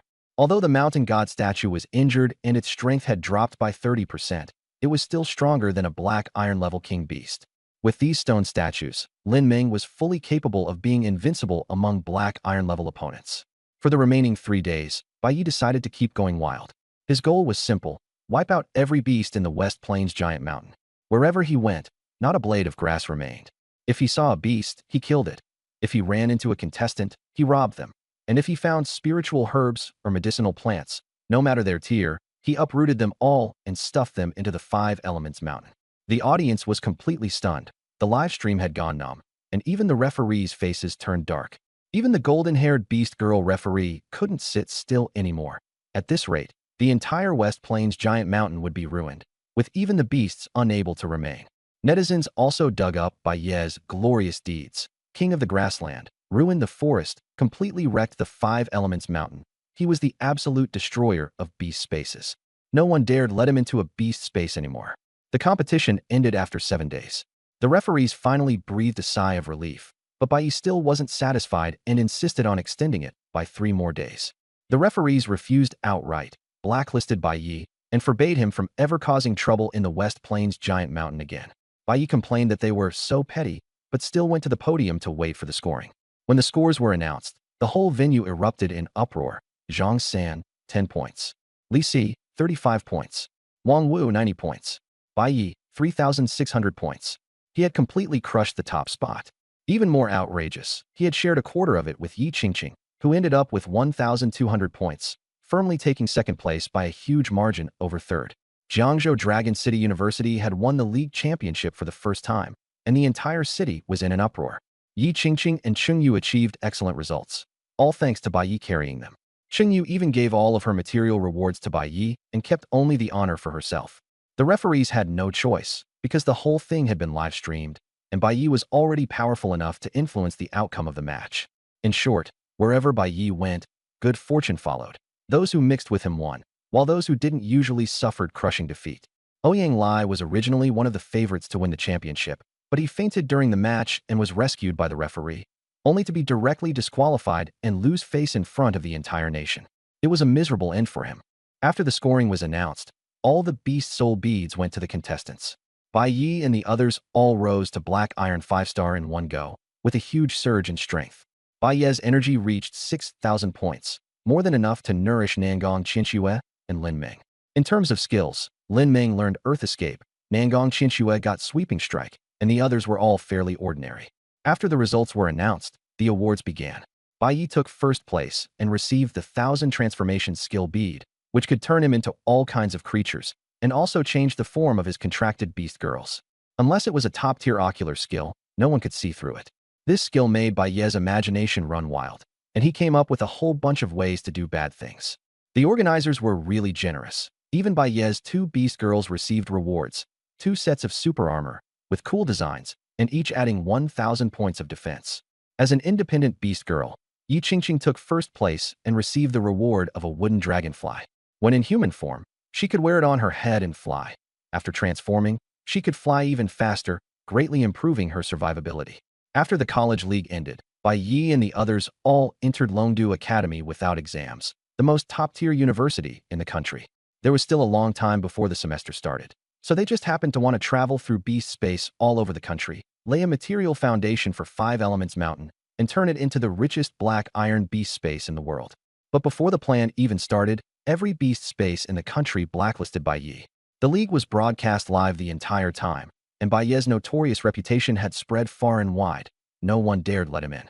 Bai Yi could only think of using 1,000 transformations to disguise himself and his companions, but once they swiped their IDs, they couldn't fool anyone at all and simply couldn't get by. At this time, a silver-haired beast girl came looking for Bai Yi. Even his insight, I couldn't detect any information about her, which meant her level was very high. AOZ was with her, and Bai Yi finally breathed a sigh of relief. The silver-haired beast girl introduced herself as Bai Zhe and was quite friendly, looking like a mature woman in her 30s. When Bai Yi asked, he learned that Bai Zhe was both her name and the beast girl name after transformation, and that she had extremely high talent. Bai Yi hurriedly buttered her up and called her Sister Zhe. Bai Zhe was also very warm toward him, but soon got straight to the point and asked Bai Yi for help. Bai Yi had originally planned to take some advantage, but before he could even open his mouth, the other side was already asking him for a favor. He immediately declared, even between close siblings, we should talk terms first. He was not the type to suffer a loss. Bai Yi, this is the commander of the Holy Radiance Legion, a golden-level big shot. Put on your best performance. AOZ couldn't help but remind him, deliberately bringing up Bai Zhe's identity. It sounded like criticism, but it was really protecting Bai Yi. Bai Zhe smiled, then suddenly grabbed a black shadow out of the void, a bronze-level dark creature. She squeezed it casually and crushed it instantly. How about this as a deposit? Only then did Bai Yi react. He still had the dark mark on him, and as soon as he left the crowd, he was targeted by a bronze-level dark creature. Fortunately, Bai Zhe acted in time. Otherwise, even if he fought it one-on-one, it would have taken some effort. He also realized that if one bronze-level creature was taken out, stronger ones might come later. So he had to hurry and clear the dark mark. Teacher AO, can you help me remove the mark on me? Bai Yi looked at AOZ, thinking that since she was his teacher and also a beast girl later on, she probably wouldn't charge him, right? I'm not at that level yet. Can I even do it? Wait until I reach gold level. AOZ shrugged helplessly. Going from silver to gold. Who knew how long that would take? Every extra day meant more risk. Bai Yi could only accept Bai Zhe's offer. Sister Zhe, what exactly do you want me to do? Let me say this first. I'm not doing anything like selling myself. Bai Zhe smiled. You're my little brother, so don't worry. It's just a small task for you, and it's very suitable. It turned out that the authorities suspected the Jiangzhou Cheng family of colluding with dark creatures, even kidnapping humans to make human pills, using methods so covert that no one could find evidence. The authorities suspected that the Cheng family possessed a secret beast space, which was the nest of the dark creatures. So, someone had to sneak in and find evidence. Outsiders simply couldn't get close to the core, so the only way was an internal breakthrough. Bai Zhe planned to have Bai Yi disguise himself as Cheng Peng and slip into the exotic beast space. Bai Yi's strength was close to Cheng Peng's, and he had just obtained the 1,000 transformation skill. He also knew Cheng Peng very well. This task was practically made for him. It was so perfect that Bai Yi suspected he had already been chosen long ago. So what role are you playing in this league? I'm the person in charge of the University League. Sure enough, 1,000 transformations had been prepared for this task. Although he knew he was being set up, the league rewards were indeed tempting, and they even offered a divine spark. But Bai Yi was still a little hesitant. After all, the risk was too great. The Cheng family had too deep a collaboration with the dark creatures. Cheng Peng was said to have contracted an S-rank Dark Godzilla, and his combat power was off the charts. If he went into the exotic beast space and was discovered, he could be food for dark creatures in an instant. Besides, the dark imprint would at most let him stay among the crowd longer. If it really didn't work, he could still spend a high price to hire the golden beast girl to handle it. There was no need to take the risk. After thinking it through, Bai Yi was Jinbei to refuse. Just then, he received a call from Lu Feng, the principal of Qingjiang School. Hello, Principal Lu, what's the matter? Bai Yi, your homeroom teacher, Teacher Li Ku, is missing. She's already this old. She can't possibly get lost. Maybe she went on a date. No, Bai Yi. You haven't been in Jiangzhou lately, so you don't know. These past few days, people have been disappearing all over Jiangzhou. Several of your classmates are gone too. Teacher Li Ku went to look for them, and now she's missing as well. Bai Yi was startled and suddenly looked at Bai Zhe. The number of missing people in Jiangzhou has already exceeded 1,000, Bai Zhe replied. Damn, Bai Yi couldn't help but curse. He had originally thought it had nothing to do with him and didn't plan to get involved, but now even his teachers and classmates had been caught up in it. When Bai Yi first came to this world, the first people he met were these teachers and classmates. Although they sometimes argued and even fought, they were actually very close. Teacher Li Ku had taken good care of him, an orphan. Now hearing that they had gone missing, Bai Yi grew anxious, and he also thought of the perverted things the Cheng family had done. Bai Yi, did you hear me? You're the most capable person at our school right now. Can you help speak to the higher-ups? I really have no other choice. Even the principal was crying over the phone. Bai Yi quickly comforted him. Principal Lu, don't panic. We already have leads on this matter, and we'll solve it soon. He even had Bai Zhe personally give his assurance. Only then did Principal Lu feel at ease, repeatedly thanking him before hanging up. So, what's your choice? Bai Zhe looked at Bai Yi. At the same time, a system pop-up appeared. Option 1. Refuse the mission. Reward.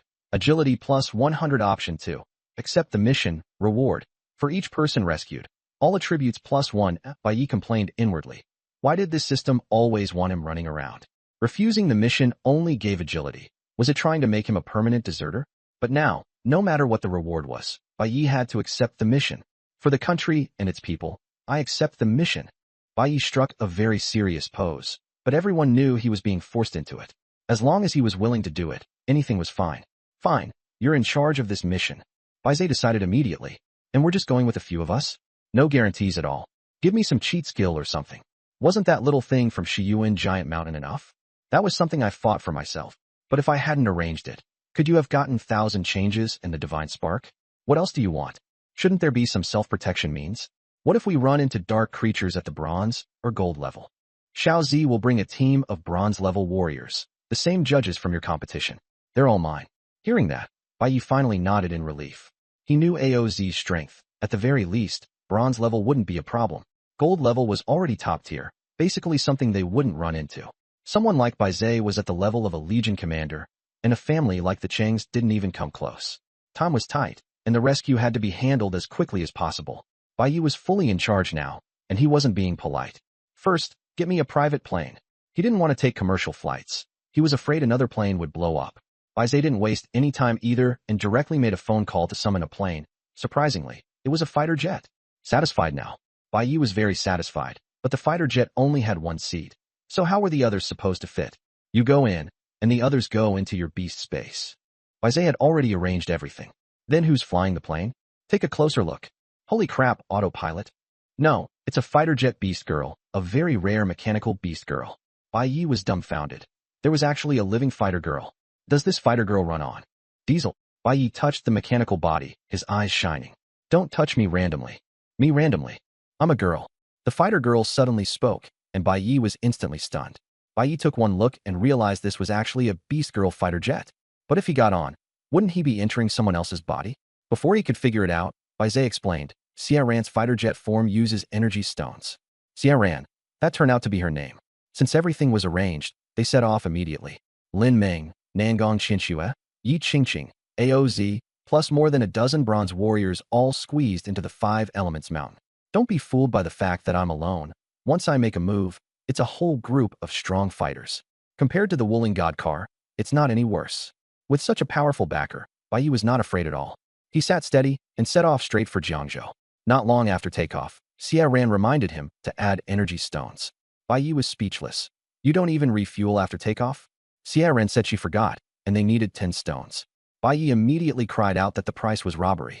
For such a short distance, it actually cost 10 million. There was no choice. Without energy, they'd just drop into a no-man's land. Too much of a ripoff. Bai Yi swore that next time he would not ride the Battle Maiden. It was indeed fast, but also truly expensive. In 3 hours they crossed 3,000 kilometers and even made it in time for lunch. But in just that short amount of time, Bai Yi's wallet was already nearly empty. A huge loss. After arriving in Jiangzhou, Bai Yi wanted to get Chengping out. But the Cheng family was afraid he'd cause trouble, so they kept him locked at home like a precious young lady, with several silver-ranked strongmen guarding him. Forcing their way in was unrealistic. After much thought, only Cheng Yu could come and go freely. When Bai Yi thought about turning into Cheng Yu, he immediately refused. He couldn't accept becoming a girl. But Lin Meng and the others were thrilled beyond belief, and even wanted to teach Bai Yi how to be a girl. The 5 Elements Spirit Disc was too big to get in, so Bai Yi could only turn into Cheng Yu. Arranging a meeting with Cheng Yu was simple. They had been friends in the past, and one phone call settled it. Cheng Yu even invited everyone to a 5-star hotel for a feast. At the table, Bai Yi stared at Cheng Yu and copied her like crazy. Cheng Yu was looked at until her face turned red, and she even mistakenly thought Bai Yi liked her. When Bai Yi took her alone into a small grove, Cheng Yu grew even more nervous, her heart racing, and said they could develop slowly. Bai Yi said only one line, "It has to be fast," and immediately pulled out a brick and smashed her on the head. Cheng Yu was hit so hard that tears streamed down, but she didn't pass out. Bai Yi was a little embarrassed. Why was it different from TV? Nangong Qianxue couldn't stand watching anymore and directed Yi Qingqing to use grass to tie Cheng Yu up. Lin Meng was eager to try and asked whether they should strip her clothes off. Cheng Yu trembled with fear. She hadn't even refused just now. So why did they have to bind her first? Wasn't that redundant? Not to mention there were still girls nearby. This was going too far to play along with. She couldn't accept it. Bai Yi hurriedly said there was no need. I have the 1,000 change transformation skill. I can directly transform the clothes too. Stripping people naked was too perverted. He stared at Cheng Yu while slowly transforming. In an instant, the sunny young man turned into a charming little beauty, copying every detail and piece of clothing exactly. Even Cheng Yu herself was dumbfounded. So all this time, it was just to turn into her? Was he sick in the head? Bai Yi merely pinched his new body curiously. Seeing everyone's strange expressions, he quickly explained, I'm just getting used to it. Lin Ming and the other girls burst out laughing. Bai Yi couldn't take it anymore and sent them all into the 5 Elements Mountain, Cheng Yu included. Bai Cheng Yu went online. After careful observation, Bai Yi could imitate her almost perfectly. Swaying with cat-like steps, she got into the luxury car and sped toward the Chung family residence. After arriving at the Chung family estate, Bai Cheng Yu deliberately acted willful and spoiled, driving the luxury car over the lawn, kicking the door open, and walking into the villa carrying her high heels. She simply couldn't get used to wearing high heels, and with her bare feet, she dirted the carpet, yet she still thought that made her seem rebellious enough. As a result, the servants actually said that the young lady was much gentler today. Bai Cheng Yu was speechless. Just how outrageous was Cheng Yu normally? She had no choice but to act even more wildly. While running around, she was stopped by a bronze beast girl who said the backyard was off limits. Bai Cheng Yu directly shot back. This is my home. Where can I go? But the beast girl still wouldn't let her in.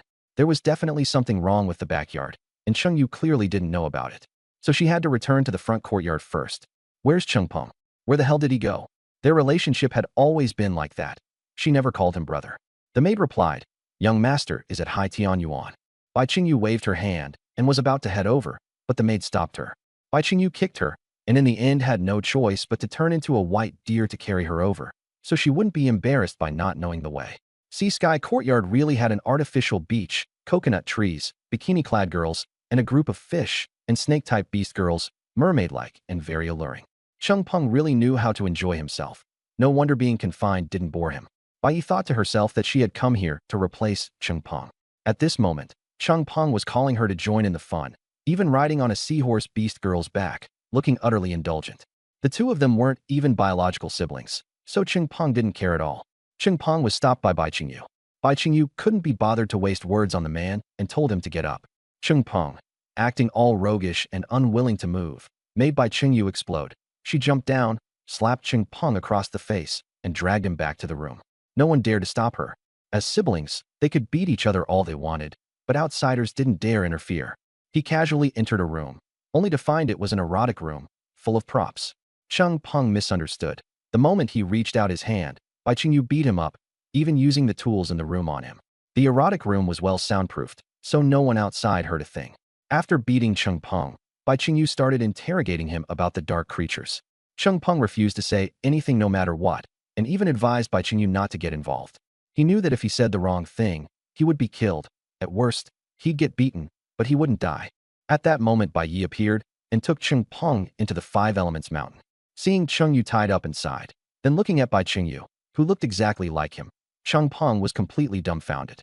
It wasn't until Bai Yi returned to her original appearance that Cheng Peng understood what had happened, and he was instantly terrified. Bai Yi knew the Chung family's secret and had even infiltrated their home. If she really found evidence, the Chung family would be finished. Inside the 5 Elements Mountain, Bai Yi used every kind of interrogation and torture, but Cheng Peng still stubbornly refused to confess. Realizing torture wouldn't work, Bai Yi prepared to continue investigating on her own. She disguised herself as Cheng Peng again and planned to keep sneaking into the backyard.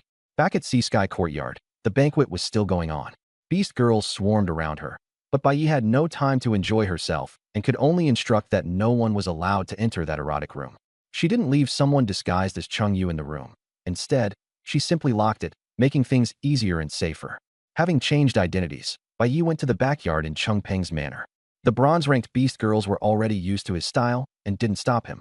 All the way to the deepest part of the backyard, the guards became more and more numerous, and there were even silver-ranked beast girls, but none of them paid Cheng Peng any mind. At last, she arrived in front of a black building.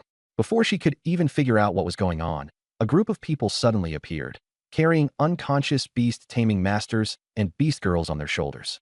Bai Zhe had guessed right. The Chung family really did dare to kidnap people.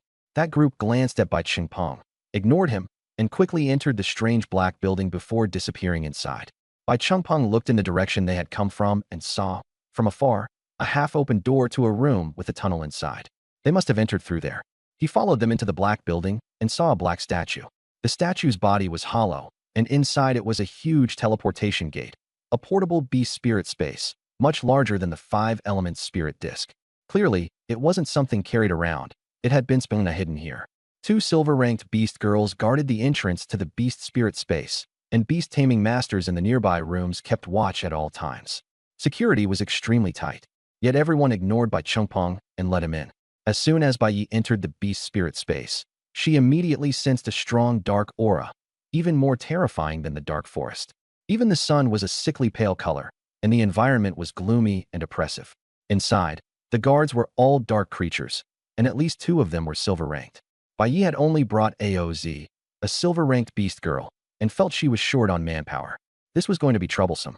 When these dark guards saw Bai Chengpeng, they weren't polite at all. Xia Pengzi, this is the dark world.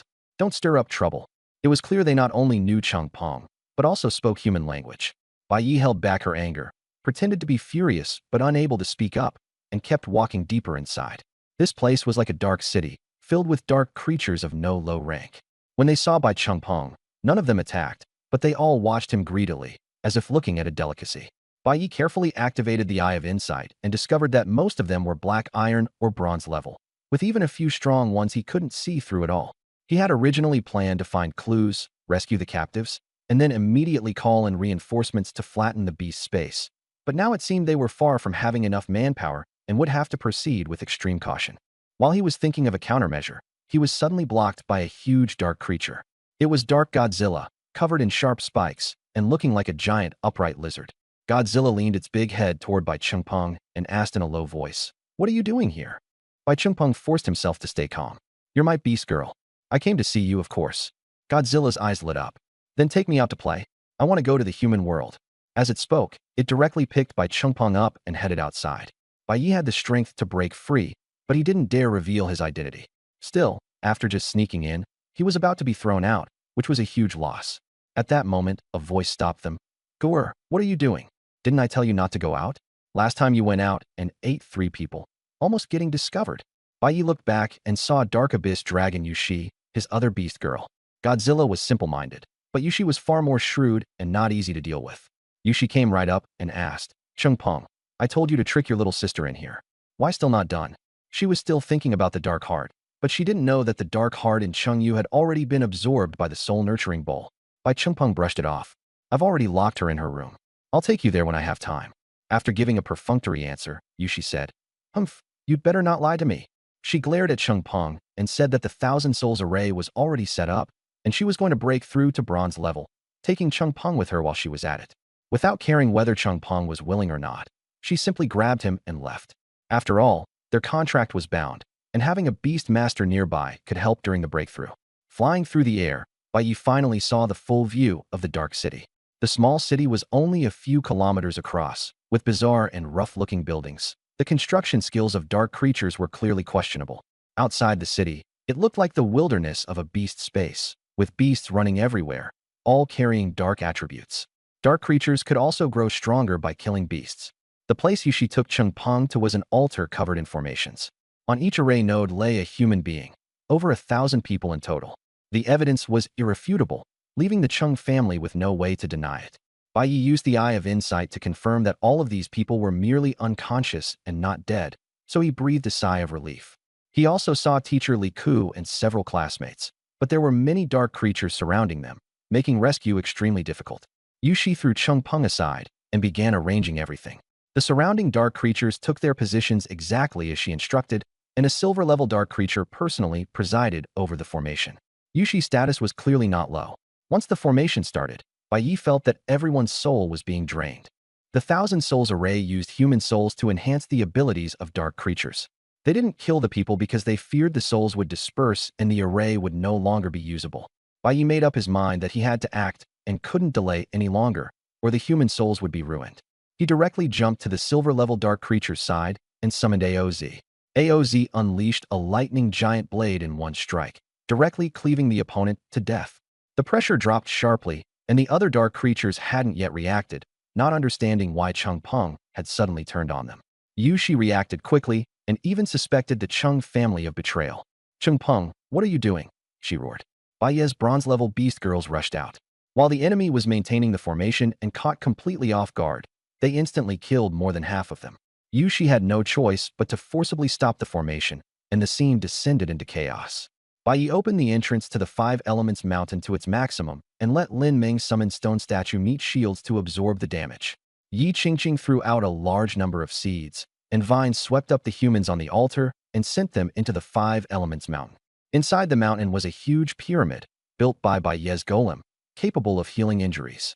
At the top stood a cat-shaped statue, created by Lin Ming's skill, making it convenient for the faith of the subdued beasts.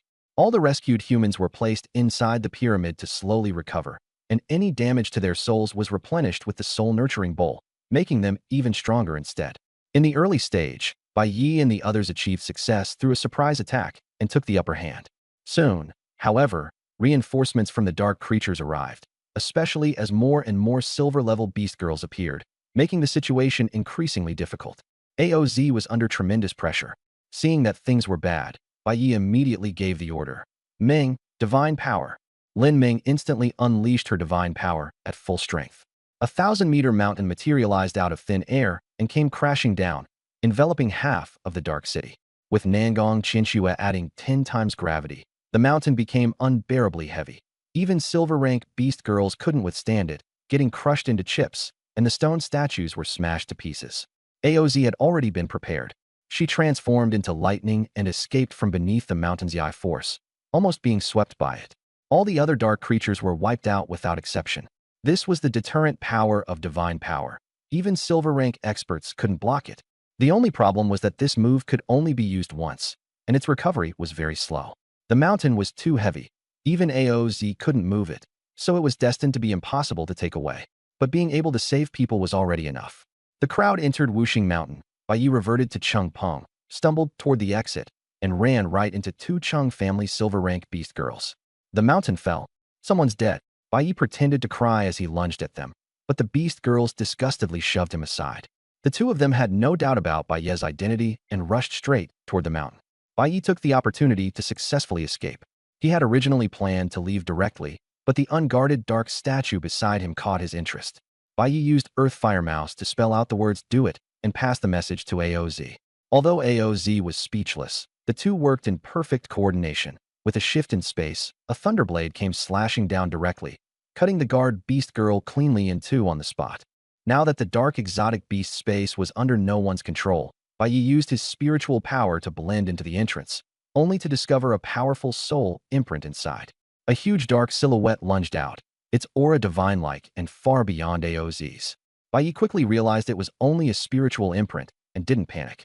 He force-fed the soul-nurturing jar with soul power, turning the soul into a blazing sun that burned through the black shadow, and together they absorbed it into the soul-nurturing jar. Inside the jar, the succubus saw the black shadow being thrown in and was both dumbfounded and gleeful. The black shadow recognized the succubus, and both of them were stunned. Apparently, they knew each other. The secrets of this space gradually came to light. Xian had a younger brother named Yu. Yu Xian had laid out his plans in Jiangzhou precisely to find the soul-nurturing jar, the sacred relic of the Ghost Soul clan. The succubus was killed by Yu Xian, and her dark heart was dug out and traded to the Chung family. In the end, everyone had circled around and come together. Unfortunately, Bai Yi didn't understand the dark speech. Worried that the true body of the dark shadow would come after him, Bai Yi directly erased its sentience, turning it into dark energy and storing it inside the soul-nurturing jar. Now that the dark statue had no soul, Bai easily took control and directly sealed the exit. There were still two Chung family beast girls locked inside, and Bai planned to deal with them later. Keeping up Chung Peng's appearance, he rushed out in a panic. The other beast girls came to provide support, but none paid him any attention and instead charged straight toward the battlefield. Soon someone reported, "The dark space is gone." Chung Du was furious and shouted, "What do you mean the dark space is gone?" He immediately came to his senses and ordered people to search for Bai's whereabouts. Someone said they saw Chung Yu taking Bai and the others to a hotel for dinner, and then Chung Yu went to look for Chung Peng. Someone else said Chung Peng had just come out of the dark space and was running outward. Chung Du became alert and immediately sent people to stop him. At the manor entrance, the guard stopped Bai, who was disguised as Chung Peng. By this point, Bai could no longer bother to keep up the act. He directly summoned AOZ and the Beast Girls to fight their way out. Chengdu led his elite forces in pursuit, and at the front was unexpectedly a golden Beast Girl, the Cheng family's trump card, the A-grade Dark Nether Rabbit. Her attack power was extremely strong, and AOZ's group was hindered in their advance. This was Cheng family territory, and Bei and the others were trapped in encirclement. AOZ shouted, "Bei, give me all the soul power in your soul-nurturing bowl. I'm going to break through and transform into a dragon." Bei immediately poured the soul power from the bowl into AOZ. Inside the bowl were the souls of over 10,000 exotic beasts, along with the souls of several silver-level experts from the dark space just now, and even the soul of a high-quality dark shadow. The bulge on AOZ's head grew larger as the sky changed abruptly. Thunder and lightning gathered densely, and her aura was so terrifying that even the golden nether rabbit dared not approach. But it still wasn't enough. Transforming into a dragon was incredibly difficult. AOZ gritted her teeth. Break the dark space and absorb all the soul power inside. She was already giving it everything she had. If she failed again, the chance would be almost completely gone. When Bei heard this, his face was full of shock. That was a portable exotic beast space. What a waste it would be to destroy it. It would be like taking Bei's life. No, absolutely not. Bei shook his head desperately. I'm already yours. What's the big deal about sacrificing a black iron-level exotic beast space? Don't talk nonsense. When did you become mine? I didn't do anything. I mean, I already agreed to be your beast girl. Right, that's true. At this moment, the system popped up with options. 1. Help the purple gold flood dragon transform into a dragon. Reward. Can empower one exotic beast into a king tier being. 2. Refuse to help AOZ. Reward. Constitution plus 200. Bei had already intended to help. After all, the reason 5 Elements Mountain was upgraded back then was entirely because AOZ helped him. Returning a space now would count as even things out.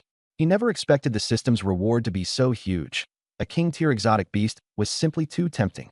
All right, Bei no longer hesitated and directly shattered the dark statue. It would be nearly impossible for anyone else to break it. But he was the controller. With a single thought, it was done. The space shattered. Energy surged into the soul-nurturing bowl, and even the 2 silver-level beast girls trapped inside were not spared. This wave of energy was 10 times stronger than before. AOZ Long's horns directly broke through, and the excess energy propelled her to the peak of silver. Roar! The dragon's cry shook the heavens, and everyone in Jiangzhou trembled in fear from the oppressive aura, a true royal pressure. In fact, all of this happened in an instant. AOZ transformed into a purple-gold dragon. Although the dark nether rabbit had reached the gold rank, bloodline suppression kept it from daring to make a move.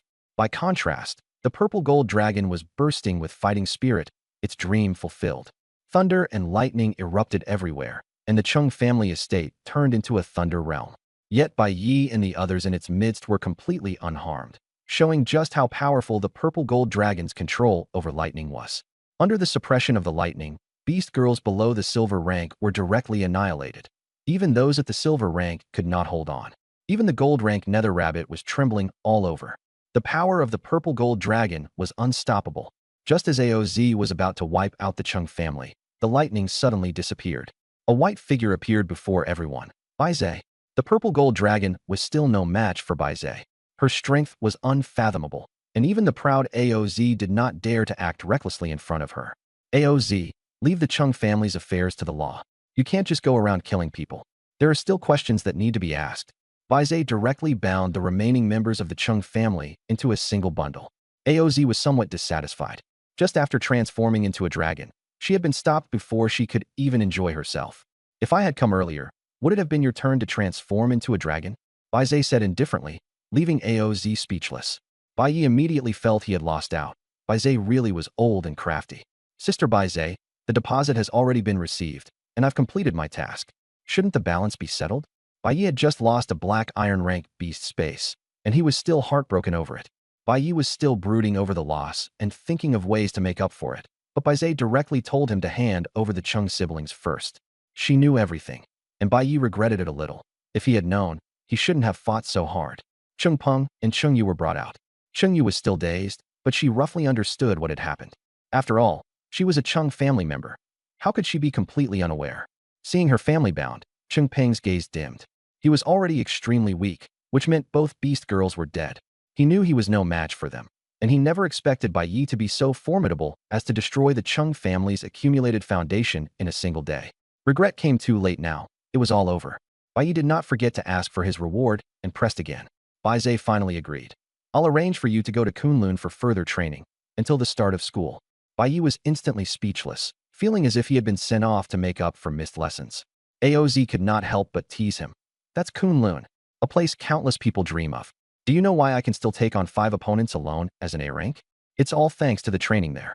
Only then did Bai Yi understand that Kunlun was a special space filled with energy. Although it could not raise one's level, it could greatly strengthen attributes and skills. For someone like him, who had just come of age, it was the best possible opportunity. And Bai Zhe was generous enough to let him stay until the start of school, 3 whole months. Even Aoz had only stayed there for 2 months back then, and it had cost her a huge price, which made her suspect that Bai Yi might be Bai Zhe's long-lost younger brother. Hearing all this, Bai Yi immediately became tempted. He had the soul-nourishing vat and the 5 elements mountain, and he could pack away all the energy to replenish resources and upgrade the beast space. He was happily making plans when Bai Zhe suddenly interrupted. Before you enter Kunlun, your soul-nurturing bowl and 5 elements mountain must be temporarily handed over. Bai Yi was dumbfounded, thinking that the moment he had just thought of this, Bai Zhe already knew. Could she be reading minds?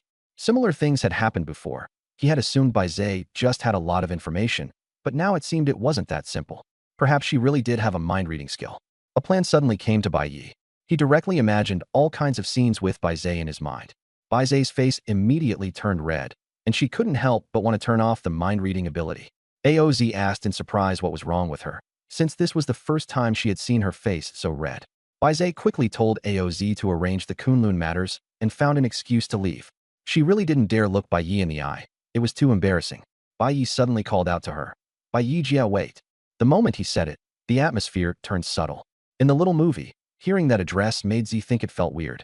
Bai Zhe forced herself to stay calm and asked, what is it? Bai Yi counted heads. You gave us 3 tokens, but there are 4 of us. Among the 4 was Yi Qingqing, who had always followed Bai Yi and had also helped a lot this time. Bai Yi had even decided she would be the next beast girl, so of course she had to be counted in. Bai Zhe couldn't be bothered to explain. She casually tossed out 1 more token, then vanished instantly. Aoz asked in confusion, why is Commander Bai suddenly being so easy to talk to and acting so strange? Only Bai Yi knew this secret, but he wouldn't say. At that moment, the people inside 5 Elements Mountain woke up. Bai Yi flew to Jiangzhou and released them. Gongsun Outyin felt awkward seeing Bai Yi. After all, he had once challenged Bai Yi. Now Bai Yi was already out of reach, and the 2 were people from different worlds. The others also felt complicated. Yi Ying was especially regretful. Back then she hadn't agreed to Bai Yi, and now she didn't even dare to get close. Li Ku, as a teacher, was very gratified to see how high his student had risen. After arranging things for these people, Bai Yi and the others rested for a day and prepared to head to Kunlun. Kunlun was even farther than the Western Plains. This time Bai Yi swore he would never ride the Battle Maiden again, even at half price. It was still too expensive. Who could afford 5 million? Train tickets only cost 1,000 yuan. In this world, trains were slow but safe, and the journey of more than 4,000 kilometers took 2 days and 2 nights. Bai Yi wanted to save money and cram all 3 into 5 Elements Mountain, so he only had to buy 1 ticket. But Nangong Shui couldn't bear to watch and directly bought 3 tickets. Anyway, she was a rich lady. A few thousand yuan meant nothing to her, and she could enjoy the scenery along the way too. Actually, they could have taken a plane too, but the shadow from the last plane explosion was still there, and everyone remained shaken, not daring to take the risk. On the train, the 4 of them played do diju in the dining car, snacking on beef jerky, pork floss, and spirit fruits, having a great time and not feeling bored at all. They ordered the cheapest bowl of noodles, but no one ate it. The waitress was speechless. How could she do business if 4 people sat on 1 bowl of noodles all day? The waitress couldn't understand it, but one of the passengers did. Ding Yuner was a little beast girl from an ordinary family. Because of her special ability, she had come out for training, but her transportation expenses weren't reimbursed, so she could only buy a hard seat. The hard seat was too crowded, so she came to the dining car for a breather. When she saw the 4 of them treating spirit fruits and exotic beast meat as snacks, she was shocked beyond belief. She had never even eaten a spirit fruit before. Whenever she did get one, she would hurriedly sell it for money to level up. Watching so much made her crave it unbearably, and in the end she couldn't resist using her ability to open a wormhole beside the fruit plate and swipe a spirit fruit. In her heart, she thought, this doesn't count as stealing. It's robbing the rich to help the poor.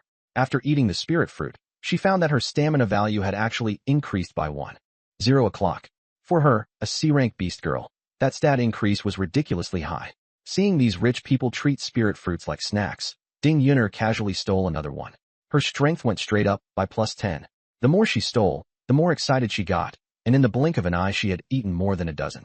While Bai Yi was playing cards, he reached for the spirit fruits again, only to grab nothing. Lin Ming, how can you eat so much? There aren't any spirit fruits left. Not at all. I only ate a few. Swallow what's in your mouth first before you say that. You're not taking the game seriously at all, just eating. Newbie Halo, what can I do about it? The two of them started arguing again. Nangong Qianxue hurriedly tried to mediate. Stop arguing. Keep playing cards. We can just get more spirit fruits. Bai Yi thought about it and agreed. He had plenty of spirit fruits anyway, so he simply refilled the fruit platter and continued playing. Ding Yun'er was practically drooling. This was just like a nouveau riche. Since no one minded, she got even bolder about stealing and eating, and soon emptied the platter again. All attributes +100, so satisfying. When Bai Yi reached for more fruit and found the platter empty again, he looked at Lin Ming's mouth stuffed full and rolled his eyes in speechless exasperation. Still, he couldn't be bothered to say anything and just refilled another platter. Ding Yun'er got even bolder and kept stealing nonstop, until Bai Yi reached for the fruit again and instead grabbed a hand. Got you this time. And you still say it wasn't you eating them. Lin Ming looked utterly innocent and waved her hands. It wasn't me. She mainly ate meat. She barely touched spirit fruits. Bai Yi then looked at Nangong Qianxue and Yi Qingqing. They also raised their hands. All four of them denied it. But then he noticed that beneath this little hand stealing the spirit fruits, there was nothing at all, like it was cut off. Could it be a ghost? Ding Yun'er, caught red-handed, was so scared she didn't dare move. She struggled desperately, but Bai Yi was too strong. Suddenly, Bai Yi yanked her and brought Ding Yun'er over to the table. The two stared at each other. How did you do that? Bai Yi immediately activated his Eye of Insight. Ding Yun'er, C-rank, Void Nessie Bug, Apprentice level 10, Skills, Void Wormhole, Dimensional Slash, so she was a spatial type beast girl. Using a wormhole to steal fruit, an outright cheating artifact. Bai Yi was thrilled, while Ding Yun'er was scared to tears. Don't hit me. I can work to pay back the debt. Nangong Qianxue felt sorry for her and pulled Bai Yi's hand away. It's just a few spirit fruits. Was that really necessary? She comforted Ding Yun'er. Bai Yi rubbed his nose, feeling a little guilty at her small, pitiful figure. It was the first time Ding Yun'er had ever been caught stealing, and not only did nobody hit her, someone even comforted her. She was so moved she was nearly crying. Then Bai Yi said, you still have to pay for them. But I don't have money. Then come play cards with me. Ding Yun'er froze. She hadn't expected come with me to mean this. Bai Yi forcibly dragged her over to replace Lin Ming at the card table. Lin Ming was terrible at cards. She could even blow up her own team. So Bai Yi didn't want to keep her anymore. But Ding Yun'er was different. Whether she was good at cards or not didn't matter. As long as she had the void wormhole cheat, she was unbeatable by swapping cards at will. She played until she was exhausted, and Bai Yi even secretly gave her stamina recovery pills. Ding Yun'er also got a taste of the boring life of rich people, and felt like she could gain 10 pounds after playing with them for a few days. The four of them were about the same age, so they quickly became close. Only then did Bai Yi learn that Ding Yun'er was also headed to Kunlun, and the entry token was given to her by Bai Zhe. Bai Zhe really was something. He had even discovered a juvenile beast girl. He must have seen Ding Yun'er's potential. That night, Bai Yi and the other three had sleeper compartments, but Ding Yun'er only had a hard seat ticket. When she learned that Bai Yi had a beast space and could let her go inside to rest, Ding Yun'er was so overjoyed she almost wanted to go monster grinding right away. Bai Yi had finally gotten a real look at her combat power. Although Ding Yun'er only had 2 skills, Void Wormhole and Dimensional Slash, she used them in countless creative ways. She opened a wormhole from a distance, and a small hand holding a knife suddenly appeared in front of a ferocious beast, directly thrust into its eye to stir it to pieces, instantly killing a level 10 beast with astonishing efficiency. Void Wormhole wasn't just for stealing. It could kill too, and its power was tremendous. Dimensional Slash was ruthless as well. There was no projectile, and the attack appeared out of nowhere, so even defensive beasts couldn't block it. The only drawback was that it consumed too much energy, so Ding Yun'er was reluctant to use it recklessly. After seeing her performance, Bai Yi finally understood why Bai Zhe valued her so highly. At only C rank, her potential was already terrifying. Once cultivated to S rank, she would be a monster. The next day, Ding Yun'er didn't play cards. Instead, she devoted herself entirely to grinding monsters, dragging Bai Yi and the others along with her. Everyone could only stick paper over their faces and pretend not to be embarrassed. After 2 days on the road, they finally arrived at Gu'er City, the city closest to Kunlun, but they still had to cross hundreds of kilometers of barren mountains to get there. Everyone decided to rest for a day first, and helped Ding Yun'er reach black iron rank before setting out again. But she was too poor to afford the million mirror-breaking pills. So in the end, Bai Yi lent her the money, and Ding Yun'er agreed to work for Bai Yi to pay off the debt. The Shrine's secret realm mission was easy for Ding Yun'er. She leveled up quickly and also obtained 2 new skills, teleport and space gravity, making her even more powerful. After a day of eating, drinking, and having fun, the 5 of them gathered and prepared to head to Kunlun. Bai Yi directly summoned the flying beast mount from Wuxing Mountain, and everyone rode it together.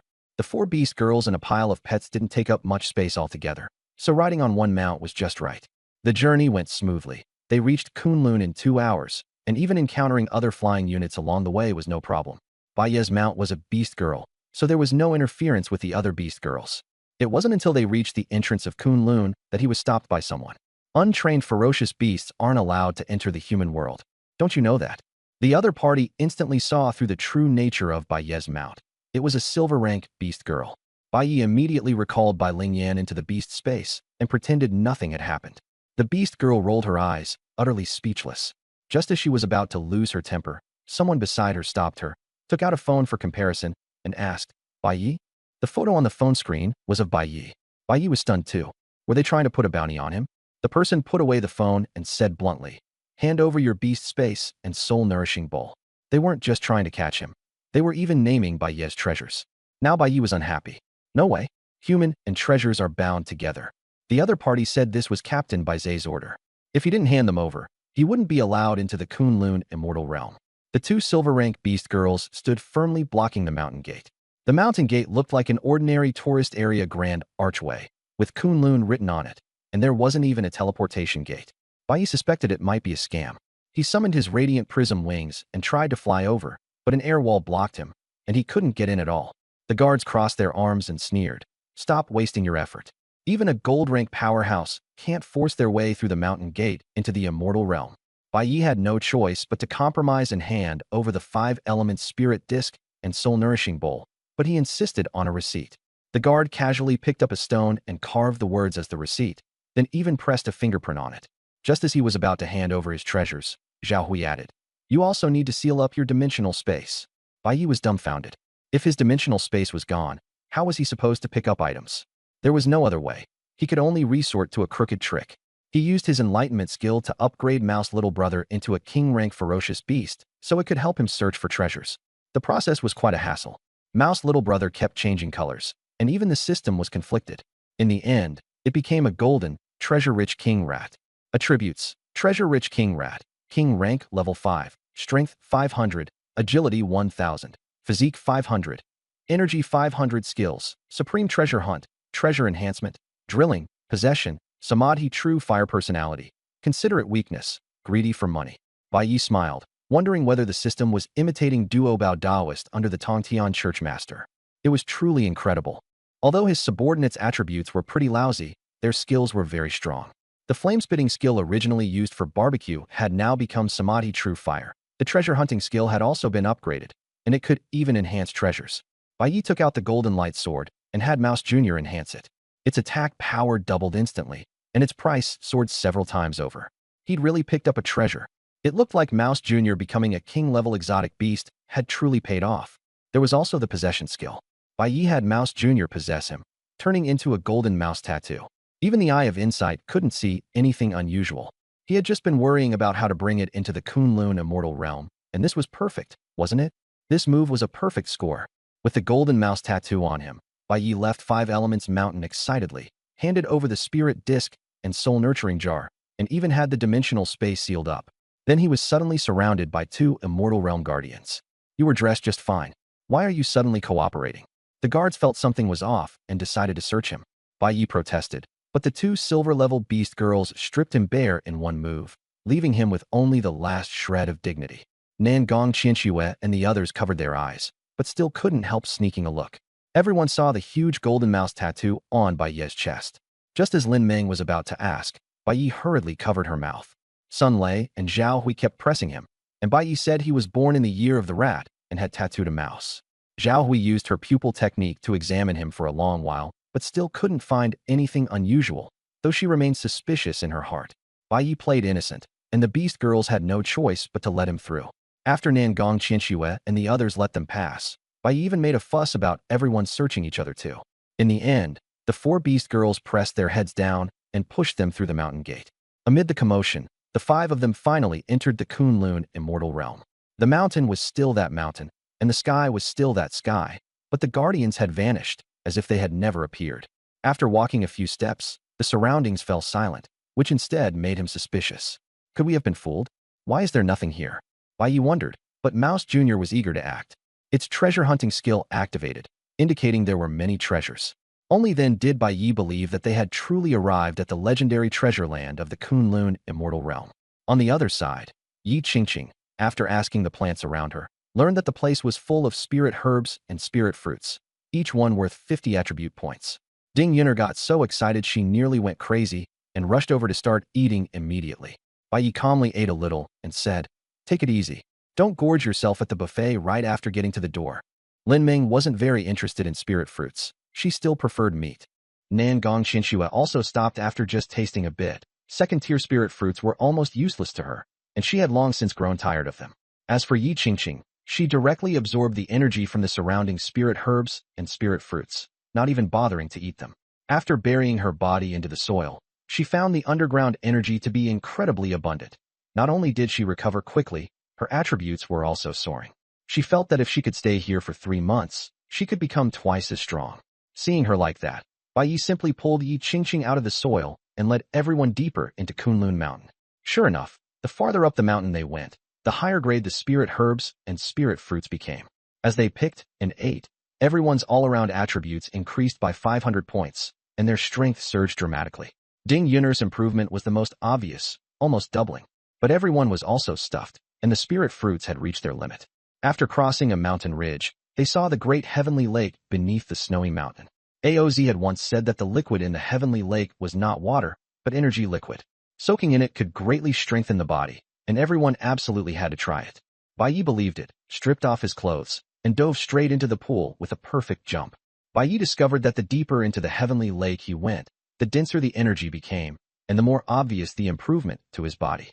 He couldn't help swimming downward, sinking deeper and deeper, only to find that the energy at the bottom of the pool had almost turned into energy crystals. He was so tempted that saliva practically dripped from his mouth, but unfortunately he had no equipment to take it away. Just as he was regretting this, he saw a glowing cave in the darkness ahead. Bai Yi called Mouse Jr. over and had it start drilling with its king-level ability. Whenever there was energy, it would replenish itself, saving a great deal of effort. The only issue was that it needed to come up for air. So Ding Yuner simply opened a spatial wormhole for it, giving it free breathing and doubling its efficiency. Right now, Ding Yuner's energy had reached as high as 2,000, all thanks to the spirit fruits and the heavenly lake, which had greatly boosted her abilities. The range of her wormhole could even cover the bottom of the pool. Half a day later, Rat Jr. drilled through the bottom of the pool and discovered that below, it was actually a whole new world. The pool water there contained far more energy than above, and the strengthening effect was even stronger. He immediately came back to report. Bai Yi praised him, then quickly went down together with Rat Jr. Bai Yi could clearly feel his bodily attributes increasing dramatically. He estimated that all attributes had risen by at least 2,000 points, which was already comparable to advancing an entire major rank. For an ordinary black iron-level beast girl, that was equivalent to directly becoming bronze level. He was very puzzled as to why even AOZ had never mentioned this place, but after thinking about it, it made sense. Normally, no one would think of sneaking to the bottom of the heavenly pool, let alone digging a hole at the bottom. This was clearly a secret realm within a secret realm, a brand new place no one had ever been to. Bai Yi called Ding Yuner over, planning to have her use the void wormhole to observe the situation on the other side. Ding Yuner, relying on her teleportation ability, easily poked her head through, only to become so absorbed by what she saw that she didn't want to come back. Bai Yi also leaned over to look, and instantly came face to face with a flower fairy, so beautiful she didn't seem like a creature of the mortal world. The two of them were so startled that they each recoiled. Bai Yi could only ask Ding Yuner what she had just seen. It was a fairyland of clouds and mist, with flowers everywhere. It was especially beautiful. Any danger? No, Bai Yi decided to take Ding Yuner along, mainly because of her teleportation skill. If danger arose, they could retreat quickly. Just as they were about to go over, a crimson koi suddenly swam over and circled them curiously, staring at them. Bai Yi tried to scare it off, but unexpectedly the koi actually spoke human language, even threatening to have its big brother beat him up. Bai Yi was startled and, after using the Eye of Insight to confirm it, found that it really was a koi, named Yaoqi Koi, an emperor-level fierce beast. It was even higher ranked than an ordinary beast girl. Bai Yi casually asked who its big brother was, and the koi said it was golden dragon fish, even calling out its name. A huge golden fish with a dragon's head emerged from the water, radiating terrifying presence. An emperor-level fierce beast. Bai Yi immediately changed his tune, lying that outside, golden dragon fish was a sacred beast, and that there was even a food brand with the same name.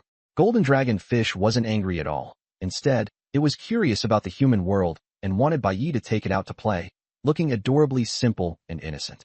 Bai Yi took the opportunity to chat with golden dragonfish and managed to extract quite a lot of information about the secret realm. Golden dragonfish also thoughtfully gave Bai Yi a water bubble so he could breathe underwater.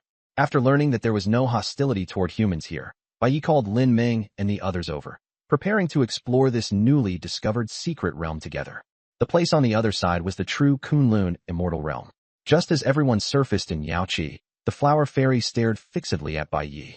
Lin Ming asked in a low voice, Bai Yi, what's going on between you and her? Why is she looking at you so strangely? Bai Yi scratched his head. We just met for the first time. What could there be?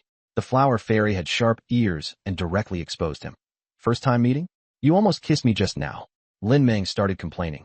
Bai Yi, wherever you go, you end up attracting young ladies. But what the flower fairy said next left Lin Ming stunned. The compensation is that you have to take me to the human world to play. Lin Ming was dumbfounded, so open-minded. Golden dragonfish and the koi also shouted along. Me too. Me too. Bai Yi realized something was off. The creatures here all wanted to go out, like celestial beings longing for the bustle of the mortal world. Bai Yi asked, have you all been to the human world? The three creatures shook their heads together. Then how do you know the outside is interesting? The flower fairy took out a powered-off Huawei phone. Sister Baizé tells us stories, and she also plays human videos for us. In an immortal realm, there was a phone. This scene was just too out of place. Baizé's identity didn't seem simple at all. At that moment, a system pop-up appeared. Option 1. Take the Peach Blossom Fairy to the human world. Reward. Charm plus 100%. Option 2. Take the Golden Dragon Fish. Reward. Tyrannical Dominance Aura plus 100%. Option 3. Take the Koi. Reward. Luck plus 100%. Bai Yi said, if you want to go out, I can help you, but you have to be able to transform into human form. Yaoqi Koi immediately transformed into a pink little girl. My name is Yao Yao. Golden Dragon Fish transformed into a teenage boy. My name is Jinlong. The flower fairy introduced herself. Tao Yao Yao, given to me by Sister Baizé. Bai Yi said, we'll still be staying here for another 2 or 3 months. We'll take you with us right before we leave. The three of them all agreed. Bai Yi tentatively asked, do you have anything good to give me? The Peach Blossom Fairy pointed at the peach grove. There are flat peaches here, one for each person. Bai Yi was shocked. This was a legendary treasure from Journey to the West. The Peach Blossom Fairy quickly reminded them. Shill. Queen Mother of the West doesn't like being named, and she doesn't like humans either. Lin Ming asked curiously, is this really Queen Mother of the West territory? The flower fairy nodded firmly, but forbade them from going to see Queen Mother of the West. After saying that, she urged them to hurry up and take the flat peaches and leave, even personally picking them and handing them over. The Peach Blossom Fairy was simple-minded and never suspected Bai Yi's motives. Whether she would come back to pick her up, Bai Yi and the others were cut off from the world and had almost no contact with humans. They never expected that the flat peaches could permanently enhance skills. Although the result was random, it would be even more amazing if it could be chosen. Bai Yi's gigantification skill upgraded into giant spirit transformation, increasing his strength by 200% and making his body 20 times larger. Lin Ming was very satisfied with this new skill and insisted that Bai Yi let her try it. As a result, she forgot to transform into the cat god and simply enlarged herself in human form, instantly turning into a female giant over 30 meters tall. Her clothes burst apart, but fortunately the Peach Blossom Fairy promptly made her a peach blossom dress. Bai Yi looked up and was still treated to a breathtaking sight, so he could only quickly cancel the skill, otherwise he really wouldn't have been able to handle it. Only then did Bai Yi realize that Lin Ming actually had a very feminine side. The other girls had also become more beautiful. Nangong Qinxue had an outstanding temperament and translucent skin. Yi Qingqing and Ding Yun'er also looked more mature, wearing swimsuits woven from grass, full of youthful energy. It should have been the effect of bathing in the jade pool. But before they could take a closer look, someone discovered them. Lin Ming's huge form just now had been too eye-catching, and the Peach Blossom Fairy cried out that Lu Wu was coming. immediately sweeping them into the jade pool.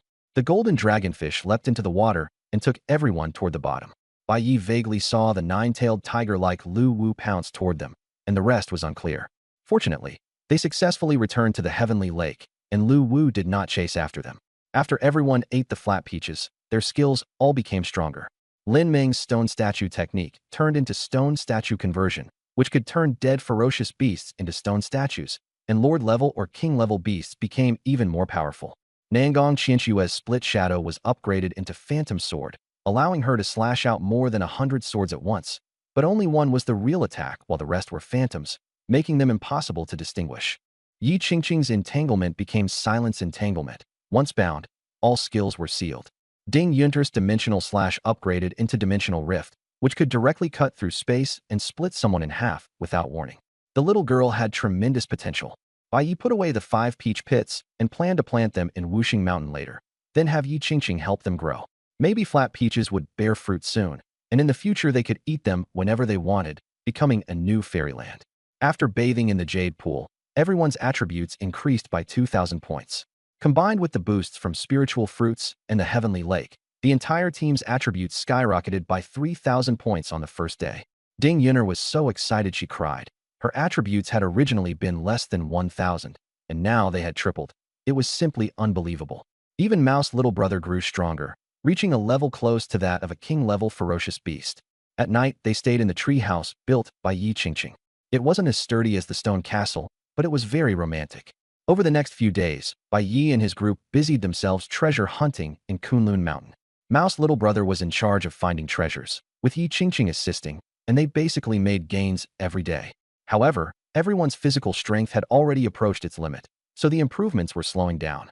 Because Ding Yunter had low talent, she had completely stalled several days earlier.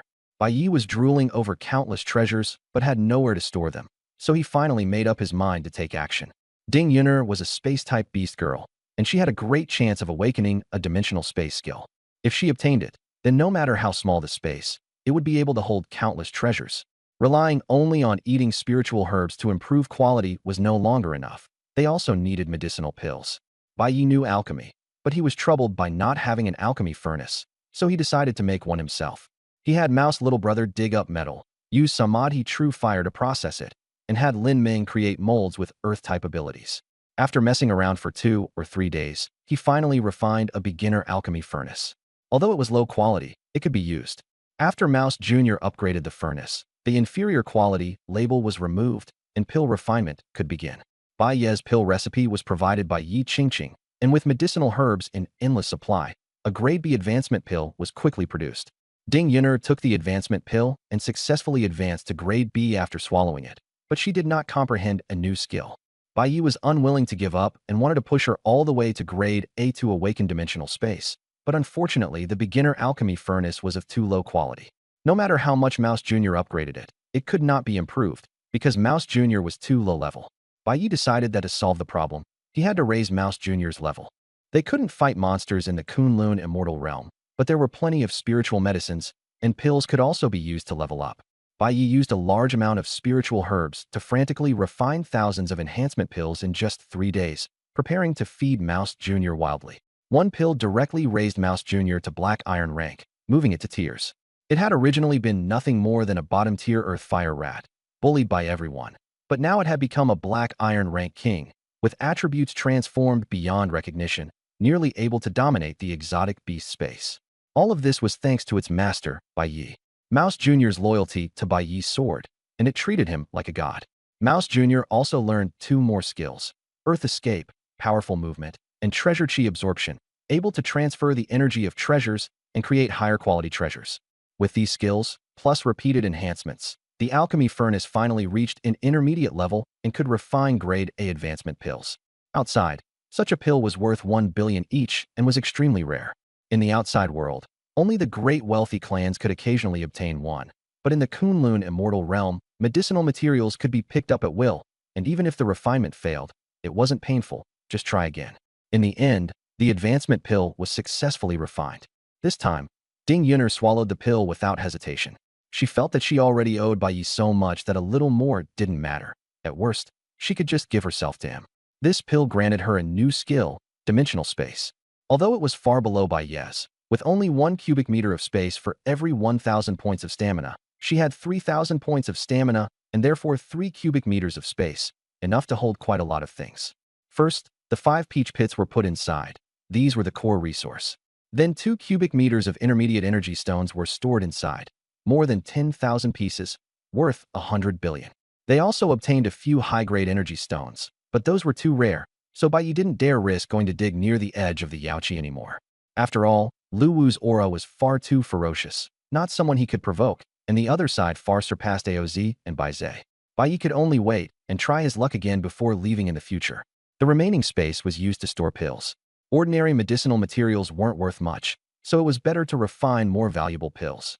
Next, Bai Yi desperately refined all kinds of intermediate pills, and the 4 beast girls practically ate them like meals, yet the space still filled up very quickly. He could only sigh that Ding Yun'er's dimensional space was just too small. Unable to sit still, Bai Yi again wanted to explore Kunlun's main peak. Frozen Peak, also known as K2, was hailed as the White Goddess and the world's second highest peak. In his previous life, ordinary people simply couldn't climb it, but conditions were different now, so of course he had to try. He firmly believed that the main peak held the strongest energy and would certainly have the most treasures. Bai Yi had originally wanted to fly up to the main peak, but the strong winds at the summit made it impossible to even stand steadily, let alone fly. The mountaintop was extremely cold, and although everyone had enhanced physiques, they still couldn't endure it. The first to drop out was Ding Yun'er. She was the weakest, and although her teleportation was fast, freezing to death halfway would be disastrous. The second to drop out was Yi Qingqing. After all, she was a little grass, too delicate, and there were no plants on the snowy mountain, so even her seeds couldn't sprout. She couldn't borrow outside help, so she had no choice but to give up. Lin Ming herself had strong physical fitness and protection, but she had no interest in climbing snowy mountains and felt there was nothing to eat, so she gave up too. In the end, only Bai Yi and Nangong Qinxue were left. Bai Yi had the strongest physical condition of the whole group, and the little mouse brother on his chest could even dissipate heat, so there was absolutely no pressure.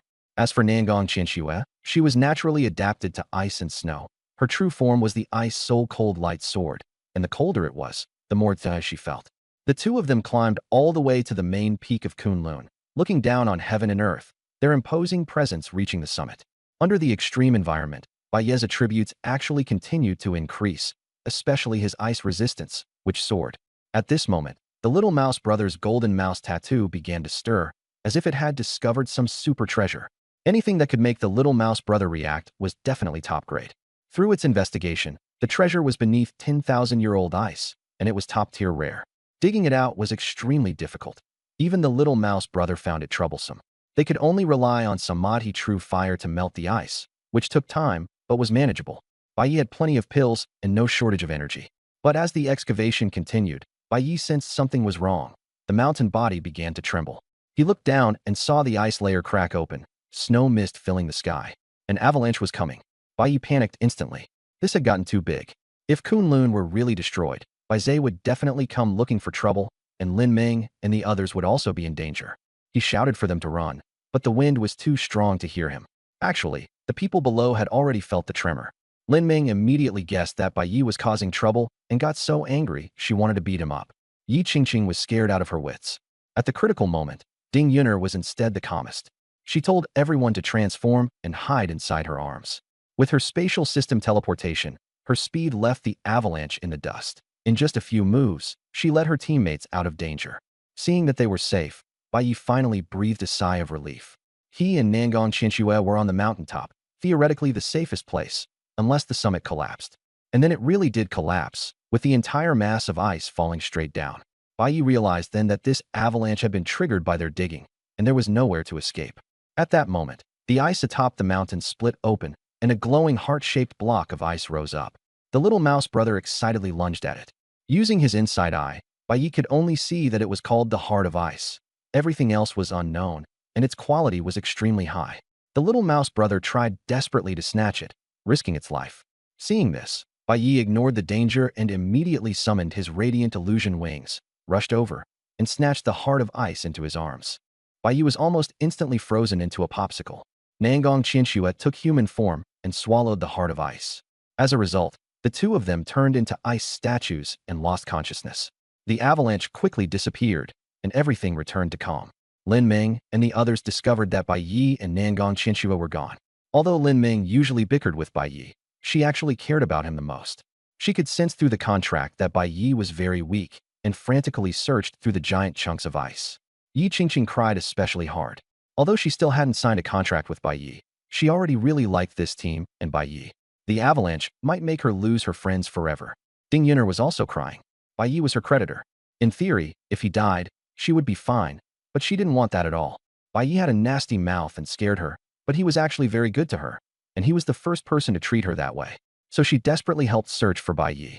She could use spatial rifts to cut through the ice faster. Yi Qingqing stopped crying and desperately used plants to move the ice chunks. But the entire avalanche was like a mountain. The three of them simply couldn't move at all. This won't do. I'll go get help. Ding Yun'er was the first to calm down. Lin Ming and Yi Qingqing agreed.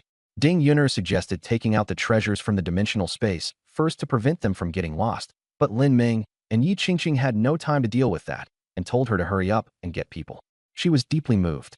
Just as she was about to teleport out to call for help, Sun Lei and Zhao Hui rushed over, not even bothering to guard the mountain gate anymore. Kunlun Mountain had collapsed. Who was still going to guard the gate? Zhao Hui was furious and shouted Bai Ye's name. She had clearly taken away all of Bai Ye's tools for committing his crimes, yet he still managed to collapse the main peak. She couldn't make sense of it at all. But now Bai Yi had been buried too. Zhao Hui could only accept it and save people first. Bai Yi was a big shot. If he died here, the consequences would be even worse. Zhao Hui was good at locating people, and together with Lin Ming, she quickly pinpointed Bai Ye's position. Everyone began digging frantically. With 2 silver-rank beast girls joining in, the rescue speed soared. Finally, everyone worked together to dig out the ice statue holding a long sword. Bai Yi, along with the long sword, Nangong Qianxue, and a streak of reddish gold from Little Rat. Through Lin Ming's senses, Bai Yi was not dead yet. It should have been Little Rat's warmth that saved him. However, Bai Yi was very weak and had to be treated immediately. Sun Lei immediately wrapped the ice statue in flames. She was a fire phoenix beast girl, and her firepower was immense. The year-old ice statue slowly melted. Bai Ye's figure emerged, and the ice shell cracked apart. He came back to life.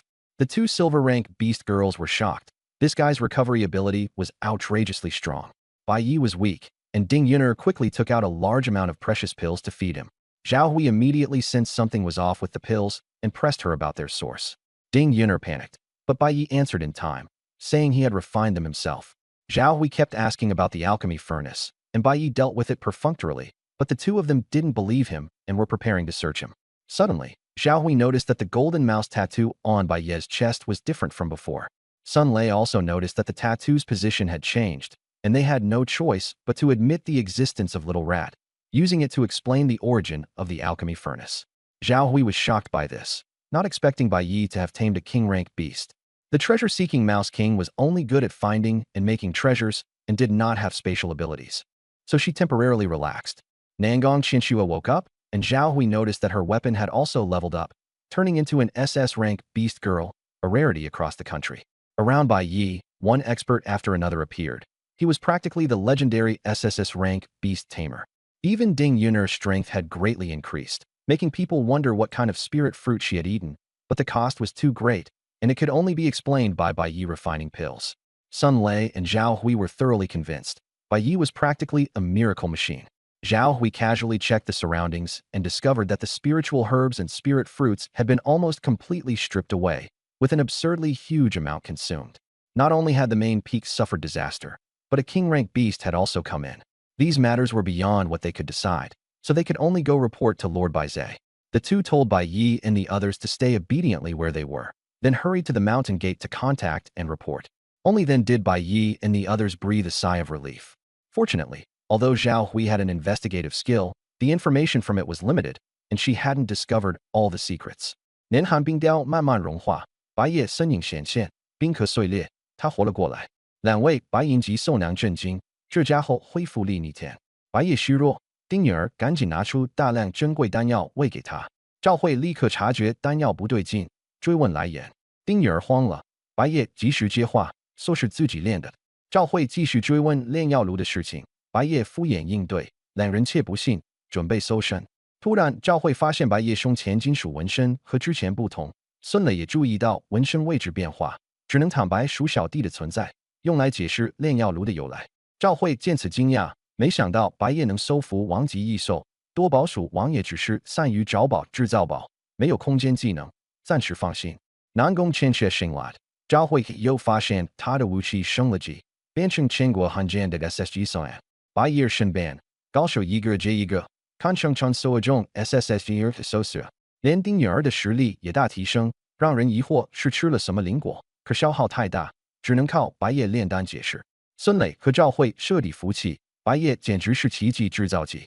赵慧随手检查周围，发现灵草灵果几乎被搜刮一空，消耗大的离谱。不光主峰遭了难，王级异兽也跟着进来，这些事他们做不了主，只能去找白泽大人汇报。两人让白夜等人老实待着，然后赶紧去山门外联系报告。白夜等人这才松了口气。幸好赵慧虽然有探查术，但技能信息有限，没发现所有秘密。If she were to discover that Ding Yuner had awakened a dimensional space skill, Baiye's hundreds of billions would go down the drain. Baize was not easy to fool. Under her mind-reading ability, no secret could be hidden. Baiye also felt there was nothing worth lingering for anymore, and was preparing to take Peach Blossom Fairy, Golden Dragon Fish, and Yaochi Koi and leave. The problem was how to take those three away. He thought of the invisibility pill. Going out in the open would definitely draw the Snow Mountain Mastiff's attention, but if he hid in a corner and used some tricks in cooperation, it wasn't impossible. Outside the Kunlun Mountain Gate, Zhao Hui called Baize. What? Ice Ridge Peak is almost being pushed down by Baiyi. All the spirit herbs and fruits are gone. He even brought in an emperor-rank exotic beast. The more Baize listened, the more alarmed she became. Didn't I tell you to confiscate his soul-nurturing bowl and 5-element spirit disc and seal off the dimensional space?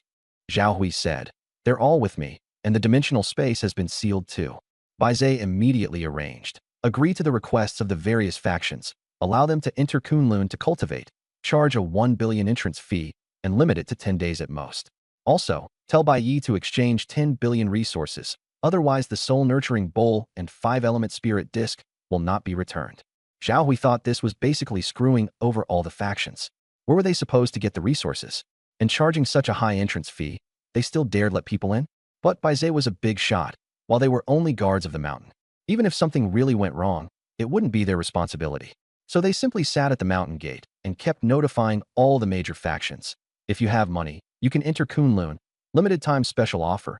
Entry open at will. Only until September 1st, before school starts. Very soon, 1,000 people signed up, and the entrance fees were collected, totaling 100 billion in just minutes. Zhao Hui and Sun Lei thought that if they really got into trouble later, they might as well never leave Kunlun Mountain for the rest of their lives. But they couldn't care less anymore. Money was all that mattered. Taking advantage of the chaos, Baiyi secretly slipped into the fairyland again. Peach Blossom Fairy and the others had been waiting for him for a long time, and even gave him 5 peaches of immortality. The most important one was Ding Yuner. Her wormhole skill had been enhanced tenfold, and it could even fit an elephant now, making it much easier for Baiyi to take people and run. Before Baiyi left the mountain gate, he scouted the area and found there was no need to plan at all. The entrance was packed with people. Zhao Hui and Sun Lei were almost overwhelmed, and no one paid attention to who he was, nor did anyone care whether anything had slipped out of the fairyland. Among the crowd, he even saw many acquaintances, all those people from the college league, along with a bunch of rich second-generation heirs. With this scene, it's like a temple fair at the foot of Kunlun Mountain, Baiyi complained. Zhao Hui rolled her eyes, thinking it was all thanks to him. They'd already made enough money, and tomorrow they could just hire a temporary worker to take over. Then they could slap their hands and run away. They couldn't be bothered to deal with it, and simply let Baiyi handle it himself. Give me back my things. Baiyi showed the contract he had signed before, wanting to redeem the soul-nurturing bowl and 5-element spirit disc. But Zhao Hui and Sun Lei refused to acknowledge it at all. Only then did Baiyi realize that this world simply had no courts, and no one cared about contracts here. The other party made an outrageous demand. Bring 100 billion worth of supplies, and then you can redeem them. Entering Kunlun doesn't cost money, right? Doesn't matter. Baize said 100 billion. Not a cent less. Baiyi had no choice. He knew Baize's methods all too well, and there was no way he could outplay her. He could only compromise. Fine, fine. I'll get it.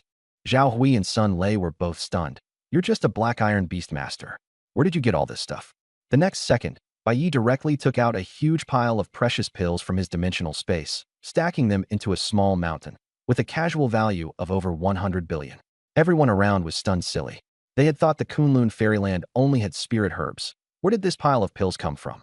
And besides, The fairyland didn't allow supplies to be brought in, so where did Bai Yi get them from? Amid the shock, everyone became even more eager to enter the Kunlun fairyland. But they could only wait until nightfall, because the mountain gate only opened once. After Zhao Hui and Sun Lei took the supplies, they had no choice but to obediently return the items, and even helped Bai Yi unseal the dimensional space. The two of them still hadn't fully come to their senses. How could this be an ordinary person? He was clearly insanely wealthy. In the chaos, the Peach Blossom Immortals and the others slipped away quietly.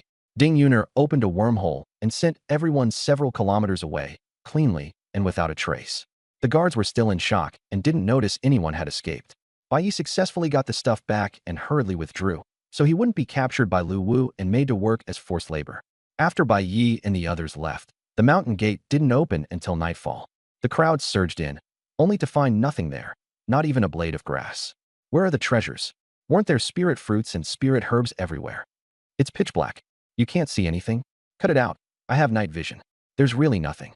Quite a few people with treasure hunting skills also came up empty-handed.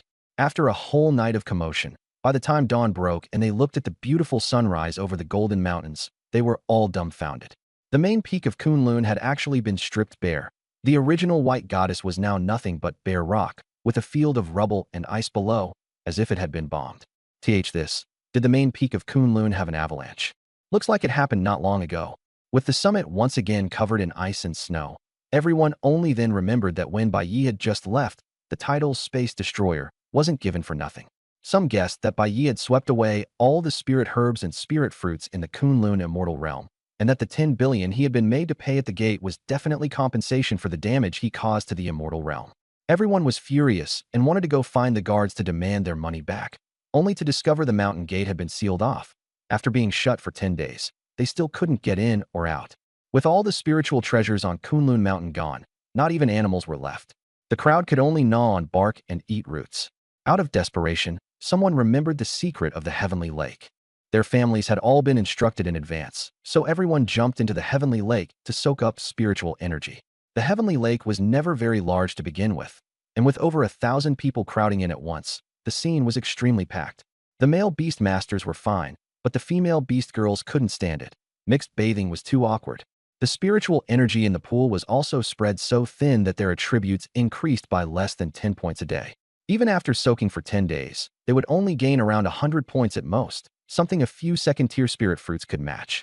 Yet they had spent 100 million to get in, and they were on the verge of tears. For the first few days they could still endure it, but later everyone became bloated from soaking. Their attribute gain slowed even more, and they were hungry on top of it. Before entering, they were told that the spirit fruits would keep them full, so no one brought dry rations. Now they didn't even have drinking water, and could only melt snow to drink ice water. Life was miserable. Everyone was cursing Bai Yi, saying he had ripped them off badly. By then Bai Yi had already returned to Jiangzhou, where he went shopping with the Peach Blossom Immortals and the others. The three little ones found everything novel, and before long they owed Bai Yi over 1 billion, and would have to work for him to pay off their debt. The Peach Blossom Immortals were responsible for farming peaches with Yi Qingqing on 5 Elements Mountain. 5 Elements Mountain had already recovered, with many black iron ferocious beasts, but they still had to rely on the Peach Blossom Immortals using energy stones to set up formations before they could barely keep the peach trees alive. Bai Yi used up all his 10,000 energy stones before he finally understood that the peach grove by the edge of Yao Pool was able to flourish because of abundant energy. Even more tragic, each peach tree only bloomed once every 30 years and bore fruit once every 30 years, so if he wanted to taste them fresh, he'd have to wait until the grandchildren generation. At times like this, he could only rely on Yi Qingqing's upgraded Wanshi Sheng divine art. Finally eating peaches grown by his own hands, and with each tree producing only 1 peach at a time, Bai Yi couldn't help wondering whether this was even worth it. The golden dragon carp's job was to spit dragon salvia. This thing, when eaten by low-tier beast girls, could infuse them with the aura of the dragon race and even possibly evolve them into special variants, such as golden dragon carp or dragon hawks. It was also effective on ferocious beasts, strengthening their bodies. Unfortunately, Lin Meng and the others all found it disgusting. No one wanted to eat someone else's spit, so Bai Yi had no choice but to sell it. 1 drop sold for 10,000, and it was snapped up instantly. Just selling the dragon salvia alone earned back all the expenses, while the golden dragon carp understood nothing and could only be fooled by Bai Yi. The greatest ability of the Yao Pool koi was luck. They could pick up money as soon as they went out, and could even find energy stones beast soul beads, and the like. They could pick up over 10,000 a day, more than enough for pocket money. With these three around, Baye's luck also doubled, and every time he went out he was flooded with peach blossom luck. He was already handsome to begin with, and his charm value doubled directly, to the point that even Nan Gong Qianxue and the others around him could barely hold on. And with the boost of domineering kingly aura, every strange beast in the Five Elements Mountain would bow when they saw him. When Bai Yi took out the cat god statue, he was even revered as if he were a god. Lin Meng discovered that the more faith everyone had, the faster divine power recovered, but unfortunately, she still could not understand this power for the time being. After spending more than 10 days having fun in Jiangzhou City, Tao Yao and the other two were almost driven crazy. They were finally about to set off, with their destination being Longdu. 5 of them were traveling together, for were guaranteed admission, while Ding Yuner got in purely on her exam results. An absolute straight-A student. Longdu is the largest city in Huaxia. As soon as Bai Yi got off the train, he felt its immense prosperity. The ordinary people here were mostly black iron level beast tamers, and bronze and silver level beast tamers could be seen everywhere. In Jiangzhou, that would already be top-tier existence. As soon as the 5 of them arrived, they were surrounded. Freshman, Junior, you're so handsome. You already have several beast girls, so how about considering a senior? I'm already full. It's fine.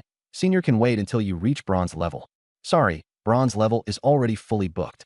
Then silver level. Silver level is full too. Then gold level. Bai Yi had no chance to regret saving Tao Yao anymore. His charm was off the charts now, and he could barely even walk. He'd been approached over 100 times just on the train, and as soon as he got off, he was blocked by senior girls from Longdu University. It felt like his life was about to explode. Suddenly, a voice rang out, "Stop fighting over him. Gold level is already booked too." AOZ appeared, standing out like a crane among chickens. She was originally a graduate of Longdu University and now stayed on campus as a teacher, so everyone still called her senior. AOZ nodded in acknowledgement and directly declared her claim. I heard senior AOZ just transformed into a dragon and advanced to gold level, and she's actually going to be a beast girl for a freshman, even taking the initiative? Everyone around was stunned. Everyone was full of curiosity about Bai Yi, surprised that he was actually the champion of the University League and an SSS-level beast tamer. But the minimum requirement to enter Longdu University was A rank, and there were quite a few S rank and SS rank students too, so an SSS rank wasn't that exaggerated. Among AOZ's suitors, there was even an SS rank 1, and she had never given anyone a second glance before. So why was she being so special toward Bai Yi? AOZ even personally received Bai Yi, drawing endless envy from the new students. Being noticed by a gold-level beast girl right after registration, anyone would want to brag about that. Suddenly, someone heard Bai Yi's name and became emotionally jidong. It was the group of people who had been tormented in the Kunlun immortal realm. They complained that they had only survived thanks to beast girls who could spit peace. It turned out that when Bai Yi entered the secret realm, he had nearly emptied out all the spirit herbs and fruits, almost brought the main peak to collapse, and it was already a miracle that he could retreat unscathed. After AOZ learned about this, she understood what was going on. Bai Yi was in big trouble next. Everyone didn't dare go after Captain Baizhe, so they could only vent their anger on Bai Yi. She planned to protect him. When they were leaving the school gate, their path was blocked again. The one who came was Gao Mulong, the student council president of the 4th-year class, an SS-rank silver beast tamer, accompanied by 3 powerful beast girls. Gao Mulong had pursued AOZ for 3 years and confessed as soon as he saw her, only to be rejected by her. Furious, he questioned how AOZ could chase after a first-year freshman. Wasn't that just slapping him in the face? AOZ was also angry and shot back that who she chose had nothing to do with Gao Mulong. Gao Mulong angrily pointed at Bai Yi. If you want a contract with AOZ, beat me first. He released his beast tamer pressure, which ordinary freshmen couldn't withstand. Only Bai Yi was unaffected, and he even pushed back with a wave of domineering kingly aura, causing the expressions of all the beast girls to change. AOZ stood in front of Bai Yi and glared at Gao Mulong. If you're so capable, challenge me. I can take on all 4 of you by myself. But Gao Mulong only wanted to target Bai Yi. I'll only use 1 beast girl against you and your 2 beast girls. Dare to take me on. At this moment, a system pop-up appeared. 1. Accept the challenge. Defeat Gao Mulong in public. Reward. Strength plus 1000. 2. Accept the challenge and deliberately lose. Constitution minus 100. 3. Raise your head and sneer. You're not worthy. Reward. Agility plus 100. After returning from the Kunlun secret realm, Bai Yi's team attributes had all surpassed 4,000, with the core members even breaking 5,000. They were already able to go head-to-head with bronze-level beast girls. Beautiful, but it was still a long way from a silver-rank beast girl. Even the lowest silver rank had attributes starting at 10,000, and stronger ones could reach tens of thousands. Gao Mulong's strongest contracted beast girl was an S-rank ice dragon, black iron 3-star, with a strength as high as 35,000 and 10,000 ice damage. One breath of dragon fire could instantly kill most beast girls below silver rank. For a black iron rank to challenge above their level was harder than reaching the heavens. But Bai Yi still decided to accept the challenge, and he didn't plan to ambush the Beastmaster either. He wanted to see just how strong a silver rank beast girl really was, and also test his own limits. Alright, Bai Yi accepts the challenge. As soon as the news came out, the crowd boiled over. A first-year freshman dared to challenge a fourth-year senior? Black iron versus silver. The gap was enormous, and winning was virtually impossible. Even AOZ advised Bai Yi not to force it, fearing he would be crushed by the blow. But Bai Yi showed no hesitation at all, and Lin Ming and Nangong Shui also supported him, full of confidence in him. Gao Mulong sneered, "Today I'll teach you how to behave." Obviously, he had no intention of holding back. AOZ immediately warned Gao Mulong not to go too far, or there would be consequences. Gao Mulong only grew more displeased and directly abused the match to begin. The duel was held at the train station square, a broad area spacious enough to accommodate a 100-person battle. Once the news of the Beastmaster competition spread, crowds gathered to watch, and the officials even raised a protective barrier. Guardian angels were also present, and the fees were regulated very properly. It was just that there had never been a black iron versus silver match before, so in the end they decided to charge Gao Mulong only one energy stone. The battle began, and Gao Mulong summoned the ice dragon. The ice-blue beast soared into the air, its draconic might shocking the entire field. Fortunately, there was a protective barrier. Otherwise, the black iron rank beast masters and beast girls would have been pressed flat instantly. But Bai Yi remained unaffected thanks to his overbearing emperor aura. He began layering buffs, with war drums, giant spirit transformation, and more stacked onto Cat God. Cat God's giant elephant power had already been enhanced into sacred elephant power, and its body expanded by dozens of meters. Added to that was the mountain god protection. Gao Mulong stood off to the side with his arms crossed, not even bothering to add any buffs, completely looking down on Bai Yi. The difference in their strength was enormous, like a lion facing a little rabbit. He had no intention of going all out. Cat God did not clash head-on with the ice dragon, but instead showed off its ultimate move, summoning a 100,000-ton mountain. Nangong Shui cooperated, applying tenfold gravity, and the million-ton mountain directly crushed the ice dragon beneath it. Everyone was stunned. No one had expected the ice dragon, which had been supposed to dominate the field, to be instantly pinned down. Just when everyone thought it was over, the mountain was actually slowly pushed upward. The ice dragon stood up, carrying the mountain on its back. Bai Yi could see that the ice dragon's dragon blood was boiling, its immense strength stacking up, and its power had surged past 100,000 points, forcibly resisting the mountain. Even Cat God at full strength had no way to stop it. The ice dragon was smashed into a bloodied wreck, and in its fury it counterattacked, spewing out its ice dragon breath, the strongest attack, which shattered the protective barrier in just a few seconds. Nangong Shui rushed straight up, immune to ice attacks, and thrust a sword into the dragon's belly. She unleashed Phantom Sword, sending over 100 sword strikes that tore the dragon's insides into a bloody mess. After a miserable shriek, the ice dragon collapsed and lost all signs of life. This time, the guardian angel rushed in to save the dragon. Fortunately, they were in time. The dragon was lucky, but it would need a very long period of recovery. Everyone was shocked. A black iron rank freshman had defeated a silver rank upperclassman. The scene fell silent, everyone completely dumbstruck. Gao Mulong couldn't accept it and went hysterical.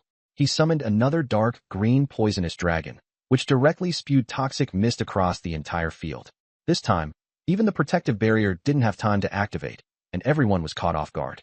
Bai Yi is finished. Heaven is jealous of talent. Being too high profile really does bring disaster. Everyone was shocked and lamenting. Some even covered their eyes, unable to bear watching Bai Yi be corroded into a pool of pus by the poisonous mist. But no one expected that Bai Yi and the others were completely fine. Nangong Shui had no physical body to begin with, so she wasn't afraid of corrosion, and now her quality was even higher. Cat God's former identity was the Dark Night Cat Demon, an expert in poison. It treated toxins like nourishment. Bai Yi was even more outrageous. After eating the second flat peach, he became immune to poison, and no toxin could affect him. Come on, blast it harder. Don't stop, Bai Yi shouted while collecting the poison, and all the toxic mist was refined by him with the soul-nurturing bowl into a bottle to be kept for helping Lin Meng enhance her poison damage. The people around them were stunned. Not only did he ignore the deadly poison, he even took it home to collect it. Someone suspected the toxic mist was fake, but as soon as they leaned in to sniff it, they fainted on the spot and their body began to rot. Luckily, the guardian angel saved them in time. This was a bronze-grade beast girl. Everyone finally witnessed Bai Ye's strength. The poisonous dragon knew it had no chance, so it simply stopped spitting. Why did you stop? Keep spraying. Bai Ye was dissatisfied. The dragon refused no matter what, and charged over trying to fight hand-to-hand. Bai Ye didn't let it. He teleported to Gao Mulong's side and slapped him down, leaving the other party completely unable to defend himself. Keep spraying, or I'll beat you up. After several hits, Gao Mulong was beaten like a ball, and everyone around was completely dumbfounded. This was an SS rank silver 3-star beastmaster with at least 5,000 combat power, yet he was utterly crushed by a black iron 5-star. The dragon tried to rescue him, but Nangong Qinxue unleashed a world of ice and snow, freezing it directly into an ice lump. Then one move of tenfold gravity made the dragon unable even to fly. Cat God took the opportunity to enlarge itself and went up to give it a brutal beating. The two of them actually joined forces and went head-to-head with a silver-rank beast girl. The audience frantically recorded videos and started live streams. Black Iron Beastmaster beats up silver-rank expert. Freshman crushes Longdu University Student Council President. SSS rank Beastmaster by Ye's Longdu debut. Instant KO of a silver rank. The news spread throughout Longdu University, and the forum exploded. Damn, what kind of godly freshman is this? He beat up the president before even enrolling. There's definitely going to be a show in the future. Don't forget the orientation event. Isn't he going to be targeted? Wow, that junior is so handsome. Finally, my spring has come. Forget it, the gold rank beast girl has already been booked. Who is it?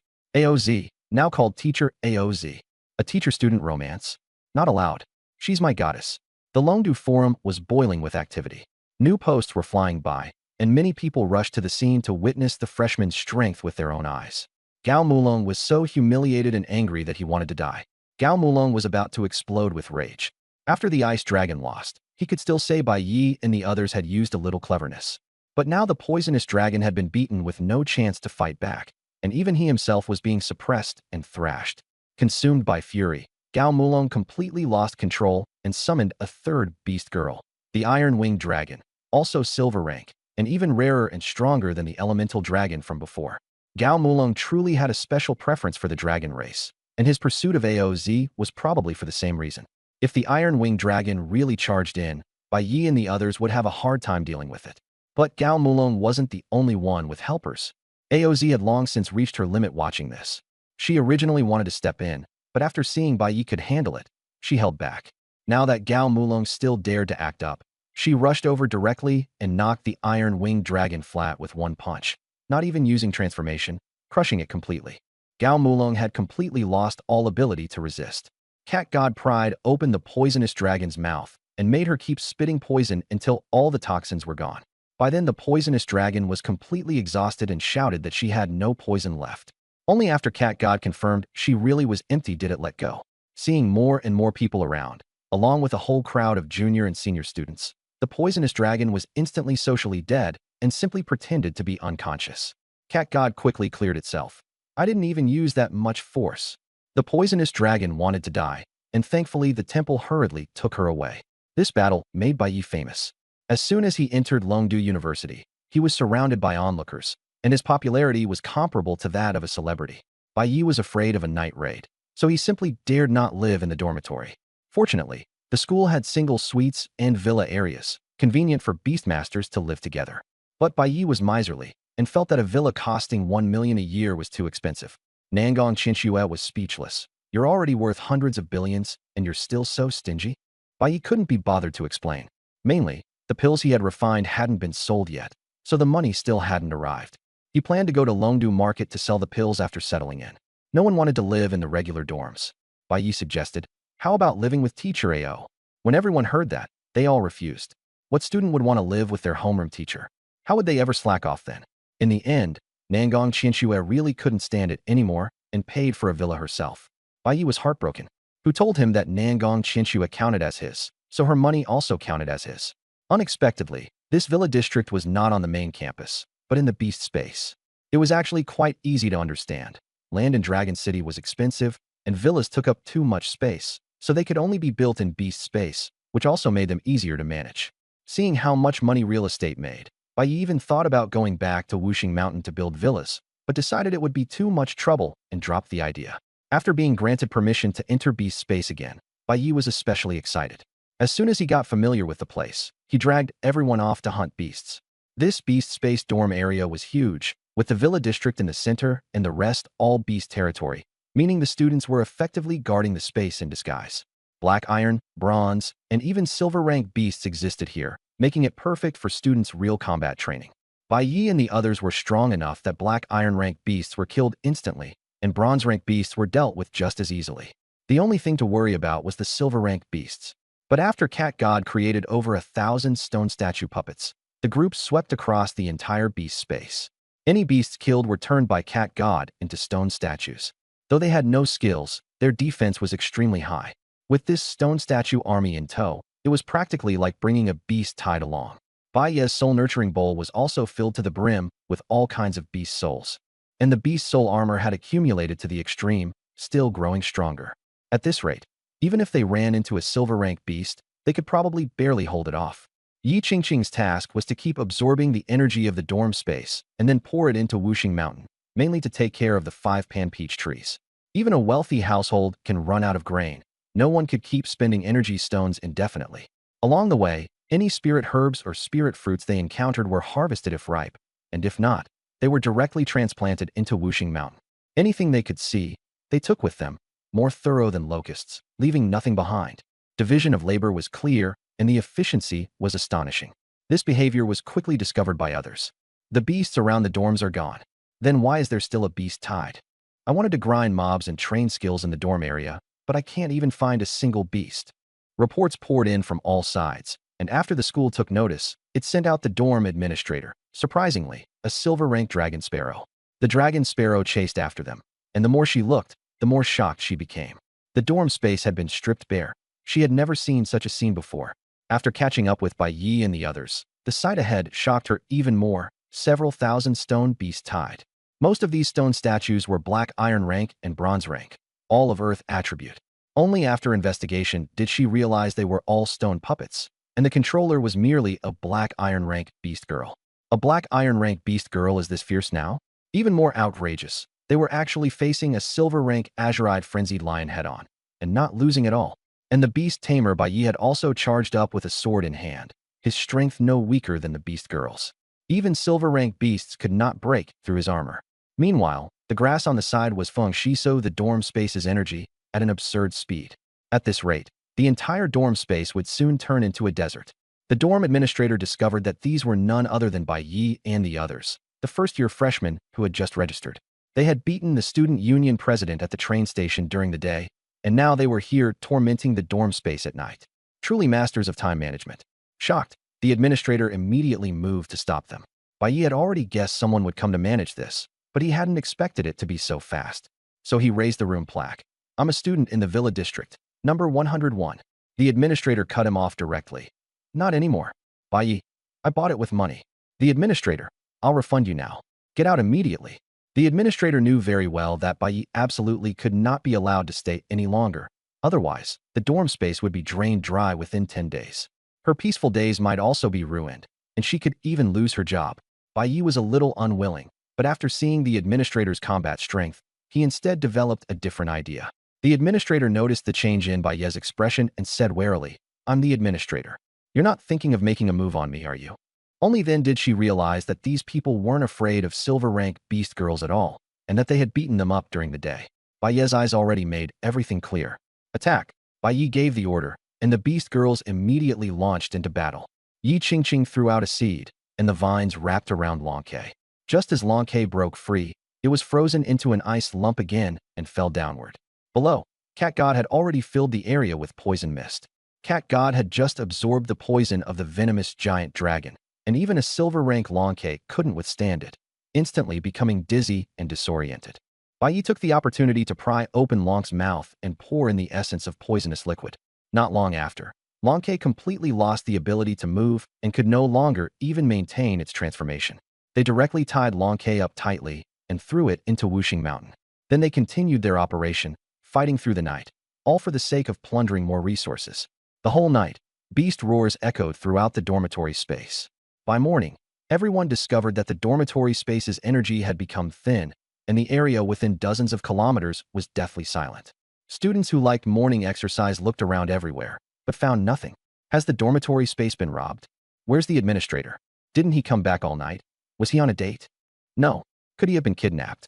Go report it to the principal. At this moment, Longdu University's principal, Ao Mingzhu, a diamond rank expert, was preparing the speech for the opening ceremony. Suddenly, someone interrupted her. Principal Ao, it's bad. Something's happened in the dormitory space. She didn't take it seriously at first and casually said, "Didn't I send the administrator to deal with it last night?" The student said anxiously, "The administrator still hasn't come back. I'm afraid something happened to him." Only then did Ao Mingzhu pay attention. Even a silver rank administrator couldn't handle it. Could there be a silver rank student causing trouble? But there were only a handful of silver rank students in the school, so they probably wouldn't make trouble. She casually instructed, "Call teacher AOZ over. Have her handle it quickly and don't delay the ceremony." When AOZ heard this, her first reaction was, "It must be Bai causing trouble again." The villa area is right in the beast space, practically like wolves entering a flock of sheep. She didn't even have time to wash her face and dragged the student with her straight to the dormitory space. That student was a peak bronze rank split wind rock, extremely fast. She followed AOZ closely the whole way, only wanting to see who had made such a huge scene. In the end, she witnessed a scene she would never forget for the rest of her life. An army of over 10,000 beasts surged like a tidal wave, overwhelming the sky and earth, and every beast they encountered was devoured, including silver rank lords. And those beast tides were actually all stone puppet figures. Split. Windrock swept over the beast tide and spotted a few humans. They were all iron rank freshmen, and she even recognized Bai Yi, who had beaten their club president just yesterday. Originally, she had wanted to find a chance to teach Bai Yi a lesson again, but at this moment, she could only worry that this year the freshmen would be the ones teaching them a lesson in return. This was an unprecedented situation at the school. She immediately decided she had to remind the students to deal with Bai Yi at once, and the school also needed to introduce restrictions so he couldn't act recklessly. In just an instant, Split Wind Rock had already thought up a pile of countermeasures. AOZ also recognized Bai Yi and was stunned by his violent combat style. She knew Bai Yi was strong, but she never expected that in just one night, the dormitory area would be almost completely demolished. If she had arrived any later, probably not even the ground would have been left. Bai Yi's title of Space Destroyer really wasn't fake. Bai Yi, stop! AOZ rushed over to stop him, but Bai Yi had gone so far into a killing frenzy that he nearly beat AOZ as well. Helpless, AOZ could only strike him with a heavy blow herself. Only then did Bai Yi finally regain his senses, instantly turning back into a well-behaved student and even flattering AOZ while massaging her. But AOZ did not buy it at all, angrily asking him why he hadn't gone to the opening ceremony. Bai Yi put on an innocent look and said he was diligently cultivating, deliberately showing off his dark circles and complaining about how hard it had been. If not for his recovery and the energy from his teammates, he would have long since been unable to hold on. AOZ criticized him for having no sense of sustainable development and for being too high profile in his actions, saying he would inevitably be discovered and expelled sooner or later. Bai Yi had no choice but to admit defeat and prepare to stop. AOZ then asked where the dormitory supervisor had gone, and Bai Yi played dumb. In the end, he had no choice but to bring out the Long Cape beast girl, who was tightly bound and had passed out from poison. When Split Wind Rock saw that even the silver rank supervisor lady had been taken down, she was completely shocked and felt that Bai Yi's danger level needed to be raised. AOZ treated the supervisor lady's injuries, and Bai Yi quickly had his teammates help detoxify her and replenish her energy. After waking up, the supervisor lady was both furious and embarrassed. Being defeated by a few freshmen was simply too humiliating to face anyone. She immediately transformed into a Long K and tried to flee, but AOZ stopped her. However, AOZ also couldn't bring herself to say anything about punishing her. In the end, the supervisor lady comforted herself and told everyone not to spread the word. AOZ understood and quickly let her leave, treating it as if nothing had happened. No one noticed that the Riftwind Falcons had been eavesdropping nearby all along. Soon after, a new post appeared on the forum, a God-tier freshman. Everyone beware. The Riftwind Falcons even pinned it to the top. Everyone was shocked, and the playground instantly erupted. No wonder the dormitory was such a mess last night. There was actually such a huge disturbance. Aunt Yang Ping is a silver-tier beast girl. and she was actually tied up by a freshman. That freshman is way too fierce. This year's welcoming event is definitely going to be exciting. Where is Senior Bai Yi? I want to meet him. Senior Bai Yi, I love you. Can you hear me? The playground had been quiet at first, but now it was in total chaos. Ao Mingzhu frowned, displeased. What's going on? Someone immediately reported. A freshman tied up Yang Ping, an SSS-rank beastmaster, a spatial destroyer, the champion of the high school league. He's no ordinary person. Even Ao Mingzhu found it interesting. The opening ceremony was supposed to start at 9, but it had already been delayed by half an hour. Everyone thought the principal was angry, and that was why it hadn't begun, so they gradually quieted down and all stared at Ao Mingzhu. A teacher reminded her, "Principal, it's time." Ao Mingzhu said calmly, "Wait a little longer. Let's talk when the people arrive." Her voice was not soft, and everyone heard it. Did everyone understand that Ao Mingzhu was waiting for Bai Yi and the others? The playground was once again filled with hushed discussion, and everyone was guessing what exactly Bai Yi's identity was. It wasn't until 10 o'clock that AOZ arrived with Bai Yi and the others, drawing everyone's gaze from teachers and students alike. It still hasn't started? AOZ asked the teacher beside her in a low voice. The teacher looked at Bai Yi. "We've all been waiting for you." Bai Yi didn't mind at all and waved openly. "Hello, everyone. My name is Bai Yi, but you can also call me Lord Bai." Everyone rolled their eyes. "Who's calling you Lord Bai?" Ao Mingzhu finally spoke. "Since everyone's here, the opening ceremony begins now. Because we've delayed so long, I'll only say 4 things. 1. Welcome, new students. 2. I hope you can plan your lives well and train hard. 3. All teachers and seniors will fully support you and will be your strongest backing. 4. Let us forge a new great wall with our passion and blood." Her 1-minute speech ended, and thunderous applause broke out across the venue. Next, the head counselor for the freshmen announced the welcoming event rules. The welcoming event, cat and mouse. The freshmen are the mice. They enter the otherworldly beast realm an hour in advance to hide, wearing positioning bracelets and reporting their location every 8 hours. Sophomores and above are the cats. Whoever catches a freshman and brings them to the designated location earns 1 academic point. Freshmen who turn the tables on seniors and bring them to the designated location earn 10 academic points. For each additional day they survive, they earn 1 more academic point.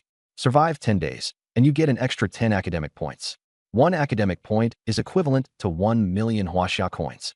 The senior students all treated the welcoming event as a major affair. The chance to make money had come, but the punishment was also brutal. Credits would be deducted tenfold. If an upperclassman was caught by a freshman, they'd lose 100 points outright, equivalent to losing a fortune. Those who dared to be cats were basically experts at bronze 5-star level or above. Although there were always a few unlucky ones who lost every year, there were also genius freshmen, and this year there was an even more monstrous Bai Yi. Everyone had become more cautious. Seeing everyone hesitate, Ao Mingzhu directly raised the stakes. As long as you capture these 4 beast girls, Lin Ming, Nangong Qinxua, Yi Qingqing, and Ding Yuner, you'll get 10 academic credits. Capture Bai Yi, and you'll get 100 academic credits. This immediately pushed Bai Yi into the center of the storm. Everyone signed up like crazy, and the number of participants surged. If one-on-one didn't work, then a team pile-on would. There was always hope. However, some people worried Bai Yi was too strong. After all, that video was outrageously overpowered, and having more people alone wouldn't help. So someone asked whether items were banned. Ao Mingzhu said, "Items are banned, but skills are unrestricted." The wealthy couldn't rely on top-tier gear, ensuring fairness. After hearing the rules, even more people signed up, and everyone formed teams on the spot, naming them all with Bai Yi as the target. Bai Yi had been calm at first, but when they demanded he hand over the 5-element spirit disc and the soul-nourishing bowl, he was unhappy. 1 sentence from the teacher made Bai Yi accept it. Everyone else was nobility, with gold-tier items as everyday necessities. If he tried to compete with his own hard work against the wealth accumulated over generations, there was still a gap. Once he understood that, Bai Yi obediently handed over his items and even took off his armor. If it was about fairness, then fair it would be. Without items, he was still confident and might even make a huge profit. Capturing 1 senior would earn 10 million. Even better, the system also gave rewards. Capture 1 upperclassman, and 1 attribute point would be added. If he captured them all, he could gain several hundred points. Longdu University was highly efficient. After the opening ceremony, they didn't even let everyone eat before the event started right away, with the entry point located on campus. Everyone entered a portable exotic beast space, a small world. It had every kind of terrain: mountains, snowfields, deserts, grasslands. You could choose whatever you wanted, and there was always something suitable. It opened only once a year. Exotic beasts inside were especially numerous, and resources were abundant. But if you lacked the strength, you'd be eliminated immediately upon entering. That kind of thing happened every year. The first thing Bai Yi and the others did after entering the small world was hunt exotic beasts frantically. His beast soul armor and the stone statues created by Lin Ming both required exotic beast materials. The small world belonged to a bronze tier exotic beast space, and most of the beasts inside were black iron and bronze tier. For freshmen, that was terrifying. If they could avoid them, they would. But Bai Yi and his group were different. Exotic beasts below bronze tier were basically killed in one strike, and even bronze tier leaders could be dealt with easily. That strength shocked the teachers and students stationed in the outer area. There were no drones filming inside the small world, but the visual display was extremely vivid and realistic, all thanks to the powerful illusion abilities of the Mirage Dragon Beast Girl. Live footage from all the freshmen could be switched at any time, and most of the teachers were watching Bai Ye's team, wanting to see just how strong this beast tamer was, since the principal valued him so highly. The teachers were munching on sunflower seeds while discussing. These guys must have been to the Kunlun immortal realm. Their strength is on par with bronze-tier exotic beasts. Someone even said, they almost tore the Kunlun immortal realm apart. And Baize didn't do anything about them. Their exotic beast space is still in teacher AOZ's hands. And inside, they even captured 3 spirit immortals. Everyone was curious about Bai Yi and wanted to see how far he could go. Within an hour, Bai Yi and the others had killed over 1,000 exotic beasts, including 5 leaders and 1 Black Iron Lord. They didn't go after any bronze-tier lord because they didn't want to waste energy. Bai Ye's beast soul armor had become almost tangible, and Lin Ming also gained over 1,000 stone statue underlings. With a spectacle like that, there was no way to stay low-key. Bai Yi had no intention of hiding anyway. If they were going to fight, then they'd clash head-on.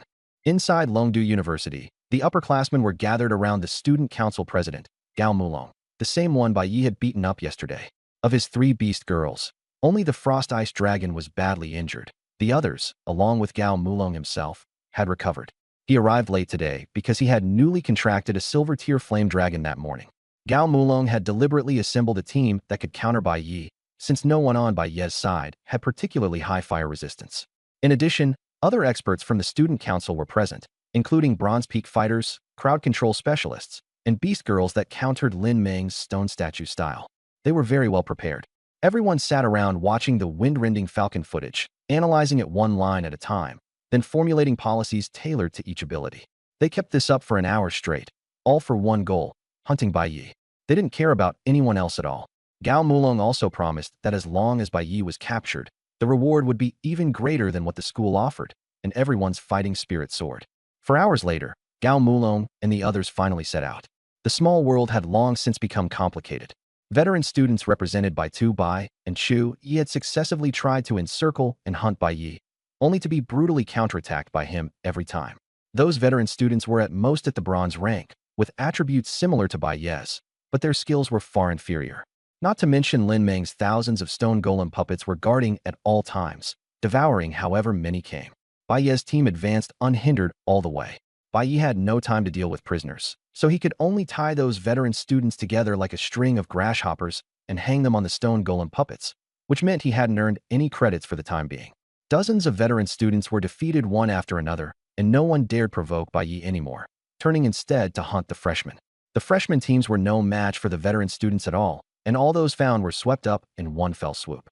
More than a dozen overconfident freshmen, seeing that Bai Yi could beat veteran students, wanted to imitate him and resist, only to be frozen into popsicles in one move by a bronze-rank Iceland beast. The gap in attributes and skills was enormous, and there was simply no chance of a comeback. In just a few hours, over 100 freshmen had been eliminated. The veteran students were like they were playing cat and mouse, digging out freshmen everywhere, even singing while they captured people. The atmosphere was bizarre and mesmerizing, and the freshmen could only tremble. Some people saw that Bai Yi could even suppress veteran students, and simply took the initiative to gather around him, thinking it was better to cling to a big thigh than to hide. More and more freshmen gathered around Bai Yi, the team's strength increased again, and the efficiency of clearing ferocious beasts grew even higher. With thousands of stone golem beasts charging through the small world, they were almost invincible. But Bai Yi still wasn't satisfied. A.O. Mingzhu didn't understand, and A.O.Z. explained. Bai Yi wasn't trying to be a king. His greatest hobby was making money. Bai Yi collected resources the whole time and left not even a blade of grass behind. Even the owner of the small world, the Mirage Mist Dragon Beast Girl, was furious and had no choice but to use her control to drive all the ferocious beasts away so Bai Yi could no longer reap resources. As a result, Bai Yi basically couldn't encounter any ferocious beasts afterward. Bai Yi saw through the reason at a glance. Humph, anything my Bai master wants, who can take it away? The ferocious beasts could be taken away, but the treasures couldn't. Bai Yi knew that even spatial control couldn't change the terrain. Since you can take the ferocious beasts away, then I'll go dig for treasure. Very quickly, Bai Yi turned his target to the bronze rank Lord Ferocious Beasts. These powerhouses were not even dared to be touched by bronze rank beast tamers and beast girls. But Bai Yi had thousands of subordinates and teammates, so he wasn't afraid.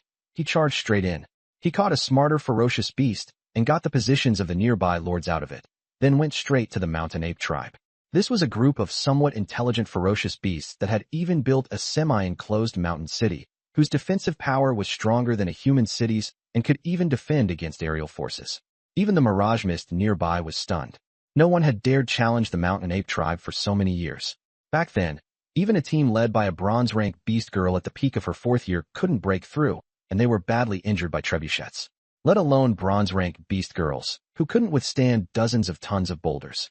Yet now, a first-year freshman leading iron-rank freshman actually dared to rush and head first. He was simply a reckless brute. Very quickly, Bai Yi tried it, and found he was completely outmatched. His stone golem puppets couldn't withstand the trebuchets. A wave of giant stone balls could knock down a whole swath. The stone golems summoned by Lin Meng were at most at the iron peak, a huge step below true bronze. There was no advantage in numbers anymore, and over 100 freshmen were completely useless as well. They simply couldn't break through the city defenses. Just when everyone thought Bai Yi was about to give up, he looked toward the forest and came up with a new idea. He ordered the stone golem puppets to start chopping down trees. With thousands of stone golems working together, the forest was cleared in an instant, and within a radius of more than 10 kilometers, it turned into open land. The Mirage Mist Dragon Beast Girl had a dark expression, and the others couldn't understand what he was doing. Even the mountain apes were completely baffled. But when Bai Yi ordered tens of thousands of trees to be used to completely surround the mountain ape city, someone immediately understood. Bai Yi was going to use fire. This magic world had long since stopped using military strategy, but Bai Yi, having crossed over, understood it very clearly. Next, more than a dozen fire element beast girls ignited the flames, wind element beast girls fanned the wind, and wood element beast girls added fuel. The fire erupted instantly, and the entire mountain ape city was directly turned into a torch, illuminating half of the small world. The mountain apes were trapped inside the city, choked by thick smoke so badly they could not open their eyes, let alone tell directions, much less escape. Mountain Ape City fell into chaos, the air thick with the smell of roasted meat, and everyone was utterly stunned. That can work too. He's created a new way to play. Bai Yi really is amazing. Everyone was shaken, even the teachers. But no one dared underestimate a Lord-tier exotic beast. The Mountain Ape Lord directly split Mountain City in two with its mountain-splitting power, turning it into a giant stone ball as it led several chieftains rolling out. Though they were dazed and smoking from the fumes, their strength was still terrifying. Strength and constitution both reached 20,000 points, and the freshmen simply couldn't damage them, let alone break their defense. The Mountain Ape chieftains also had 8,000 constitution points, making ordinary black iron-grade beast girls even less effective. On the other side, Gao Mulong led 40 to 50 bronze 5-star and above beast girls from the student council in a surrounding attack. All of them were elites, and the timing was perfect. Bai Yi and the others were now under attack from both front and rear. The teachers discussed, if Bai Yi can still pull off a comeback like this, then I'll give him a perfect score in my beast taming theory class. Bai Yi was also having a headache. The stone golem puppets charged toward the student council, only for the other side to have prepared in advance. The ground turned to quicksand, and dozens of stone golem puppets sank into it. Those that followed couldn't stop either, and the sand pit swallowed hundreds of them outright. Then came a swamp, and another batch got stuck. After that, extreme frost essence appeared, freezing a large number of puppets. By the time they reached the student council, less than half the puppets remained, and their momentum was completely gone. At this point, the bronze-grade beast girls began harvesting kills, while the silver-grade ones didn't even bother to move. The stone golem puppets were quickly wiped out. And on the Mountain Ape Lord's side, the puppets were no match either and were blasted away in explosions. Bai Yi and the others' living space was squeezed down further and further. Gao Mulong smiled and said, "How are you going to turn this around now? Prepare to attack." 3 silver-grade dragons swooped down. Bai Yi had an inspiration and transformed into a mountain ape. using the mountain ape language to communicate with the Lord. The mountain ape lord and the chieftains immediately turned around to deal with the dragons. Roar! Under Baye's command, the mountain ape lord used its boulder-throwing skill, hurling massive rocks like cannonballs. The dragons were directly smashed down. Boulder after boulder flew out, and the poison dragon and iron wing dragon were both hit as well. The iron wing dragon had strong defense and was injured less severely. But at that moment, a small mountain fell from the sky, crashing down at 10 times the speed and directly suppressing the iron-winged dragon beneath it. Get up! The falling dragons were being pinned down tightly by a large number of stone golem puppets. Under Nangong Qianxue's tenfold gravity, even silver-grade dragons couldn't move. The flame dragon was furious. It had finally managed to form a contract with Gao Mulong, only to make a fool of itself in its very first battle. A dignified silver-grade dragon was being suppressed by a group of black iron-grade beings, an utter humiliation. The flame dragon's fury turned into dragon breath as it spewed it out, instantly incinerating all the surrounding stone golem puppets to powder. As expected of a silver-grade dragon, Bai immediately ordered the mountain ape lord to attack, and also connected a stamina channel with it. The mountain ape lord looked baffled, but urged by Bai, it casually tossed a boulder straight into the dragon's mouth. The boulder shrank rapidly in the dragon breath, and in the end it happened to wedge in the dragon's mouth. The dragon breath could no longer come out, and the flame dragon's face twisted in agony, nearly suffocating to death. In the end it fainted, and because its mouth was blocked by the stone, it couldn't even transform into human form. It was miserably pathetic. With Gao Mulong's support, the iron-winged dragon tried to lift the miniature mountain, but all the stone golem puppets were pressing down on it, and it was forced flat again. More than 100 stone golem puppets, each weighing over 10 tons, stacked together under tenfold gravity were equivalent to yet another small mountain, and the iron-winged dragon simply couldn't hold out. It was on the verge of being crushed into uselessness. The poison dragon's toxin was useless against the stone golem puppets, and it was also hammered unconscious. The 3 strongest silver-grade dragons all went down. The bronze-grade upperclassmen were frightened senseless and didn't dare step forward. Bai shouted excitedly, "Lord, charge!" Before the apes could even react, they were commanded to rush forward. The upperclassmen were just about to run when Gao Mulong shouted them down. "You're already bronze grade. What are you afraid of? Do it." The student council elites came to their senses, charged together, and confronted the mountain ape lord head-on. Under the combined assault of the bronze-rank beast girls, the mountain ape lord could no longer hold out. Bai immediately ordered, "All ice element beast girls, join forces and put out the fire. We'll charge into Mountain Ape City." The black iron rank beast girls had limited abilities, so in the end they had to rely on Nangong Qianxue. She unleashed the SS rank skill, Ice and Snow World, instantly extinguishing the flames over several kilometers. The air turned cold at once, and even the fire was frozen solid. The teachers outside were surprised. That little girl's ice attribute wasn't strengthened after birth, was it? Those who knew Nangong Qianxue immediately explained. Nangong Qianxue was originally an A-rank student. After making a contract with Bai, she became S-rank, and then she ate the heart of ice from the summit of Kunlun Mountain, which is why she has her current strength. Someone exclaimed. They really tore apart the Kunlun immortal realm. The ice element beast girls led by Nangong Qianxue quickly put out the fire in Mountain Ape City. In the blink of an eye, the city changed from a sea of flames into a world of ice and snow, and the power of the magic was astonishing. Mountain Ape City had been nourished by earth elements for many years, making it extremely sturdy. Neither the blaze nor the sudden cooling caused it to collapse. Bai had hundreds of stone golems block the senior students at the rear, then led the new students into Mountain Ape City. The mountain apes were already dead or wounded. The few intact ones were turned into golems by Lin Ming, while those missing arms or legs had their beast soul beads taken directly, and all their beast souls were absorbed by Yez beast soul armor. Spikes grew again on the armor.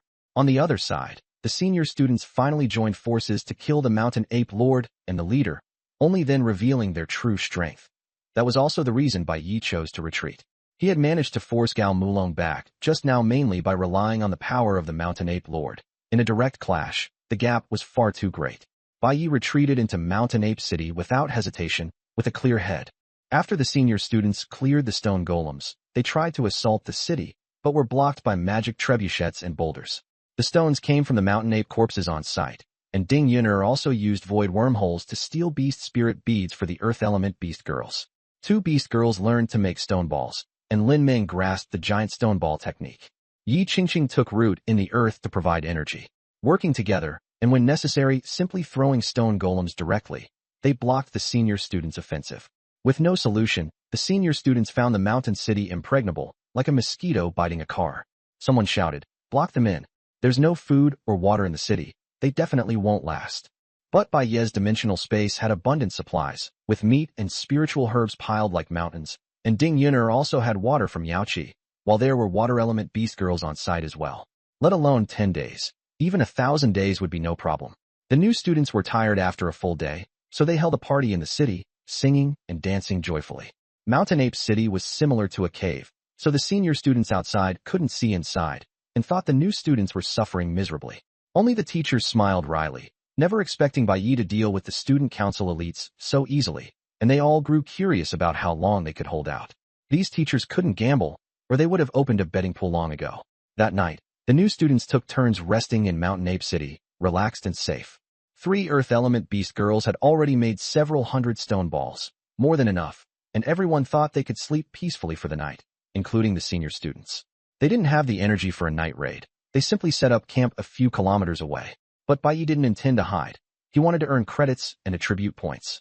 At dawn, Baiyi woke his teammates. Aside from him, everyone else had transformed into beast girl form: a sword, a grass, a bug, and a cat. Nangong Qinxue compressed gravity, and the 5 of them weighed just over 10 kilograms combined. Ding Yun'er used teleportation to take everyone, and in just a few moves they arrived in front of the senior students' camp. The senior students were alert and noticed Baiyi at once. But Baiyi had transformed into Gao Mulong's appearance, with the beast girls hidden inside his clothes. The sentry couldn't tell and asked, "President Gao, why are you up?" Baiyi, pretending to be Gao Mulong, said groggily that he was going to relieve himself. Someone reminded him that there was a toilet, but Baiyi directly shot him down, saying he wanted to go to the woods. Unexpectedly, just then the real Gao Mulong also wanted to use the toilet. The sentry was dumbfounded and hadn't reacted yet when the plants around the camp suddenly grew wildly, trapping the senior students. Everyone was unable to use skills to transform and was silenced. Then a wave of cold descended, and the frozen ground turned as hard as steel. Then a miniature, giant mountain came crashing down, with a sonic boom. Boom. The entire camp of more than 50 people was spared no one. All were pinned beneath the mountain, and many of them were knocked unconscious on the spot. The worst off was Gao Mulong. He had been squatting in the toilet, and was directly crushed into the cesspit, forced to struggle inside it, until he finally suffocated in despair and gradually lost his strength. The teachers also rested at night, leaving only one beast girl teacher on duty. When she saw this scene, she was shocked beyond belief. She hadn't expected Baiyi to wipe out the student council elites in one fell swoop, and so cleanly at that. When she saw that someone was about to be crushed to death, she hurriedly urged Baiyi to move the mountain. Baiyi told his teammates to reduce their weight, and the few of them worked together to lift one corner. Just as they managed to raise it, they couldn't hold it anymore, and the giant mountain fell again, bringing another round of groans and more people fainting. "You were using the wrong posture just now. Do it again." Baiyi planted himself in a horse stance and called everyone to continue. This time, the giant mountain was lifted more than a meter, then smashed down again. The few of them simply didn't have enough strength, and the mountain wasn't lifted. The people pinned underneath still had some breath left, but after being smashed a couple more times, they were basically all knocked out. Without transforming, the human body simply couldn't take it. Not turning into meat paste was already considered lucky. And that was only because some of them were especially tough-skinned. "Please stop lifting it. I surrender. Teacher, save me." A beast girl had her head sticking out, crying miserably for help. She was on duty tonight, and only her body was pinned. The screams were so awful that even the golden rank teacher couldn't stand it. "Don't be afraid. I'll go call for help." The teacher immediately used a magic scroll to launch a signal firework, lighting up the small world. Such an emergency item was rarely used, and no one expected it to be used in less than a day. The teachers rushed over at once, and even the teacher sleeping outside was awakened and came to the illusion. What lay before them was a scene of utter misery. Children were crushed flat like sheets of paper. If not for a few copper peas, they would have already turned into chips. Even more outrageous, excrement had been squeezed out as well, making the scene extremely embarrassing. The rescuers performed every kind of first aid and finally managed to save their lives. After taking stock, they found that one person was missing. Where is President Gao? Could he have been taken away by Baiyi? Everyone searched for a long time, but couldn't find him. "I didn't see him either," Baiyi said. "It seems like he went to the toilet." Everyone's gaze turned to the collapsed restroom, but no one dared go down. In the end, a plant-type beast girl summoned a treant and fished a filthy human figure out of the cesspit. Don't tell me that's really President Gao? Someone used detection to confirm it, and it really was. Hurry and save him. But the teachers all found it too dirty and refused to go near. They had no choice but to have a watertight beast girl wash him down with heavy rain. Gao Mulong's body was rinsed clean, but the stench was still coming out of his mouth. The teacher asked, "Who's going to give him mouth to mouth?" Everyone dodged away. No one dared step forward. Not even the dog-type beast girl dared try. In the end, the giant ape summoned by the Mirage Dragon braced itself and saved his life, and even the giant ape was retching nonstop. Gao Mulong vomited out a pile of filthy stuff and finally managed to resume breathing. Under the treatment of the angel and the medicinal pills, he slowly recovered. These people had all become Bai Ye's captives. Once the teachers stepped in to rescue them, it meant they had already lost. In this round, Bai Yi and the others directly earned 500 credits, and each person could share 100 credits, equivalent to 100 million. They were making money far too fast. Soon, when the freshmen woke up early in the morning, they started worrying, afraid that the student council elites would block them in and leave them with nowhere to go. Although following Bai Yi meant they had food and drink without worry, if the senior students also launched a fire attack, they would still be done for. But after going up onto the city wall, they discovered that the situation had completely changed. The student council elites had all been captured. The stone golems were carrying the senior students they had captured yesterday toward the platform. What the hell is going on? Did the sky change after one night's sleep? Where are the student council elites? How did Bai Yi do this? Don't ask anymore. From now on, Bai Yi is my faith.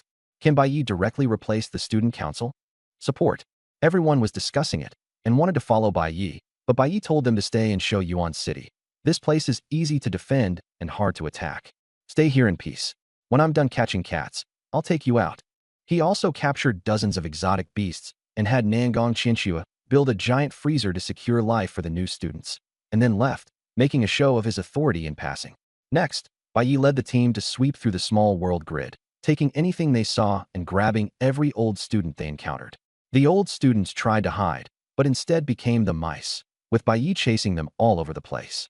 Some old students even tried to bribe Bai Yi. "Let me out, 20 points. Bai Yi flatly refused. "As upright as I am, impossible." When the other side raised it to 50, then 100 points, Bai Yi still shook his head, solemn and proper.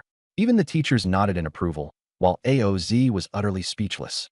In fact, Bai Yi knew this was all for the teachers' benefit. There was definitely surveillance inside the beast space, and being greedy for a little advantage could easily lead to trouble. Better to act like an upright man and, incidentally, rack up points. On the other side, when the new students heard that Bai Yi had built a safe city, they rushed over one after another. Soon, Shouyuan City had gathered more than half of the new students. The old students couldn't break in at all. The city was armed to the teeth, and the trebuchets alone were enough to intimidate everyone. Whenever too many old students gathered, Bai Yi would appear and haul them away in one go. As a result, no one dared to have designs on Shouyuan City. For the new students, entering the city was basically the same as saving their lives. Shouyuan City had completely become a safe zone, and the situation was bizarre. Should we just end it? The Mirage Dragon couldn't help suggesting. Bai Yi had practically emptied the beast space by now. Some of the teachers supported ending it, while others felt it was fine to let the old students suffer a little. There was no need to change the rules just because of Bai Yi. In the end, Principal Ao Mingzhu spoke up. "Bring Bai Yi and the other 4 out." Everyone else continues. The teachers went to find Bai Yi, but Bai Yi didn't even bother to look at them. He hadn't finished moving the resources, hadn't finished catching the old students, and kept leading his legion around to sweep everything. The teachers were helpless and wanted to use forceful measures. AOZ explained the real reason. The benefits weren't enough. Only talking about obligations and not about rewards. Wasn't that just hooliganism? Back when only Bai Yi could act like a scoundrel, now that it was someone else, he wouldn't buy it. After Ao Mingzhu figured it out, she didn't know whether to laugh or cry. This student was hard to handle. She'd definitely have a headache in the future. Give him 2,000 credits and tell him to get lost. Though angry, she still tried to be reasonable. As a result, Bai Yi refused again. "What a joke. The credits I earned are way more than 2,000. Ao Mingzhu explained. "That's extra." Only then was Bai Yi satisfied. Principal, wise choice. After Bai Yi agreed, everyone finally breathed a sigh of relief. Without Bai Yi, the school could finally return to normal, and the old students could once again act like big shots. But things weren't that simple. Shouyuan City had become a dead zone. Bai Yi had left all the stone statue puppets outside the city, and they would automatically attack anyone who approached. More than 200 old students wanted to imitate Bai Yi's tactics, but they had neither manpower nor materials, and were frustrated to no end. In the end, they could only go rob points from the new students, and they still didn't gain much. By the last day, even the top-scoring old student only had a little over 10 points, and most people had single digits. By contrast, Bai Yi and the other four each had 1,000 credits, leaving them far ahead, equivalent to surpassing even the third and fourth-year seniors. On top of that, Bai Yi also gained an extra 300 points in all attributes, greatly boosting his strength.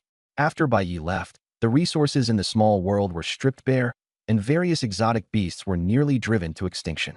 If not for the Mirage Dragon deliberately leaving behind a little foundation, the small world would have been completely emptied. Out of this batch of 1,000 new students, more than 600 made it out safely in the end, setting a new record in the school's history and completely crushing the second-place result. Even third place was far behind. Throughout history, there had only been one instance of exceeding 100, and that was the monstrous prodigy whose name no one dared mention anymore. Now, everyone felt Bai Yi was even more ruthless. The old students, especially the elite members of the student council, couldn't hold their heads up in front of the new students. The new students didn't even respect their senior brothers and sisters, acting arrogantly as if they were the masters of the school, and even wanted to form a Bai Yi club to support Bai Yi as president. The teachers were speechless, but the school championed freedom. So long as rules weren't broken, no one cared what the students did. This year, the student union and all the clubs had 0 incoming freshmen. Instead, the freshmen founded several clubs of their own, such as the Military Strategy Club, which studied how to win with fewer troops than the enemy and conducted experiments in the beast space. They made such a racket that the whole area was in chaos, and the officials even wanted to put the freshmen on a blacklist. Unfortunately, no one actually dared to manage them. There was also the Barbecue Club, the most outrageous of them all. They filled the entire school with smoke, invented flatbread rolls with scallions and grilled skewers, and became the most profitable club on campus. Even the teachers came to patronize it. The school couldn't stand it and wrote a ban on barbecue into the school rules, only for the freshmen to immediately move their stoves outside the campus. In the end, all these tricks were related to Bai Yi. The honorary heads of every club were all him, and he had become the center of the storm. These were all stories for later. Right now, Bai Yi's most embarrassing problem was having nowhere to live. The dormitory had already blacklisted Bai Yi and refused to let him in no matter what. The communal dorms didn't dare take him either, afraid that if he got happy for a moment, he'd blow up the dorm and watch fireworks. Bai Yi himself didn't care, but the beast girls beside him were mortified. They had once been so popular, but after following Bai Yi, everyone avoided them like the plague. Now they didn't even have a place to stay. It was miserable. After a round of blame shifting, the only option was to send them to AOZ's place. Whoever caused the trouble had to take responsibility. And just like that, Bai Yi and the other four moved into the villa dormitory in the back mountain, with the headmaster next door for a full sense of security. Too bad there was still no slacking off. On the first day of school, Bai Yi had wanted to sleep in, only to be yanked awake by AOZ. What time is it already? Still sleeping. Bai Yi glanced at his phone groggily and instantly woke up. Not because he was anxious, but because he was furious. Classes start at 9. Why are you waking me up at 6? AOZ played dumb. Did I read the time wrong? Bai Yi complained. You must have just not been able to sleep yourself and came here to bother me. First time teaching, I'm nervous, okay? As if. After the two bantered for a bit, AOZ's nerves faded, but Bai Yi could no longer fall back asleep. He turned around and started stirring up trouble with Lin Ming and the others again. By a little after 7, all 6 people in the room had been dragged awake, each of them wearing a resentful expression. Yi Qingqing and Ding Yuner hadn't made a contract with Bai Yi in the first place, so they could stay wherever they wanted. Now they were dragged into this mess too, and it was too late for regrets. It wasn't until Bai Yi brought out a lavish breakfast table that everyone finally surrendered to the deliciousness: black iron-grade milk, lord-level beast meat, spirit fruits. One meal later, everyone's attributes had risen by quite a bit. For this breakfast, enduring a little hardship was worth it. After breakfast, they went to 5 Elements Mountain to farm monsters and train until class time was finally over. When AOZ entered the classroom, the reaction was fairly normal. But the moment Bai Yi walked in, the whole place exploded. Everyone stood up at once. Hello, Brother Bai. He was even more popular than the teacher. AOZ glared at Bai Yi in annoyance, and Bai Yi responded calmly before the students finally sat down. AOZ's carefully prepared opening speech was completely stolen, so she could only continue. Hello everyone. I'm your homeroom teacher and beast combat instructor, AOZ, an S-grade purple gold dragon beast girl. Over the next 4 years, I hope you can become even stronger than your teacher. The classroom fell silent. AOZ was puzzled. What's going on? Someone whispered. If Brother Bai doesn't say anything, who would dare go up? Aoz was speechless and could only let Bai Yi introduce himself first. The moment Bai Yi went on stage, there was thunderous applause. He didn't even need to introduce himself. There wasn't a single person in the entire school who didn't know him. Bai Yi didn't say a word before stepping down, and below him came another wave of applause. Then it was the turn of Bai Yi's 4 teammates to go on stage. After the 4 of them finished introducing themselves, the others finally dared to go up one by one. That was status, that was respect for Bai Yi, and by extension, the people around Bai Yi were respected too. Bai Yi and the others were assigned to Class 1 of freshman year, 50 students in total, most of them S grade, with the rest A grade, all elites from various places. Originally, students this talented would have been hard to manage, but with Bai Yi there, everything became much easier. Aoz let out a sigh of relief. Choosing class officers was easy too. Bai Yi was directly and unanimously elected class monitor, and Aoz's first class meeting ended perfectly. The second class was Beast Course. The teacher brought a model, but Bai Yi directly summoned a black iron-grade beast and placed it on the lectern, startling the teacher and sending all the students hiding behind Bai Yi. Only after they heard that the beast had been summoned by Bai Yi did everyone sit back down in peace. They all trusted Bai Yi. After all, most of them had mixed around with him in Ape City. The teacher still wasn't at ease, but this beast was extremely cooperative. It even took the initiative to peel back its belly for everyone to look at. It was even more obedient than a pet dog, and the teacher was stunned. It was the first time anyone had seen someone train a beast to be so obedient. In the afternoon class, Bai Yi was so sleepy that he fell asleep with his head on the desk. He had been woken up too early by Aoz that morning. The teacher was furious and told Bai Yi to get up and repeat the content, but there was no response because Bai Yi was asleep. The teacher was even more upset, and none of the surrounding classmates woke him up either. The teacher had no choice but to go over and call him himself. Bai Yi asked groggily, "Is class over?" The teacher was almost exploding with anger, and Bai Yi even said, "This is a beast space class, so it's fine." Then he kept sleeping, and the teacher nearly went crazy. At that moment, Ding Yuner explained that he had been blacklisted by the entire nation's beast space system. The teacher was speechless. After looking up Bai Yi's background, he gave up completely. "Fine, sleep if you want. Just don't let anyone next to you disturb Bai Yi." By the 4th period, beast language class, Bai Yi was still asleep, and the teacher got angry again. After Bai Yi woke up, he conversed in standard beast language, shocking the teacher, who even wanted to make Bai Yi the class representative. Later, he discovered Bai Yi was even better at beast language than he was, so he decided that Bai Yi could sleep as much as he wanted in his class, and he even asked him for advice from time to time. At last, the day's classes were over. Bai Yi planned to take the group out for a feast and also sell some pills along the way. He had refined more than 10 billion pills in the Kunlun immortal realm, and Zhangzhou simply couldn't sell them all. Most were still stockpiled, including the resources he had accumulated recently. Keeping them around just took up space, and they couldn't be exchanged for money anyway. Bai Yi planned to go to Longdu to sell them. With that level of spending power, they would definitely be able to absorb them. After treating everyone to a bowl of zhajiangmian at a street stall, Bai Yi led the team to Longdu City's largest shopping mall, Longdu Mall. Almost everything could be bought there, even gold-grade treasures. Major companies all had stores there, and Bai Yi chose the familiar Tianhu Mall. As soon as they entered, the clerk saw that they were a group of students and had a rather indifferent attitude. "Just take a look around. If you want to buy anything, ask me." Bai Yi asked directly, "Do you buy resources?" "We do. We can buy all kinds. I have a lot of resources." "It's fine, bring them out. We can take however many you have." The clerk thought they probably couldn't produce anything too big, but the next second he was buried under a mountain of resources, and the entire lobby was almost packed full. Bai Yi even said, "Want me to keep bringing them out?" The clerk panicked and immediately went to call the store manager. The store manager was Dai Suying, a middle-aged beast woman with a very imposing temperament. She looked like someone not to be trifled with, at least gold rank. She introduced herself with full force, her aura completely unleashed, and casually praised Bai Yi. "So you're the legendary SSS rank beast tamer. I've long admired you." Bai Yi was just about to be swept away by her aura when Lin Meng and Nangong Shui each pinched him once, and he finally came to his senses.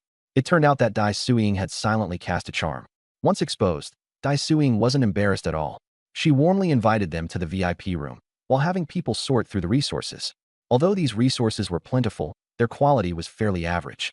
Dai Suying's enthusiasm was entirely due to Bai Yi's identity, an SSS rank beast tamer with limitless potential. Of course, she had to build a good relationship with him. After arriving at the VIP room, Bai Yi nodded in satisfaction. "The space is decent. It should barely fit my things. Please clear the room." Dai Suying was speechless, but she still had the VIP room furniture moved out. Bai Yi then began taking out more treasures. Before long, The high-end VIP room was packed solid. Dai Suying roughly estimated that, combined, these resources were worth at least tens of billions. Even more shocking, many of the pills had pill patterns, making them extremely high quality. Dai Suying asked, "Were all these pills refined by you?" Bai Yi nodded firmly. Dai Suying was stunned. A pill refiner with this kind of pill pattern yield was far too rare, absolutely god tier. They had to sign him. She immediately changed her tone. "Master Bai Yi, how about we move to a more upscale room to talk?" Bai Yi trusted that Tianhu Mall wouldn't cheat him, so he directly had the clerks count the goods while he followed Dai Suying into the room. Dai Suying began to show off her charm like crazy, trying to build rapport with Bai Yi. Nangong Shui couldn't stand it anymore and stepped directly in front of Bai Yi. "Manager Dai, if you have something to say, just say it directly." Only then did Dai Suying become serious and state her purpose. "Master Bai Yi, Tianhu Mall would like to hire you as a contracted pill refiner. The base salary is 10 million, and there are bonuses for completing tasks." At this moment, the system popped up a choice. 1. Agree and become Tianhu Mall's pill refiner. Reward. Advanced pill refining 2. Refuse. Reward. 50% increase in pill success rate. The rewards were all pretty good, but Bai Yi chose the second one without hesitation. Thinking of his previous life at a 996 company, he was determined not to be a wage slave. In this life, he was absolutely not going to do it. "I'm not doing it." Bai Yi refused outright. Dai Xia was unwilling to give up and kept trying. But Bai Yi's attitude was firm, so Dai Xia had no choice but to let it go. She only hoped that the pills Bai Yi refined in the future could be sold through her, and Bai Yi nodded in agreement. Much later, the shop assistants finally finished tallying the goods. The total value came to 20 billion, and the pills alone were worth 12 billion. Everyone was shocked, especially the clerk who had received them at the door. Under the respectful sending off of the many shop assistants, Bai Yi and the others walked out of Tianhu Mall.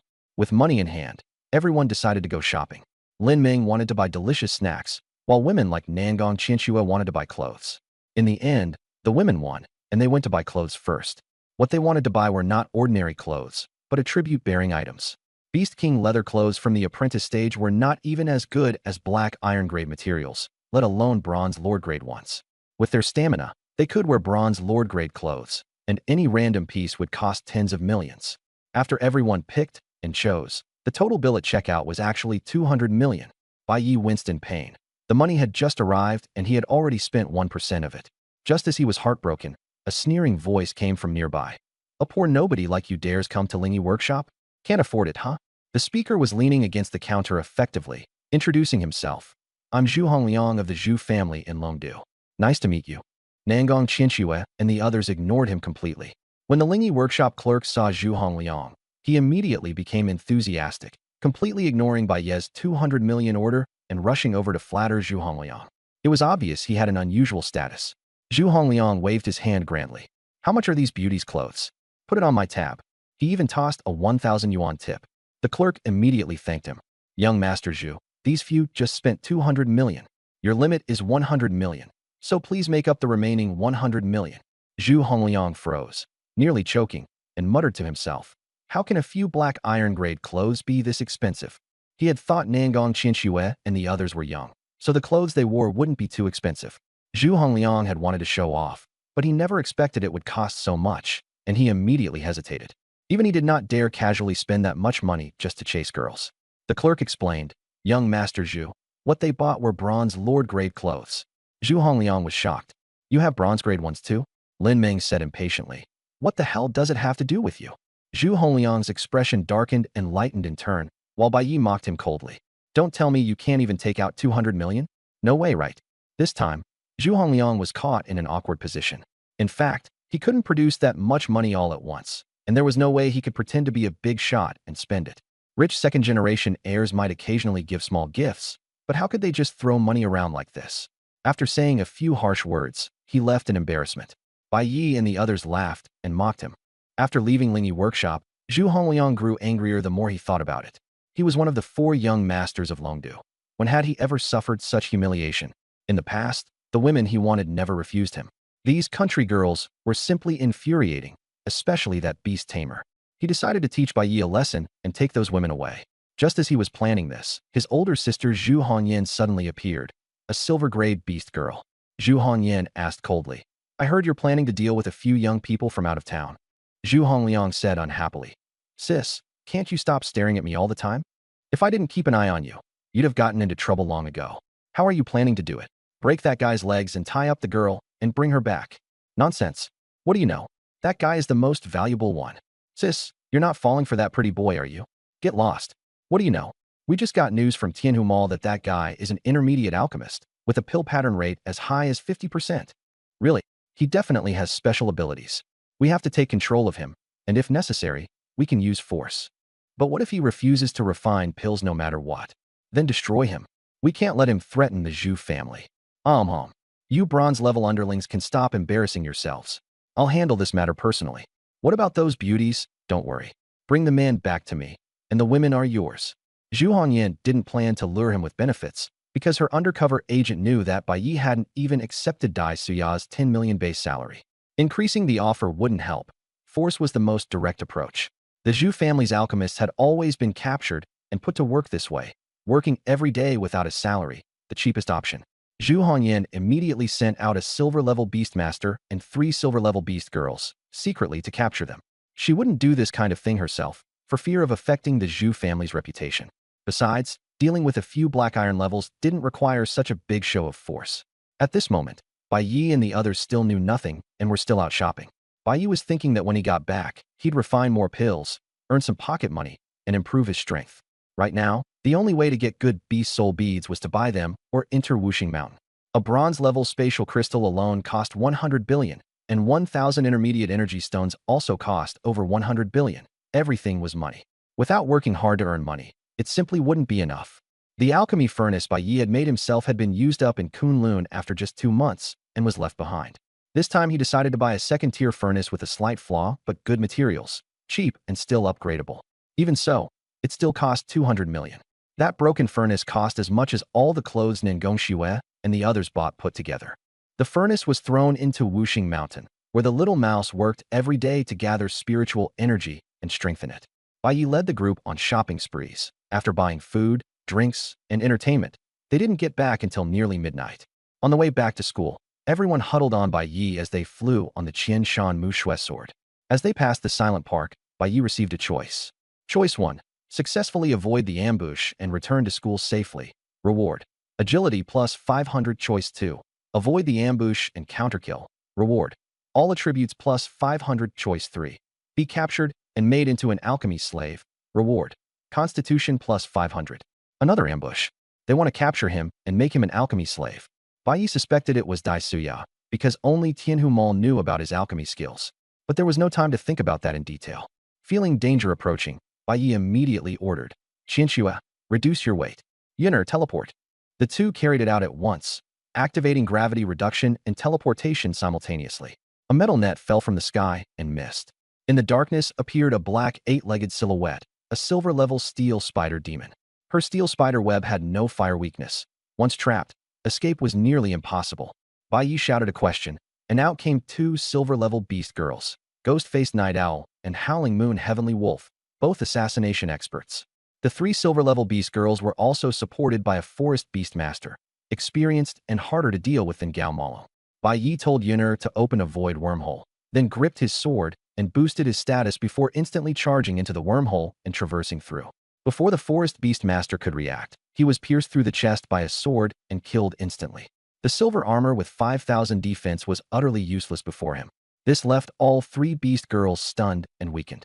Bai Yi shouted for the wormhole to keep going, and Yuner opened it at an altitude of 1,000 meters.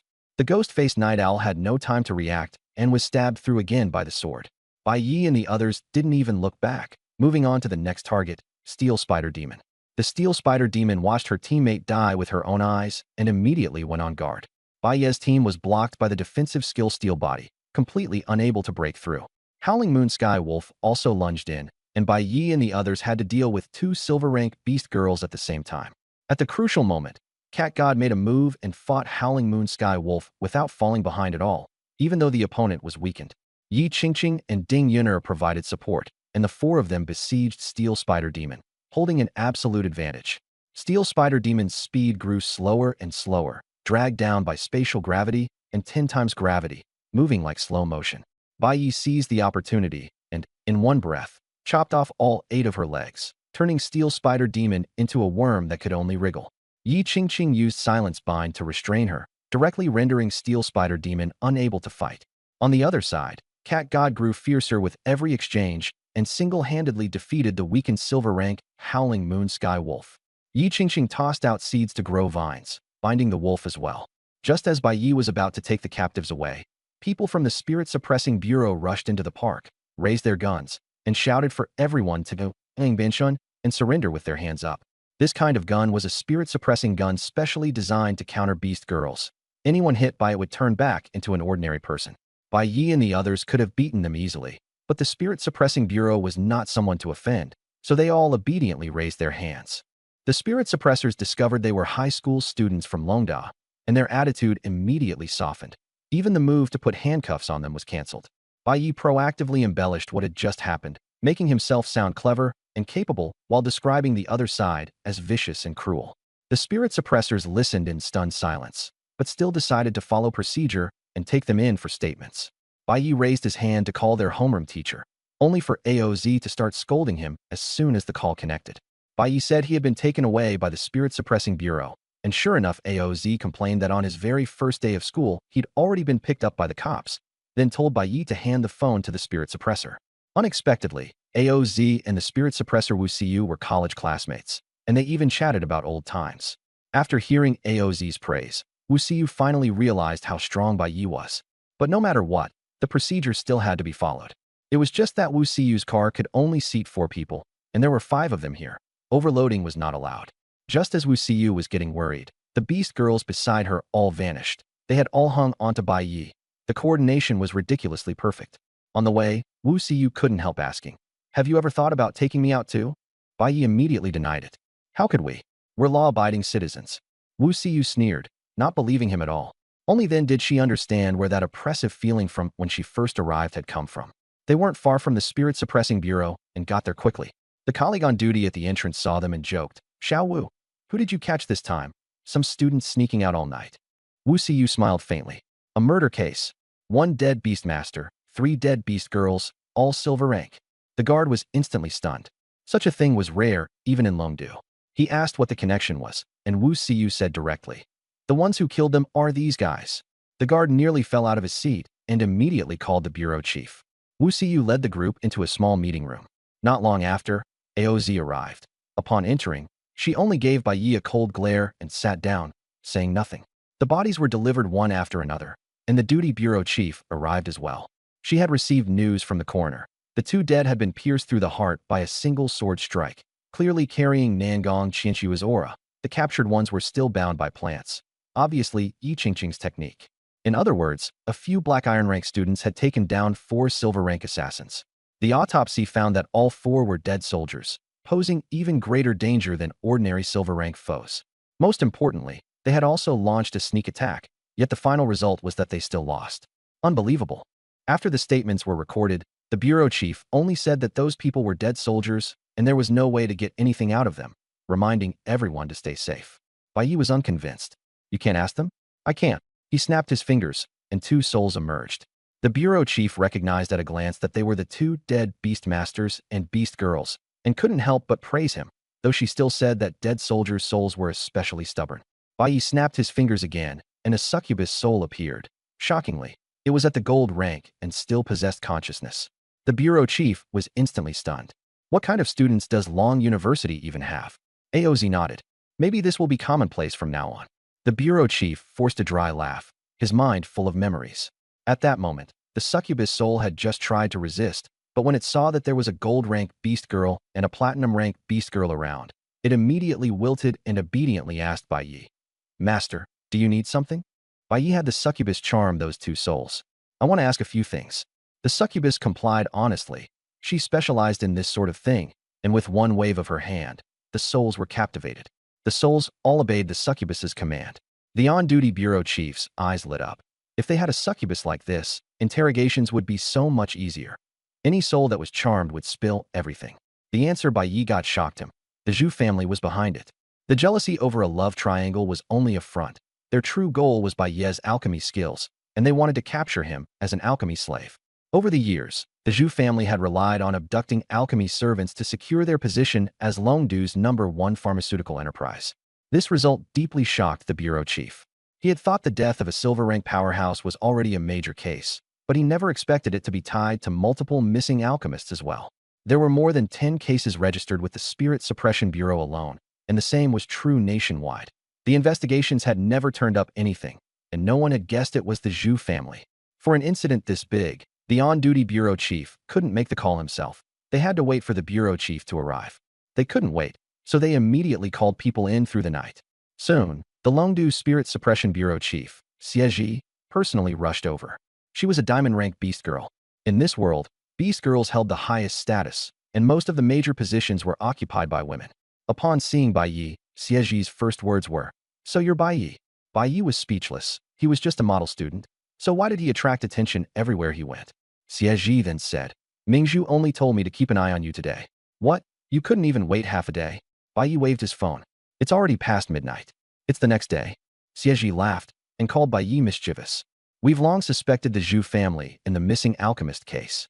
Unfortunately, we have no evidence. Testimonies obtained through soul-searching techniques like charm and spirit interrogation can't be used as evidence. You can't possibly have the succubus make the soul give false testimony, can you?" Being called out by name, the succubus shrank her head, not expecting to run into so many big shots. She had originally thought she might get a chance to escape, but now that she saw how quickly this beast tamer was growing at such a young age, she decided it was better to behave and not act up, or else her soul might be shattered. Bai Yi could understand Xie's words, but he was still unwilling to give up. Is there really no way to investigate? Xie sighed and said they could investigate, but the Zhu family had definitely already transferred everything out in advance. Just as Xie had expected, Zhu Hongliang was in disbelief after learning the operation had failed. Several silver-rank powerhouses had actually failed to deal with the newcomer. Zhu Hongyan reacted even faster, realizing disaster was at hand. If the Spirit Suppression Bureau found out, the Zhu family would be finished. Zhu Hongyan directly dragged Zhu Hongliang home to report the matter. Zhu Hongliang still held on to a shred of luck, but he was slapped flying in one blow. Zhu Hongyan said anxiously, "The Zhu family is about to be finished, and you're still being stupid." The two of them rushed back home, and the Spirit Suppression Bureau people followed closely behind to search the place. But the Zhu family had already prepared for this. The factory had been moved, and the search turned up nothing. Xie also told Bai Yi and the others about the search results. As expected, the so-called factory was mostly hidden inside a portable exotic beast space. Once discovered, it could simply be thrown into a dimensional space, making it impossible to catch them. Just as everyone was at a loss, Bai Yi suddenly received a system option. Option 1. Let it go and swallow this loss. Reward: Constitution plus 100. Bai Yi wasn't going to swallow a bitter loss, but forcing his way directly into the Zhu family was unrealistic. The Zhu family was one of the 4 great families of Longdu, and it had gold-rank powerhouses. So he chose the third path: bring down the Zhu family within a month. A cold glint flashed in Bai Yi's eyes. He refused to accept being threatened. "Since you can't do it, I'll do it." Xie immediately warned him not to act rashly. The Zhu family was not someone he could afford to provoke. Bai Yi said he had things under control, then went back with AOZ to rest. The next day, when he got to school, it was still dark. Bai Yi used the excuse that he already knew everything and didn't need to attend class. After resting a bit, he went alone to the Tianhu Mall to buy supplies, and AOZ, worried about him, followed along. At Tianhu Mall, Bai Yi showed them what he was capable of. He placed a direct order for 20 billion worth of spirit herbs. Even AOZ had never seen such a huge transaction. The money from yesterday had all come from Bai Yi's own savings, and this 20 billion was pure expenditure. Tianhu Mall agreed to have everything ready within 5 days. Bai Yi still wasn't satisfied, so he used himself as collateral and took out a 10 billion loan. If he couldn't pay it back, he would become their lifelong exclusive alchemist. Dai Xiao agreed on the spot and said they would accept all the pills he refined. AOZ roughly guessed what Bai Yi was thinking, but he was still doubtful. Could Bai Yi really bring down the Zhu family? Unless he had a core competitive edge. Bai Yi actually had plenty of cards to play. He was proficient in all pill formulas below Tier 2, had an extremely high pill pattern success rate, a 50% higher pill refinement success rate than others, plus Mouse Bro's Samadhi True Fire and the enhanced pill furnace. One furnace of pills for him was equivalent to 2 to 3 times the profit of others, with costs several times lower, more than enough to crush his opponents. Tier 2 pills were the mainstay of Black Iron level Beastmasters, and they happened to compete head-on with the sub-Tier 3 pills the Zhu family specialized in. Bai Yi secluded himself to refine pills, and Yi Qingqing would occasionally come by to help purify spirit herbs and support Mouse Bro. When Mouse Bro got tired, he would level up and vow to persevere to the end. Within 10 days, Bai Yi turned all 30 billion worth of spirit herbs into pills, and Tianhu Mall assessed their value at 150 billion. An ordinary alchemist could only turn 30 billion worth of spirit herbs into 50 billion worth of pills, but Bai Yi was 3 times better than others. In terms of profit, that was a straight 6-fold advantage. A tier 2 pill sold for 100,000 each, and Bai Yi could still make money even if he sold at 20% off. An ordinary alchemist would go bankrupt even at a 40% discount. With this absolute advantage, Bai Yi completely crushed the Zhu family. With the price gap in place, the Zhu family could be killed off at any moment. As soon as the Zhu family heard the news, they panicked. If the market was full of cheap tier 2 pills, their stock would be left on their hands. Without tier 2 pills as their main source of income, the Zhu family was doomed. The Zhu family hurriedly used all kinds of connections to put pressure on Tianhu Mall, forbidding them from selling raw materials to Bai Yi any longer and directly setting up trade barriers. The Zhu family was an established power rooted in Longdu, while Tianhu Mall was an outsider and dared not clash with them head-on. But Bai Yi simply raised the purchase price by 50%, and immediately a crowd of people rushed to sell him raw materials, Tianhu Mall included. The Zhu family could only restrict Tianhu Mall, but they couldn't stop others from selling. It was like a major power restricting oil trade, while its underlings publicly supported it, but secretly resold supplies on the side to make the price difference. Things like that simply couldn't be stopped. On the other hand, Bai Yi had the Nangong family open 100 pharmacies in Longdu all at once, with all pills sold at 20% off. At such a price, the Zhu family didn't dare match it, and couldn't afford to. Doing so would only mean losses. With raw materials locked up at high prices, the pills couldn't be sold, and the Zhu family was immediately choked off. The only thing that could still sustain them was tier 3 pills, but by then Bai Yi had become a senior alchemist through large-scale pill refinement, spent 1 billion to buy a high-quality tier 3 furnace, and started refining tier 3 pills as well, selling them at the same 20% discount. That way, there was hardly any profit left once the pills were transported to other cities, so no one would resell them. The prices were set right at the Zhu family's cost, and even their tier 3 pills couldn't sell. In Longdu now, not even tier 1 pills were selling. 90% of the Zhu family's profits came from tier 2 and tier 3 pills, and now everything had collapsed across the board. If it were only for a day or two, they could still endure it, but Bai Yi had dumped thousands of billions worth of pills all at once, enough to supply Longdu for a month, and he had made it clear that everything would remain at 20% off going forward. If the Zhu family wanted to recover, they would have to sell at even lower prices, but that would mean selling at an immediate loss. Bai Yi could still keep lowering prices. He could afford to play this game, but the Zhu family couldn't, and they were completely trapped. In the Zhu family estate, the head of the family, Zhu Yuanying, had been cursing for 2 straight hours, while Zhu Hongyan and her brother knelt on the ground. Idiots. You didn't even bother to investigate the other party's identity. An SSS rank beastmaster, and a student at Longdu University. How dare you provoke him? Now the entire Zhu family is finished. The angrier Zhu Yuanying got, the harder he kicked the siblings flying. Zhu Hongyan, with her stronger constitution, was still somewhat alright, but Zhu Hongliang directly spat out blood and broke bones. That showed just how much force Zhu Yuanying had unleashed. Zhu Hongyan asked, "Dad, what should we do next? If you can't solve the problem, then you can only solve the person who created it." Zhu Yuanying said coldly. But Bai Yi has been at Longdu University the whole time, with both his homeroom teacher and the principal by his side. There's no way to make a move. If he won't come out, then find a way to lure him out. A ruthless look appeared on Zhu Yuanying's face. He already had a plan in mind. During this time, Bai Yi shut himself away to refine pills and basically stayed on 5 Elements Mountain. Yi Qingqing came by to help when she had time, and when Lin Ming and the others had no classes, they went out to wander and eat. Ding Yuner had even rounded out a lot and looked much more mature, no longer like a high school student. On Saturday night, after the 3 of them finished exploring the snack street, they packed up a lot of food and headed back toward the school. Suddenly, several tentacles shot out from a van by the roadside and wrapped them up, dragging them inside. No matter how they struggled, it was useless. Even their skills and voices were sealed, completely suppressed. The one who made the move was probably a golden rank beast girl. Yet she was still this cautious when dealing with just a few black iron rank opponents. Snacks scattered all over the ground, and the 3 of them vanished like that, with the people on the road not noticing anything at all.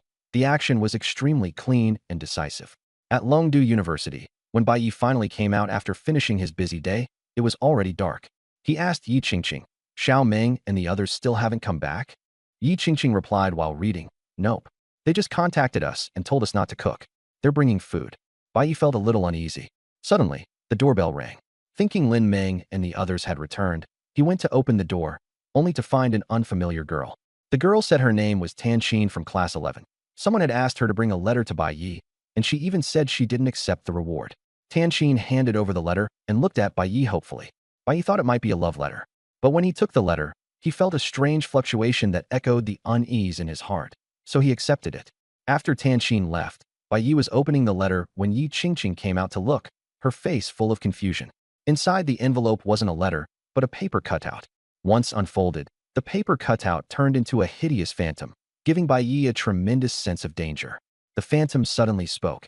If you want to save your 3 companions, then behave yourselves. Bai Yi understood where the unease in his heart came from. Something had happened to Lin Meng and the other 2, not to him. Yi Qingqing hurried to call them, but all 3 phones were switched off. Bai Yi said softly, "People from the Zhu family?" The phantom answered coldly, "You don't need to worry about that. Just listen to me. First, you're not allowed to report this to the Spirit Suppression Bureau, and you're not allowed to tell the principal or teachers, or I'll kill them immediately." Today happened to be the staff meeting, so all the important teachers were away. Bai Yi nodded. The phantom continued. Second, don't resist. Let me seal your dimensional space. The 5 elements spirit plate and the soul nurturing bowl are not to be touched. The other side had clearly figured everything out. Bai Yi could only put the soul nurturing bowl back into his dimensional space, then take out a peach and eat it to increase his strength. Rat Little Brother also came out with him. The movement skill was extremely discreet. Ordinary people would have a hard time noticing it. What's more, the other side was only a phantom clone. As for Rat Little Brother now, he was a Black Iron Peak King rank beast, and his strength was no weaker than Bai Yi's. He could still help at critical moments. At this moment, when the phantom saw Bai Yi suddenly take out a peach and start biting into it, he found it odd but said nothing, and continued with the 3rd condition. In 1 hour, go to Yinshan in the north of the city. I'll guide you. He added, put this beast girl into 5 Elements Mountain, and I'll seal her as well. He was referring to Yi Qingqing, because she had heard the secret and could not be left alive. Bai Yi could only do as told, letting the phantom seal his dimensional space. After eating the peach, his 1000 transformation skill leveled up. Not only could he transform himself and beast girls, he could also transform others, as long as the other party was willing or unconscious. After everything was handled, the phantom became almost transparent and forcefully attached itself to Bai Yi's divine soul, becoming even more concealed. Then Bai Yi followed the phantom's guidance and hurried out of the city. The phantom was cautious and wouldn't let him use the radiant mirage wings, saying they were too eye-catching. Bai Yi could only run. Longdu had terrible traffic jams. Even ordinary people running could catch up to cars, let alone him with his high agility. In less than an hour, Bai Yi arrived at Yinshan, then suddenly blacked out and fell unconscious. When Bai Yi woke up, he found himself in a dimensional beast space. It was very hot all around. He was in a volcano. Beside the crater were rows of alchemy furnaces, and every furnace had an alchemist sitting by it, drenched in sweat and wearing a numb expression. There were probably 40 or 50 of them. Bai Yi thought of the Zhu family kidnapping alchemists to make them slaves. The situation was far more serious than the Longdu Town Spirit Bureau had imagined. You weren't arrogant before? Didn't you want to wipe out our Zhu family? Now, you can be an alchemy slave. The icy voice belonged to Zhu Hongyan, a silver rank beast girl. Bai Yi looked at her coldly. Bring my friends over. Otherwise, I'd rather die than refine pills. Zhu Hongyan's face flushed red as she reached out to grab Bai Yi, but Zhu Yuanying stopped her with a shout. Yinzi, enough. Alchemy makes money, billions in profit every hour. Don't waste time. Zhu Hongyan had no choice but to let go. Zhu Yuanying didn't waste any more words either. He called over an octopus beast girl, who brought the bound Lin Meng and the other 2. Bai Yi was only allowed to confirm they were still alive before they were taken away again. Now you can properly refine pills, right? Zhu Yuanying only cared about making money and demanded that Bai Yi refine pills for 20 hours a day, squeezing him to the limit. The alchemists around him were equally exhausted and numb. Bai Yi had nothing to say and could only comply, sitting down and continuing to refine pills. At the same time, at Longdu University, AOZ finished her meeting and returned to the dorm, but she didn't see Bai Yi or the other 4. She thought they had gone shopping. She didn't take it to heart. But by the time midnight passed and no one had returned, AOZ had no choice but to call Bai Yi, only to get no answer. She called the other 4 as well, but still no one picked up. AOZ immediately sensed something was wrong and hurried to check the surveillance footage, only to find Bai Yi suddenly sprinting out of the city. He looked extremely anxious and wasn't even using flight, which clearly meant something was off. AOZ immediately thought of the missing alchemist case and contacted her classmate Wu Siyu overnight. and through her got in touch with the town spirit bureau director, Xie. Though Xie complained about Bai Yi causing trouble, she acted without hesitation and immediately mobilized most of the town spirit bureau to search for Bai Yi. Not only because Bai Yi was important, but also because the Zhu family had acted too hastily and left behind many clues. This time, they had a chance to crack the case. But before the spirit officers could even be deployed, Longdu had already fallen into chaos. Beast girl assault cases were breaking out everywhere, and the weakest among them were at the bronze rank, which ordinary people simply couldn't handle. The town spirit bureau's phones were being bombarded nonstop. Xie had no choice but to send out all the spirit officers to deal with the emergency, which left no one available to continue investigating the clues. By the time they were free to search again, all traces had basically been erased.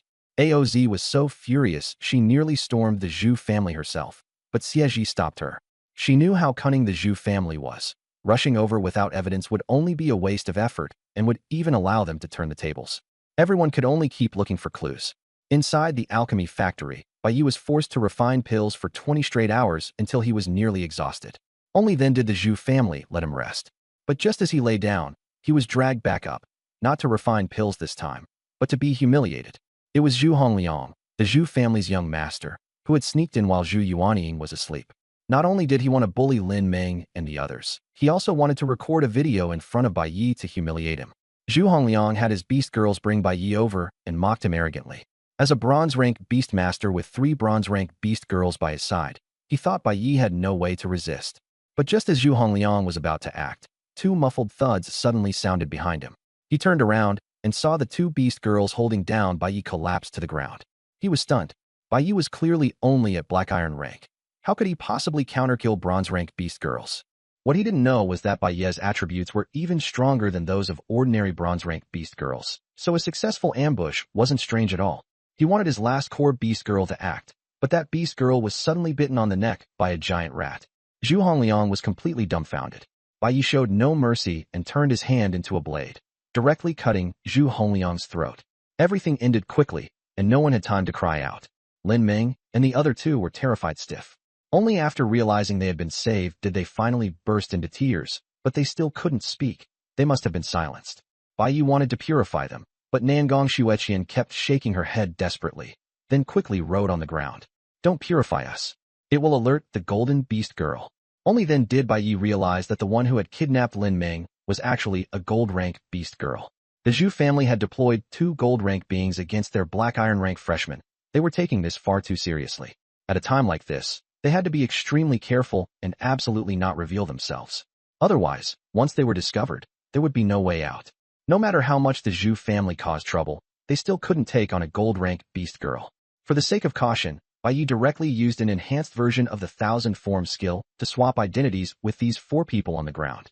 He needed to buy as much time as possible, preferably until reinforcements arrived and the Zhu family could be wiped out in one fell swoop.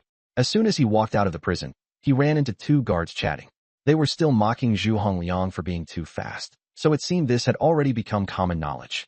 Bai Yi thought it had nothing to do with him and kept walking out swaggeringly. Then someone called out to him, "Young Master Zhu."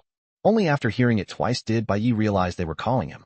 He thought his cover had been blown, but that wasn't the case. He had just taken the wrong path and was heading farther inside. The guard reminded him that there were bronze rank exotic beasts ahead and wouldn't let him go any deeper. Bai Yi played dumb and said, "Not playing anymore, going home." Pretending to listen, he turned around and left. The guard sighed that young Master Zhu has really become obedient, but didn't think much more of it. After getting out smoothly this time, Bai Yi finally let out a breath of relief. They had come out through an exotic beast space disguised as a wooden door, only to discover that it was actually inside Longdu City, in an ordinary residential house. The Zhu family was really bold, and the security outside was especially tight. There was a gold rank beast girl outside. She looked like the true form of that shadowy projection. Bai Yi was nervous and could only force himself to keep acting. Just as he was about to slip away, the gold rank beast girl called out, "Wait." Bai Yi responded arrogantly as if nothing was wrong. She told him to call her Aunt Zhang, and he casually called out once, then tried to leave again, only to be stopped once more. She urged him to take the secret passage and personally activated the mechanism, revealing the staircase to the hidden tunnel. Bai Yi complained verbally, but still obediently headed into the secret passage. Aunt Zhang cursed a lot, but she doted on Bai Yi, and he didn't think much of it, hurrying off. The guards along the way were tight, and only at the end did he come out from the underground garage of Lungdu Mall, blend into the crowd, and finally make it to safety. Only then did Bai Yi and his teammates finally breathe a sigh of relief. They hurried into a private room at the restaurant and called AOZ, telling her to rush over immediately. They had to counterattack as soon as possible and couldn't delay any longer. Meanwhile, the people at the alchemy factory had already discovered that the 4 people on the ground were no longer breathing. The situation had blown up, and no one dared report it. This just happened to buy Bai Yi and the others more time. Soon, AOZ arrived at the restaurant. Wu Xiyu was a gold-ranked teacher at Long University. She had been following AOZ for the past 24 hours, afraid that AOZ would act impulsively and cause trouble, never leaving her side. Afraid that Wu Xiyu might not be able to keep AOZ under control, AO Mingzhu had specially sent another gold-ranked teacher to keep watch as well. The principal had already learned that Bai Yi and the others were missing and mobilized the entire school's resources to find them. Not just because of Bai Yi, but because the principal had said that the school was the support behind every student. Now, with 3 powerful beast girls appearing, Bai Yi decided to make his move. He transformed into Zhu Hongliang, while AOZ and the others became newly minted bronze-rank beast girls. There was no need to keep hiding anymore. AOZ fully released her seals and prepared for battle. As expected, the moment the seals were lifted, the 2 gold-rank beast girls on the other side sensed it immediately. The seals have been lifted? The shadow beast girl rushed into the alchemy factory and found that Bai Ye's 4 had all died. She trembled with rage. After going to so much effort to capture them, something had gone wrong within just 24 hours. The guards were completely useless. It was young master Zhu Hongliang. The security guard explained fearfully. Only then did she remember that Zhu Hongliang and several beast girls had indeed come by. She had thought he was there for something else. The shadow beast girl very much wanted to teach Zhu Hongliang a lesson and even wanted to strike him. But she hesitated. Just as she was thinking about how to help Zhu Hongliang escape, AOZ suddenly acted, sending down purple lightning that paralyzed her. Wu Xiyu immediately put on the spirit-suppressing handcuffs, clean and efficient. AOZ praised him. Your transformation skill is really useful. Everyone returned to their original forms. The phantom beast girl was still worried about Zhu Hongliang. What about Xiaoyang? Bai Yi gossiped. Tell me what your relationship is, and I'll tell you what happened to Zhu Hongliang. Just as the phantom beast girl was about to speak, she suddenly understood. Those 4 at the alchemy factory. Are they Xiaoyang and the others? She broke down emotionally. Bai Yi, give me back my son. Give me back my lover. The scene was once extremely awkward. AOZ urged, stop dawdling. If the Zhu family drags this out any longer, they'll destroy the evidence. Bai Yi hurriedly opened the door, took out the soul-nourishing bowl, and sent his spiritual power surging into the doorway. Sure enough, there was a soul imprint inside the door. It was Zhu Yuaning, the opponent Bai Yi had been fighting all along. Zhu Yuaning recognized him and was extremely shocked. Bai Yi teased, guess how I got in? In. Zhu Yuaning sneered, activated the soul imprint, and tried to trap Bai Yi, planning to come personally and capture him. However, Bai Yi was utterly fearless. Experienced as he wasn't afraid. He drew a massive amount of soul power from the soul-nourishing bowl, transforming it into a blazing sun that scorched Zhu Yuaning's soul imprint. Then the soul power turned into a giant hand and snatched Zhu Yuaning's soul imprint away. That familiar routine was invincible against soul imprints. Once the soul imprint entered the soul-nourishing bowl, it was instantly controlled by the succubus, with no resistance at all. Bai Yi smoothly put away the alchemy factory. He peeled away the wood grain decoration, revealing a scarlet volcanic gate. The volcanic gate was a bronze-grade exotic beast space, containing 49 erupting volcanoes. It was suitable for artifact refining and alchemy, and also home to many fire tribute exotic beasts. Just as Bai Yi was studying the volcanic gate, for gold-grade beast girls and 1 gold-grade beast master, Zhu Yuaning suddenly arrived. Zhu Yuaning came in full force, with a massive display of power.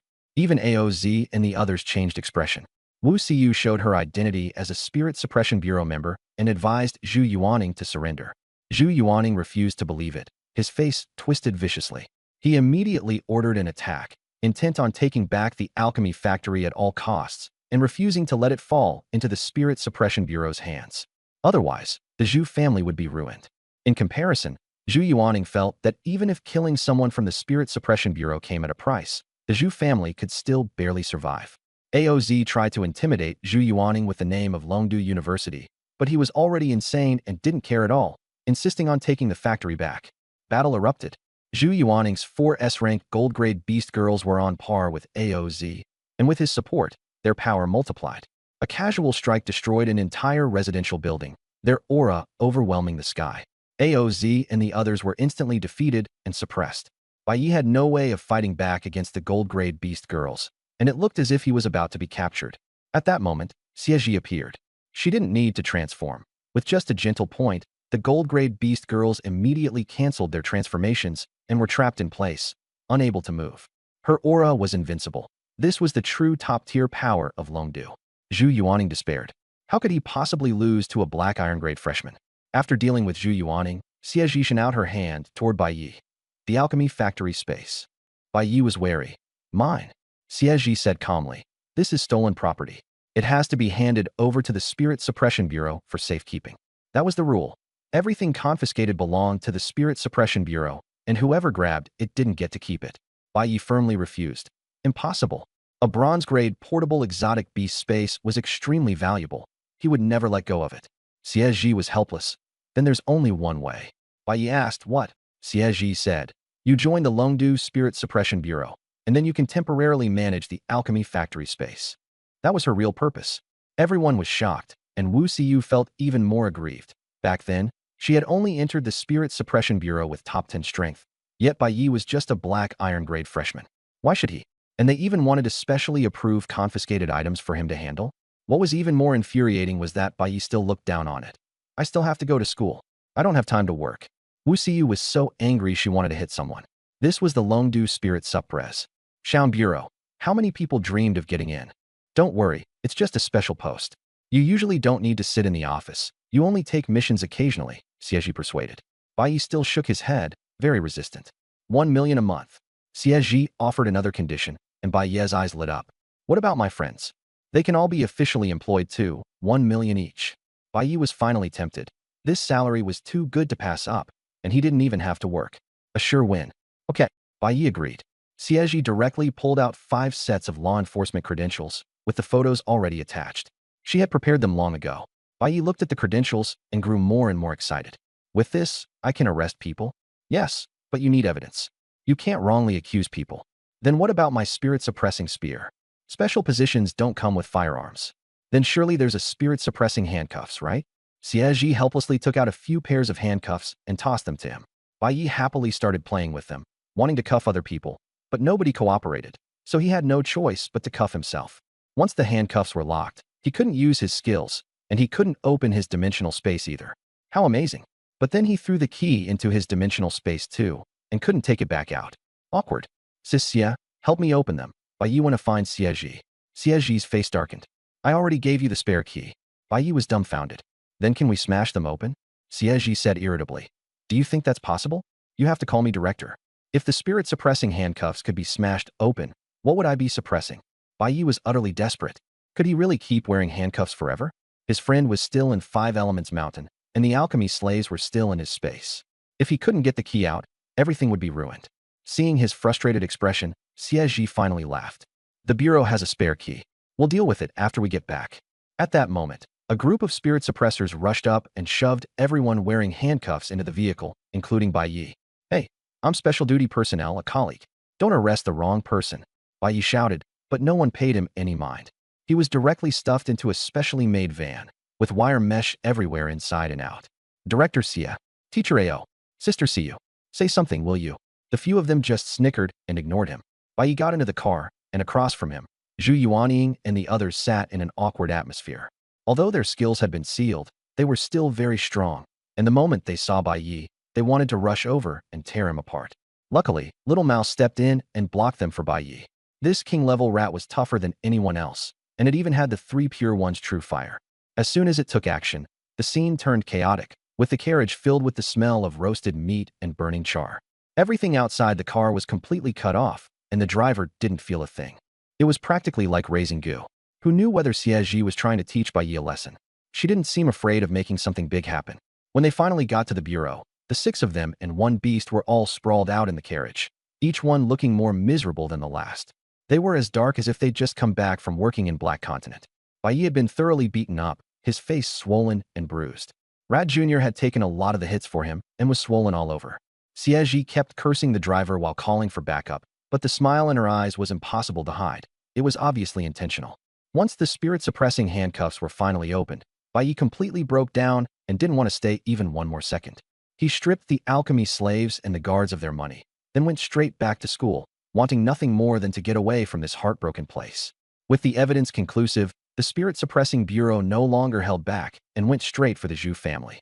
One of Longdu's four great families, with assets worth hundreds of billions, collapsed in an instant, all because it had offended a black iron-level beastmaster. The whole of Longdu was shocked, and the major families hurried to warn their juniors. Absolutely, do not provoke Bai Yi. Among the four young masters of Longdu, especially Wang Tianhao, he was even confined at home by his family and not allowed to go to school, miserable beyond words. In fact, Wang Tianhao had already been scared out of his wits by Bai Yi at Shiyuan Giant Mountain, but he still couldn't avoid it. At this point, Bai Yi had no mind to stir up trouble anymore and focused entirely on making money. With a place like the Volcano Gate, a holy land for alchemy, there was no reason not to use it. After a month of secluded alchemy, especially after being taken away to serve as an alchemy slave and forced to work continuously for 20 hours, Bai Yi was completely fed up with alchemy. He understood that if you couldn't lead a team, you'd only exhaust yourself to death. So Bai Yi went to the market and recruited a large number of alchemists to move into the Volcano Gate and refine pills every day. He personally served as their mentor, and with his techniques fully boosted by the system, he was better than anyone else. No one could match him below the third rank. The alchemists improved rapidly, and Rat Jr. even reinforced all the alchemy furnaces, greatly reducing costs. The pills were sold at 20% off the original price, yet the profits were still substantial. Bai Yi's team's pills became a huge hit in Longdu, and the business expanded nationwide, with earnings soaring. At last, he no longer had to worry about money. As soon as the first month's salary arrived, Bai Yi received his first mission, a black iron-level beast space riot.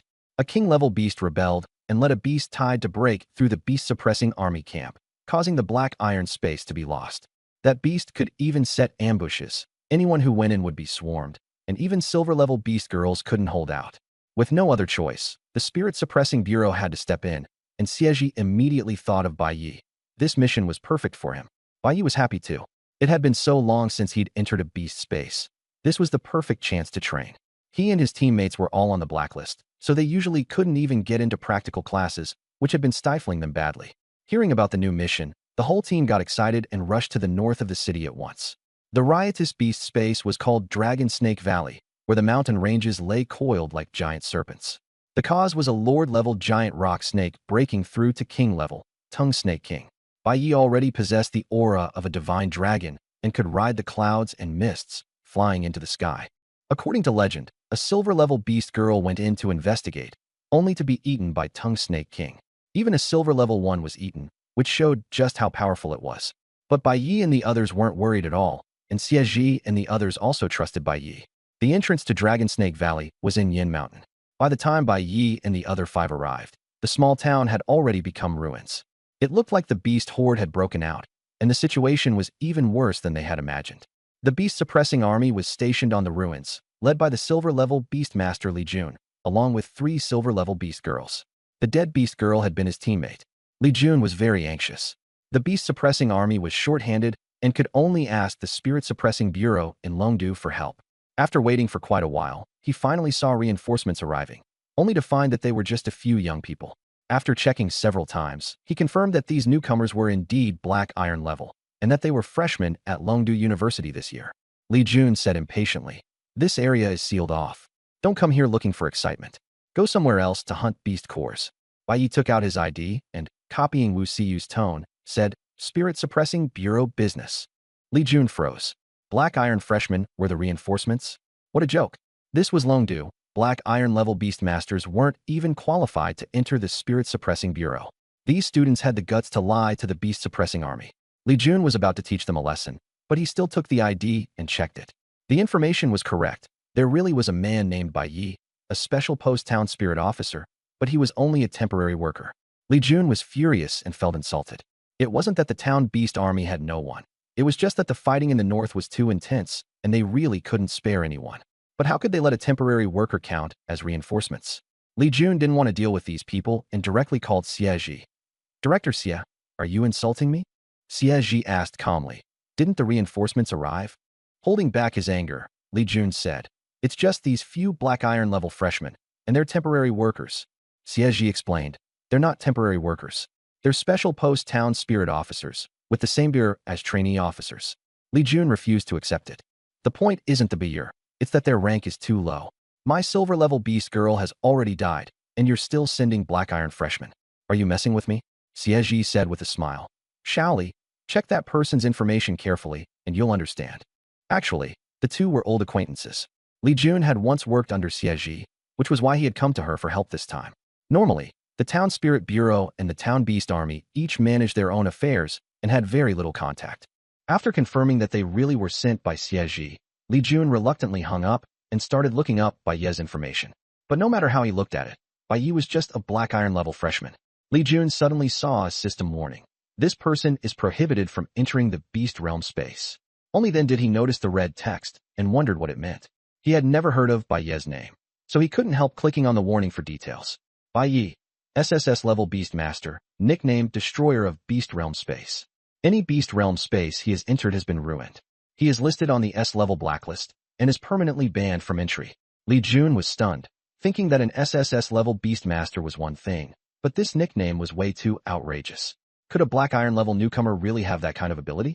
Bai Ye was also curious about what the information said, so he leaned over to take a look and immediately exploded with anger. Permanently banned from entering the Beast Realm space? Isn't this just stripping me of my political rights? What did I do wrong to deserve that? Seeing that he still didn't believe it, Li Jun confirmed again. You really want to go in? Definitely. Everyone answered in unison. Li Jun was still uneasy and advised. It's very dangerous inside. More than 10,000 black iron level beasts are gathered at the entrance.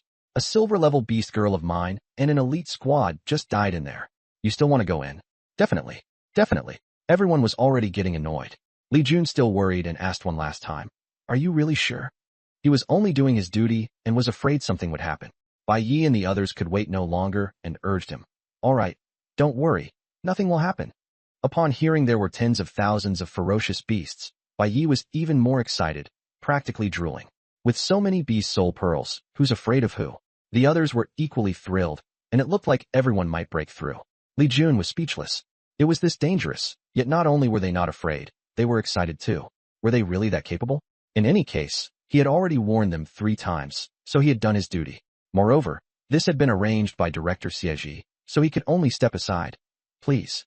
Ha ha, Beast Space, here we come. A group of people ran enthusiastically toward Dragon Snake Valley, as if going on a picnic. Though excited, everyone still maintained basic vigilance. Bai Ye summoned the 5 Elements Mountain, and tens of thousands of stone statue puppets appeared one after another, all stored in the dormitory and the small world space. This was also Cat God's limit. Li Jun was dumbfounded. This was an army of one. His beast-suppressing army only had a few hundred men and couldn't compare at all. No wonder the director believed them. They really were extraordinary. The stone statue army surged into Dragon Snake Valley like a tide, fearlessly charging forward and quickly clearing out an area. You can go in now. After sensing it, Cat God signaled everyone to move. Li Jun had originally thought the most defensively powerful beast girl would go in first, but he never expected the first one to charge in would be Bai Ye's beast tamer. He couldn't understand it at all. Beast tamers were clearly the most fragile, so why was he taking the lead? Actually, it was simple. Bai Ye's soul nurturing cup was full of soul power, and his beast soul armor had extremely strong defense, something even silver rank could hardly break. When he attacked, he wasn't afraid of black iron rank beings surrounding him. Instead, he could even rebound damage back at them. Bai Ye confirmed the area was safe first, then called for everyone to enter the valley. As soon as the 5 of them arrived, they were immediately bombarded by the magic fire of 10,000 beasts. The ground was pitted and cratered, and the energy was terrifying. No wonder even silver rank beast girls would die. With this kind of firepower, even if Li Jun brought 5 silver rank beast girls, it would be useless. But Bai Ye and the others didn't panic at all. Nangong Qianxua instantly brought down tenfold gravity, and Ding Yuner activated teleportation, instantly breaking out of the magic coverage zone. All the magic was completely ineffective. Yi Qingqing scattered seeds, and a mass of vines bound hundreds of ferocious beasts, silencing them all. Black lightning, ice blades, snow swords, and other skills were unleashed in rapid succession, felling the beasts in waves. Cat God used its stone statue skill to turn them into combat power on their side. After several rounds, the stone statues Cat God had lost were replenished, and the 2 sides continued to clash in chaos. At that moment, a mass of earthy yellow mist suddenly swept over them, making everyone's bodies heavier and their movements slower. Suddenly, a giant serpent burst through the fog and smashed toward Bai Yi and the others, its force like a high-speed train colliding head-on. Armor couldn't withstand it.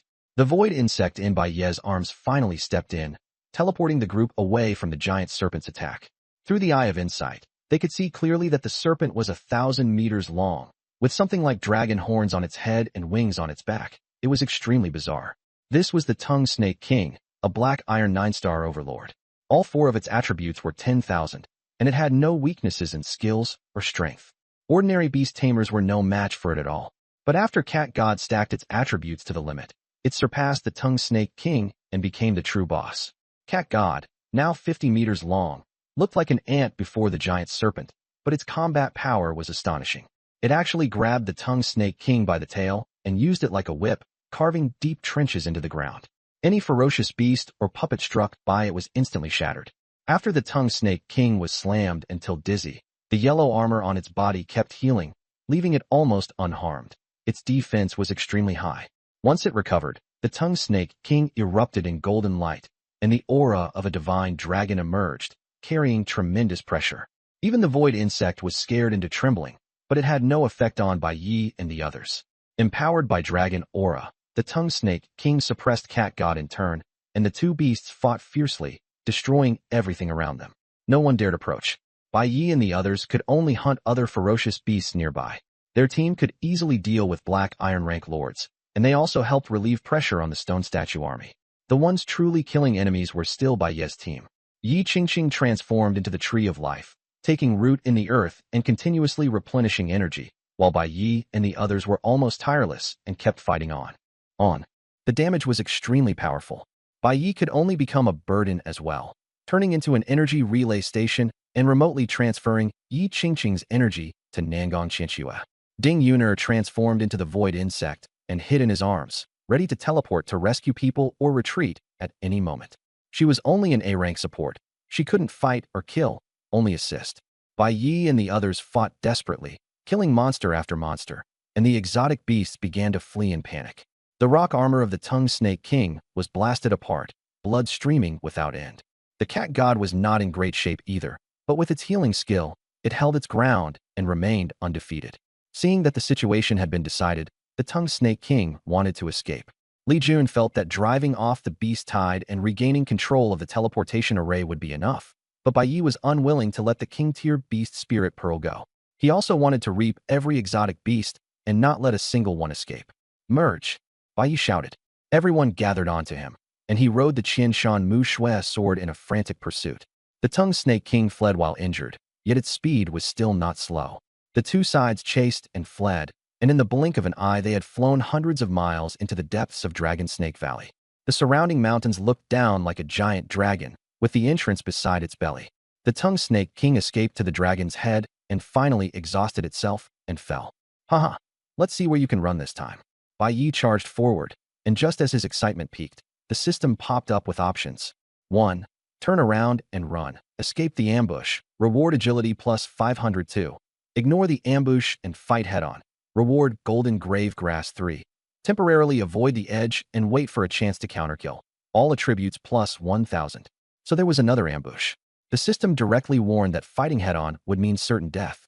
Bai Yi did not hesitate and shouted, "There's an ambush, retreat."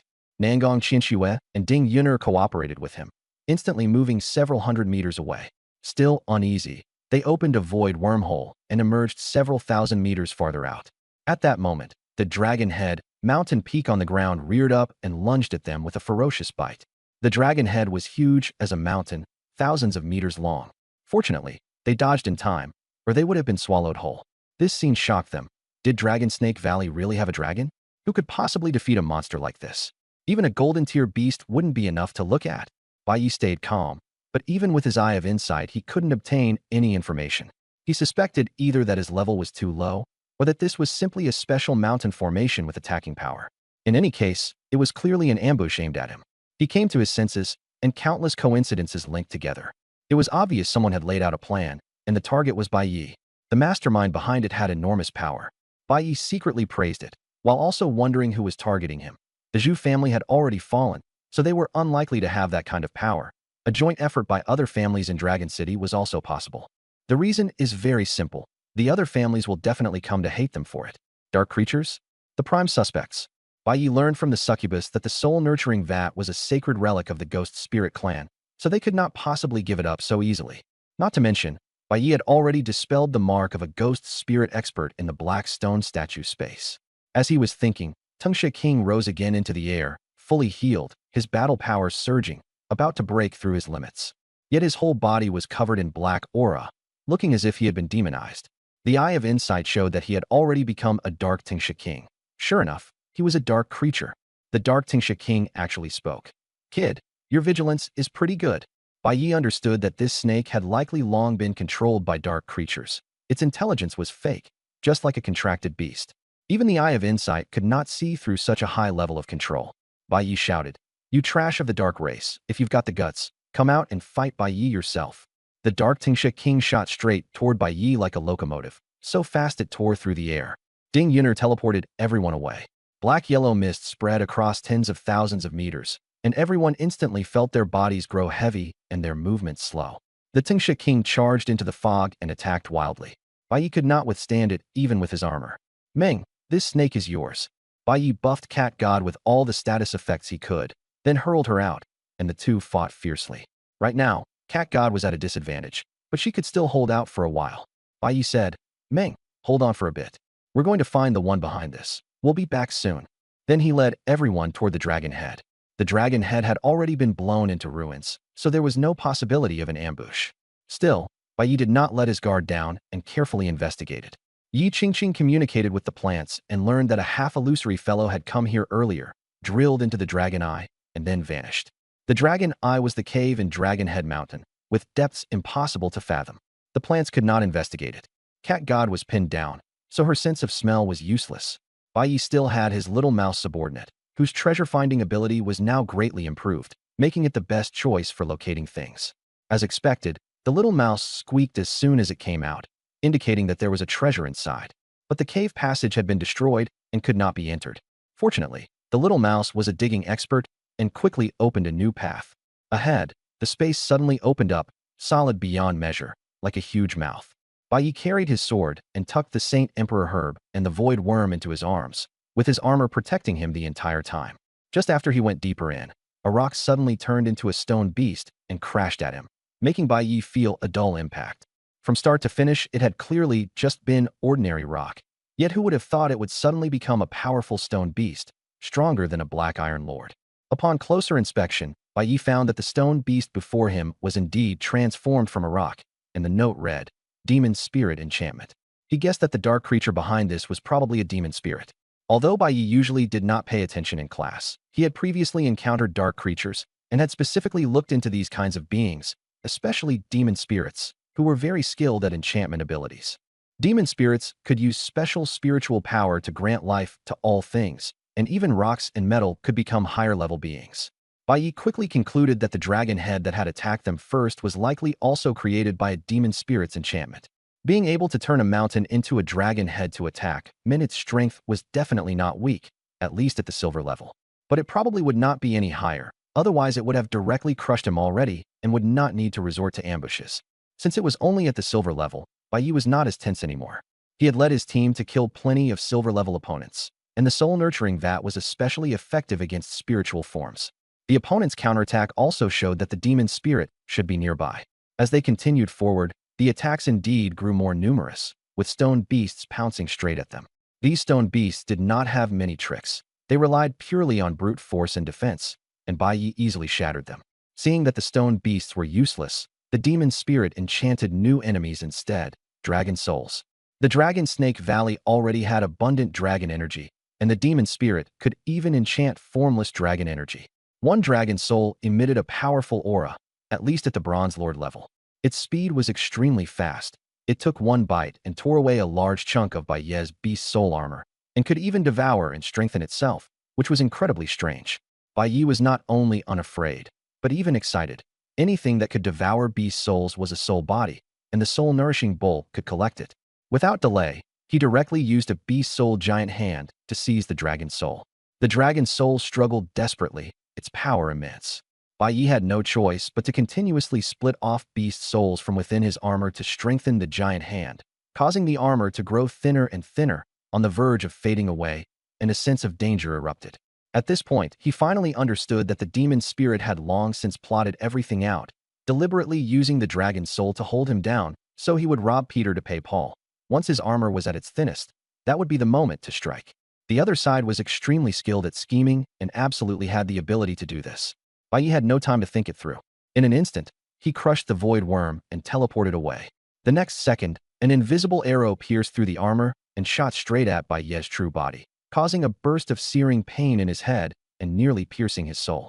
Fortunately, he had just flashed hundreds of meters away and narrowly escaped disaster, and also happened to clearly see the semi-transparent figure deep in the cave. Shadow. Sure enough, it was a silver-rank demon spirit. You still dared to ambush me? Let's see where you run.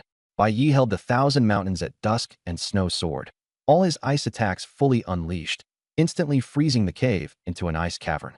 Ice blades and snow swords flew everywhere, slashing the dragon's soul and the demon spirit into twisted screams. Elemental attacks were exceptionally effective against soul bodies, especially Mouse Little Brother's Samadhi True Fire, which was even more of a natural enemy to soul bodies. Caught in a pincer of ice and fire, the dragon's soul and demon spirit suffered unbearably. The demon spirit shrieked madly, "Bai Yi, go die!" Soul spikes rained down like arrows, but they couldn't harm Bai Yi. Because he had withdrawn the beast's souls, the armor was at its strongest and utterly unafraid of the attacks.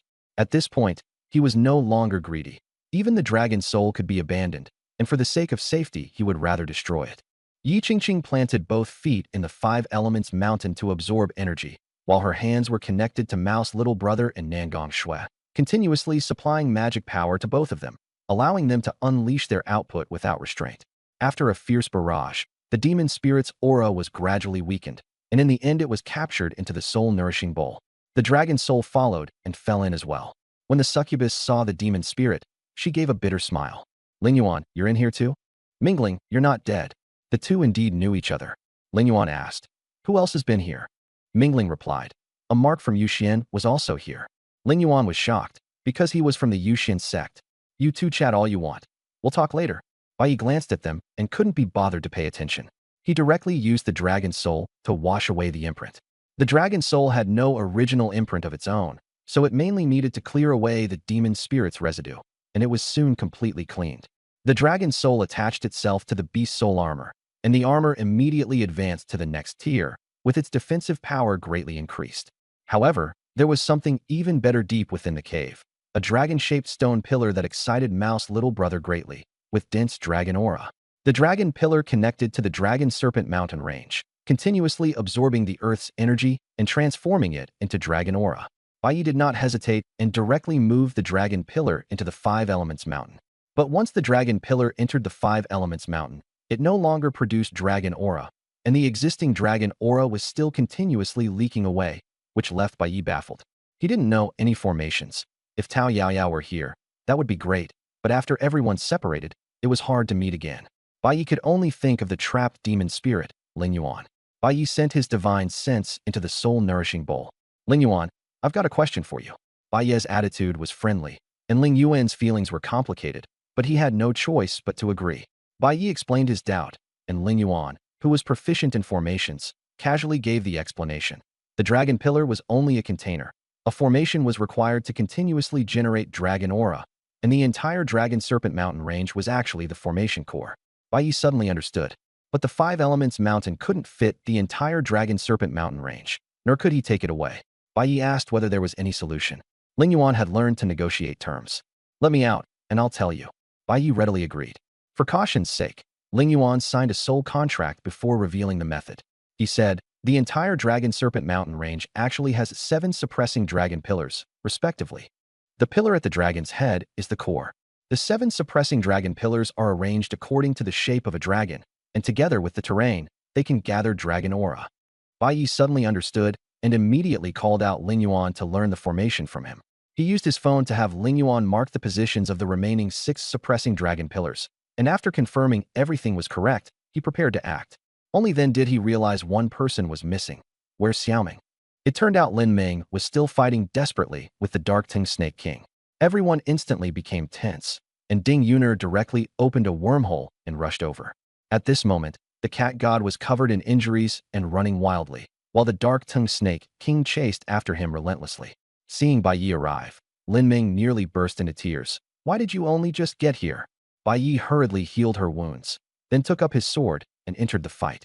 With the dragon soul armor, he completely ignored the Snake King's attacks, and every counterstrike severely wounded the opponent. The Snake King was almost unable to hold on and wanted to flee, but his whole body was freezing, his speed had slowed, and he was trapped by various control skills, unable to escape at all. In the end, the enormous dark-tongued Snake King fell beneath Bai Yi's sword. Bai Yi didn't rush to dig out the spirit pearl. Instead, he had the cat god turn it into a stone statue puppet for some other use. Following Ling Yuan's guidance, they found 6 more dragon-suppressing pillars, but each pillar was guarded by a black iron lord-tier beast. These beasts all carried dragon chi and had combat power comparable to black iron king-tier beasts, but for Bai Yi's team, they were easy to deal with. With each one killed, the dragon soul absorbed its soul and grew stronger, and the armor's defense also upgraded, sending the safety level soaring. After tasting the benefits of dragon chi, Bai Yi wanted even more to build Dragon Snake Mountain. The core of Dragon Snake Mountain was that tongue snake king statue. Although the tongue snake was smaller than its original form, as long as the formation was set up properly and combined with a spirit-gathering formation, the effect was still not bad. The only regret was that snakes don't have 4 claws. Bai Yi had the cat god petrify 4 more beasts to serve as dragon claws, and the resulting dragon shape actually functioned, continuously producing dragon chi without end. However, all 7 dragon-suppressing pillars in Dragon Snake Valley had been dug out. Dragon Head Mountain had turned into ruins, and the Dragon Snake Mountain range had become a headless mountain. Li Jun would definitely be stunned if he saw it, but Bai Yi was already preparing to leave. At this moment, Ling Yuan was making a fuss inside the soul-nurturing bowl. "You said you'd let me go once it was resolved." Bai Yi fulfilled the contract and released him. Ling Yuan still couldn't believe he was truly free and was just about to slip away when the dragon soul in the soul-nurturing bowl swallowed him back in. Ling Yuan shouted, "You clearly said you'd let me go." Bai Yi shrugged. "I did let you go? I just never said I wouldn't catch you again." The final step was to casually loot the resources of Dragon Snake Valley and not leave empty-handed. While Bai Yi happily looted resources in Dragon Snake Valley, Li Jun outside was anxiously waiting. Bai Yi had already been inside for 24 hours, and seeing no hope, Li Jun was preparing to call Xie Ji to report the situation. He felt the mission arrangement was too casual. Dragon Snake Valley was so dangerous. How could a newbie handle it? A few more hours passed, and it was almost dark when someone reported that they still hadn't come out. Li Jun sighed and had just dialed Xie Ji's number when Bai Yi and the others suddenly appeared. Li Jun froze, not yet processing what had happened, while Xie Ji was already pressing him on the phone about whether the mission had been completed. In a daze, Li Jun relayed the message and had Bai Yi speak directly to Xie Ji. Bai Yi proudly reported in, but Xie Ji didn't buy it, and only told him to write a report, then hung up. Bai Yi hurriedly asked about the reward, and Xie Ji shot back that he was greedy, then told Li Jun to go check whether Dragon Snake Valley had been swept clean. Bai Yi pretended the signal was bad, directly hung up and powered off the phone, leaving Li Jun completely baffled. After seeing Bai Yi off, Li Jun entered Dragon Snake Valley to inspect it and was instantly dumbfounded. The dragon chi was gone, Dragon Head Mountain had become ruins, all the lord-tier beasts had been wiped out, and the spiritual herbs and fruits had been stripped clean. Only then did Li Jun understand Xie Ji's reminder. He called to verify it, only to discover that he had already been blacklisted. Only then did he realize that Bai Yi was the legendary Beast Space Destroyer. Li Jun regretted asking Xie Ji for help and quickly notified the entire army, reminding everyone to guard against Bai Yi at all costs. Even if the beast space had to be blown up, they could not let him in. Xie Ji also fully understood Bai Yi's destructive power and secretly decided never to use him casually again. Bai Yi had become a strategic weapon. The Spirit-Suppressing Bureau no longer dared assign Bai Yi any tasks, but tasks instead came from the school side. Because the Northern Front was in urgent need of troops, the army lacked manpower and had to seek help from universities, which was also why Li Jun hadn't asked the beast-suppressing army for assistance. There simply weren't enough people to spare. A new Great Wall had been built on the northern border, known as the Northern Great Wall, a veritable miracle of the beast-taming era. If they were only facing an outbreak of ferocious beasts, the Northern Suppression Army in the north could still barely handle it. Ferocious beasts had little intelligence. Even Lord-level ones relied only on instinct. In the end, they were just a loose rabble, not worth fearing. But once dark creatures joined in, the situation was completely different. Dark creatures were as intelligent as humans, varied in type, and possessed complex abilities. When combined with ferocious beasts, the threat escalated immediately. Not a simple stacking of danger, but a qualitative change. As a top-tier university, Dragon Capital University was in a special location and bore a heavy responsibility. The lessons of the predecessors were still fresh. They could not stand by and do nothing. The school almost dispatched all students above Bronze 5-star and all silver-ranked teachers to provide support. According to the rules, low-grade students like Bai Yi were not supposed to join the battle. What mattered more was improving their strength. But considering their special abilities and destructive power, the school still decided to send them to the battlefield. Bai Yi was famous for destroying ferocious beast spaces, and now the entire northern frontier had become a giant ferocious beast space. The school made the decision: go and see the limits of your destructive power. Bai Yi accepted the mission, and the system also issued a task. Option 1. Refuse to participate in the war, Constitution plus 500. Option 2. Protect the people, duty-bound.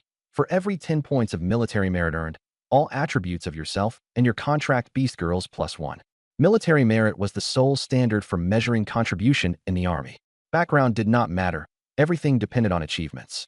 This time, the system even let Bai Ye's 2 contract beastgirls benefit as well. The only pity was that Yi Qingqing and Ding Yuner had not formed contracts yet, so they could not enjoy it for now. By the time Bai Ye's group arrived at the playground, several hundred people had already assembled. These were all the outstanding senior students from the orientation 2 months ago, all above Bronze 5-star. When they saw Bai Yi and the others, everyone took the initiative to make room in the middle. After all, they had all been beaten by Bai Yi, and no one had any objections. Principal Ao Mingzhu declared with a solemn expression, "From now on, anyone whose name is called is a formal soldier. You must hold yourselves to a soldier's standards and forge the Great Wall with your flesh and blood. Behind you lie the land and people of Huaxia." All 500 names called answered present, and no one backed down, because this was their honor and responsibility. At the end, Ao Mingzhu's gaze was firm. "I hope none of you are left behind." As her eyes swept across everyone, they paused on Bai Yi, filled with trust and expectation. A rookie had emerged. Bai Yi understood the meaning in her eyes and nodded seriously, feeling the burden on his shoulders grow much heavier. Going alone was not hard, but leading so many people was. And now the system was meddling again. Option 1. Ensure that not a single faculty member or student of Dragon Capital University suffers any losses. Reward upon completion. Super healing. Heal everyone. Option 2. Fail to achieve. Not a single one left behind. Reward upon completion. For each person missing, all attributes -100. Note: the task may be abandoned. If accepted, Option 1's reward can be obtained in advance. The reward for this task was pretty good, but the punishment was too harsh. As long as one person died, Option 1 would fail. If more people died, Bai Ye's attributes would be completely deducted. The system even specifically stated that he could forfeit the task, but Bai Yi did not want to give up. He wanted everyone to be safe and sound. The advance reward was also very useful. After all, the team lacked healing-type members, and injuries would be troublesome.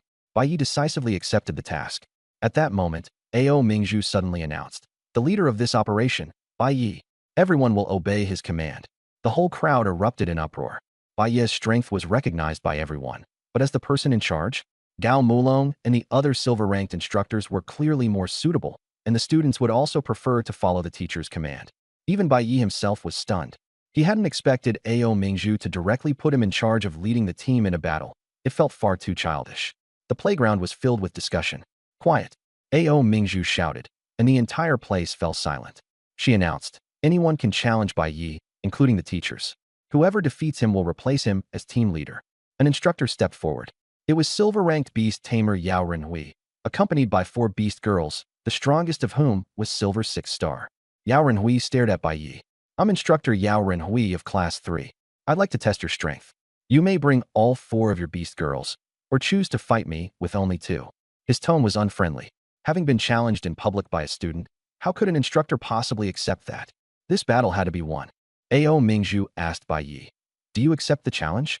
She was actually uneasy herself, because she had only made the decision after temporarily hearing Xie Ji describe Bai Yi's performance. A black iron beastmaster going up against a silver 6-star instructor. She didn't even believe it herself. But Bai Yi was very confident. "I accept." He knew perfectly well that if they wanted to keep the entire team safe, the command authority had to be in his hands. Leaving it to someone else gave them too little hope. This battle had to be fought. Ao Mingzhu asked how they were going to fight. Bai Yi answered directly, All four beast girls go in together. Without his support, Yi Qingqing and Ding Yuner were basically useless in a silver rank battle, equivalent to a 2 against 4. Bai Ye's own strength was weak to begin with, and this match would be even harder. If he wanted everyone to be convinced, he had to go head-on and win. He couldn't rely on tricks, or his authority would drop. Good. 10 minutes of preparation time. I'll be the referee. Ao Mingzhu made the call on the spot. Everyone knew there was no turning back from this fight. During the 10 minutes, Bai Yi had Ding Yuna eat a flat peach. Although Ding Yuner's quality was low, her skills were special and the enhancement effects were good. If teleportation could be strengthened, battlefield mobility would increase dramatically. One teleport could cover several kilometers, and the opponent simply wouldn't be able to catch her. Skills like spatial gravity and dimensional rift were also very powerful. After strengthening, they would still be useful against silver rank opponents. Ding Yuner didn't have many skills to begin with, so there was no waste in using the flat peaches. Bai Yi still had 4 flat peaches left in his hand, so he took one out and gave it to Ding Yuner. As a result, spatial gravity evolved into a black hole, and its gravitational pull increased tenfold. But that wasn't what Bai Yi wanted, so she kept eating. The second one strengthened dimensional rift, turning it into spatial collapse, and its destructive power increased tenfold, but it still wasn't enough. By the third one, Ding Yuner was already too full to go on, but Bai Yi insisted that she keep eating. He absolutely had to strengthen teleportation, otherwise a few hundred meters of distance still wouldn't be enough to save her life. Ding Yuner had no choice but to keep eating, and everyone was speechless. These were Yaoqi flat peaches, something money outside couldn't buy, yet she still looked wronged. That was just way too flashy. In the end, Ding Yuner finally strengthened teleportation, and Bai Yi was satisfied. The remaining flat peach was given to Lin Ming. Her skills were already powerful, so no matter which one was strengthened, it wouldn't be a loss. Lin Ming ate it in one go. Dark Knight Venom transformed into Fatal Toxin, and its destructive power doubled, probably something a silver-rank Beastmaster couldn't withstand. Meanwhile, Yao Renhui and the others didn't have much to prepare. They only requested that the battle be moved to another world, since the ordinary arena couldn't contain her enormous flying elephant. Ao Mingzhu called the Mirage Dragon over to open a small world, and the battleground was set perfectly. But when the Mirage Dragon saw Bai Yi, she immediately changed her mind and wouldn't let him in. Last time, Bai Yi had nearly destroyed her small world. If he went in again this time, it would really be over. In the end, they could only compromise. The battle between Bai Yi and Yao Renhui was confined to a 10-kilometer wilderness. They were not allowed to kill any otherworldly beasts from the small world, nor to pick the spiritual herbs or fruits inside. The rules were a bit outrageous. The beast duel began. While everyone else was busy fighting, only Bai Yi was still able to kill beasts and gather wild fruit. Once the rules were set, the battle erupted. Several of Yao Renhui's beast girls charged at Bai Yi at high speed, and he chose to take the initiative, aiming to end the fight quickly. Silver-rank beast girls were extremely fast, especially the flying elephant, which was almost supersonic. But Bai Yi had the void insect's instant movement skill, and he was even faster than them. He suddenly vanished, and in the next instant appeared above the dragon swallow beast girl, slashing her into serious injury with one sword, nearly killing her. He held back a little. Otherwise, he would have killed her outright. Right as the battle had just begun, the dragon swallow beast girl was already finished off, and Bai Yi's strength shocked everyone present. At this point, the flying elephant and the black-armored lion rushed in and became entangled with Bai Yi. Meanwhile, another plant-type beast girl, the purple poison vine, stayed firmly by Yao Renhui's side and never left, protecting the beast tamer's safety. Yao Renhui's beast girl lineup was fully rounded. The black-armored lion for offense, the flying elephant for defense, the dragon swallow for mobility, and the purple poison vine for guarding. Unfortunately, the dragon swallow was crippled first. Bai Yi intended to crush Yao Renhui head-on. Holding the Qianshan Mu Shui sword in one hand and the void insect in the other, Bai Yi had the Saint Emperor grass providing long-range support, while Cat God fought the black-armored lion. The flying elephant was huge and heavily defended. Even swords struggled to wound it. Every sweep of its trunk could send Bai Yi flying. Its strength reached 40,000 points, and with Yao Renhui's enhancement, it became even more terrifying. Bai Yi relied on the dragon soul armor to withstand the attacks and avoid being instantly killed. As the battle progressed, Bai Yi used the Qianshan Mu Shui sword to keep stacking frost on the flying elephant, eventually slowing its speed and making its movements difficult. The void insect would occasionally teleport, cleverly dodging attacks, and could even open a black hole to restrain the flying elephant, creating openings for damage. The flying elephant's only weak point was its belly. The rest of its body was impossible to break through. Bai Yi kept attacking the same spot, and after dozens of strikes, he finally broke through the elephant's abdomen and eliminated the opponent in one go. On the other side, Cat God's poison was making the black-armored lion nearly unable to hold on as well, and the situation was becoming clear. The momentum was at its peak. Whenever Cat God was injured, it would use Earth Escape to avoid damage, but in reality, it was secretly going to the Saint Emperor Grass to heal. The Saint Emperor Grass not only healed injuries, but also restored energy, and it was even more effective than Bai Ye's powerful healing. Bai Yi and Cat God finished their battles almost at the same time, and both were barely injured. Everyone was shocked. They had thought it would be a hard-fought battle, but they never expected Bai Yi and the others to easily crush 3 powerful silver-rank beast girls. Bai Yi hovered in the air, looking down at Yao Renhui, who was trapped by the purple poison vine. "Can you admit defeat now?" Yao Renhui was very stubborn. "Unless you can break my sea of poisonous vines, I won't admit defeat." He had served on the battlefield before, and the sea of poisonous vines had once blocked a beast tide. As long as a plant-type beast girl took root in the earth and had enough preparation time, she was extremely difficult to deal with. Bai Yi asked again, "You really won't admit defeat?" Yao Renhui gritted his teeth and held on. "I absolutely won't admit defeat." Bai Yi shrugged and looked at Ao Mingzhu. "Principal, I might not be able to hold back when I make my move later. Please prepare for rescue." Ao Mingzhu froze, thinking that although Bai Yi was strong, it shouldn't be to the point of needing her, a platinum rank, to intervene, right? Still, she became serious and signaled for Bai Yi to continue. Bai Yi warned Yao Renhui once more, but he still refused to surrender. All right then, Bai Yi directly summoned Mouse Jr. Mouse Jr.'s 3 Pure One's true fire burned especially well against plants, and its strength was comparable to a silver-rank otherworldly beast. Dealing with plant-type opponents was even easier. Mouse Jr. jumped out from Bai Ye's arms and spat out a ball of flame, which landed on the vines. Yao Renhui had thought it was nothing. Purple poison vines, fire-resistant. But the flames didn't go out. Instead, they grew even fiercer, and the vine beast girl wailed, "This fire won't go out." Even the rocks started burning. Ao Mingzhu recognized it as Samadhi true fire and was utterly stunned. A black iron-level beast tamer actually knew how to wield a sacred flame? But in fact, it was the little mouse beside him, a black iron king-level exotic beast. White Knight actually let such a dangerous exotic beast cling to his chest. Was he trying to die? With an exotic beast like that, as long as it had even a hint of disloyalty, it could rip out his heart in an instant. Absolutely reckless. Ao Mingzhu didn't even know how to put it. According to Xie, White Knight also kept a golden succubus and a silver spirit he'd just captured in his soul-nurturing bowl. He really dared to keep anything. At that moment, seeing the purple poison vines about to be burned to ash by the Samadhi true fire, Yao Renhui finally admitted defeat and cried for help. "Principal, help."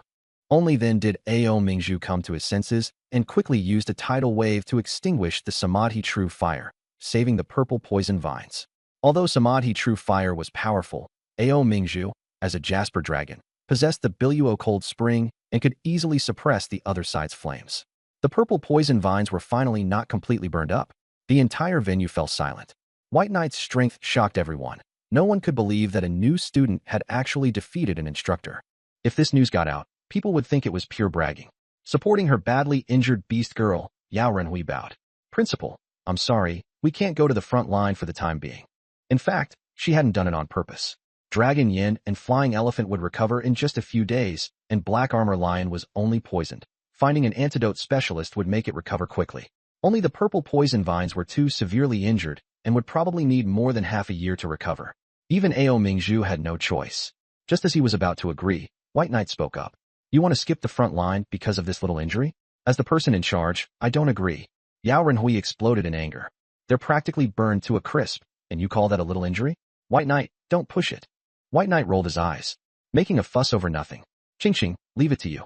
In 10 minutes, I want to see a lively and kicking beast girl." Yi Qingqing immediately sprang into action, wrapping the purple poison vines with Saint Emperor grass as green life force surged forth.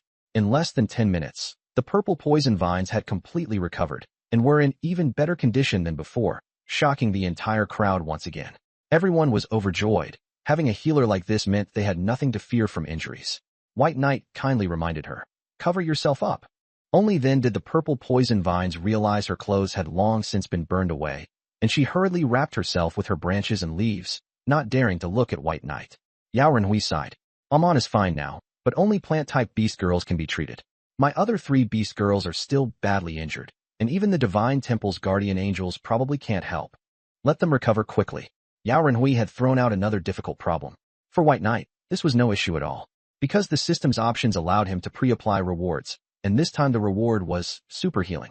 White Knight's super healing was his innate skill when he awakened as an SSS-level beast tamer of extremely high quality. Even the Divine Temple's guardian angels' healing couldn't compare. As soon as he used healing, Flying Elephant's and Dragon Yan's injuries visibly improved. Black Armor Lion had been poisoned, and it was Cat God's poison at that. In the end, Cat God personally detoxified it effortlessly. Within minutes, Yao Renhui's beast girls were all vigorous and lively again, fully restored to combat strength. This support ability instantly sent everyone's morale soaring. Healing, mana restoration, detoxification, what a god-tier support. Even Ao Mingzhu was smiling so hard, he could hardly close his mouth. With White Knight's help, maybe he really could bring everyone back safely. Everything is ready. Everyone into White Knight's exotic beast space. Set out light. Ao Mingzhu ordered, and all 500 soldiers entered White Knight's 5 Elements Mountain exotic beast space. A portable space, perfect as a transport vessel. Ao Mingzhu was growing more and more satisfied with White Knight. White Knight was starting to feel a little panicked, worried the principal might really fall for him. Although, adding up both of his lives, his age was about the same as Ao Mingzhu's. He really wasn't used to clinging to an auntie. Here's another gift for you. Ao Mingzhu casually took out 2 rings, 1 gold and 1 silver, and handed them to Bai Yi. What are these? Spirit binding rings. They can control any living creature. Come, I'll teach you how to imprint a soul mark. No need. Bai Yi directly sent his soul into the spirit binding ring and completed the soul mark control in a few seconds. He was far too familiar with this skill. He had plenty of combat experience. What was there to teach? Ao Mingzhu was satisfied and continued arranging things. Release those 2 dark beings from the soul nurturing vessel. Only then did Bai Yi understand the purpose of the spirit binding rings. They were meant to control the platinum level succubus and silver level spirit, preventing them from causing trouble. After all, Bai Yi was about to face powerful dark beings, so any hidden danger had to be eliminated. As soon as the succubus emerged and sensed a platinum level powerhouse nearby, she immediately backed down. The spirit had just been unsealed and instantly launched a soul stab at Bai Yi, only to nearly be turned to ash by Ao Mingzhu in an instant. This time, the spirit also behaved itself. Put them on yourselves. Bai Yi tossed the spirit binding rings to them. The spirit was resistant in her heart, but after seeing Ao Mingzhu, she could only admit defeat and silently slipped the ring on. He was only a silver level dark being, completely powerless to resist. The spirit reluctantly put the silver ring around her neck. The succubus was even more sensible, immediately and obediently putting on the golden spirit binding ring. She was very well behaved. She had always known how to read the room. Resistance was useless, so she might as well be more proactive and please her master. Under Ao Mingzhu's guidance, Bai Yi quickly mastered the spirit binding rings. As long as he had a thought, the 2 dark beings would be strangled, and he could also punish them with incantations, much like the tightening spell. Bai Yi chanted, and the spirit rolled on the ground in agony. The succubus on the side trembled in fear, secretly relieved that she had been obedient. After Bai Yi had had enough fun, he waved a hand and sent them back into the soul-nurturing vessel. It was time to set off. Bai Yi would not take civil aviation, and civil aircraft could not reach the northern border wall anyway. There were too many flying beasts over there, and ordinary planes could easily be shot down. Even fighter jets did not dare to go there rashly. Bai Yi chose to ride one of the beasts from 5 Elements Mountain, but Yao Renhui reminded him that it would be best not to do so. Yao Renhui had battlefield experience and knew how much the people of the north hated beasts. Many of their relatives and comrades had died at the hands of beasts, and they could not accept beast tamers befriending beasts, even controlled beasts. So he suggested Bai Yi ride his beast girl, Long Yan. Long Yan was a silver-level beast girl, faster and far stronger than the beast from 5 Elements Mountain. If she got tired, they could switch to the flying elephant, and there was also another beast tamer with a flying beast girl. The 3 beast girls could take turns flying. 3,000 kilometers would take only 2 or 3 hours, and Bai Yi even specifically asked them to slow down a bit because he did not want to break the sound barrier. Then, they were stunned by the scene before them, a massive wall of ice stretching across the far end of the earth. This was the northern border wall. Even flying at an altitude of over 1,000 meters, they still could not get over it. The entire wall was covered in thick ice, and beasts simply could not climb it. It was truly, even the yellow crane cannot fly over, and monkeys find it hard to cross. Who goes there? Military restricted zone. Unauthorized persons keep away. A bronze-level beast girl flew over and blocked them. She was not surprised to see a bronze-level beast tamer riding a silver-level beast girl. She guessed he was a protector assigned to a descendant of some great clan. But her attitude was not very polite, because she looked down on this kind of second generation. Bai Yi showed his military token to identify himself. I am Bai Yi, the commander of the Reinforcement Corps from Dragon Capital University. On the battlefield, one had to be serious. You? Jiang Zuelon was puzzled. How could an Iron Black level beast tamer be a corps commander? And from Dragon Capital University at that? She checked the military token and found that it was genuine, then asked, "Where are your people?" Bai Yi patted his pocket. "They're all in my pocket. Arrange us a place to stay first." Jiang Zuelon was speechless, thinking, how could people possibly fit in a pocket? But since the military token was fine, she could only bring Bai Yi into Jinhu Pass, the command center within a radius of 1,000 li. The northern border wall had one fortress every 10 li, one stronghold every 100 li, and one pass every 1,000 li. Jinhu Pass was one of the most important. According to the military token, Bai Yi and the others had come to Jinhu Pass to report in. Commander Luo Tong of Zinthu Pass, a gold-rank beastmaster. Seeing Jiang Zuelon bring a black iron rank freshman who claimed to be the regiment commander, his face darkened, and he felt that Longdu University must be joking. "You'd better give me a reasonable explanation," Luo Tong said, suppressing his anger. Bai Yi couldn't be bothered with pointless talk and went straight to the point. As soon as the 5 Elements mountain gates opened, the teachers and students streamed out in an unbroken line. The lowest among them were all bronze 5-star. There were more than a dozen silver rank ones, and there were even clearly university lecturers among them. Seeing this, Luo Tong's expression eased, and he understood in his heart. This was some young member of a major clan coming to rake in military merit. In the Huaxiao military merit system, a soldier's merits have to be distributed to superiors according to a ratio. The Legion commander gets the military merits the fastest, but most children of prominent families only dare to take deputy positions or squad leader roles, and at the very least, their strength has to be sufficient. Letting a black iron rank person be the Legion commander was practically outright robbery of military merits. Far too arrogant. Luo Tong was a graduate of Longdu University, and he knew the background of Longdu University well. He couldn't figure out which family could be so blatant about it. He asked, "What's your name?" "Bai Yi." In Luo Tong's memory, there weren't any major families in Longdu with the surname Bai. Then a sudden thought flashed through his mind. "What is Bai Zhe to you?" "My sworn sister." So that was the right guess. But Bai Zhe was from the Kunlun faction, so how could she influence Longdu University? Luo Tong couldn't understand it, and couldn't be bothered to guess further. There was one thing he was certain of, Bai Yi definitely had a powerful backer behind her. But Luo Tong wasn't afraid. Behind him stood the Northern Defense Army and billions of people. No matter who you're relying on, this is the battlefield, and you have to obey orders here. If you cause trouble, I'll strip you of your post. Yes. Bai Yi only gave a brief reply and offered no explanation. People who trust you don't need explanations, and people who don't trust you won't be persuaded by them anyway. She would prove it with actions. Luo Tong still felt uneasy.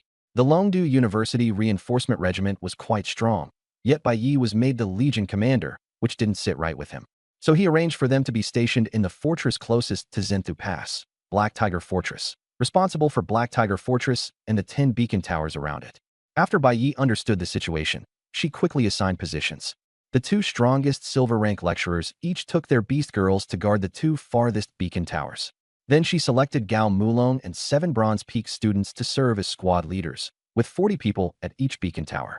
Bai Yi took 100 people to defend Black Tiger Fortress. Luo Tong was somewhat surprised. Normally, children from noble families keep the experts close to them, yet Bai Yi sent the strongest ones out while keeping the weakest around her. Was that stupidity or courage? Luo Tong actually didn't believe that Bai Yi, a black iron rank beastmaster, could lead more than 100 students to defend the fortress. If the enemy attacked cooperatively, the current arrangement simply wasn't enough to defend against them. What puzzled Luo Tong even more was that neither the students nor the teachers had the slightest objection to Bai Yi's arrangements. They all accepted them willingly. He could only guess that everyone was afraid of the force backing Bai Yi, but what kind of power could make everyone so afraid? Luo Tong planned to ask his old classmate Yao Renhui about it. Once Bai Yi finished coordinating, he would have someone take Bai Yi to hand over duties with the original garrison. Black Tiger Fortress originally had 500 soldiers, but after the fighting only a little over 300 remained, most of them injured, with casualty rates approaching 40%. That alone showed how fierce the recent battles had been. Otherwise, even the students wouldn't have had to come up to hold the line. The garrison was merely going down to rest and replenish manpower. 2 months later, before the Spring Festival, the army would rotate its defenses again. Li Sheng, the original Legion commander of Black Tiger Fortress, was a silver-rank beastmaster. He originally had 4 silver-rank beastgirls, but now only 3 remained, and 2 of those were injured. When Bai Yi and the others came to take over the defense, Li Sheng let out a sigh of relief. Seeing Yao Renhui leading the group, he greeted him warmly. The two were considered old acquaintances, but Yao Renhui looked awkward. Li Sheng was confused, and then Yao Renhui stepped aside and said that this time Bai Yi was the Legion commander. When Li Sheng looked at Bai Yi, seeing that she was only a Black Iron rank beastmaster, he froze. Having a Black Iron rank person serve as Legion commander was simply ridiculous. Li Sheng asked Yao Renhui whether he was joking, and Yao Renhui solemnly denied it, stating that it was no joke and that everyone else had no objections either. Even the military supervisor nodded in agreement. Li Sheng had nothing to say, and his face was full of bewilderment. Bai Yi glanced around and questioned, why are there so many injured, and no one treating them? No guardian angels from the temple? No elixirs? Li Sheng's heart sank even further. He only felt Bai Yi was like some noble who knew nothing at all. Black Tiger Fortress had poor conditions, treatment depended on their own beast girls, and no one could afford elixirs. Li Sheng couldn't be bothered to explain. Bai Yi couldn't stand it anymore and acted directly. A streak of white light healed a heavily injured silver-rank beast girl. Li Sheng was stunned. He had never seen a beast tamer heal someone else's beast girl before, let alone with such terrifying effectiveness, stronger than even a silver-rank temple guardian angel. Bai Yi went on to heal all the wounded one by one, and more than 300 soldiers of Black Tiger Fortress were fully recovered. Li Sheng was completely convinced and felt that Bai Yi had no problem serving as corps commander. Li Sheng immediately saluted and expressed his gratitude. Bai Yi was also very polite and told him to feel at ease and complete the handover. Once the transfer was finished, Black Tiger Fortress stood on the Great Wall, a sealed fortress within a 100-meter radius, higher than the surrounding beacon towers. Bloodstains were everywhere on the wall, and the situation was critical. Just as they were about to leave, the wall trembled. Li Sheng's expression changed drastically. The beast tide had arrived, and the handover had just been completed. The soldiers at the surrounding beacon towers had all withdrawn. If the ferocious beasts charged onto the Great Wall now, the consequences would be severe. Li Sheng urgently ordered the battalion to return to their posts. Bai Yi stopped him outright. I'm the corps commander now. You just watch. Bai Yi wasn't fighting for power. He wanted everyone to see his strength. After everyone was reassured, Li Sheng could only step aside. Bai Yi immediately began giving orders, sending everyone to their assigned strongholds as originally planned. He led Lin Ming and the others straight down from the northern frontier Great Wall. Li Sheng was dumbfounded. Wasn't that suicide? Wouldn't defending the wall be safer? Did Bai Yi really think he could hold back the beast tide with personal strength alone? In fact, Bai Yi really did think that way. He wanted to buy time on his own, and he also wanted to enjoy a proper fight. It had been a long time since he'd been this unrestrained.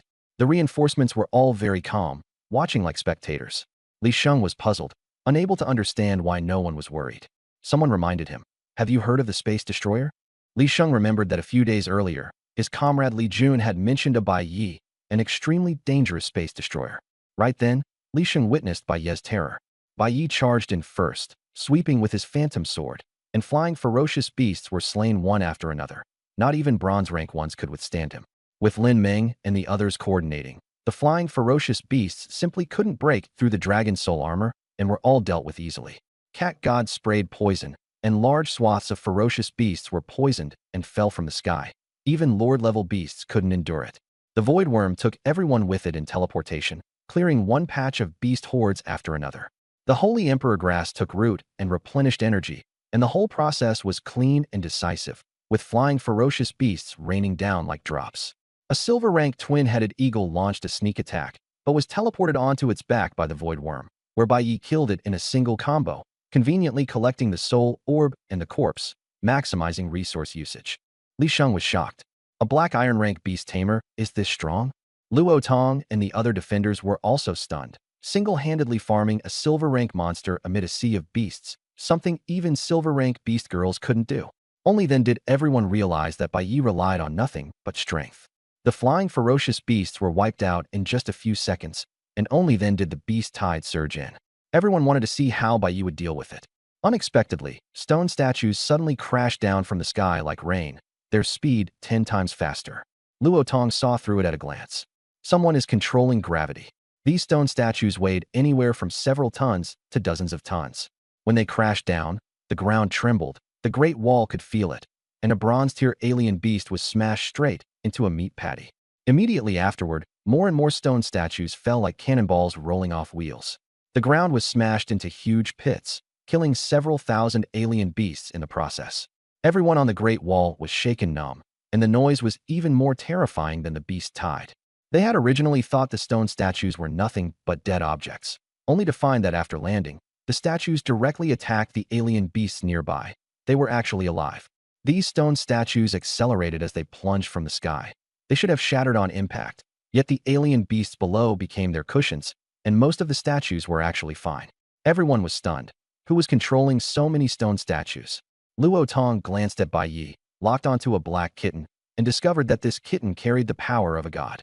He nearly cried out, and even the beast girl checked again to confirm that he had not seen wrong. A black iron tier beast girl actually possessed the power of a god, something he, a gold tier beastmaster, had only ever seen once. This completely shattered Luo Tong's understanding and left him utterly convinced of Bai Yi and the other's strength.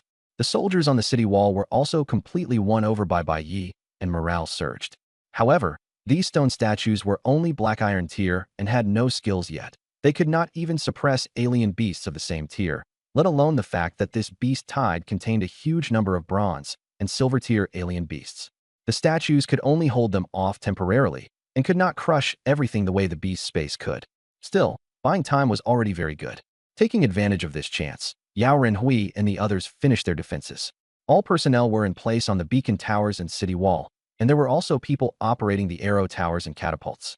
The alien beasts could not rush up and could only throw themselves to their deaths. Once the defense stabilized, Bai Yi finally felt at ease and began using the soul-nourishing bowl to collect beast souls, his soul power surging rapidly, and the feedback from the dragon soul also increased very quickly. At this moment, a black ghost soul at the rear of the beast tide excitedly discovered the soul-nourishing bowl's appearance. The other dark beings were also thrilled, saying that as long as Bai Yi was killed, they would receive a huge reward, and they all issued orders to target him. They did not go into battle themselves, but instead used all kinds of methods to enhance the alien beasts. Some bestowed enlightenment to improve them, some stitched souls to create soul beasts, some summoned corpses to turn them into strange ghosts, some simply possessed them, and some even hid within the beast horde to approach Bai Yi. All of them had set their sights on him. And at this moment, Bai Yi was still peacefully harvesting beast souls, unaware that danger was closing in. The soul-nourishing bowl was soon packed full and hit its limit for the first time. Bai Yi had no choice but to let the dragon soul continue absorbing them. After all, the beast souls on this battlefield were of exceptionally high quality, far surpassing those from before. His strength was also increasing at a terrifying pace. The dragon soul's defense power was rising wildly. Bai Yi excitedly collected soul power, completely failing to notice that he had already ventured deep into the beast horde. Suddenly, a bronze king-tier alien beast burst out of the ground and sent Bai Yi flying with a direct impact. Before he could even steady himself, he was ambushed by a silver-tier alien beast. This silver beast was covered in dark energy, possessed strength comparable to a silver leader, and had a ruthless gaze. Bai Yi immediately became alert and realized that he had been ambushed by alien beasts controlled by dark beings. He hurriedly shouted, "Yunner, teleport." But after waiting a long time, there was no response. "Yunner, what's wrong? Hurry and teleport." Bai Yi was anxious, feeling that more powerful alien beasts were approaching, and even dark beings themselves were making a move. Ding Yunner was almost in tears. "I don't know either. It feels like space has been sealed off. I can't move." Bai Yi froze. Dark beings really were troublesome. He had not expected them to even know spatial sealing, trapping him completely. The only thing worth thinking was that his dragon soul armor had already become so strong that it could almost ignore silver tier attacks, allowing Bai Yi to barely hold the situation together for the moment. But before he could relax, the dragon soul was suddenly attacked by a massive stitched soul beast, each strike consuming huge amounts of soul power. A bronze-tier soul-devouring ghost also emerged nearby, biting off large chunks of the dragon soul's soul power with every attack. If this continued, the armor would soon be torn apart, and Bai Yi would surely die. Seeing this, Luo Tong was shocked. He had not expected the dark beings to target Bai Yi so ruthlessly. Even as a gold-tier beastmaster, he himself had never been singled out like this. Luo Tong did not have time to think further and immediately sent out his only gold-tier beast girl to provide rescue, only for her to be blocked by a demonic silver-tier alien beast. After the opponent launched a frenzied assault, it directly self-destructed, blowing the gold-tier beast girl injured. only for another alien beast to immediately follow up and harass her. Ruotong had only 2 golden-tier beast girls by his side, and he still had to leave one to guard the command center with him. The rest were all out on missions, and he simply had no spare reinforcements to send over. At this rate, Baiye's defenses would be torn open in no time, and help would arrive too late. Thinking of Baiye's potential, Ruotong was filled with regret, and he even blamed the principal. How could he send such a genius straight onto the battlefield? When the students of Dragon University saw Baiye in danger, they immediately grew agitated. Some even jumped straight off the city wall to rescue him, hoping to ease the pressure on him. Although Baiye had beaten them all before, as soldiers, protecting their superior was their duty. Besides, Baiye had tremendous potential. He was worth risking their lives for. Just as everyone had nearly given up hope, Baiye remained calm instead. So, just to kill me, you even pulled out all the stops. He patted the cat god in his arms. Don't smack my head, or I won't grow tall, the cat god cursed. But the trace of divine power in her hand was fully poured onto Baiye. Skill, deadly venom. What had originally been only a dark green poisonous fog now turned golden, its aura terrifying. Any creature enveloped by the golden poison mist became deathly still, as if they had seen the Grim Reaper. Holy shit, you even added divine power to this skill? Baiye despaired. The poison mist did not distinguish friend from foe.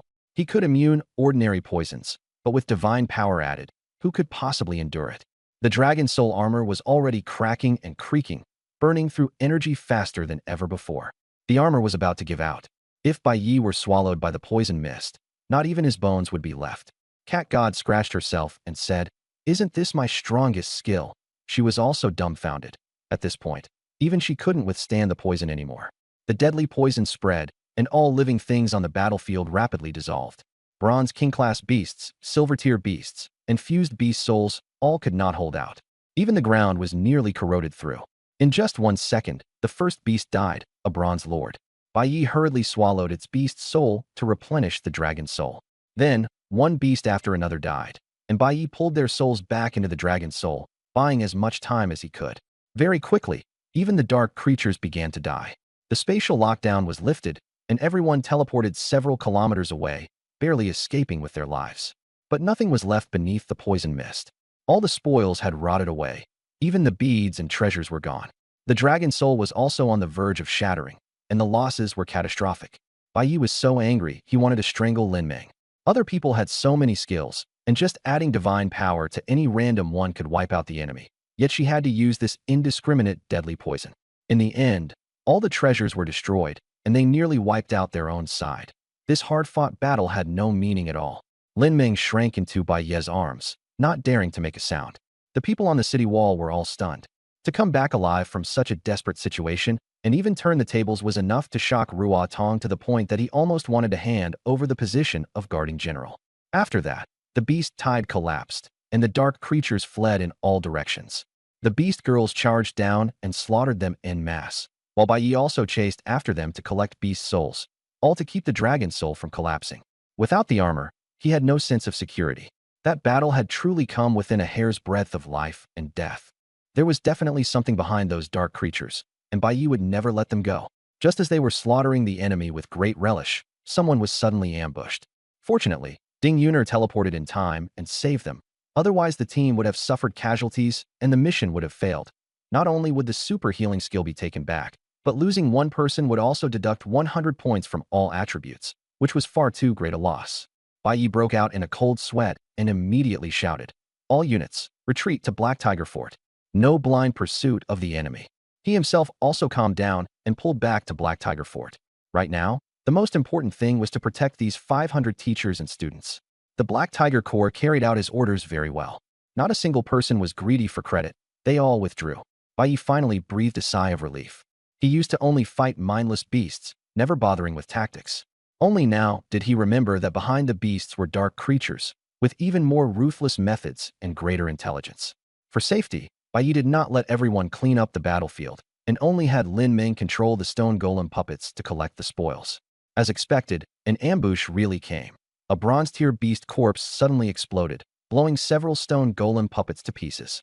If the beast girls had gone, they would have certainly been wiped out. Fortunately, it was only a loss of a few puppets, not a pity. In this battle, the beast horde lost more than 20,000 beasts, mostly black iron and bronze, with quite a few silver tier ones as well. 90% were killed by Bai Yi and the others, and their accumulated meritorious points exceeded 20,000. Each of the 4 beast girls received 4,000 points, while Bai Yi, as the Legion commander, got 5,000 points. His all-attribute increase was 500 points, enough to be promoted directly to lieutenant. The various spoils were worth 1 billion. Black Tiger Fortress kept half and turned in the rest. Bai Yi distributed beast soul beads according to rank, keeping the black iron tier ones for himself so that the whole team's strength could improve. Li Sheng and the others were completely won over by Bai Yi, and just as they were about to leave, Bai Yi stopped them. "It's afternoon, and we can't leave today anyway. Let's have a barbecue party." Bai Yi set up a big street stall grill and used corpses to make barbecue for a change of pace. Li Sheng hesitated. After all, military regulations forbade drinking and having fun on the battlefield, but Bai Yezija, "Are you still on standby duty right now?" left Li Sheng speechless. Everyone was on leave anyway, so there was no violation. So 100 barbecue grills were laid out, with seasonings, beer, and karaoke machines all brought out. Very professional. Bai Yi said, 10 meritorious points per person, eat and drink as much as you like.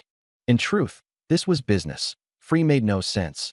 After all, the drinks and equipment all had costs, and only the meat was free. Li Sheng glanced at the censor officers on the side. Bai Yi froze, then said, "You mean to let the censors eat barbecue too?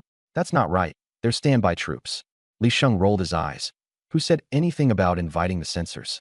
Have you forgotten military discipline? Can meritorious points be exchanged? Don't drag me into this. Only then did Bai Yi realize and awkwardly said, "Then eat for free." He casually put the drinks away. The meat could be eaten freely, and the seasonings weren't expensive, but the drinks couldn't just be handed out casually. Everyone rolled their eyes. So stingy? What's the point of barbecue without alcohol? Bai Yi took out a pile of chilled drinks. The Great Wall was covered in snow, serving as a natural refrigerator. These drinks had originally been prepared for the students, and Li Sheng and the others could take whatever they wanted. After all, a bottle only cost a few mao. Someone who could drink a whole case of beer would be full after 3 bottles of soda, and at most it would only cost a few thousand yuan to settle the bill. Every beacon tower had a bonfire lit, not an alarm, but a barbecue. The aroma drifted for dozens of li, making the guards drool. The soldiers at Jinhu Pass were equally envious. Bai Ye's barbecue was even more exquisite than what was sold on the market, complete with dipping sauce, pancakes, and scallions. The pancakes had been prepared in advance and stored in the dimensional space, still warm. Bai Ye's space was mainly used to store food, with excellent preservation. Everything else had been put into the 5 Elements Mountain. The space could hold enough food for 500 people for 2 months. When the censor officers saw that everyone had not drunk alcohol and no one had left their post, Ding Yuner used instant movement to deliver the grills and ingredients to each tower, and even the censors could not say anything. In the end, unable to resist the craving, they also joined the barbecue frenzy, and a crowd sang and danced late into the night. In the darkness, dark creatures were watching this side, their faces full of greed. And no one noticed that a black iron tier night owl was also watching those dark creatures, while sending messages to Bai Yi. Beyond the northern border, the world belonged to beasts, with beasts everywhere. No one would pay attention to a night owl of this level. In fact, this was Bai Ye's scout. In the 5 Elements Mountain, he had also tamed more than a dozen beasts of different species to serve as undercover agents, all enlightened by the demon spirit and granted a bit of intelligence. When the beast tide collapsed, Bai Yi chased after it while throwing in undercover beasts, retreating together with the beast pack. Now that the night owl had returned, it was obvious that it had found the lair. While everyone was reveling, Bai Yi took Ding Yuner and used instant movement to go out. A few seconds later, he brought the night owl back to Black Tiger Fortress. The whole trip took less than a minute, and no one noticed. Seeing this, Li Sheng joked, "Commander Bai, bringing a girl into your room. I thought you were going to do something. Why are you back so soon?" Ding Yuner blushed and ran off. Bai Yi was speechless and clinked glasses with Li Sheng. "You get drunk on soda too?" Then he went on eating. When the crowd had dispersed, Bai Yi entered 5 Elements Mountain and communicated with Night Owl. After the demon spirits had been enlightened, the exotic beasts had become much smarter, and communication was no longer an obstacle.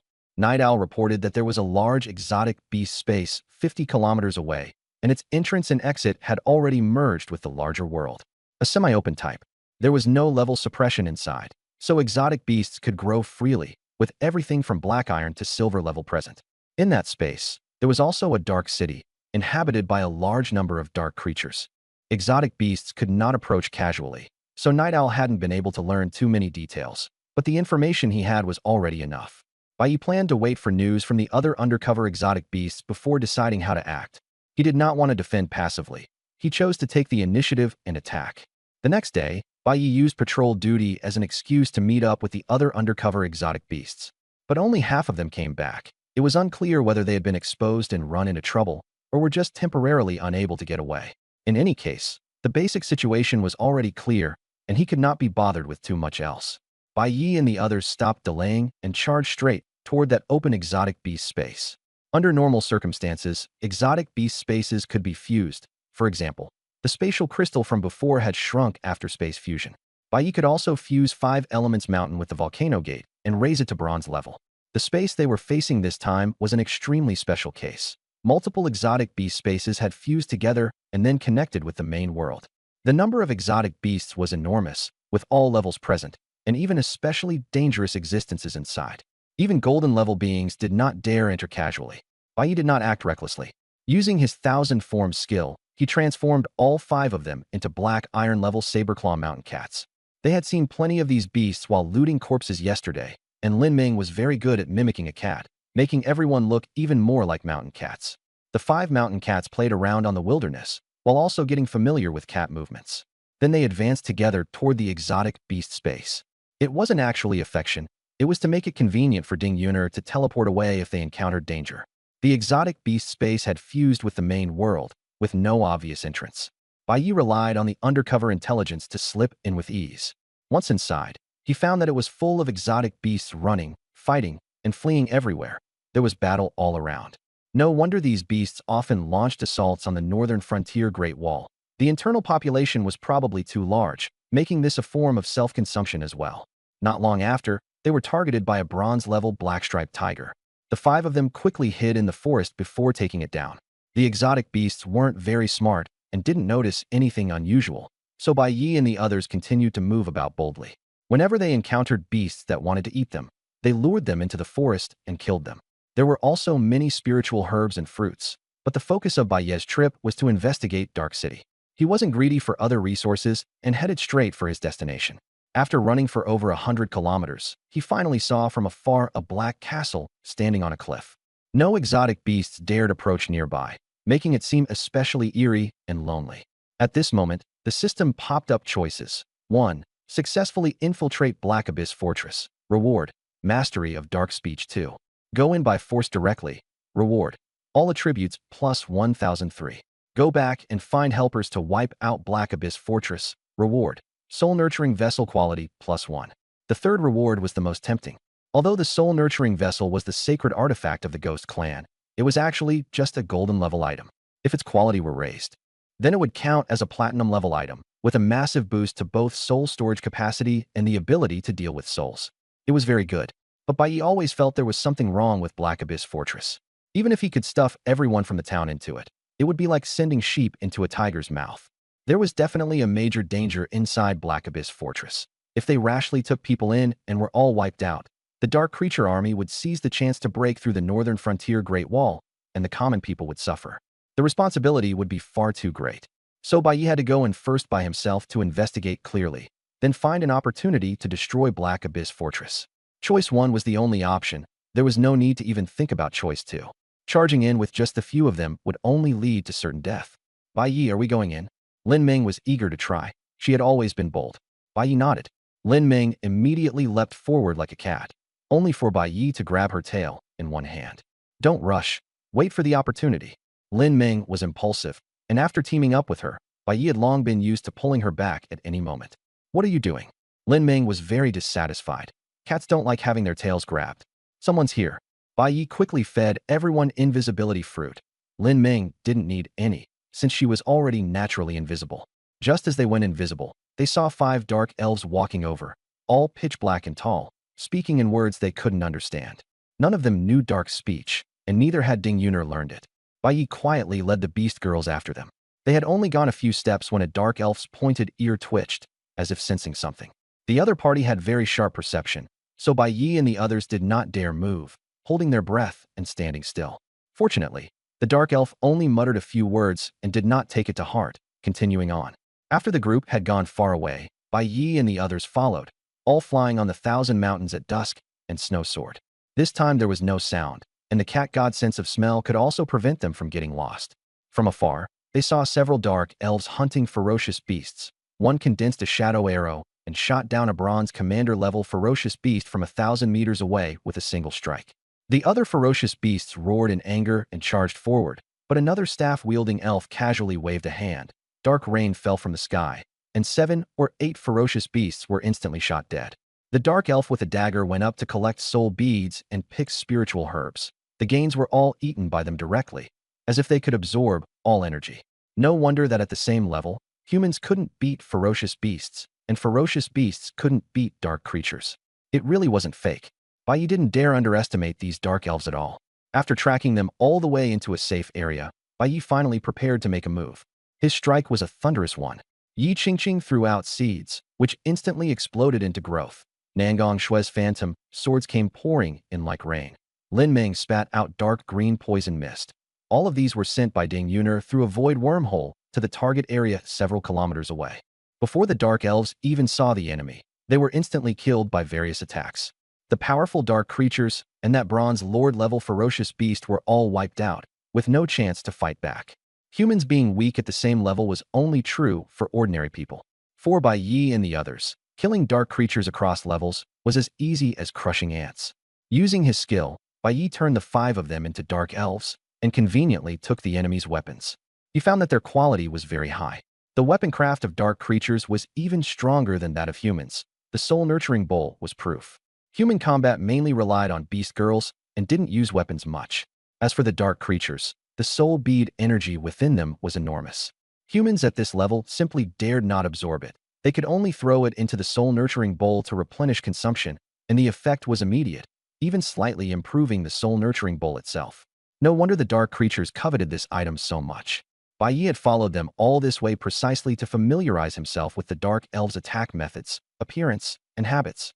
Now that he had learned them all, the disguise was flawless.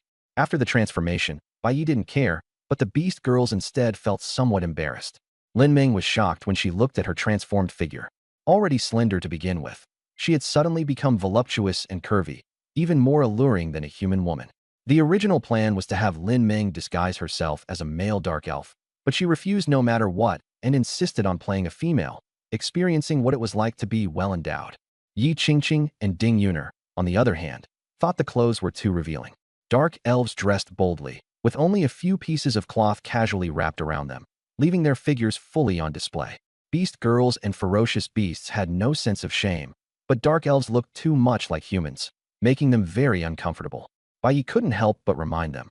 Showing you just now was so you could learn that casualness of theirs. If you act like this, you'll definitely be exposed. Lin Ming was actually imitating it in an exaggerated way, looking extremely flirtatious. Bai Yi said helplessly, "They're supposed to let loose, not you. Don't go too far." The originally tense Yi Qingqing and Ding Yuner were amused and quickly learned the dark elf style. Nangong Shui played the role of a cold male elf, and her temperament was naturally suited for it. Once everyone's disguises were ready and they were preparing to blend into the Black Abyss city, Nangong Shui suddenly asked, "Who knows dark speech?" Everyone was stunned, and all turned to look at Bai Yi. Bai Yi gave a strained laugh. "Let's go in first and talk later."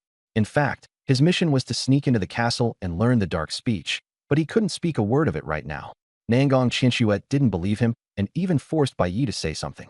Bai Yi blurted out, "I love tiger oil." Nangong Qinshuet blushed.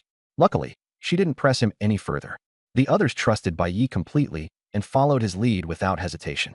Just like that, the 5 of them transformed into dark elves and infiltrated the Black Abyss. Bai Yi swaggered straight into Black Abyss Castle. As soon as they entered the city, a crowd of dark creatures around them chattered at Bai Yi, wanting to talk to him, but he couldn't understand a single word. He could only keep his head down and rush forward. The shouting grew louder and louder, even alerting the guards. Nangong Qinshuet and the others followed anxiously, while more and more dark creatures gathered around them, and even the silver-rank guard captain turned his attention to them. Ding Yuner tightened her grip on her teammates, ready to teleport away at any moment. Very soon, a silver-rank guard led his men to block their path, his face full of caution. "Stop right there." At that moment, Bai Yi suddenly understood their language in his ears, and the system finally handed out the reward. Bai Yi hurriedly said, "Don't stop me. I have urgent business with the city lord." Although Nangong Qinshuet and the others couldn't understand him, they felt that Bai Yi's words sounded like dark speech, So they all breathed a sigh of relief. Lin Meng even muttered softly. The system only ever shows up at critical moments. Scared me to death. The guard captain questioned, what exactly is going on with you? Bai Yi replied calmly. There are signs of humans outside the city. I have to report it to the city lord as soon as possible. The surrounding dark creatures were all shocked when they heard this. The silver rank guard didn't believe him. This is deep in beast territory. Humans couldn't possibly get in here. Bai Yi said nothing more and took out a piece of human clothing fabric. After inspecting it, the guard was shocked. It really is a human item. Bai Yi snatched back the fabric and continued rushing toward the city lord's mansion. No one dared stop him now. Along the way, Lin Ming asked in a low voice, Bai Yi, what did you just say? Bai Yi warned them, don't speak carelessly. Be careful not to be overheard. The group headed straight for the city lord's mansion. Nangong Qianxue couldn't help asking, we're only here to gather intelligence. Do we really have to provoke the boss of the city? Bai Yi only replied, we can only barge in now. When they entered the city lord's mansion, the guards blocked them again. Bai Yi continued with the same story and slipped through once more. At last, the group met the Lord of Black Abyss City, a gold rank wraith. The city lord stared at Bai Yi. You really saw humans outside the city? Bai Yi handed over the cloth, and the city lord waved his hand to take it. The atmosphere instantly grew tense. Within that piece of cloth, a blurry silhouette appeared. Everyone was startled. Even though the shadow was faint, it could not hide that person's handsome, imposing figure. That's right, it was Bai Yi. The Lord of Black Abyss also recognized him and exclaimed, Bai Yi. Bai Yi almost instinctively answered, but forcefully held himself back and made no response. As the tension rose, the Lord of Black Abyss asked again, what did that person look like? Bai Yi bragged, tall and handsome, with strong combat power. Clearly only at Black Iron rank, yet he chops through bronze rank exotic beasts like cutting vegetables. He doesn't look anything like a beast tamer. Nangong Shui and the others were speechless. They had never seen anyone so shameless, praising himself without even blushing. But the Lord of Black Abyss agreed. So it really was him. That guy was bold enough to break in here. He's courting death. If I kill him, I can get the soul-nurturing bowl, surpass Yuxian, and become the new young lord. By the end, the Lord of Black Abyss's eyes were shining, his excitement overflowing. So the Lord of Black Abyss and Yuxian were still old rivals, and were actually in competition with each other. Bai Yi muttered inwardly. Was this dark world simply too small